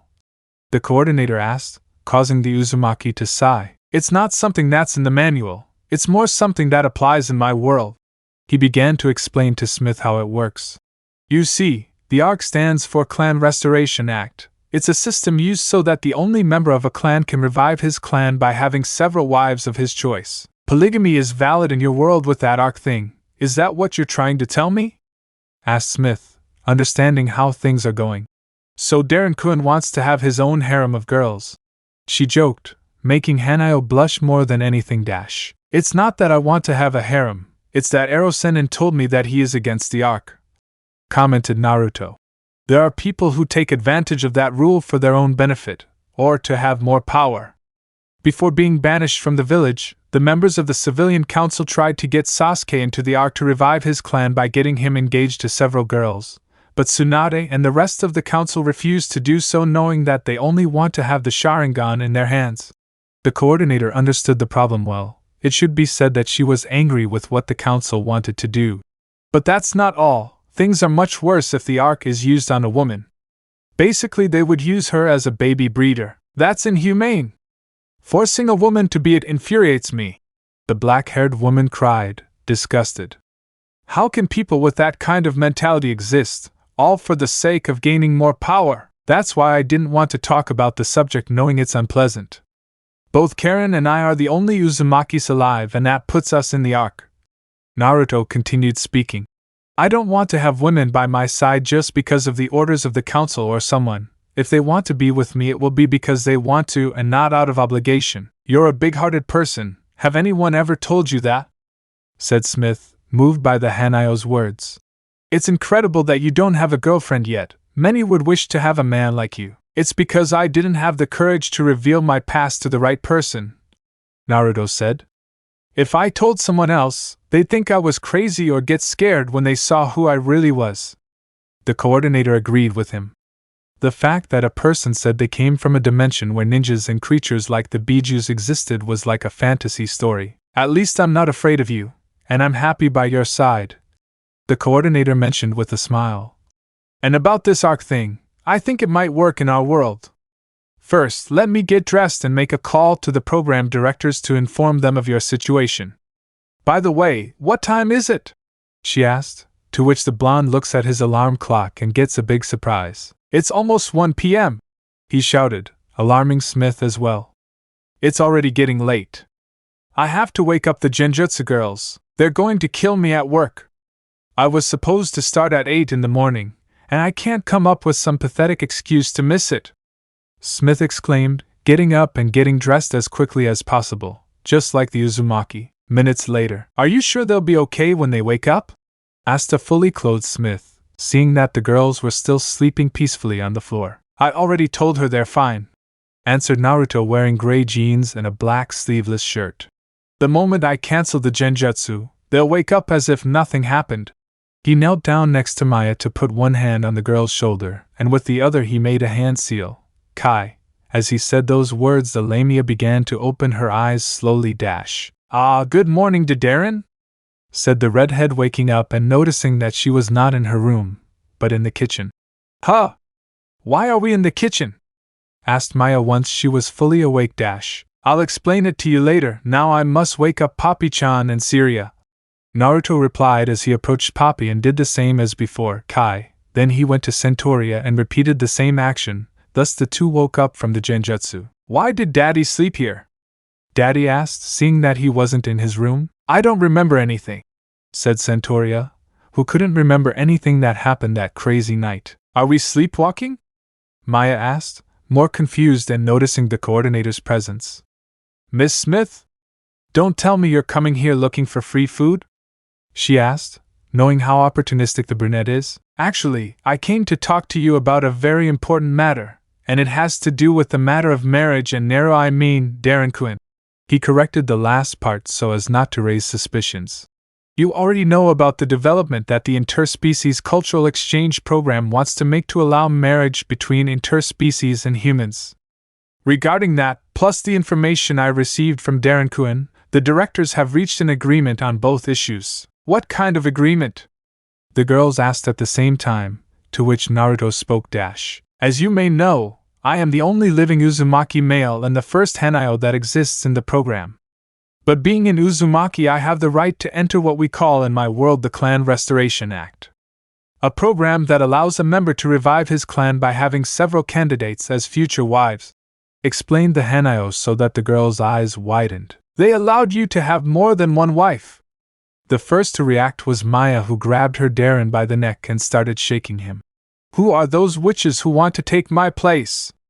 She demanded to know who would be the ones who want to steal her beloved Darren.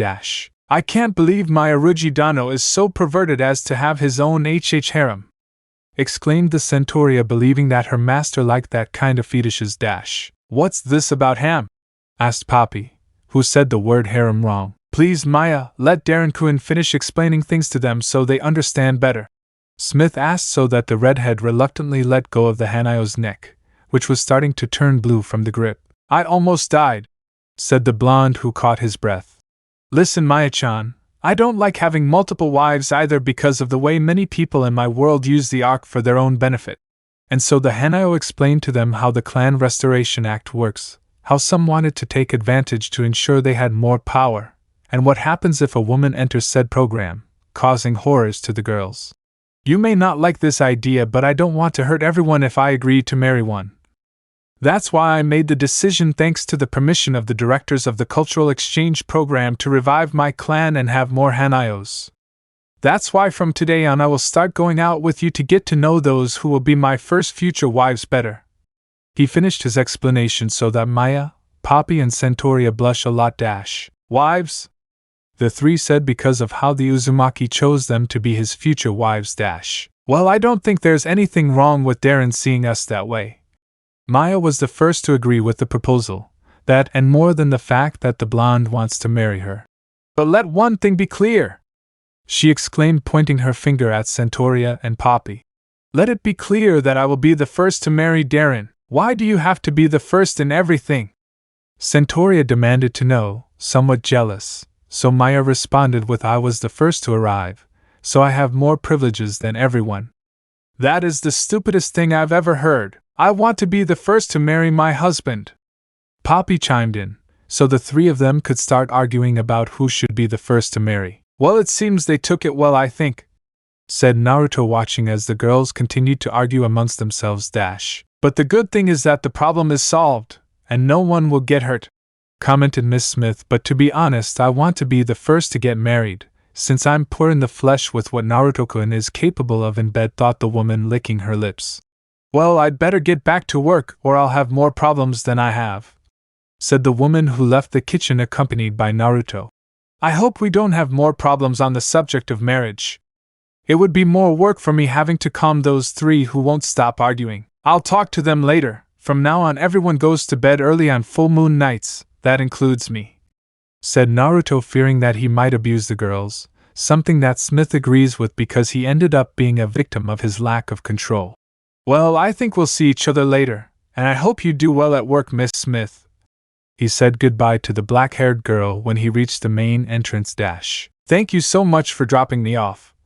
Smith thanked her, who without thinking jumped on the blonde to wrap her arms around his neck and give him a kiss on the lips. "By the way, from now on just call me Kuriko," she asked after breaking the kiss. See you, Kuriko," said the Uzumaki, who could not get over the surprise of that kiss he received. When the coordinator left the house, she grabbed her phone to log into her Twitter account and change her status from single to engaged. Now that she's no longer single, having a great man like Naruto by her side. Just as she was about to open her car door, Maya's scream was heard throughout the house. Smith, without thinking, went back inside the house to see what had happened. "And now what's happening?" the coordinator exclaimed, arriving at the others' gathering and seeing something she hadn't expected. "Huh! What's she doing here? What the hell is the Four Eyes doing sleeping in the living room?" exclaimed Maya while the Uzumaki, the coordinator, and the rest of the girls saw Karen Uzumaki sleeping in the living room. And the strangest thing was that she was only wearing a nightgown. "Foxy-kun, give me so much love until I can't feel my legs. I want to be the mother of your little foxes," said the Uzumaki, who seemed to be dreaming, but her words only provoked the anger of Maya, who was stopped by Centauria and two Kaiga Bunshin of the Hanayo. So she already knew the Uzumaki thought, a large bead of sweat forming on the back of his head. Apparently, Karen had figured out what happens on full moon nights and wanted to repeat what happened that night they first met. End of chapter. Sauces. That same day, 9:17 in the morning, at the Uchiha mansion, some members of the clan gathered in the kitchen for breakfast with their leader Mikoto Uchiha and her son Itachi. Everyone present had bandages and patches on some parts of their bodies and had a pained expression on their faces. The leader of said clan had bandages on her head, and Itachi could barely sit due to using a special ice pad, since his hips and pelvis were extremely sore. "Ieto, I am really sorry about what happened last night, Naya. I really didn't mean to hurt you, Naya." Felicia apologized, wearing a white dress and a kitchen apron.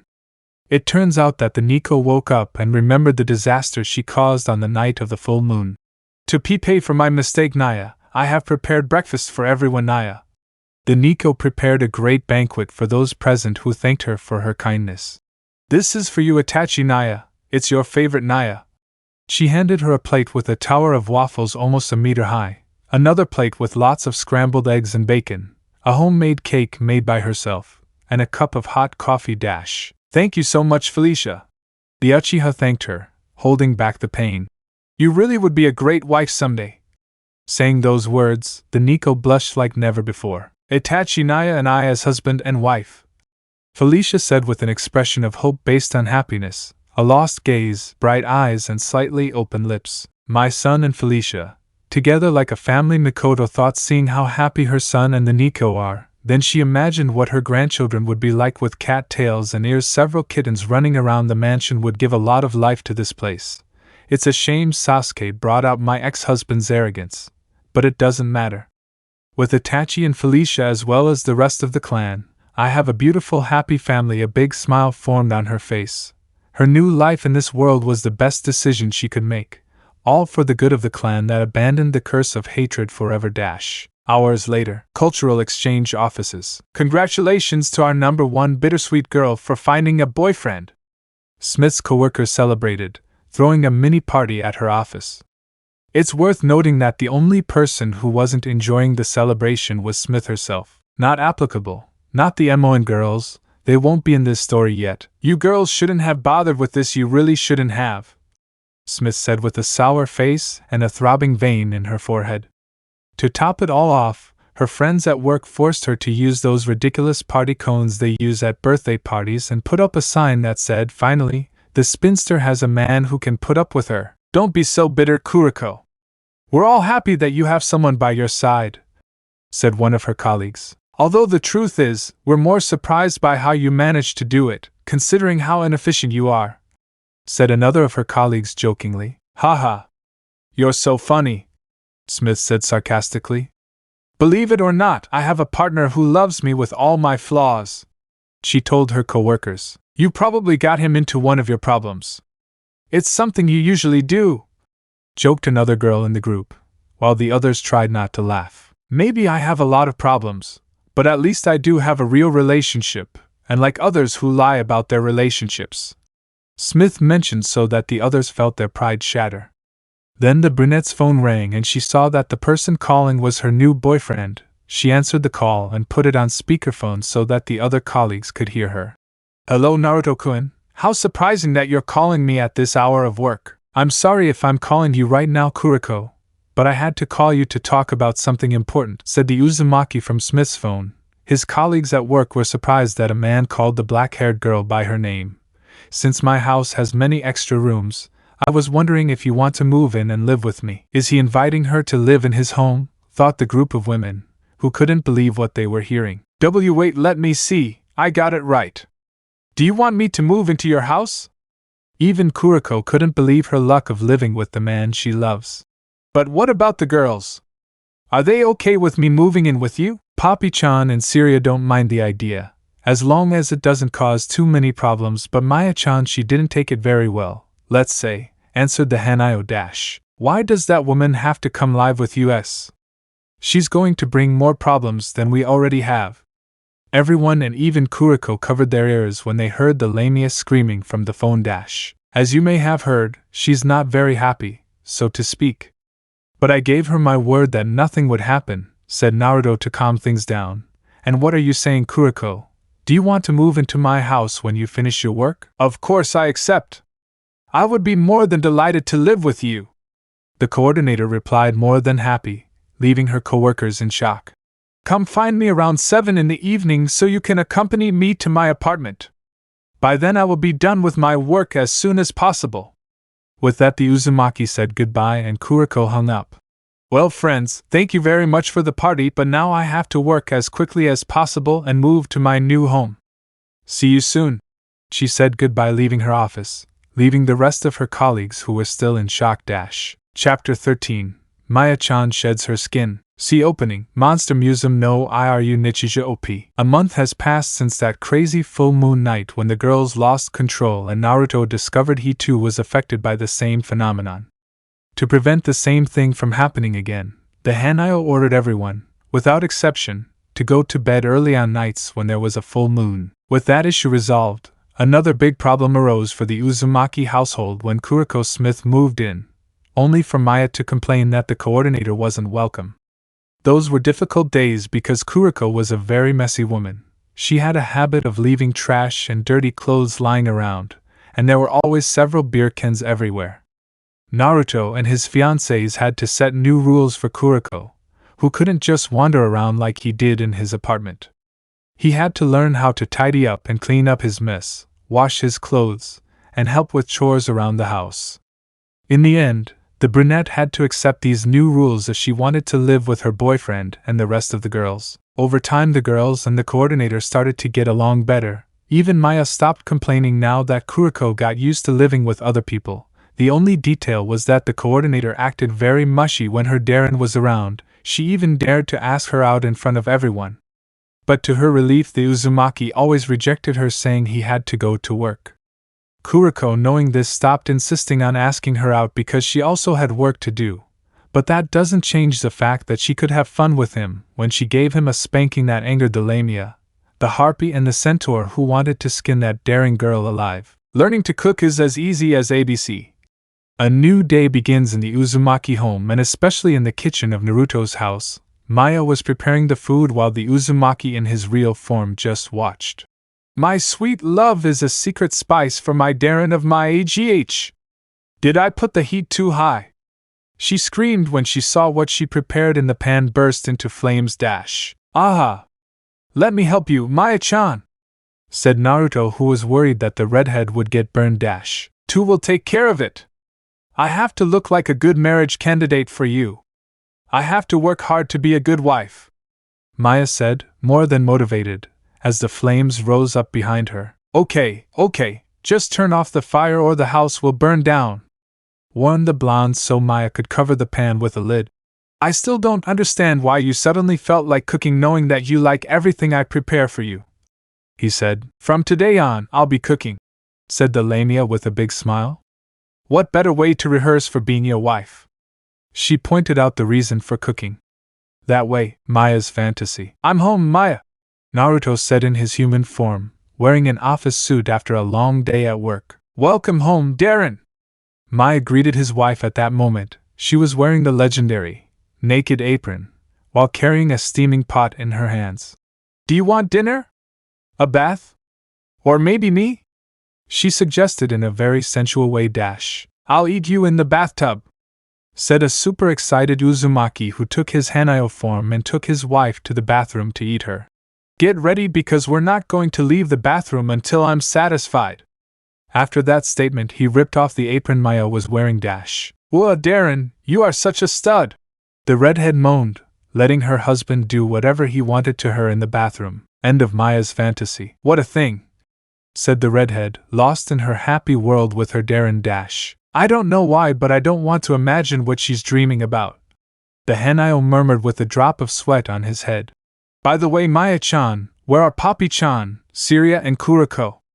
I haven't seen them for a while. He asked to get the aforementioned to come out of her dreams when he felt a strange sensation. Maybe Kuriko went to work early, but it's weird not seeing the others here. Maybe they fell asleep. Maya-chan, the pot! He shouted when he saw that the pot got too hot. The redhead reacted and removed the pot from the heat, but she forgot to put on her gloves and ended up burning her hands. Ah! It's burning!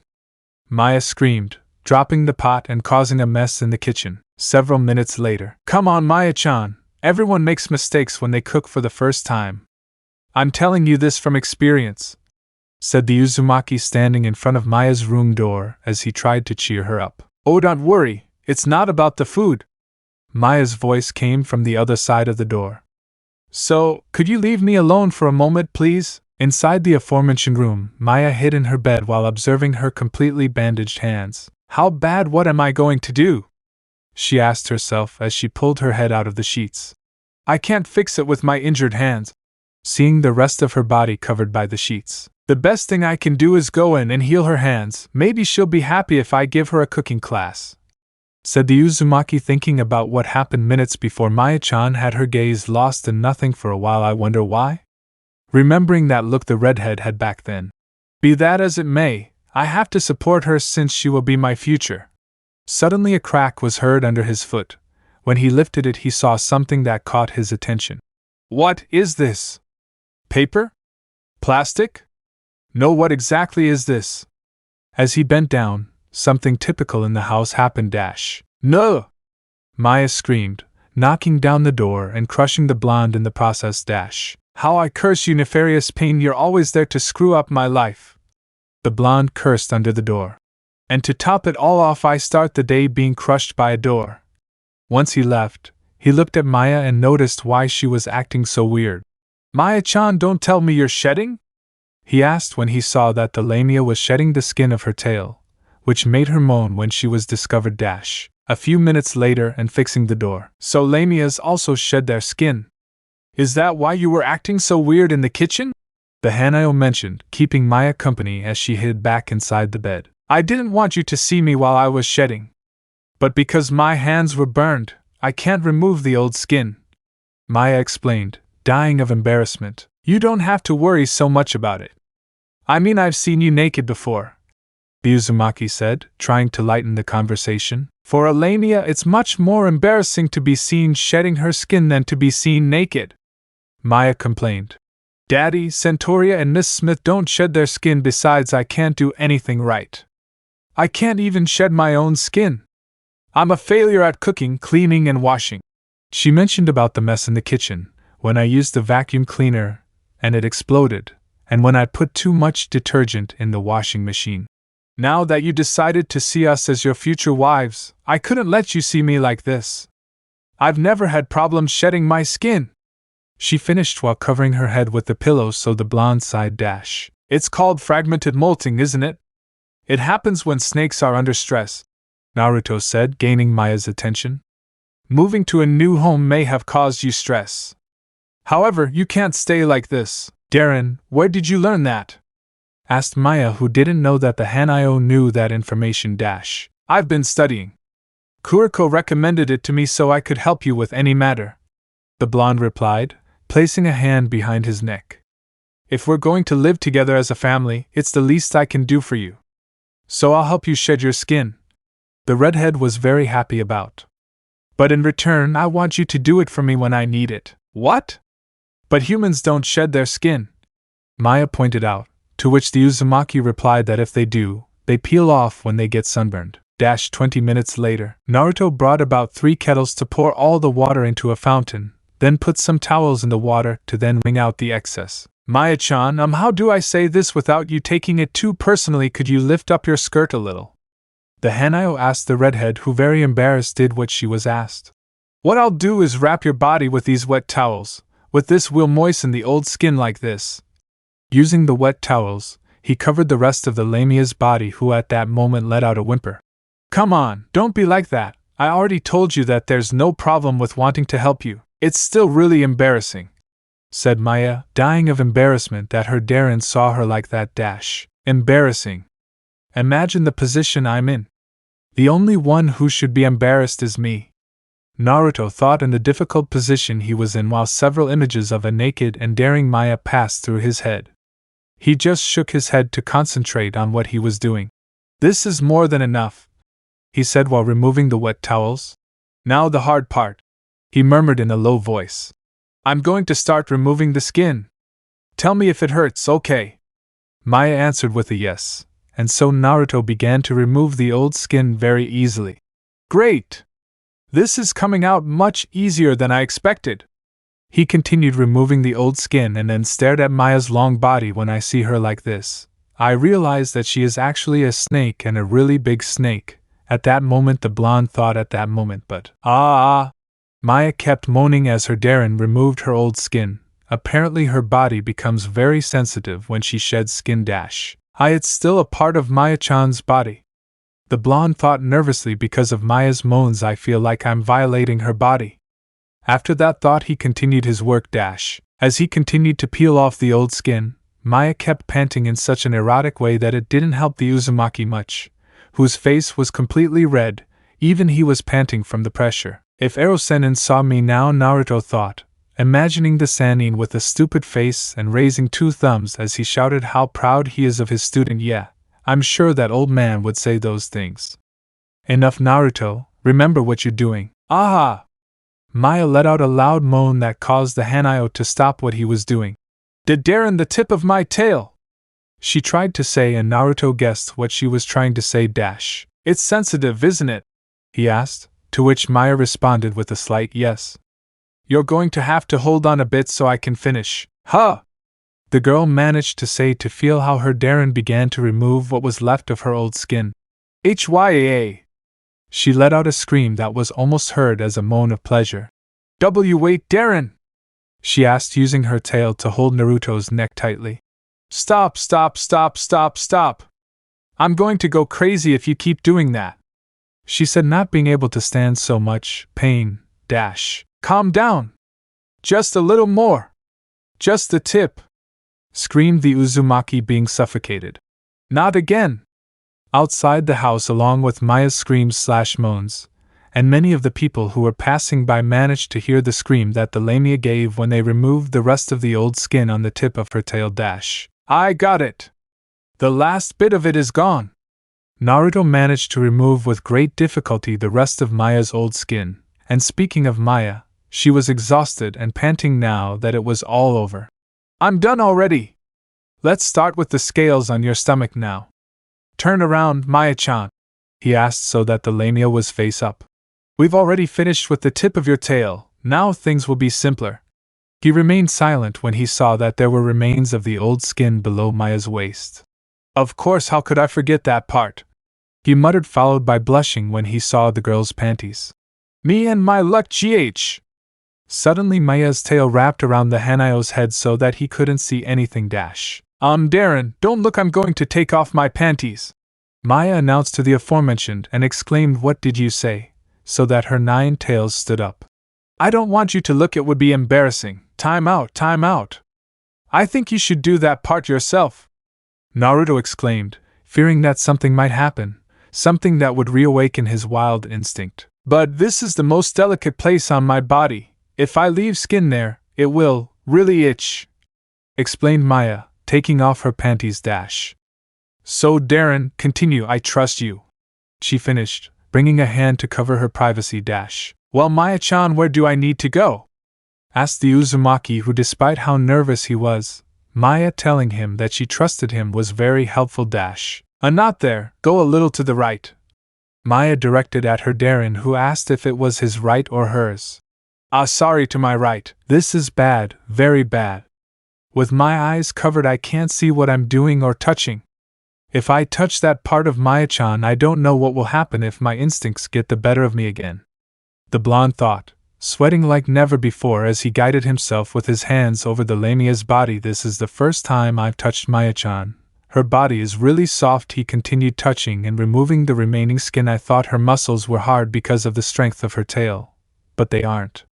By Kami, her skin is silky and soft that I wouldn't get tired of touching it, he continued, touching the wonderful body of the redhead who wouldn't stop moaning. Darren, I'm very sensitive down there, Maya moaned to the Uzumaki, who didn't pay attention because he was still so amazed at continuing to touch her that one of his fingers entered the redhead's hand and rubbed a certain private part.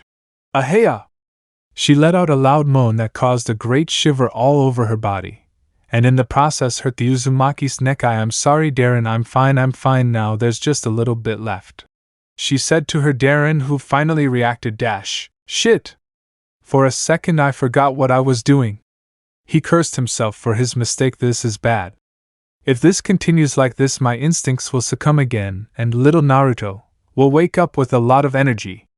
He thought to continue his work as quickly as possible, or he would lose control of what he was doing and end up taking the Lamia's virginity. Maya-chan, where is the last piece of skin? He asked her so Maya could answer that it was on the right. Good. On my right. You're covering yourself with your hand, aren't you? As she said that, the redhead realized that her two hands weren't covering her privacy. Let's end this. Darren! No, you dare! The Lamia tried to warn him, or at least stop the Uzumaki, but it was too late. A great silence fell over the room. Naruto and Maya didn't say a word about it, but the Lamia's shocked expression and deep blush made it clear what had just happened. On the other hand, the blonde was confused. Why did Maya stay silent? What had happened? But most importantly, why did one of his fingers feel something warm and familiar? It seems I'm entering a very foamy place. AHGG. Suddenly Maya's tail that was covering the blonde's eyes moved abruptly, leaving his head looking back. Because to me, said the latter, who fell unconscious. Oh no! Maya screamed, coming out of her shock and seeing the blonde's body on the ground. Minutes later. Here you go, Darren!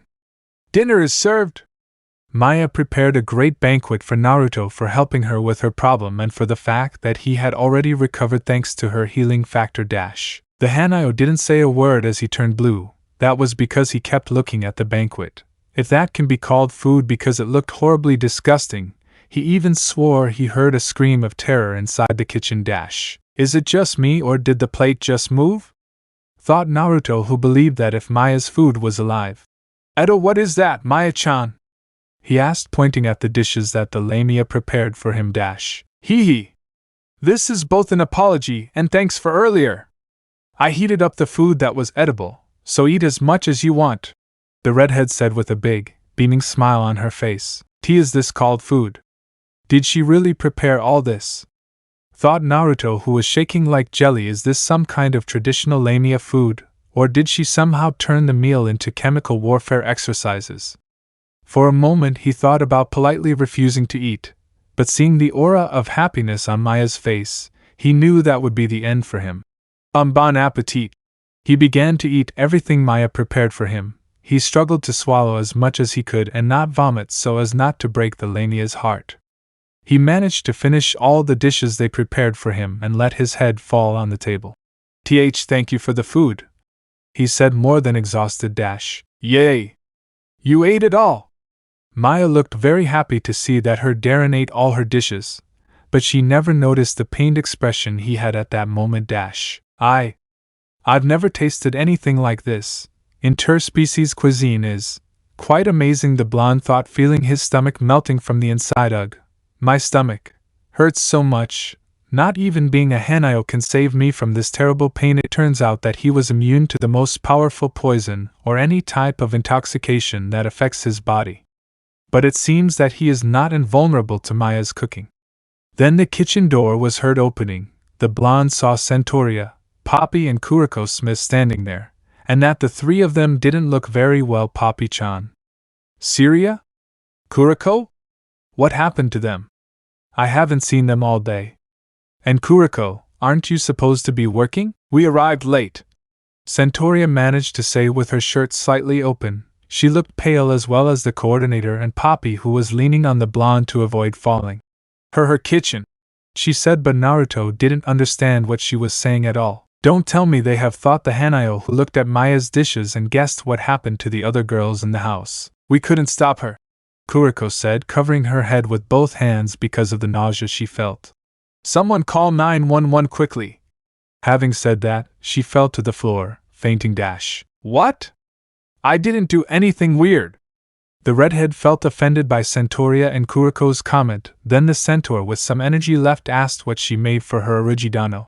I made curry, meat with potatoes, hamburgers, fried rice, pork soup and flan. She mentioned each dish she made. Naruto almost fell over when he found out what she ate. And Maya-chan, just to know, have you actually read a cookbook or practiced cooking before coming to Japan? The blonde asked, fearing what answer the redhead would give him. No, I learned by watching you, Darren, the lamia replied. But don't worry, I had Centauria and Poppy try my food for me. Naruto understood why the aforementioned looked so bad when they fainted. By the way, the Hanyo asked Maya why she didn't try her food. I'm not hungry when I'm molting. Hee. It's official, Maya-chan won't cook again until she learns how to do it properly, thought Naruto as he went to get some antacid tablets. Several minutes later. Why can't I cook anymore? Maya exclaimed, reading a cookbook. You have to study first. If I had to learn about lamias, you're going to learn how to cook from scratch, said Naruto a little better. He made sure that Maya memorized every line of the 15 cooking books for beginners, while 3 Kage Bunshin were in charge of attending to Centauria, Poppy and Kuriko. And from today on, you will never cook again without me being by your side to supervise. It should be said that Maya pouted at not being able to cook on her own. Chapter 14. A former shinobi and a slime. Too deluded, said Naruto in his Hanyo form, who tried a little of what Maya was preparing, and in the process corrected his mistake from what happened days ago, when he gave her some cooking lessons. Huh! But you just said it was too thick, Maya pointed out when her Darren told her about that. Yes, but you put too much water in it. Now the stew is more like a broth. That's why you have to taste it more often, the Hanyo explained so the redhead would understand. Hey, Centauria! Let's play video games. Poppy, who was holding a Nintendo Wii controller, asked Centaur, who was busy. Please stop, Daddy. I'm in the middle of polishing my sword, Centauria said, not wanting to be disturbed. Daddy-chan, leave Syria alone. I already told you that you should leave her alone when she's cleaning her sword, said Naruto to make Daddy get depressed. Don't get depressed. Once I'm done with Maya-chan's lessons, I'll play with you all day. What do you think? Yay! You're the best husband, Poppy shouted, happy to be playing with her husband. Today was a perfect day for Naruto Uzumaki.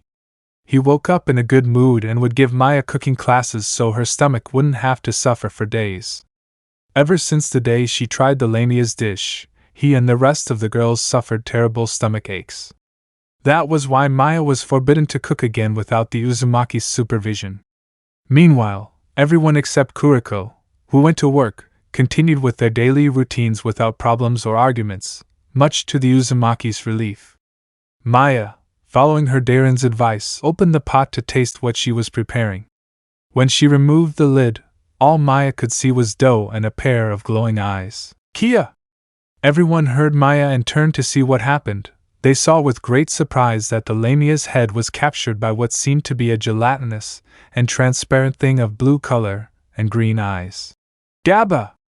Gabobo! What the hell is that? Shouted the scared blonde, along with Poppy and Centauria, who watched as the Lamia drowned. Maya-chan! See opening, Monster Musume no Iru Nichija OP. Was that thing some kind of unknown interspecies? It suddenly attacked Maya-chan and disappeared into a crevice. Asked Naruto, who had never in his life seen something like what attacked Maya, who was resting on an armchair with a wet cloth on her forehead. That was a slime! Centauria replied. Then the Uzumaki asked what a slime was. There are many creatures like us that you humans are ignoring. That slime from a moment ago was one of them. Naruto understood what the blonde explained. Oh, so that's what it was. For a moment there I thought Maya-chan had created a homunculus, Naruto thought, remembering those videos of strange creatures on the internet. But fear not, Origidano! I will protect him, declared the blonde, drawing her sword. I swear on my sword. Even if it is a replica, that I will not allow inferior beings, like that slime, to harm him. Showing her great pride as a centaur. Sometimes I'm amazed at how you pull that sword out of nowhere, commented the Hanayo, looking at Serena's weapon. Hey, forget about that and play video games with me. Suddenly Poppy jumped on Naruto's back and stuck to and wrapped her arms/wings around the blonde's neck. I'm tired of playing alone. She clung very close to the blonde's body, who blushed quite a bit, and Centauria didn't like that very much. This isn't the time for that, Daddy, complained the centaur, who separated the aforementioned from the blonde. Poppy-chan likes video games. Well, she's not the only one in this house who is fascinated by video games, said Naruto, who also liked the video games of this world, which were 1,000 times better than those of his world. First I'll see how Maya-chan is, later I'll call Kuriko to talk about the slime problem. Maybe he knows some way to deal with that type of interspecies. When he approached a sink with water to soak the cloth, from the sink the slime surprisingly appeared and lengthened its body until it reached the ceiling. UWA! Shouted the blonde when he saw the creature up close. Get back! Shouted Centauria, who went directly against the slime the moment the Uzumaki moved away. Get away from me, Origidano! Ordered the centaur, attacking the creature with her sword, but it didn't work, as she couldn't cut the slime's body, which seemed to be very elastic. What? It didn't work? Seeing her sword covered in the creature's slime. But slimes are the weakest creatures in RPGs, she exclaimed, more than shocked. It must be that kind of slime that's immune to physical attacks. There are always those kinds in online games, pointed out the Hanayo, who also had knowledge of slimes thanks to his beloved video games. Suddenly the slime attacked the two blondes, who screamed, followed by the sound of several things breaking. Then the creature escaped again without leaving a trace of its whereabouts. Luckily for those two, either was hurt. Syria, are you okay? Asked the Uzumaki, recovering from the attack from the slime and noticing that Damn, in moments like these, I wish I had some magic spells like the ones my online character uses, he commented when he realized that his body was covered in something sticky and viscous. Great, I'm covered in slime. My perfect day went to shit. I never imagined a slime could be this strong. Centauria said in response that she was fine, but just like her Origidano, her entire body was covered in slime. My body is covered in some sticky liquid. Naruto accidentally noticed how the blonde's shirt became somewhat transparent and stuck to her breasts, which he called his animal instincts. Hearing those annoying voices in his head, he hit himself with his right hand to get rid of those thoughts. Origidano! Why did you do that? She asked, a little surprised. I had to do it. I'm saying this for your well-being and integrity. The Uzumaki replied nervously. He didn't want to repeat that night with Kuriko. I am going to take a cold bath to calm down. Stay here and take care of Poppy-chan. He fell silent when he saw that the harpy continued playing as if nothing had happened. Sometimes it surprises me how Poppy-chan doesn't notice the chaos around her, he muttered with a poker face expression. Minutes later. So beings like slimes exist in this dimension. It's like I'm actually in a fantasy world like in my video games, Naruto said, taking a shower to remove the remaining sticky liquid from his body and tails. Once he finished, he turned off the shower. What do I do? Should I call Kuriko? She should know how to stop a real slime. Origidano. Behind the bathroom door, Centauria's voice was heard, bringing the Uzumaki out of his thoughts. Vera, I was wondering if you were okay, she asked, more than nervous. Yeah, I'm fine, Syria, the blonde replied. It seems the slime isn't around either. That's a relief because I don't want to run into him while I'm naked. I understand. Then, Centauria said from the other side of the door, followed by taking off her clothes. Excuse me, she announced and entered the bathroom. What thing? The Hanao managed to say and see Syria enter the bathroom completely naked and using a towel to cover herself in front. The blonde looked calm, but the deep blush on her face added to the expression of shame said otherwise. Syria! What are you doing? He asked, blushing brutally to hear the annoying voices in his head again. This isn't what you think. I'm not going to try anything inappropriate, the centaur mentioned to clear up the confusion. The slime might attack again, so I can't leave it alone. It's my duty, like its servant, she remarked. Well, at least cover yourself up a little, complained the blonde, who brought his hands to his crotch despite wearing a towel around his waist. Now's not the time to get excited, mini Naruto. When Centauria was going to explain, she ended up slipping on the floor and ended up falling on top of the Uzumaki in a position where her face ended up between those large feminine mounds. I can't seem to get some of the sticky slime off my body, so I thought you could help me, she asked, embarrassed, not noticing that her Origidano was suffocating on her breasts. I see it, said the Hanao between Syria's breasts. Minutes later. I apologize for the inconvenience. Centauria apologized, embarrassed because her Origidano cleaned using 3 of her tails that held shower brushes. You don't need to apologize. After all, you got dirty while trying to save me, said Naruto, who was calmer and with a line of blood running down his temple. But why did he smash his head against the edge of the tub? Centauria asked, seeing that one of the edges of the tub was almost destroyed. It was necessary. Sooner or later you'll understand. I'll fix that later, Naruto answered calmly. He didn't care if he almost destroyed the bathtub with his headbutts. Thanks to that, he silenced the voices inside his head once, and for all this isn't a problem at all compared to Maya-chan's body. So I don't have to worry about touching a sensitive spot, he thought calmly while his tails cleaned Syria's horse part. But at the same time he was curious about one thing. Hey, it's not that I want to get into personal matters, but how do you manage to wash the back of your body? Of course I wash it. I do it with a long-handled brush, Centauria exclaimed. And you, how do you wash your tails? They're extremely long, not to mention the fact that you have 9 of them, was her question. With patience and a lot of shampoo, answered Naruto. At first it was tedious having to wash them one by one and then dry them, so I didn't wash them for a while, which was a big mistake because the fur gets smelly. That's why I have to wash them well to avoid that problem, he explained as he began to brush Syria's backside. Aha! A Origidano! That's it. There's no need to clean there, she mentioned embarrassedly, but the blonde didn't understand what she meant. That's a very delicate point. Huh? Naruto analyzed well what Syria said and immediately removed the brush from her backside. Sorry, you're right. We're talking about your butt, he mentioned so that Centauria would tell him that it was not necessary for him to scream. Then I'll find another place to clean. He began to look for another part he should clean, and accidentally his hands grabbed the centaur's large breasts, who blushed quite a bit. That's not it, he shouted for what he just did. I am so sorry. I don't know what happened, my hands moved by themselves. He apologized as he removed his hands from Syria's bust. As Naruto continued apologizing to the blonde until he was exhausted, no one noticed a shadow behind the window watching what was happening in the bathroom.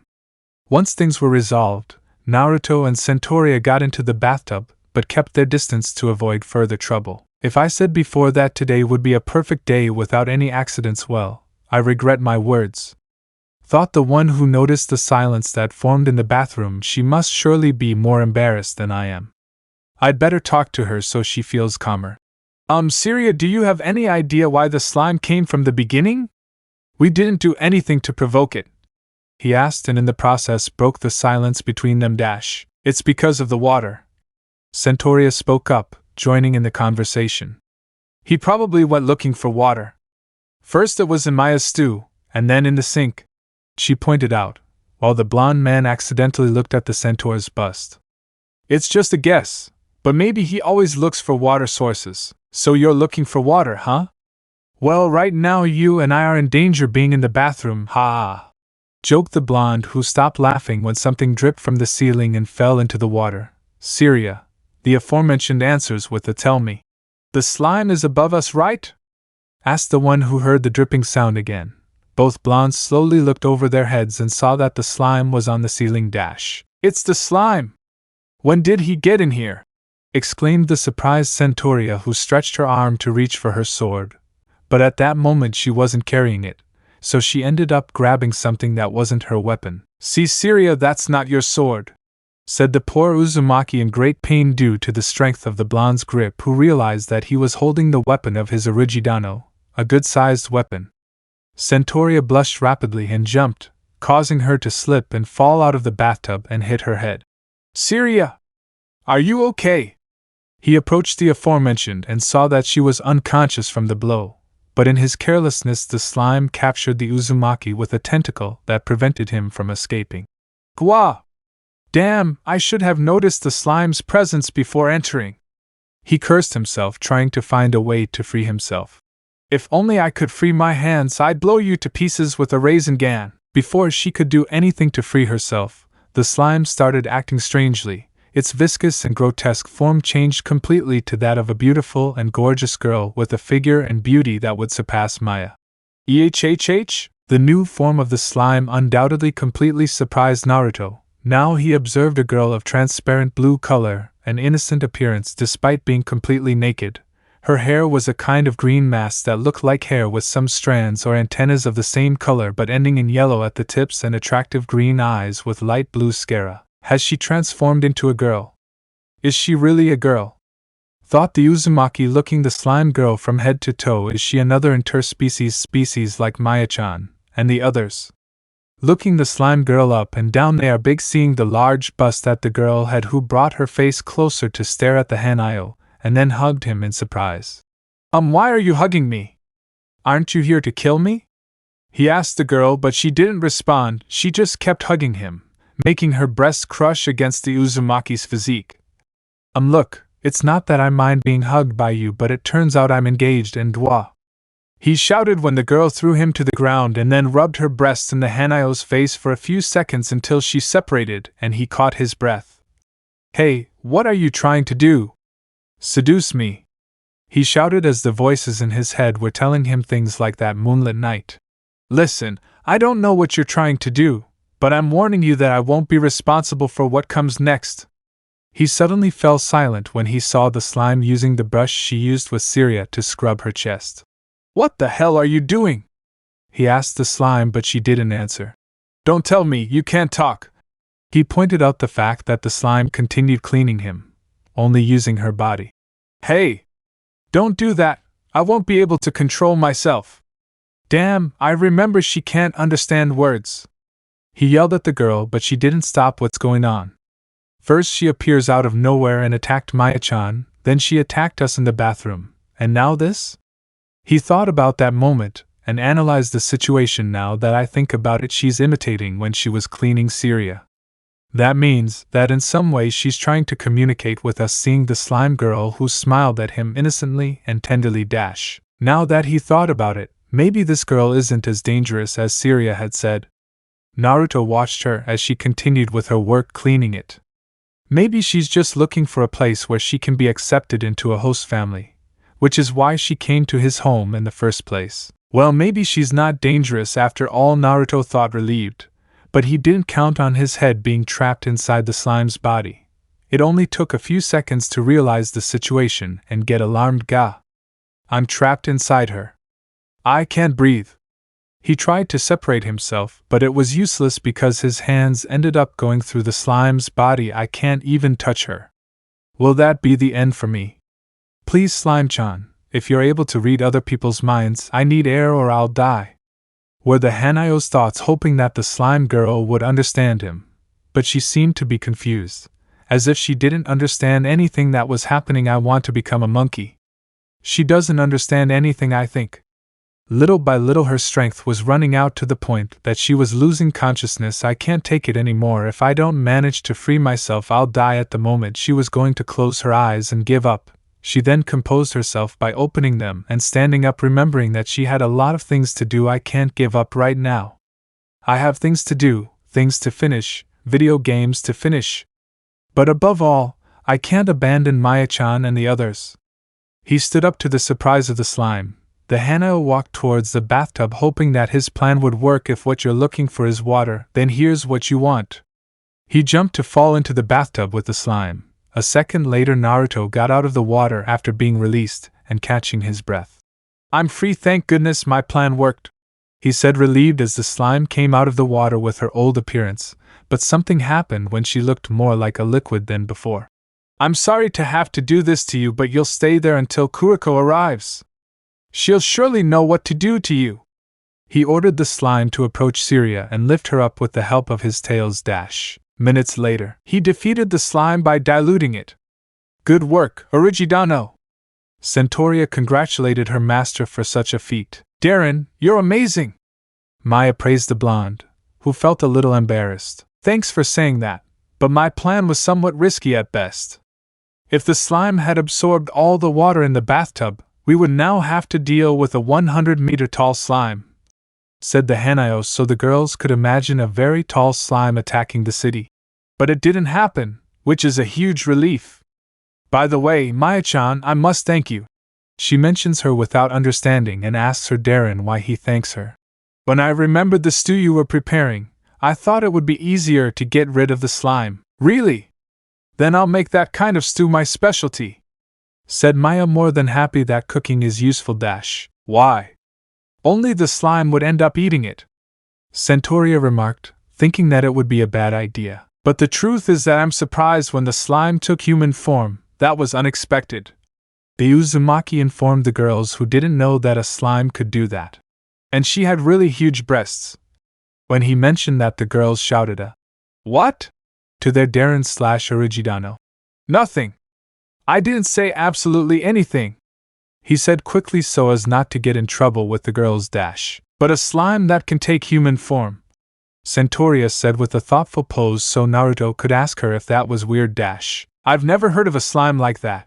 It was Maya who answered her Darren's question without them realizing what was happening behind their backs. Maybe we should tell Miss Smith about this, Centauria suggested as Poppy and a guest continued playing video games. That's what I thought. I was going to call Kuriko right now to inform her about it. She surely has some method to deal with slime. The Uzumaki mentioned to call the coordinator. Are you sure about that, Darren?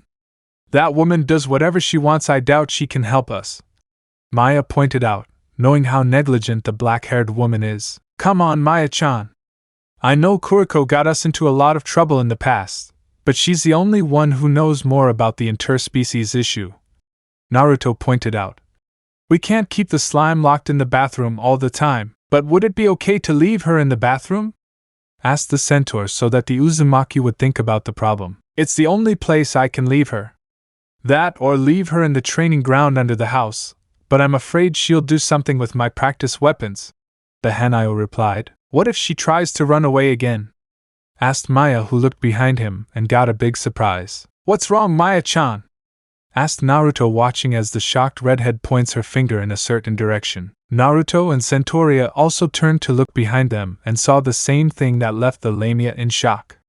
It turns out they saw Poppy playing with the Nintendo Wii with an unexpected person. That person was none other than the slime girl who appeared in the bathroom and who was in her human form, only now she looked like a young girl similar to Poppy. And both of them turned to look at the three without understanding why they had those faces. Because I have a terrible feeling that we're going to have more problems from now on, said the Uzumaki, looking at the two girls who continued playing. I agree with you, Origidano, Centauria replied, watching Poppy and the slime continue to play. I agree with you, said Maya, who didn't know whether to believe that the slime girl was a new love rival. Chapter 15. A harpy and a slime cause a lot of trouble. A new day begins in the Uzumaki house, a day that would be very peaceful for those who lived in the house, or maybe not. My mug! It matched my Darren's! Maya screamed, which was heard throughout the house because her favorite mug was broken. What does this mean? My sword is all sticky! Then Centaurea continued, who could also be heard throughout the house when she saw that her sword was covered in slime. The reason why those two were screaming was because the slime girl accidentally took their things, several objects such as a hanger, pencils, scissors, a cup and an alarm clock inside her slimy body. Damn slime! Said Maya and Centaurea, ready to attack the slime girl, but Naruto intervened by standing between the girls and the slime. Calm down, girls! She didn't do it on purpose, said Hanayo Uzumaki, crossing his arms. There's no need to get angry over mere material things. But Darren, my cup! It was hard to find one that looks like yours. Maya whimpered, seeing her beloved cup inside the slime. And my sword will be covered in slime. That could dull its edge, Centaurea remarked. Syria, your sword can't be damaged just because it's covered in slime. And if it gets spoiled, I can give you a katana from my armory, Naruto offered, so that Centaurea gets excited with the idea of having a real weapon used by the famous samurai. About your cup, Maya-chan, if you want an identical one to the one I have, then I'll buy you one later. The redhead liked the idea, and more if her Darren gives her a new cup. Now you guys, I want you to apologize to the slime. It wasn't her fault what she was doing, he asked while watching the innocent slime. Just look at that little face, she wouldn't be capable of my video games! He screamed in horror when he saw 3 of his precious video games inside. Without wasting time, he took his video games out of the slime. New My Final Fantasy XV, Super Mario Odyssey and Persona 5. Seeing that her treasures are covered in slime. But if the loss of her games was the most painful thing, the next thing she saw inside the slime almost caused her heart to stop. And oh, my consoles! She quickly removed the devices from inside the girl, began to examine them, and saw that they had been damaged by the slime. And oh, see opening, Monster Musume no Iru Nichiho OP. So much fuss over simple video game consoles? Centaurea said, watching her Origidano cry like a child whose candy was taken away. Well, Darren loves video games, much more than Poppy, Maya replied with a large drop of sweat on her head. No, they're ruined! Shouted Naruto, who fell to his knees. It's the end, it's the end! The only coolest thing since I came to this world was killed! Saying that, Maya and Centaurea had a drop of sweat twice the size of the previous one. Darren, there's no need to exaggerate. You yourself said that you shouldn't worry about material things, said the Lamia, seeing Hanayo Uzumaki lying on the floor in the fetal position. Oh, come on! You're exaggerating too much for some simple video games. Maya is absolutely right. You can buy new consoles to replace the old ones, Centaurea said, trying to cheer up her Origidano. My video games, my saves, my achievements, my unlockables, over 900 hours of playing, everything is lost. Apparently it was a lost cause. Naruto was devastated by the loss of his consoles and video games. Gosh! You don't have to scream like that. Sue isn't doing it on purpose, Poppy said, defending the slime girl. Who is Sue? Maya and Centaurea asked. They had never heard of such a name, or someone called like that. Who the heck is called Sue? Asked Hanayo Uzumaki, who stood up. I thought Sue would be a good name for a slime. The blue-haired girl explained simply. Sue? To everyone's surprise, the slime girl just spoke and repeated the name Daddy gave her. Wah! She spoke! Maya exclaimed, surprised that the slime girl could talk like a normal person. Don't all interspecies speak Japanese? Naruto asked Syria, who shook her head. Not all interspecies can speak the same language. There are some that speak other languages from other countries or have their own language to communicate with each other. The Interspecies Cultural Exchange Program gave free courses for those who do not know how to speak Japanese, answered the centaur. But never in my life I heard that the slime can speak. It is something impossible. She took a thoughtful pose, staring at the newly appointed Sue, realizing a detail. Origidano, we should do something about her. She cannot stay naked in the house. She pointed at the nakedness of the slime, who did not seem to be ashamed. But it's sticky and slimy. There's no way I can wear normal clothes, Maya mentioned. Eto, I don't know if I have any clothes that are proof of I have it. I think I have an idea that can solve the problem. said the Uzumaki, who went out to look for something he had in the closet. Minutes later. A raincoat? The redhead saw that Sue was wearing a yellow raincoat with blue stripes and that it looked perfect on the slime girl. It was a gift from my neighbor when I came to this dimension. It was very kind of him to give it to me when I went out to work on rainy days, said Hanayo Uzumaki. I remembered that I had it saved and I thought it might work because she can't stain or dirty it. And if she wears it, it won't be able to absorb the water, explained Naruto, seeing how happy Sue looks. Hey, don't do that! Exclaimed. He looked away when Sue lifted her raincoat and showed her nakedness. In fact, he even looks a little hexy. Maya confessed, somewhat uneasy. Don't say those things, that don't help me at all. Naruto exclaimed again, feeling the voices inside his head, which told him to do not very holy things related to the innocent Sue. Wasn't she a little bigger yesterday? Why has she gotten smaller? The centaur asked, comparing Sue's size difference from the day before with her current size. It's true, where did those huge and perfect ones go? The Uzumaki said unintentionally, earning the murderous glares of Maya and Centauria. Eto, I mean, what happened to her body to make it shrink? He corrected while sweating nervously so the girls would calm down. Maybe she lost all the water she absorbed when she got out of the bath. Surely this must be her real size or appearance, he explained while watching how the harpy teaches Sue to say daddy, But Darren, what should we do? We have no idea how to take care of a slime. Maya whispered to the Uzumaki. She's probably not here legally, she could be a stowaway or something. Centauria joined the conversation, surprising the blonde. That doesn't sound good at all, Naruto said, placing a hand behind his head. We'll be in a lot of trouble if the directors of the cultural exchange find out we have an immigrant. Shouldn't we give her to Miss Smith? Centauria asked, wondering if it was the right thing to do to warn the coordinator about Sue. We can't do that. No one has any idea where the slimes originally come from, said the blonde, who had no idea how to fix things with Sue. And if we send her somewhere else, we don't know what could happen if she comes back in with the water. They could take her into custody, or even imprison her. When Centauria mentioned imprisoning the slime, which Poppy overheard, that's much worse than sending her somewhere else. She's just a child who has no idea what to do in the outside world, questioned the Uzumaki. He couldn't let Sue be put in prison. But Origidano, if we leave things as they are, you could be punished for it, the centaur added worriedly.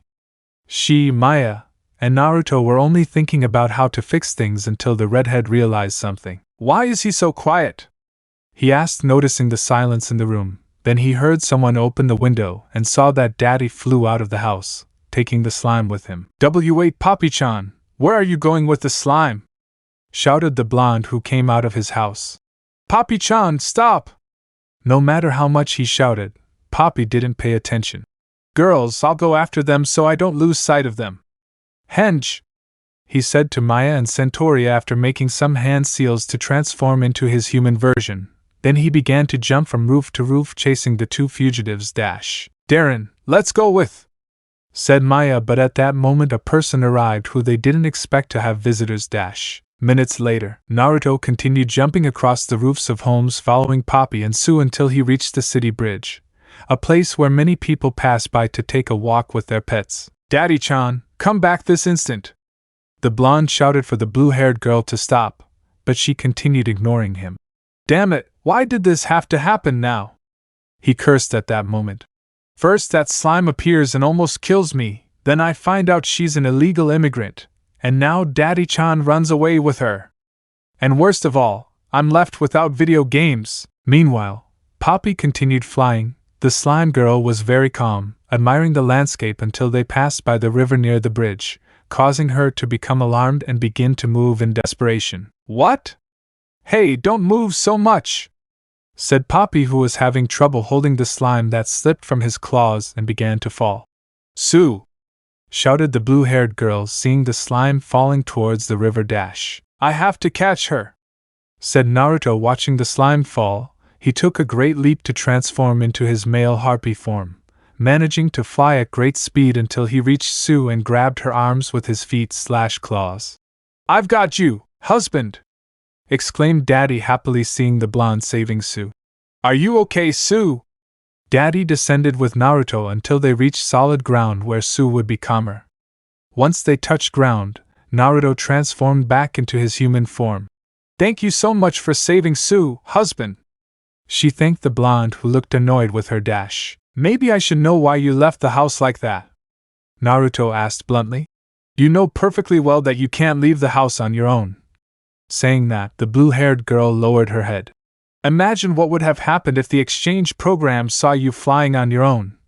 Saying that, he placed a hand on Su's head. "You must have had a good scare when you saw the river, right?" "I'd be scared too if I were you. Why did you start moving like that, Su?"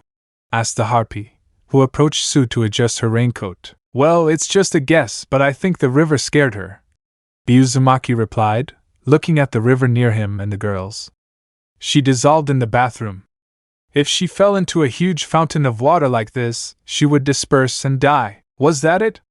"I'm sorry, Su." Daddy apologized to the slime for scaring her. "Don't apologize to her yet, and don't change the subject. You still haven't answered why you left the house like that," Uzumaki asked, waiting for Poppy's response. "Because you were going to take Su away, right?" "She didn't do anything wrong," Poppy exclaimed, defending the slime. "Well, it's true that she's innocent, but she almost killed me." The blonde mentioned about the little accident in the bathroom. Poppy yells at him, but everyone does that, causing the blonde to have painful memories. That's different. Maya-chan and Syria didn't do it on purpose," he said in his defense, but Poppy didn't believe him. "Well, she's right about that, but we can't do anything for Su. We have to follow the rules of the cultural exchange. It doesn't matter. Daddy's going to protect Su," declared the blue-haired girl who hugged the slime. "Protect?" Su also repeated the same word that Poppy said dash. It must be said that Naruto was surprised by how protective Poppy was of Su. He didn't know if it was instinct or something like that, but it was admirable. "Why can I never have a day in peace?" the Uzumaki murmured, letting out a sigh. "It will be difficult to explain the matter to the others, but I will do my best to keep Su home as long as she doesn't touch my video games, or things that belong to Maya-chan and Syria," he promised, smiling at Poppy dash. "Are you serious?" asked Poppy, to which the blonde nods his head. "Thank you so much, husband, you're the best," she exclaimed, jumping on him to hug him. "Hey, Miss Bird!" At that moment a group of kids, 2 girls and 4 boys armed with water guns, arrived at the place where Poppy, Su and Naruto were. "We're having a water gun war. Do you want to play, Miss Bird?"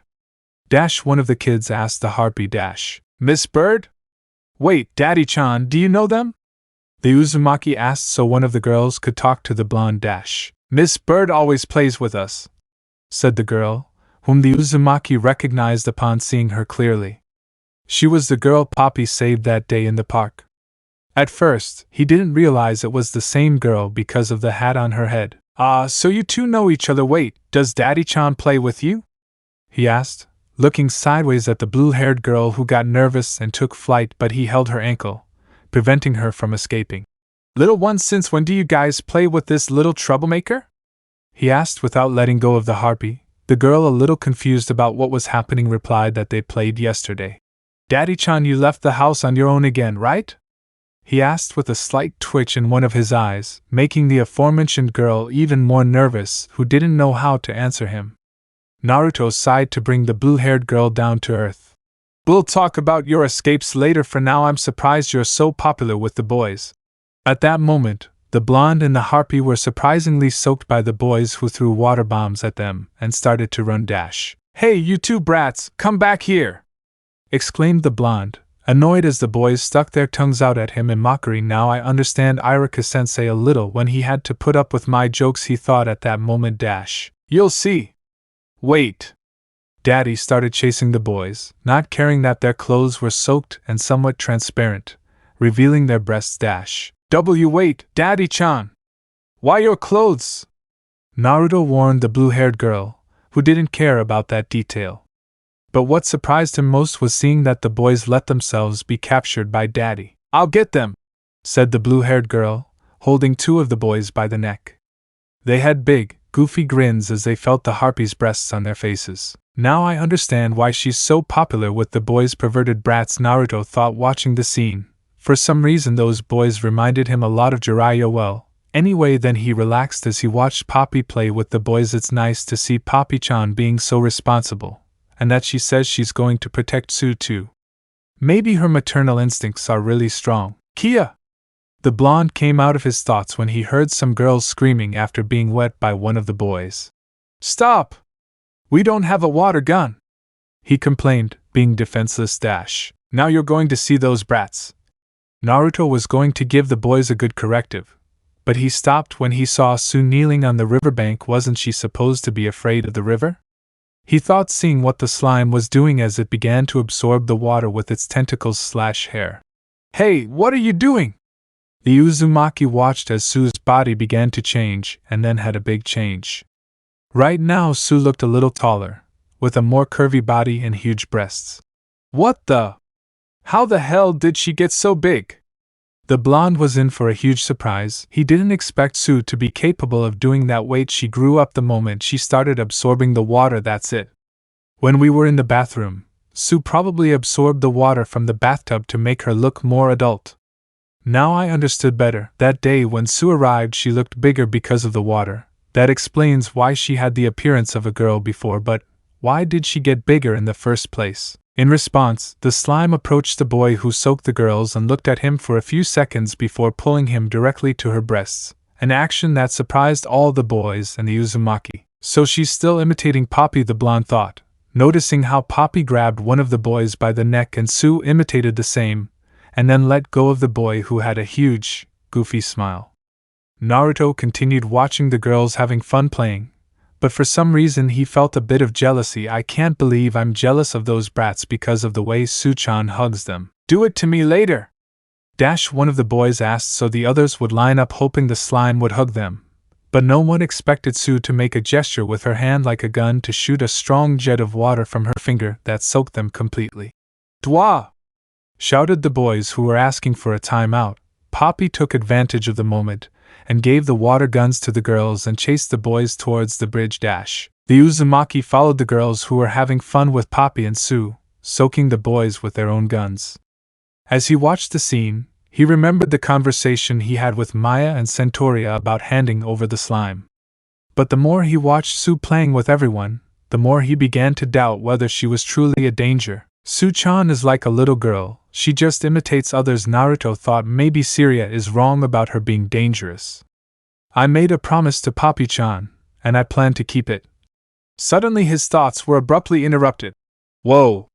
What the heck? What passed at high speed was a huge black truck that was driven by two very annoying people recognized by the Uzumaki. How's my new truck looking? Said a black-haired man with a beard wearing sunglasses while driving at high speed. It's made in America, right? It's amazing. It's so bucking amazing, said the driver's companion, a purple-haired woman who noticed the group of kids, and especially Poppy and Sue. Dude, look at that shit. There's a bird girl and a water girl. Damn! I have no idea why they're there, but damn! Exclaimed the black-haired boy upon seeing a harpy and a slime for the first time, which annoyed them and the boys. But it's that pair of idiots, said Naruto with an unfriendly face looking at those inside the van. The bucking chicken is flying, man, said the purple-haired girl who offended Poppy. What the hell is that, a slime? How disgusting! The black-haired man insulted Sue, but she didn't understand what they were saying about her. You can see right through it, ew, said the purple-haired girl who kept making fun of the girls. Suddenly, a gust of wind blew one of the girls' hat off the road. While trying to chase her hat, she ended up in the middle of the road, right in front of the speeding van. The driver barely realized he was swerving, but it was too late as he was so close to the girl that he couldn't react. Just when everyone thought the poor girl would get hurt, Sue grabbed the girl and used her own body as a shield to cushion the blow, causing her to hit the sides of the bridge while the van crashed, leaving its occupants unconscious but unharmed. Are you okay? Sue asked the girl, who, despite being scared, nods her head to confirm that she's okay. Sue-chan saved that girl. Naruto was surprised but also relieved. He saw how Poppy and the rest approached to see how their friend was doing. She covered the girl with her body to protect her from the crash, thus absorbing some of the damage and preventing her from leaving. She really is a smart girl. He smiled slightly, and then thought of something else. Damn, I just realized I was a fool not to react. Having a peaceful life is really getting a bit rusty. After that thought, he told himself that starting tomorrow he would train with Itachi to regain his physical condition. Ha! It's funny to see that you guys are still alive. The couple inside the van mocked. They were both unconscious and with spirals around their eyes. Slime Nichin, said the girl once she separated from Sue. Thank you, she thanked for saving her life while the slime stared at her. Sue, are you okay? You haven't moved yet, asked Poppy, seeing that the aforementioned woman didn't move away. Huh? Aren't you stuck to the wall? At that moment, the sides where the truck hit began to crack until they reached where Sue was stuck and then broke, causing the slime to fall backwards into the river without being able to do anything. Sue! Screamed Poppy, who reacted quickly by grabbing one of the slime's hands, but it was difficult to hold her, and no. Her body is so slippery that Poppy can't hold her well. Thought the harpy, having trouble holding Sue, and Poppy's hands aren't strong enough to hold them. As the seconds went by, Poppy could barely hold the slime due to her slippery body. What should I do? If Sue falls into the river, then, Daddy, Sue suddenly spoke so that the aforementioned could hear her while smiling at her. Thank you, she thanked him for the happy moments they shared at the moment that the harpy couldn't hold on to fall into the river. Both Poppy and the boys, along with some passers-by, heard the slime fall into the river, only to fall silent. Many thought that was the end of poor Sue, who had protected the girl from certain death. Sue, whispered Poppy as some tears began to form in his eyes. I'm fine. To everyone's and the harpy's great surprise, they heard Sue say that she was somehow saved. Poppy peeked his head out from where Sue fell, and to her relief, he saw that the slime fell right into the back of the truck. The boys also saw what happened, but at the same time, they noticed that no one had driven the truck under the bridge. They looked around and saw the crazy couple lying unconscious on the ground. The boys wondered who had brought the truck there and saved their friend.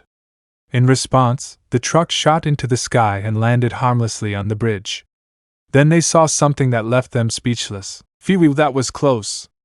Thank goodness I reacted in time this time, said a certain Hanao Uzumaki, who was carrying the enormous truck with only one hand, leaving the boys with stars in their eyes and hearts for the girls. I must thank that pair of idiots for lending me their truck. With that, he lowered the car as if nothing had happened, and immediately the boys ran towards him. Sir, you are very strong. How did you manage to lift that thing? That truck must weigh more than a ton, said one of the children, who still hadn't gotten the stars out of his eyes. What is your secret to being so strong, please? The truth is I eat all my vegetables, Naruto answered, unsure, to which the boys put on a disgusted expression at the idea of eating vegetables. Oni-sama is so cool and handsome. I wish he'd asked me to be his girlfriend, commented one of the girls who, by chance, had a very slight nosebleed. What did you say? Now Hanao Uzumaki stepping back a little, he didn't understand why women always get like that when he shows his true form. But he didn't like what the little girl said at all. Husband, you saved Sue again, exclaimed Poppy, giving the Hanao a hug. Sue then went to hug the aforementioned and cry with joy upon seeing that the slime was safe.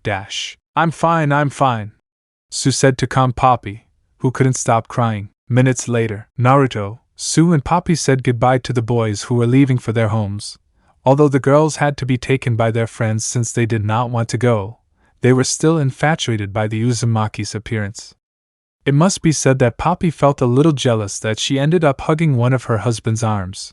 Sue imitated the harpy and hugged Naruto's other free arm, who got very nervous when he felt his arm between those enormous breasts. During the way home, the Uzumaki took out his cell phone to call Maya and Syria and inform them of the things he discovered today. What? You want him to stay home? Maya shouted loudly on the Uzumaki's cell phone as he moved away from his phone. You didn't have to scream like that, Maya-chan, now my ear is buzzing, complained the Hanao Uzumaki. Besides, she's not dangerous, she just has no idea how to act around people and interspecies. I made a promise to Poppy-chan, that's why Sue-chan will live with us, he said while watching. But Origidano, if something were to happen, Centauria said, worried that her master would get hurt. I already told you that everything will be fine, I give you my word. Naruto promised. I'm not going to report her because she hasn't done anything wrong except for destroying my consoles. The only thing we have to do is teach her what to do and what she should do.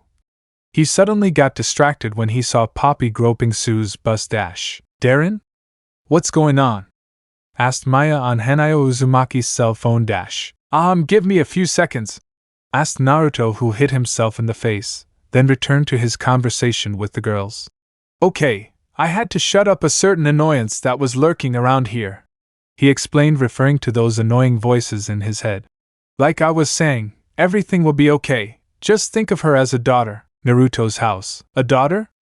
The girls said at the same time, so that many images of them having a happy life with their respective daughters and married to Naruto came to their heads. Oh well, when you put it that way, I guess there's no problem, Maya said, which seemed like a great idea to her when raising a daughter. What was I thinking?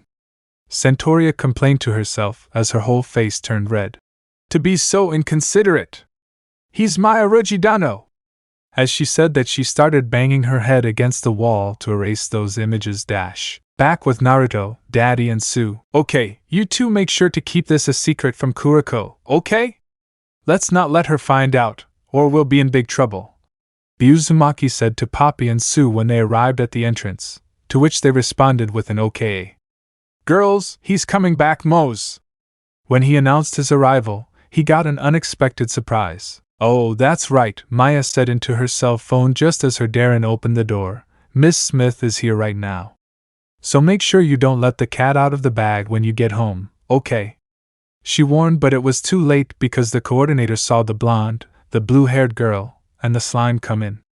When the group saw Smith, the Hanayo Uzumaki's ears lowered and he was sweating nervously. Poppy had a face of total surprise with wide open eyes, and Sue seemed to be the only one who didn't understand what was happening. Why can't I have a peaceful day? Naruto thought with waterfalls of tears. Now he had to think of something so Kuriko wouldn't take Sue away. Chapter 16. Chapter 15.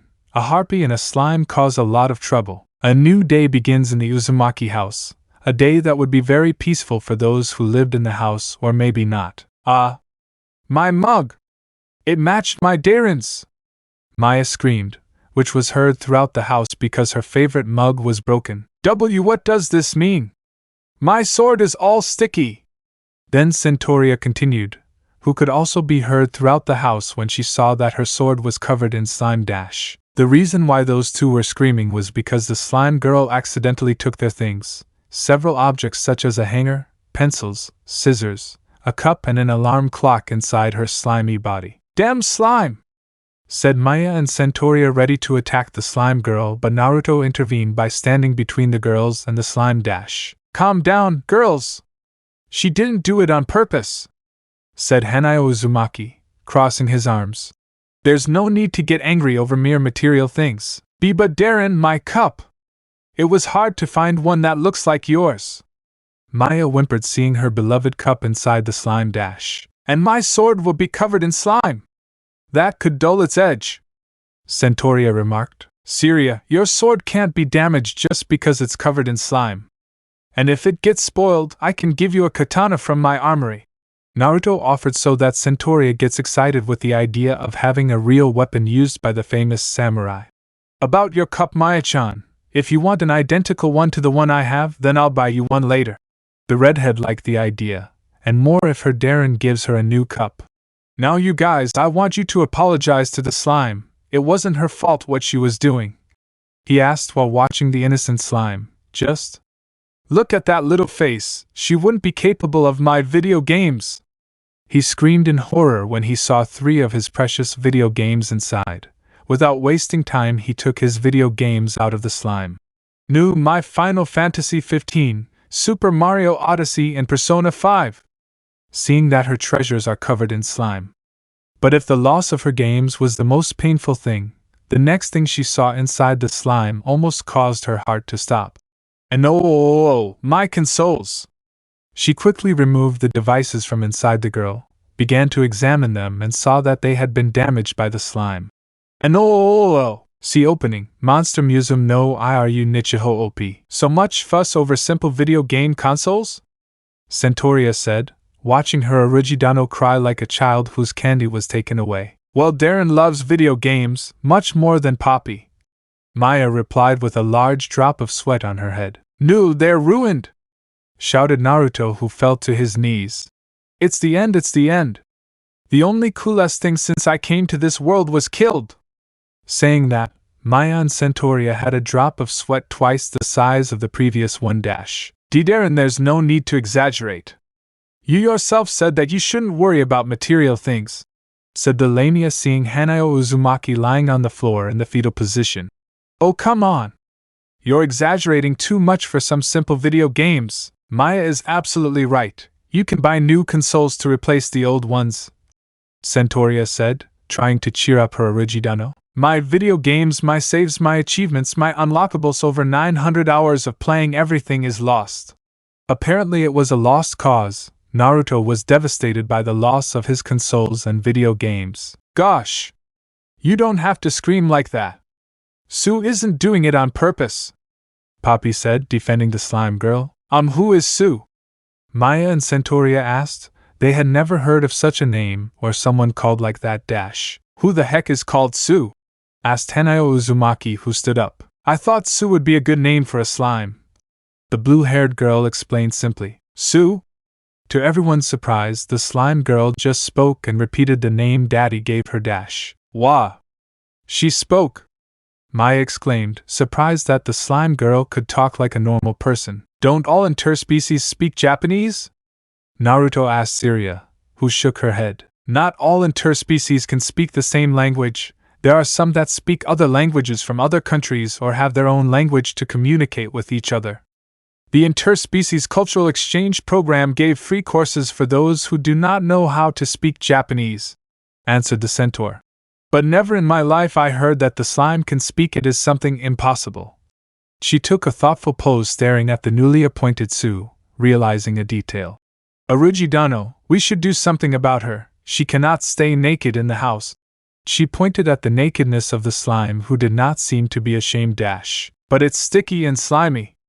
There's no way I can wear normal clothes, Maya mentioned. Eto, I don't know if I have any clothes that are proof of I have it. I think I have an idea that can solve the problem, said the Uzumaki, who went out to look for something he had in the closet. Minutes later. A raincoat?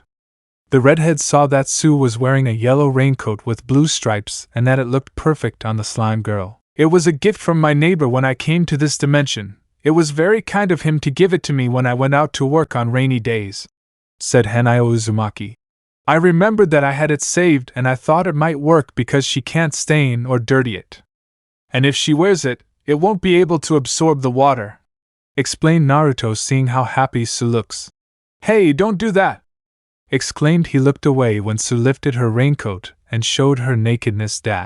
In fact, he even looks a little hexy, Maya confessed, somewhat uneasy. Don't say those things, they don't help me at all, Naruto exclaimed again, feeling the voices inside his head telling him to do unholy things related to the innocent Sue. Wasn't she a little bigger yesterday?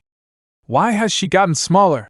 The centaur asked, comparing Sue's size difference from the day before with her current size. It's true, where did those huge and perfect ones go? The Uzumaki said unintentionally, earning the murderous glares of Maya and Centauria. Eto, I mean, what happened to her body to make it shrink? He corrected while sweating nervously so the girls would calm down. Maybe she lost all the water she absorbed when she got out of the bath. Surely this must be her real size or appearance, he explained while watching how the harpy teaches Sue to say Daddy, But Darren, what should we do? We have no idea how to take care of a slime, Maya whispered to the Uzumaki. She's probably not here legally, she could be a stowaway or something.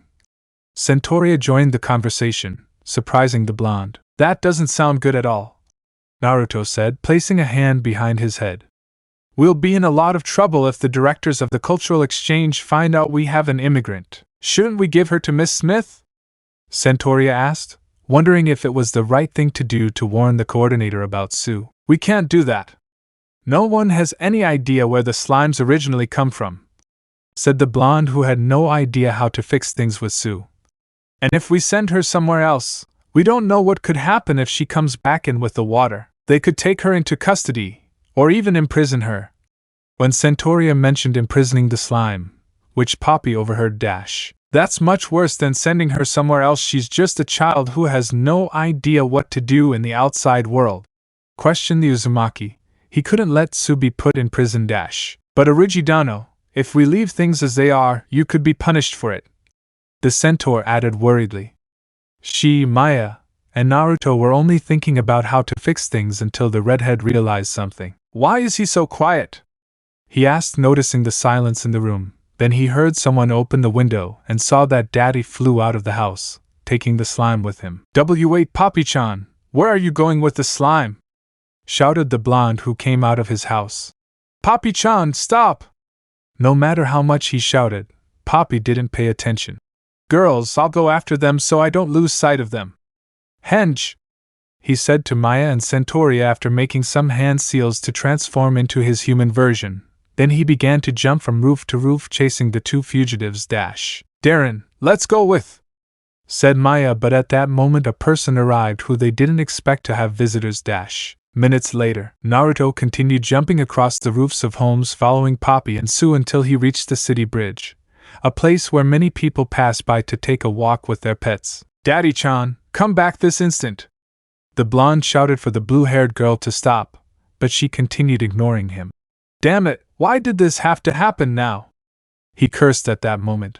"First that slime appears and almost kills me, then I find out she's an illegal immigrant, and now Daddy-chan runs away with her. And worst of all, I'm left without video games." Meanwhile, Poppy continued flying. The slime girl was very calm, admiring the landscape until they passed by the river near the bridge, causing her to become alarmed and begin to move in desperation. "What? Hey, don't move so much!" said Poppy, who was having trouble holding the slime that slipped from his claws and began to fall. "Sue!" shouted the blue-haired girl, seeing the slime falling towards the river dash. "I have to catch her!" said Naruto, watching the slime fall. He took a great leap to transform into his male harpy form, managing to fly at great speed until he reached Sue and grabbed her arms with his feet/claws. "I've got you, husband!" exclaimed Daddy, happily seeing the blonde saving Sue. "Are you okay, Sue?" Daddy descended with Naruto until they reached solid ground where Sue would be calmer. Once they touched ground, Naruto transformed back into his human form. "Thank you so much for saving Sue, husband," she thanked the blonde, who looked annoyed with her dash. "Maybe I should know why you left the house like that?" Naruto asked bluntly. "You know perfectly well that you can't leave the house on your own." Saying that, the blue-haired girl lowered her head. "Imagine what would have happened if the exchange program saw you flying on your own." Saying that, he placed a hand on Sue's head. "You must have had a good scare when you saw the river, right?" "I'd be scared too if I were you." "Why did you start moving like that, Sue?" asked the harpy, who approached Sue to adjust her raincoat. "Well, it's just a guess, but I think the river scared her," the Uzumaki replied, looking at the river near him and the girls. "She dissolved in the bathroom. If she fell into a huge fountain of water like this, she would disperse and die. Was that it?" "I'm sorry, Sue." Daddy apologized to the slime for scaring her. "Don't apologize to her yet, and don't change the subject. You still haven't answered why you left the house like that," the Uzumaki asked, waiting for Poppy's response. "Because you were going to take Sue away, right?" "She didn't do anything wrong," Poppy exclaimed, defending the slime. "Well, it's true that she's innocent, but she almost killed me." The blonde mentioned about the little accident in the bathroom. Poppy yells at him, but everyone does that, causing the blonde to have painful memories. That's different. Maya-chan and Syria didn't do it on purpose," he said in his defense, but Poppy didn't believe him. "Well, she's right about that, but we can't do anything for Sue.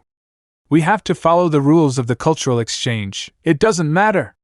Daddy's going to protect Sue," declared the blue-haired girl who hugged the slime. "Protect?" Sue also repeated the same word that Poppy said dash. It must be said that Naruto was surprised by how protective Poppy was of Sue. He didn't know if it was instinct or something like that, but it was admirable. "Why can I never have a day in peace?" the Uzumaki murmured, letting out a sigh. "It will be difficult to explain the matter to the others, but I will do my best to keep Sue home as long as she doesn't touch my video games, or things that belong to Mai-chan and Syria," he promised, smiling at Poppy Dash. "Are you serious?" asked Poppy, to which the blonde nods his head. "Thank you so much, husband, you're the best," she exclaimed, jumping on him to hug him. "Hey, Miss Bird!" At that moment a group of kids, 2 girls and 4 boys armed with water guns, arrived at the place where Poppy, Sue and Naruto were. "We're having a water gun war. Do you want to play, Miss Bird?"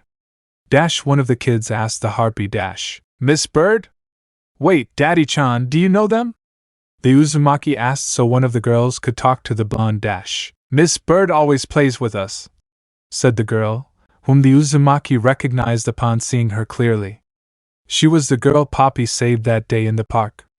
At first, he didn't realize it was the same girl because of the hat on her head. "Ah, so you two know each other. Wait, does Daddy-chan play with you?"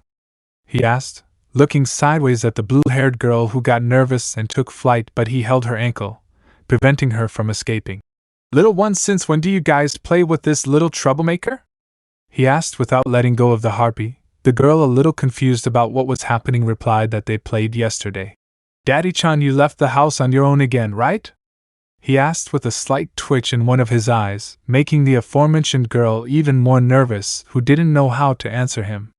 Naruto sighed to bring the blue-haired girl down to earth. "We'll talk about your escapes later. For now, I'm surprised you're so popular with the boys." At that moment, the blonde and the harpy were surprisingly soaked by the boys, who threw water bombs at them and started to run Dash. "Hey, you two brats, come back here!" exclaimed the blonde, annoyed as the boys stuck their tongues out at him in mockery. "Now I understand Irika-sensei a little when he had to put up with my jokes," he thought at that moment. Dash. "You'll see." "Wait." Daddy started chasing the boys, not caring that their clothes were soaked and somewhat transparent, revealing their breasts. Dash. Wait, Daddy-chan! Why your clothes?" Naruto warned the blue-haired girl, who didn't care about that detail. But what surprised him most was seeing that the boys let themselves be captured by Daddy. "I'll get them," said the blue-haired girl, holding 2 of the boys by the neck. They had big, goofy grins as they felt the harpy's breasts on their faces. "Now I understand why she's so popular with the boys, perverted brats," Naruto thought watching the scene.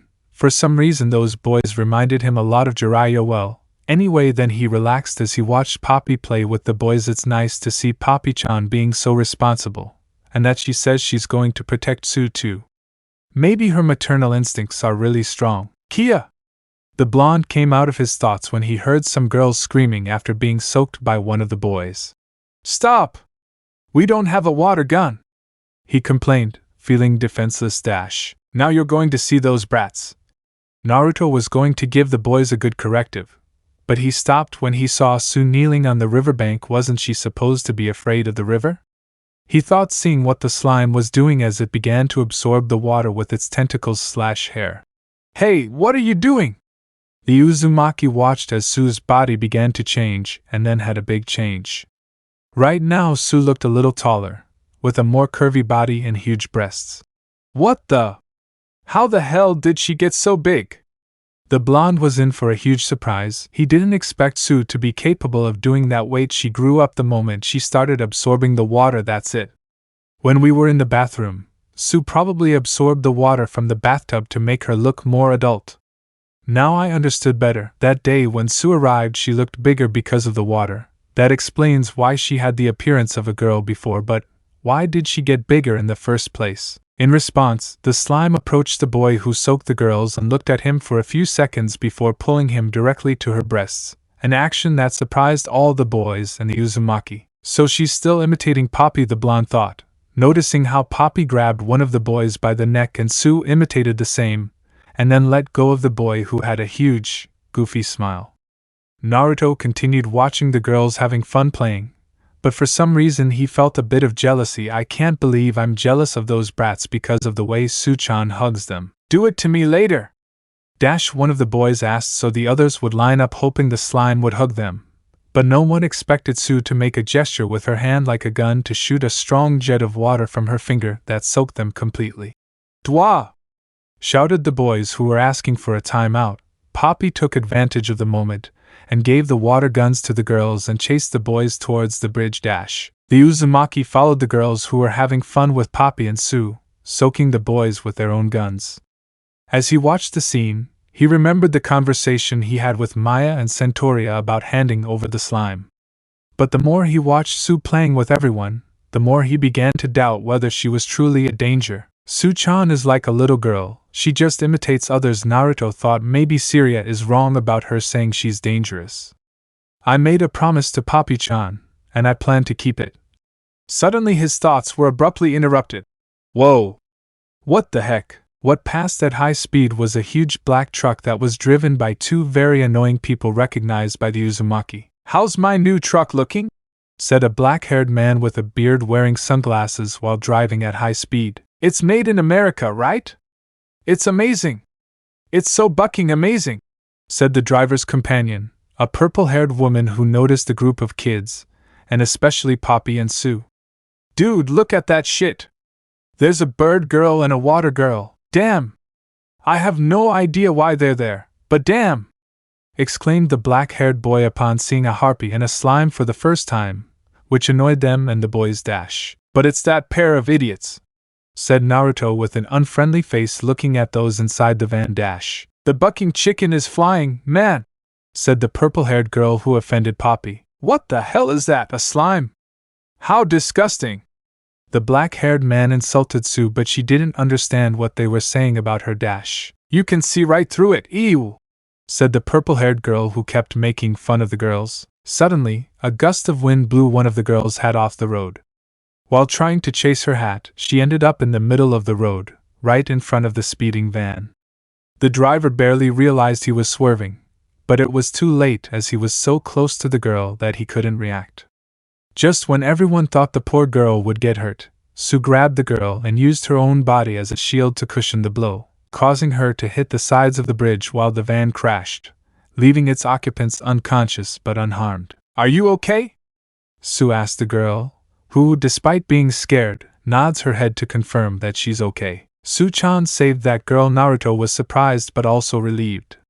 He saw how Poppy and the rest approached to see how their friend was doing. She covered the girl with her body to protect her from the crash, thus absorbing some of the damage and preventing her from leaving. "She really is a smart girl." He smiled slightly, and then thought of something else. "Damn, I just realized I was a fool not to react. Having a peaceful life is really getting a bit rusty." After that thought, he told himself that starting tomorrow he would train with Itachi to regain his physical condition. "Ha! It's funny to see that you guys are still alive," the couple inside the van mocked. They were both unconscious and with spirals around their eyes. "S slime Nichin," said the girl once she separated from Sue. "Thank you," she thanked for saving her life while the slime stared at her. "Sue, are you okay? You haven't moved yet," asked Poppy, seeing that the aforementioned woman didn't move away. "Huh? Aren't you stuck to the wall?" At that moment, the sides where the truck hit began to crack until they reached where Sue was stuck and then broke, causing the slime to fall backwards into the river without being able to do anything. "Sue!"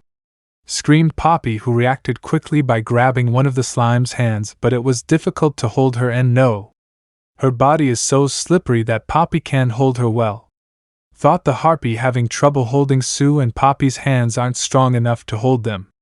As the seconds went by, Poppy could barely hold the slime due to her slippery body. "What should I do?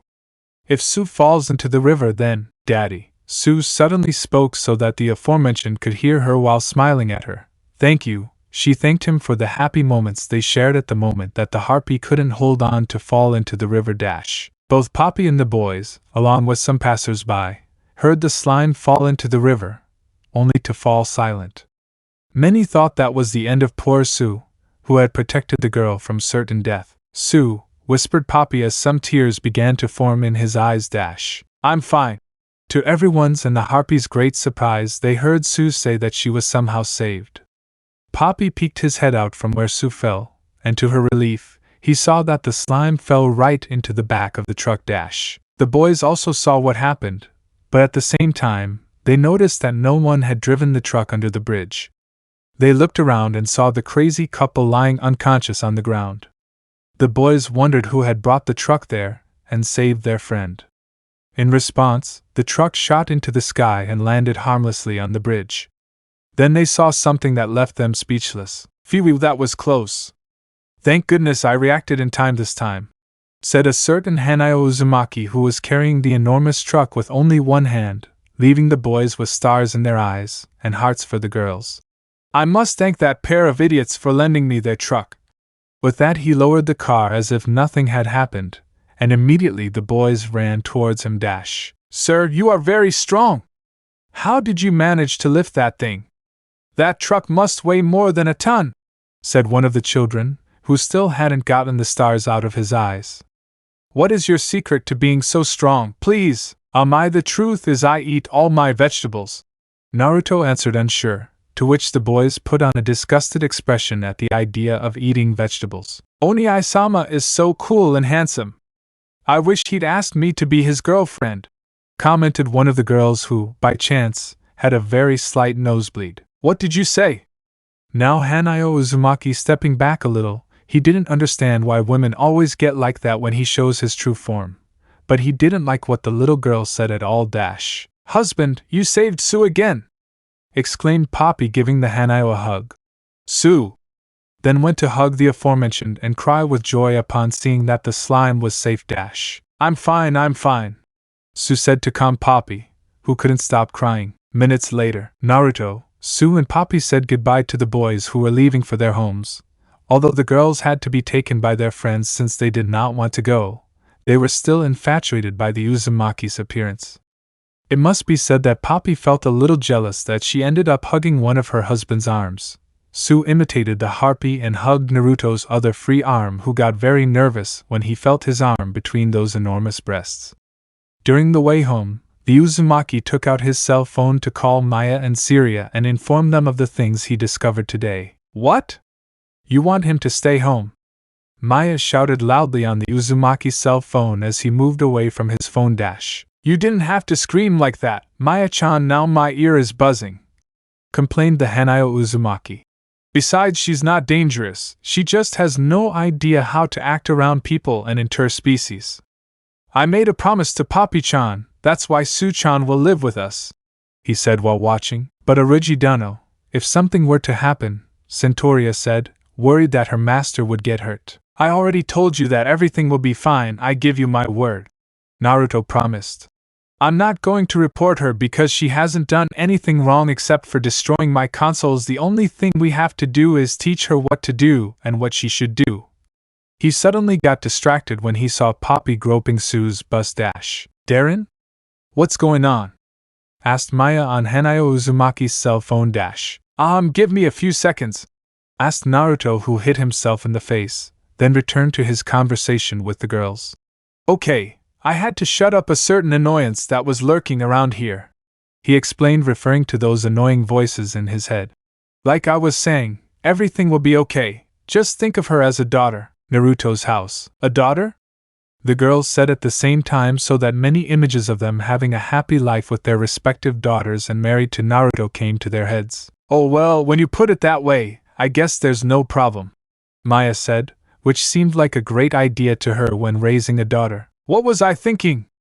Centauria complained to herself as her whole face turned red. To be so inconsiderate. He's my Origidano. As she said that, she started banging her head against the wall to erase those images. Back with Naruto, Daddy and Sue. Okay, you two make sure to keep this a secret from Kuriko, okay? Let's not let her find out, or we'll be in big trouble, the Uzumaki said to Poppy and Sue when they arrived at the entrance. To which they responded with an okay. Girls, he's coming back, Mose. When he announced his arrival, he got an unexpected surprise. Oh, that's right, Maya said into her cell phone just as her Darren opened the door. Miss Smith is here right now. So make sure you don't let the cat out of the bag when you get home, okay? She warned, but it was too late because the coordinator saw the blonde, the blue-haired girl, and the slime come in. When the group saw Smith, the Hanaya Uzumaki's ears lowered and he was sweating nervously. Poppy had a face of total surprise with wide open eyes, and Sue seemed to be the only one who didn't understand what was happening. Why can't I have a peaceful day? Naruto thought with waterfalls of tears. Now he had to think of something so Kuriko wouldn't take Sue away. Chapter 17, Living with a Mermaid. Is this alright, miss?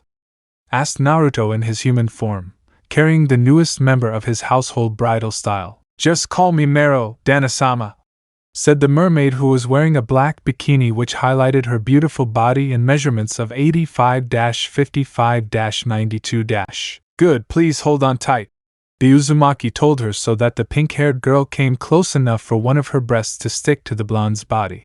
Here we go, he said while the mermaid nods and blushes slightly until Darren, behind Naruto, appeared Maya, who looked very moody.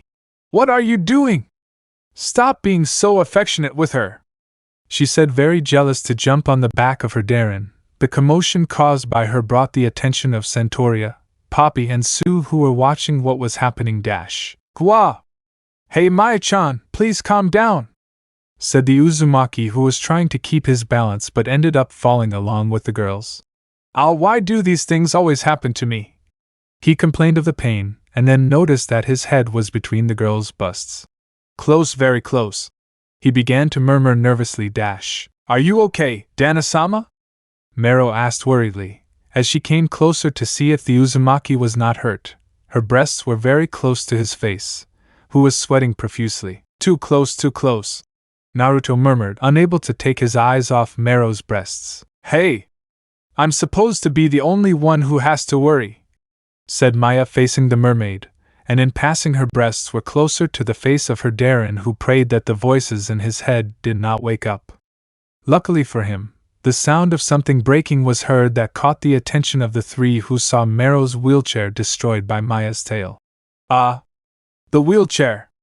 She shouted, seeing how the chair was completely destroyed. Watch opening. Monster Musume no Iru Nichiho Op. How many times do we have to talk about the same subject? You know well that you must calm your jealousy, Maya-chan, said Naruto, giving a light sermon to Maya, who was embarrassed. The only thing I wanted to do was show Mero Heim, not applicable. Heim is princess in Japanese, the second floor of the house. That's why I carried her in my arms. The aforementioned, who is sitting on one of the steps of the stairs, blushed at the way the blonde called her but. Maya tried to explain her reasons, and then realized the way her Darren called the newcomer. Wait a minute, why do you call her Heim? You never call me that, she pointed out, dying of jealousy. What's wrong with calling her that?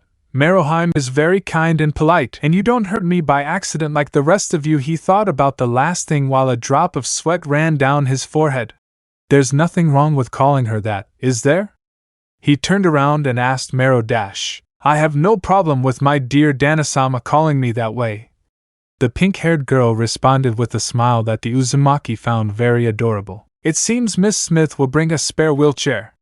However, she is busy and we will have to wait until tonight, said the centaur, who called the coordinator, and in passing informed the others, so that the Uzumaki sighed. No way, we'll have to wait for Kuriko to bring the new chair. In the meantime, said the Uzumaki, who once again carried Mero in his arms, and Maya didn't like that at all. I'll have to stay with you until they bring the new chair. What? Maya screamed as she watched her Darren climb the stairs carrying Mero. Darren, why is your blood boiling like this, Maya? Centauria asked, seeing the Lamia's obvious jealousy. She's a member of this house, just like you and me, but I finally have a worthy rival. How could I pass it up? Exclaimed the redhead surrounded by fire. So far, this was fine. Centauria isn't a threat. Daddy's a girl. I don't have to worry about Sue. I was at the top of the list of potential marriage partners. Is that how you see us? Centauria asked, a drop of sweat on her head and a look of disbelief at what she had just heard. And to top it all off, Miss Smith moved in because Darren asked her to. Ever since she moved in with us, she hasn't left his side for even a second. Maya continued complaining as she remembered the times Smith would walk beside her Darren, occasionally winking at her or giving her a kiss on the cheek. Calm down, Maya. Arujidano let her live here because she helped him a lot with his situation. He just wants to return the favor. Centauria told the redhead to get those crazy ideas out of her head. Your house is very beautiful, said Mero, who at that moment Naruto was coming down the stairs still carrying the pink-haired girl. By the way, I was wondering if you had a girlfriend, Dana-sama, she asked, putting her hands near her mouth, and at the same time blushed a little. She's totally after him. Maya thought, annoyed by Mero's question. And girlfriend? Naruto said, not expecting that kind of answer. I really don't know what to say about that. What do I do now? If I told her I have 4 fiancés, she'd think I'm some kind of pimp. When he was thinking of something to answer the question, at that moment the mermaid slipped out and screamed. Luckily Naruto reacted quickly and grabbed the girl, but ended up grabbing one of Mero's breasts, who let out a slight moan. Oh, not again. Hey Darren! What are you doing? Maya shouted as she watched her Darren grope the mermaid. It's not what you think. I swear to my mother that I didn't do it on purpose. The Uzumaki tried to explain. Look, I was so deep in thought that I didn't. Huh! After noticing that in his hand he had the top of the mermaid's bikini, leaving her breasts exposed. Monkeys! Darren no Eki! You did that on purpose! Exclaimed Maya, grabbing the blonde boy's hair as he told her he didn't do it on purpose, that it was just a simple accident. Oh, it's okay. A mermaid's body is covered in slime to prevent it from drying out. So sometimes my clothes just slip off. Mero said to clarify what happened and that the Uzumaki wasn't to blame for what happened. Please don't worry about what happened. Also, then her hands near her face and then blushed. Since it's Dana-sama, it doesn't matter, she's already captivated. That Darren. What has he done? Maya thought, annoyed that the mermaid fell under the Uzumaki's charms. Damn! We already have enough slimy things in this house with Sue, so slime, huh? So that's why Sue chased her yesterday. Centauria pointed out with what happened the day before, at which point Maya came up with a plan to get her Darren's attention. Hey Sue! Come play with me for a second! Maya dragged Sue to who knows where while Centauria didn't understand what the girl was up to. Minutes later, on the 2nd floor are my room, the girl's room, and Kuriko's room, Naruto said, coming down the stairs carrying Mero in his arms. And what did you think of the little tour of the house, Meroheim? It's incredible that you built this wonderful place yourself. The pink-haired girl commented, amazed by the Uzumaki's home, and that was only halfway through the tour. It's very cozy and large enough for many interspecies to live. You really have a lot of talent. Yeah, right, talent, said the Uzumaki, getting somewhat serious and looking away. Talent that was never appreciated by those stupid villagers and the civil council. He muttered without realizing he said it out loud. What's this about the civil council?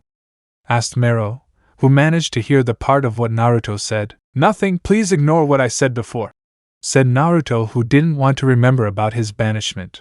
Let's continue. Right now we'll go to the kitchen. Oh, Sue, silly, said Maya, which caught the attention of the mermaid and the blonde, who got a big surprise. Oh no! Don't look at me, Darren! I'm all slimy from playing with Sue. The redhead was covered in slime for having played with Sue, an eye for an eye, a tooth for a tooth, slime for slime. Thought the Lamia with her great idea. I'm not going to let you have my Darren.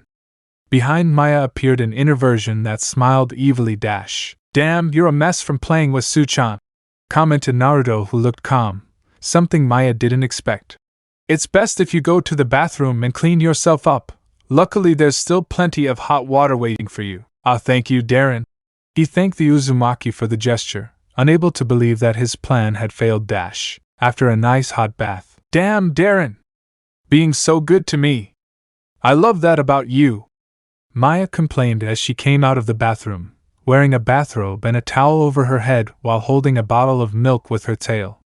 But if this keeps up, that mermaid is going to get what she wants. Maya, I think you're overthinking this, Centauria said, believing the redhead to be exaggerating too much. What are you talking about? She comes here all of a sudden and now she's ogling my Darren. She definitely has a dark side, Maya exclaimed, taking off the towel from her head and clenching her fists tightly.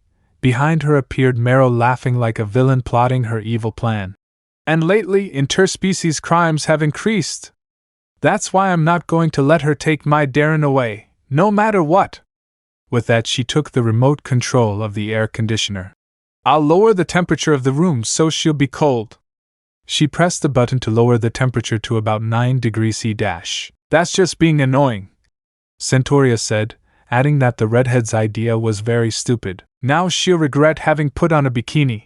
said Maya, who couldn't stop shivering because of the cold in the room. It seems she's the only one who regrets this, Centaurea thought, seeing how ridiculous the lamia was. At that moment Naruto along with Mero entered the room. Well, we've arrived but what's going on? Why is the room a little cold? The blonde asked about the temperature in the room. Are you okay, Meroheim? I can go get some of your clothes to keep you warm. Yes. We mermaids are quite resistant to cold temperatures. Compared to the depths of the ocean, this is nothing, replied the pink-haired girl who wasn't bothered by the cold, but Maya was a different case. Maya, wake up! If you fall asleep, you'll die! Centaurea shouted, seeing that the aforementioned was about to faint. Isn't he just hibernating? Asked Poppy, unaware of what was happening. No wonder the place is so cold, someone has been playing with the air conditioning, said Naruto, seeing that the air conditioning in the living room was the culprit. He took the control to raise the temperature, but in doing so he raised it to about 34 degrees C. I think I turned it up too much, I'm going to lower it a little. He tried to lower the temperature a little but it didn't work. And now what happens? He complained while pressing the button on the controls several times. Damn it! This is the last time I buy cheap batteries. I'm going to start buying the ones that appear in the commercials with the rabbit that promotes them. He shouted, annoyed, and then calmed down. I'll go look around the house for new batteries. Wait a bit, Meroheim, I won't be long, he said to the aforementioned, leaving the aforementioned sitting on an armchair while he went to look for new batteries. When he left, the lamia recovered with the heat that was generated. How warm, thought Maya as she stood up. Very well, it seems that the three of us will have to work together to protect Darren, she said surprisingly. What? Why should we get involved? Centaurea complained, not wanting to be part of the lamia's crazy plans. War is about who you have on your side. The enemy of my enemy is my friend, Maya pointed out, hoping for help from the other girls. Daddy, you'll help me, right? Hey, let's play together, Poppy said, hugging Mero from behind so he could play video games with her. Is she abandoning the cause? The redhead couldn't believe how easily Poppy ignored her for wanting to play video games with the mermaid. She's much nicer than you, Maya, answered the harpy, who found the newcomer friendlier. Maya is a bully, she said to her, so that the redhead yelled at her that she was a traitor, while Centaurea remained very serious. By the way, Poppy-sama, do you know if our dear Dana-sama has a girlfriend? Mero asked Poppy, who replied that she didn't know. You certainly seem interested in Origidano's romantic life. Why might that be? The centaur asked, arms crossed. Yeah, well, it's pretty embarrassing, Mero confessed. The story of the Little Mermaid is very popular among mermaids. My parents told me the story when I was little. The meaning behind the story has become very popular among adults, hence all mermaids are tremendously fond of romance. I've seen the opera and musical versions many times. She finished her story. Opera versions and musicals, huh? She said, analyzing every word Mero said. Could it be, are you from a prestigious house? She asked, to Maya's surprise, except for the mermaid, who remained calm. Your way of speaking, and your dignified bearing certainly gives the impression that you are not a normal person, the blonde deduced, approaching Mero. Even Miss Smith addressed you very politely. This is quite intriguing. Centaurea finished without taking her eyes off Mero. Oh. Good one, Centaurea.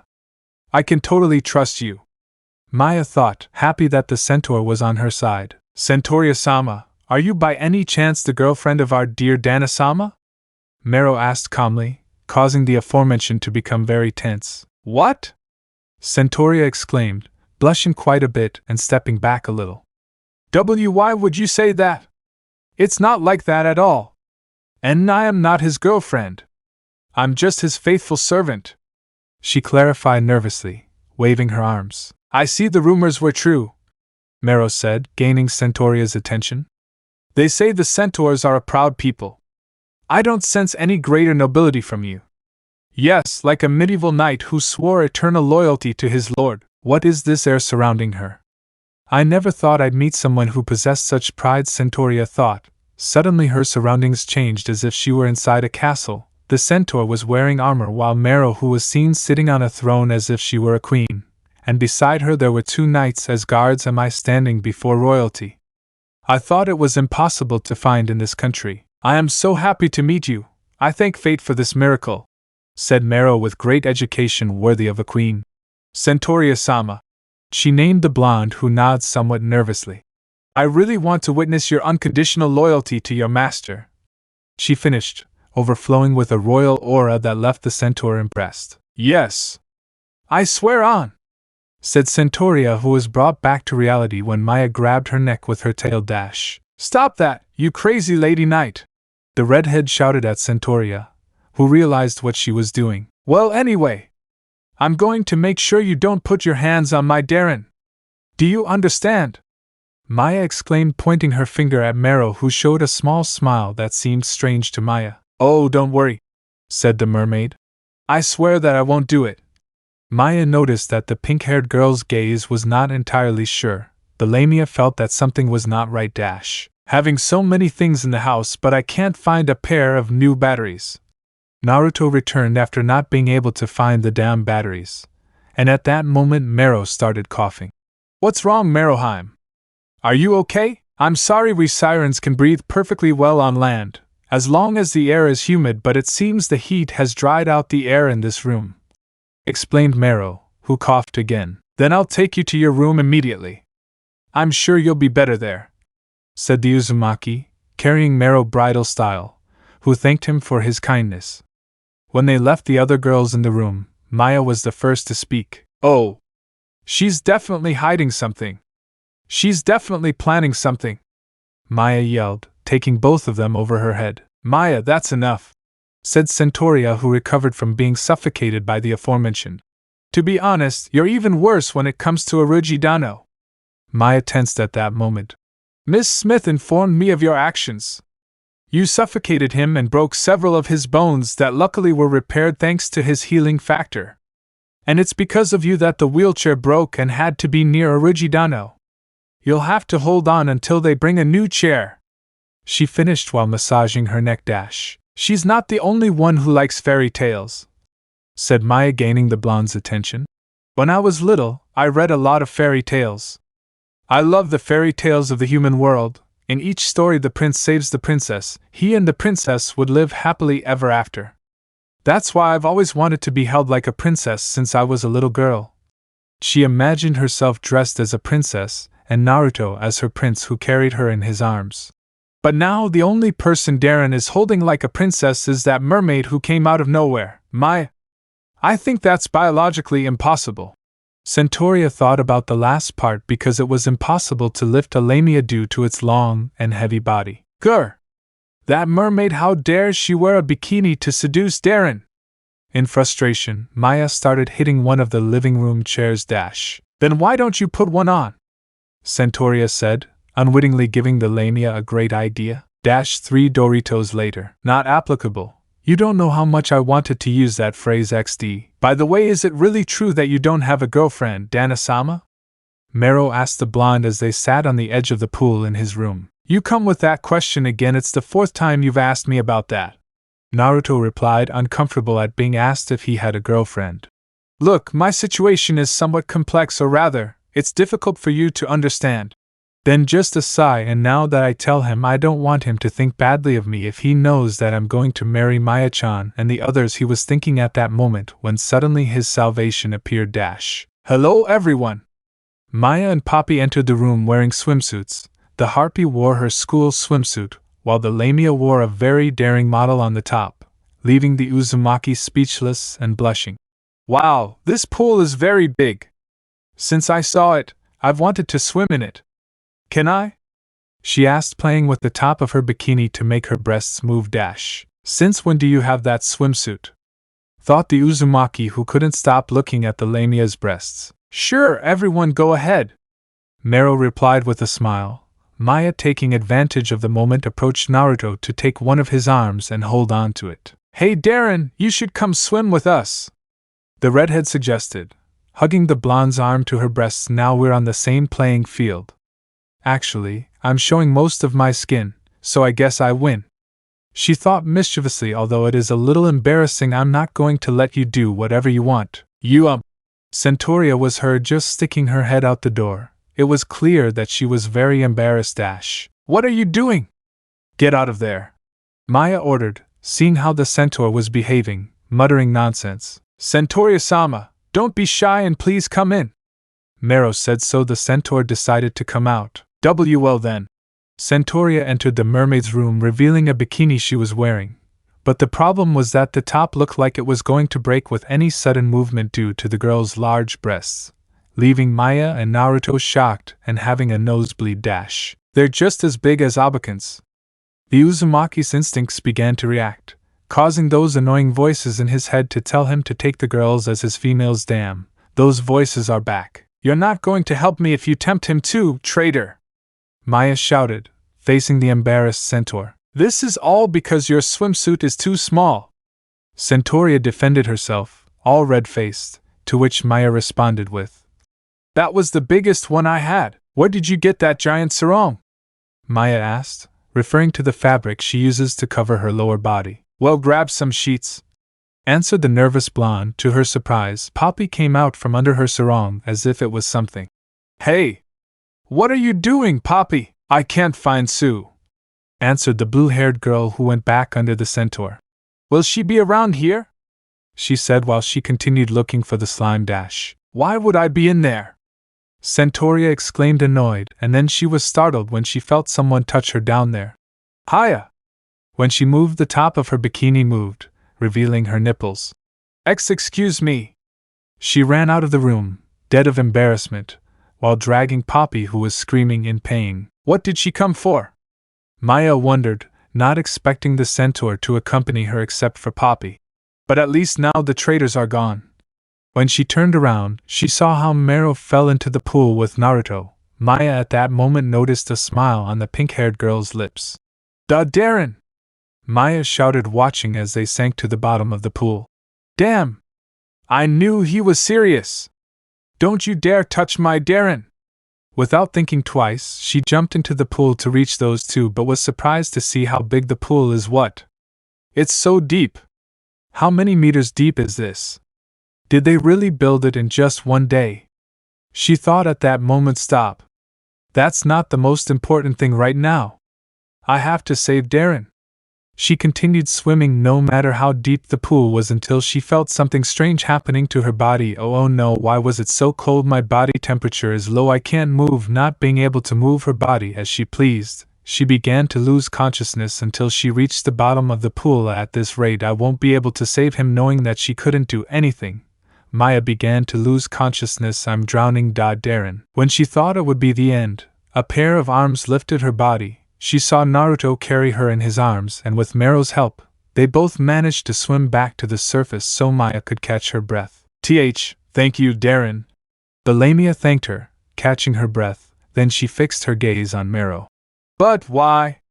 She asked, unable to believe that the pink-haired girl had saved her life. Are you okay, Maya-sama? That water must have been cold. I've heard that Lamias are cold-blooded. Are you feeling okay? Exclaimed a very worried Mero, which left Maya confused. What should we do? Your body is so cold. She took the redhead's hands, who was more confused than before. I'll share my body heat with you.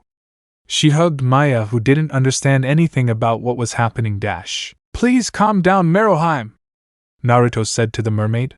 She'll be fine. The bath is still warm, so she can BWGH. Sue appeared out of nowhere in her smaller form and jumped on the Uzumaki's head.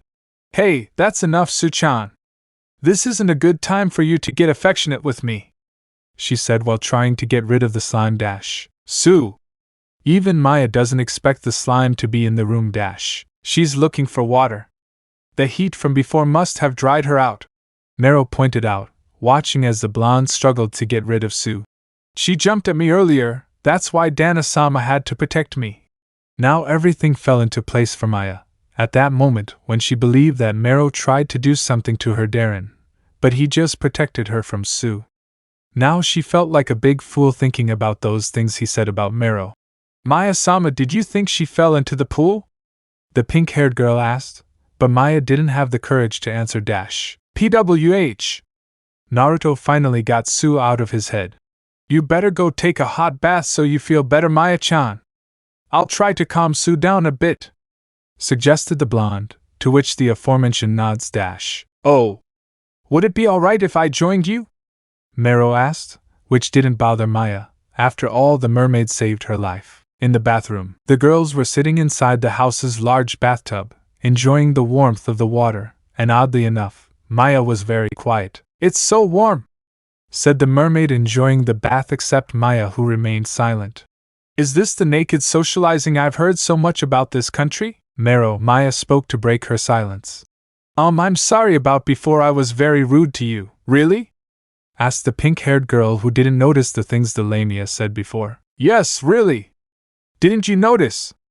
Exclaimed Maya, and then calmed down. You got along so well, Darren, that he made me jealous. I thought you were hiding something, or planning something. I'm so sorry.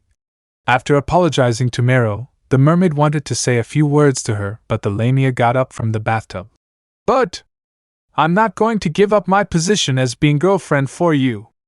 Never ever. She declared that she will not give up on winning her Darren's heart. Huh? Girlfriend?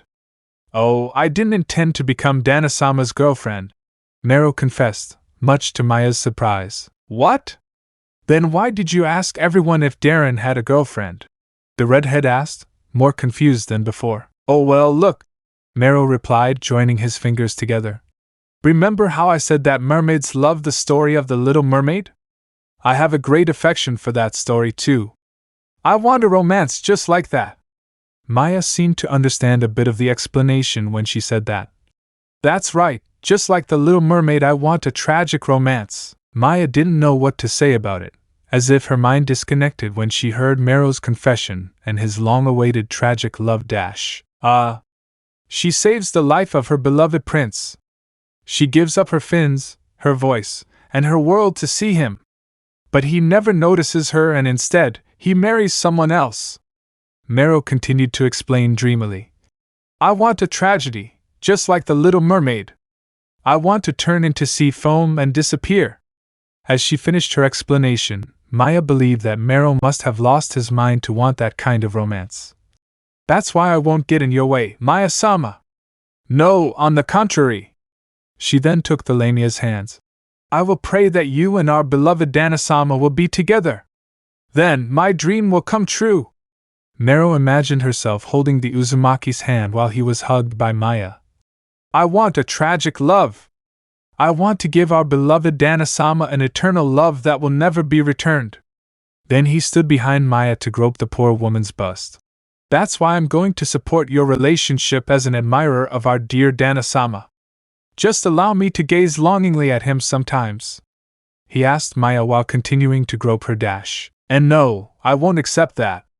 Darren belongs to me, Maya screamed, still moaning. On the other side of the bathroom door, Centauria along with Poppy and Sue listened to what was happening inside while the blonde passed by and heard some screams, causing him to blush at the thought of what those two would be doing. No, don't think about those things.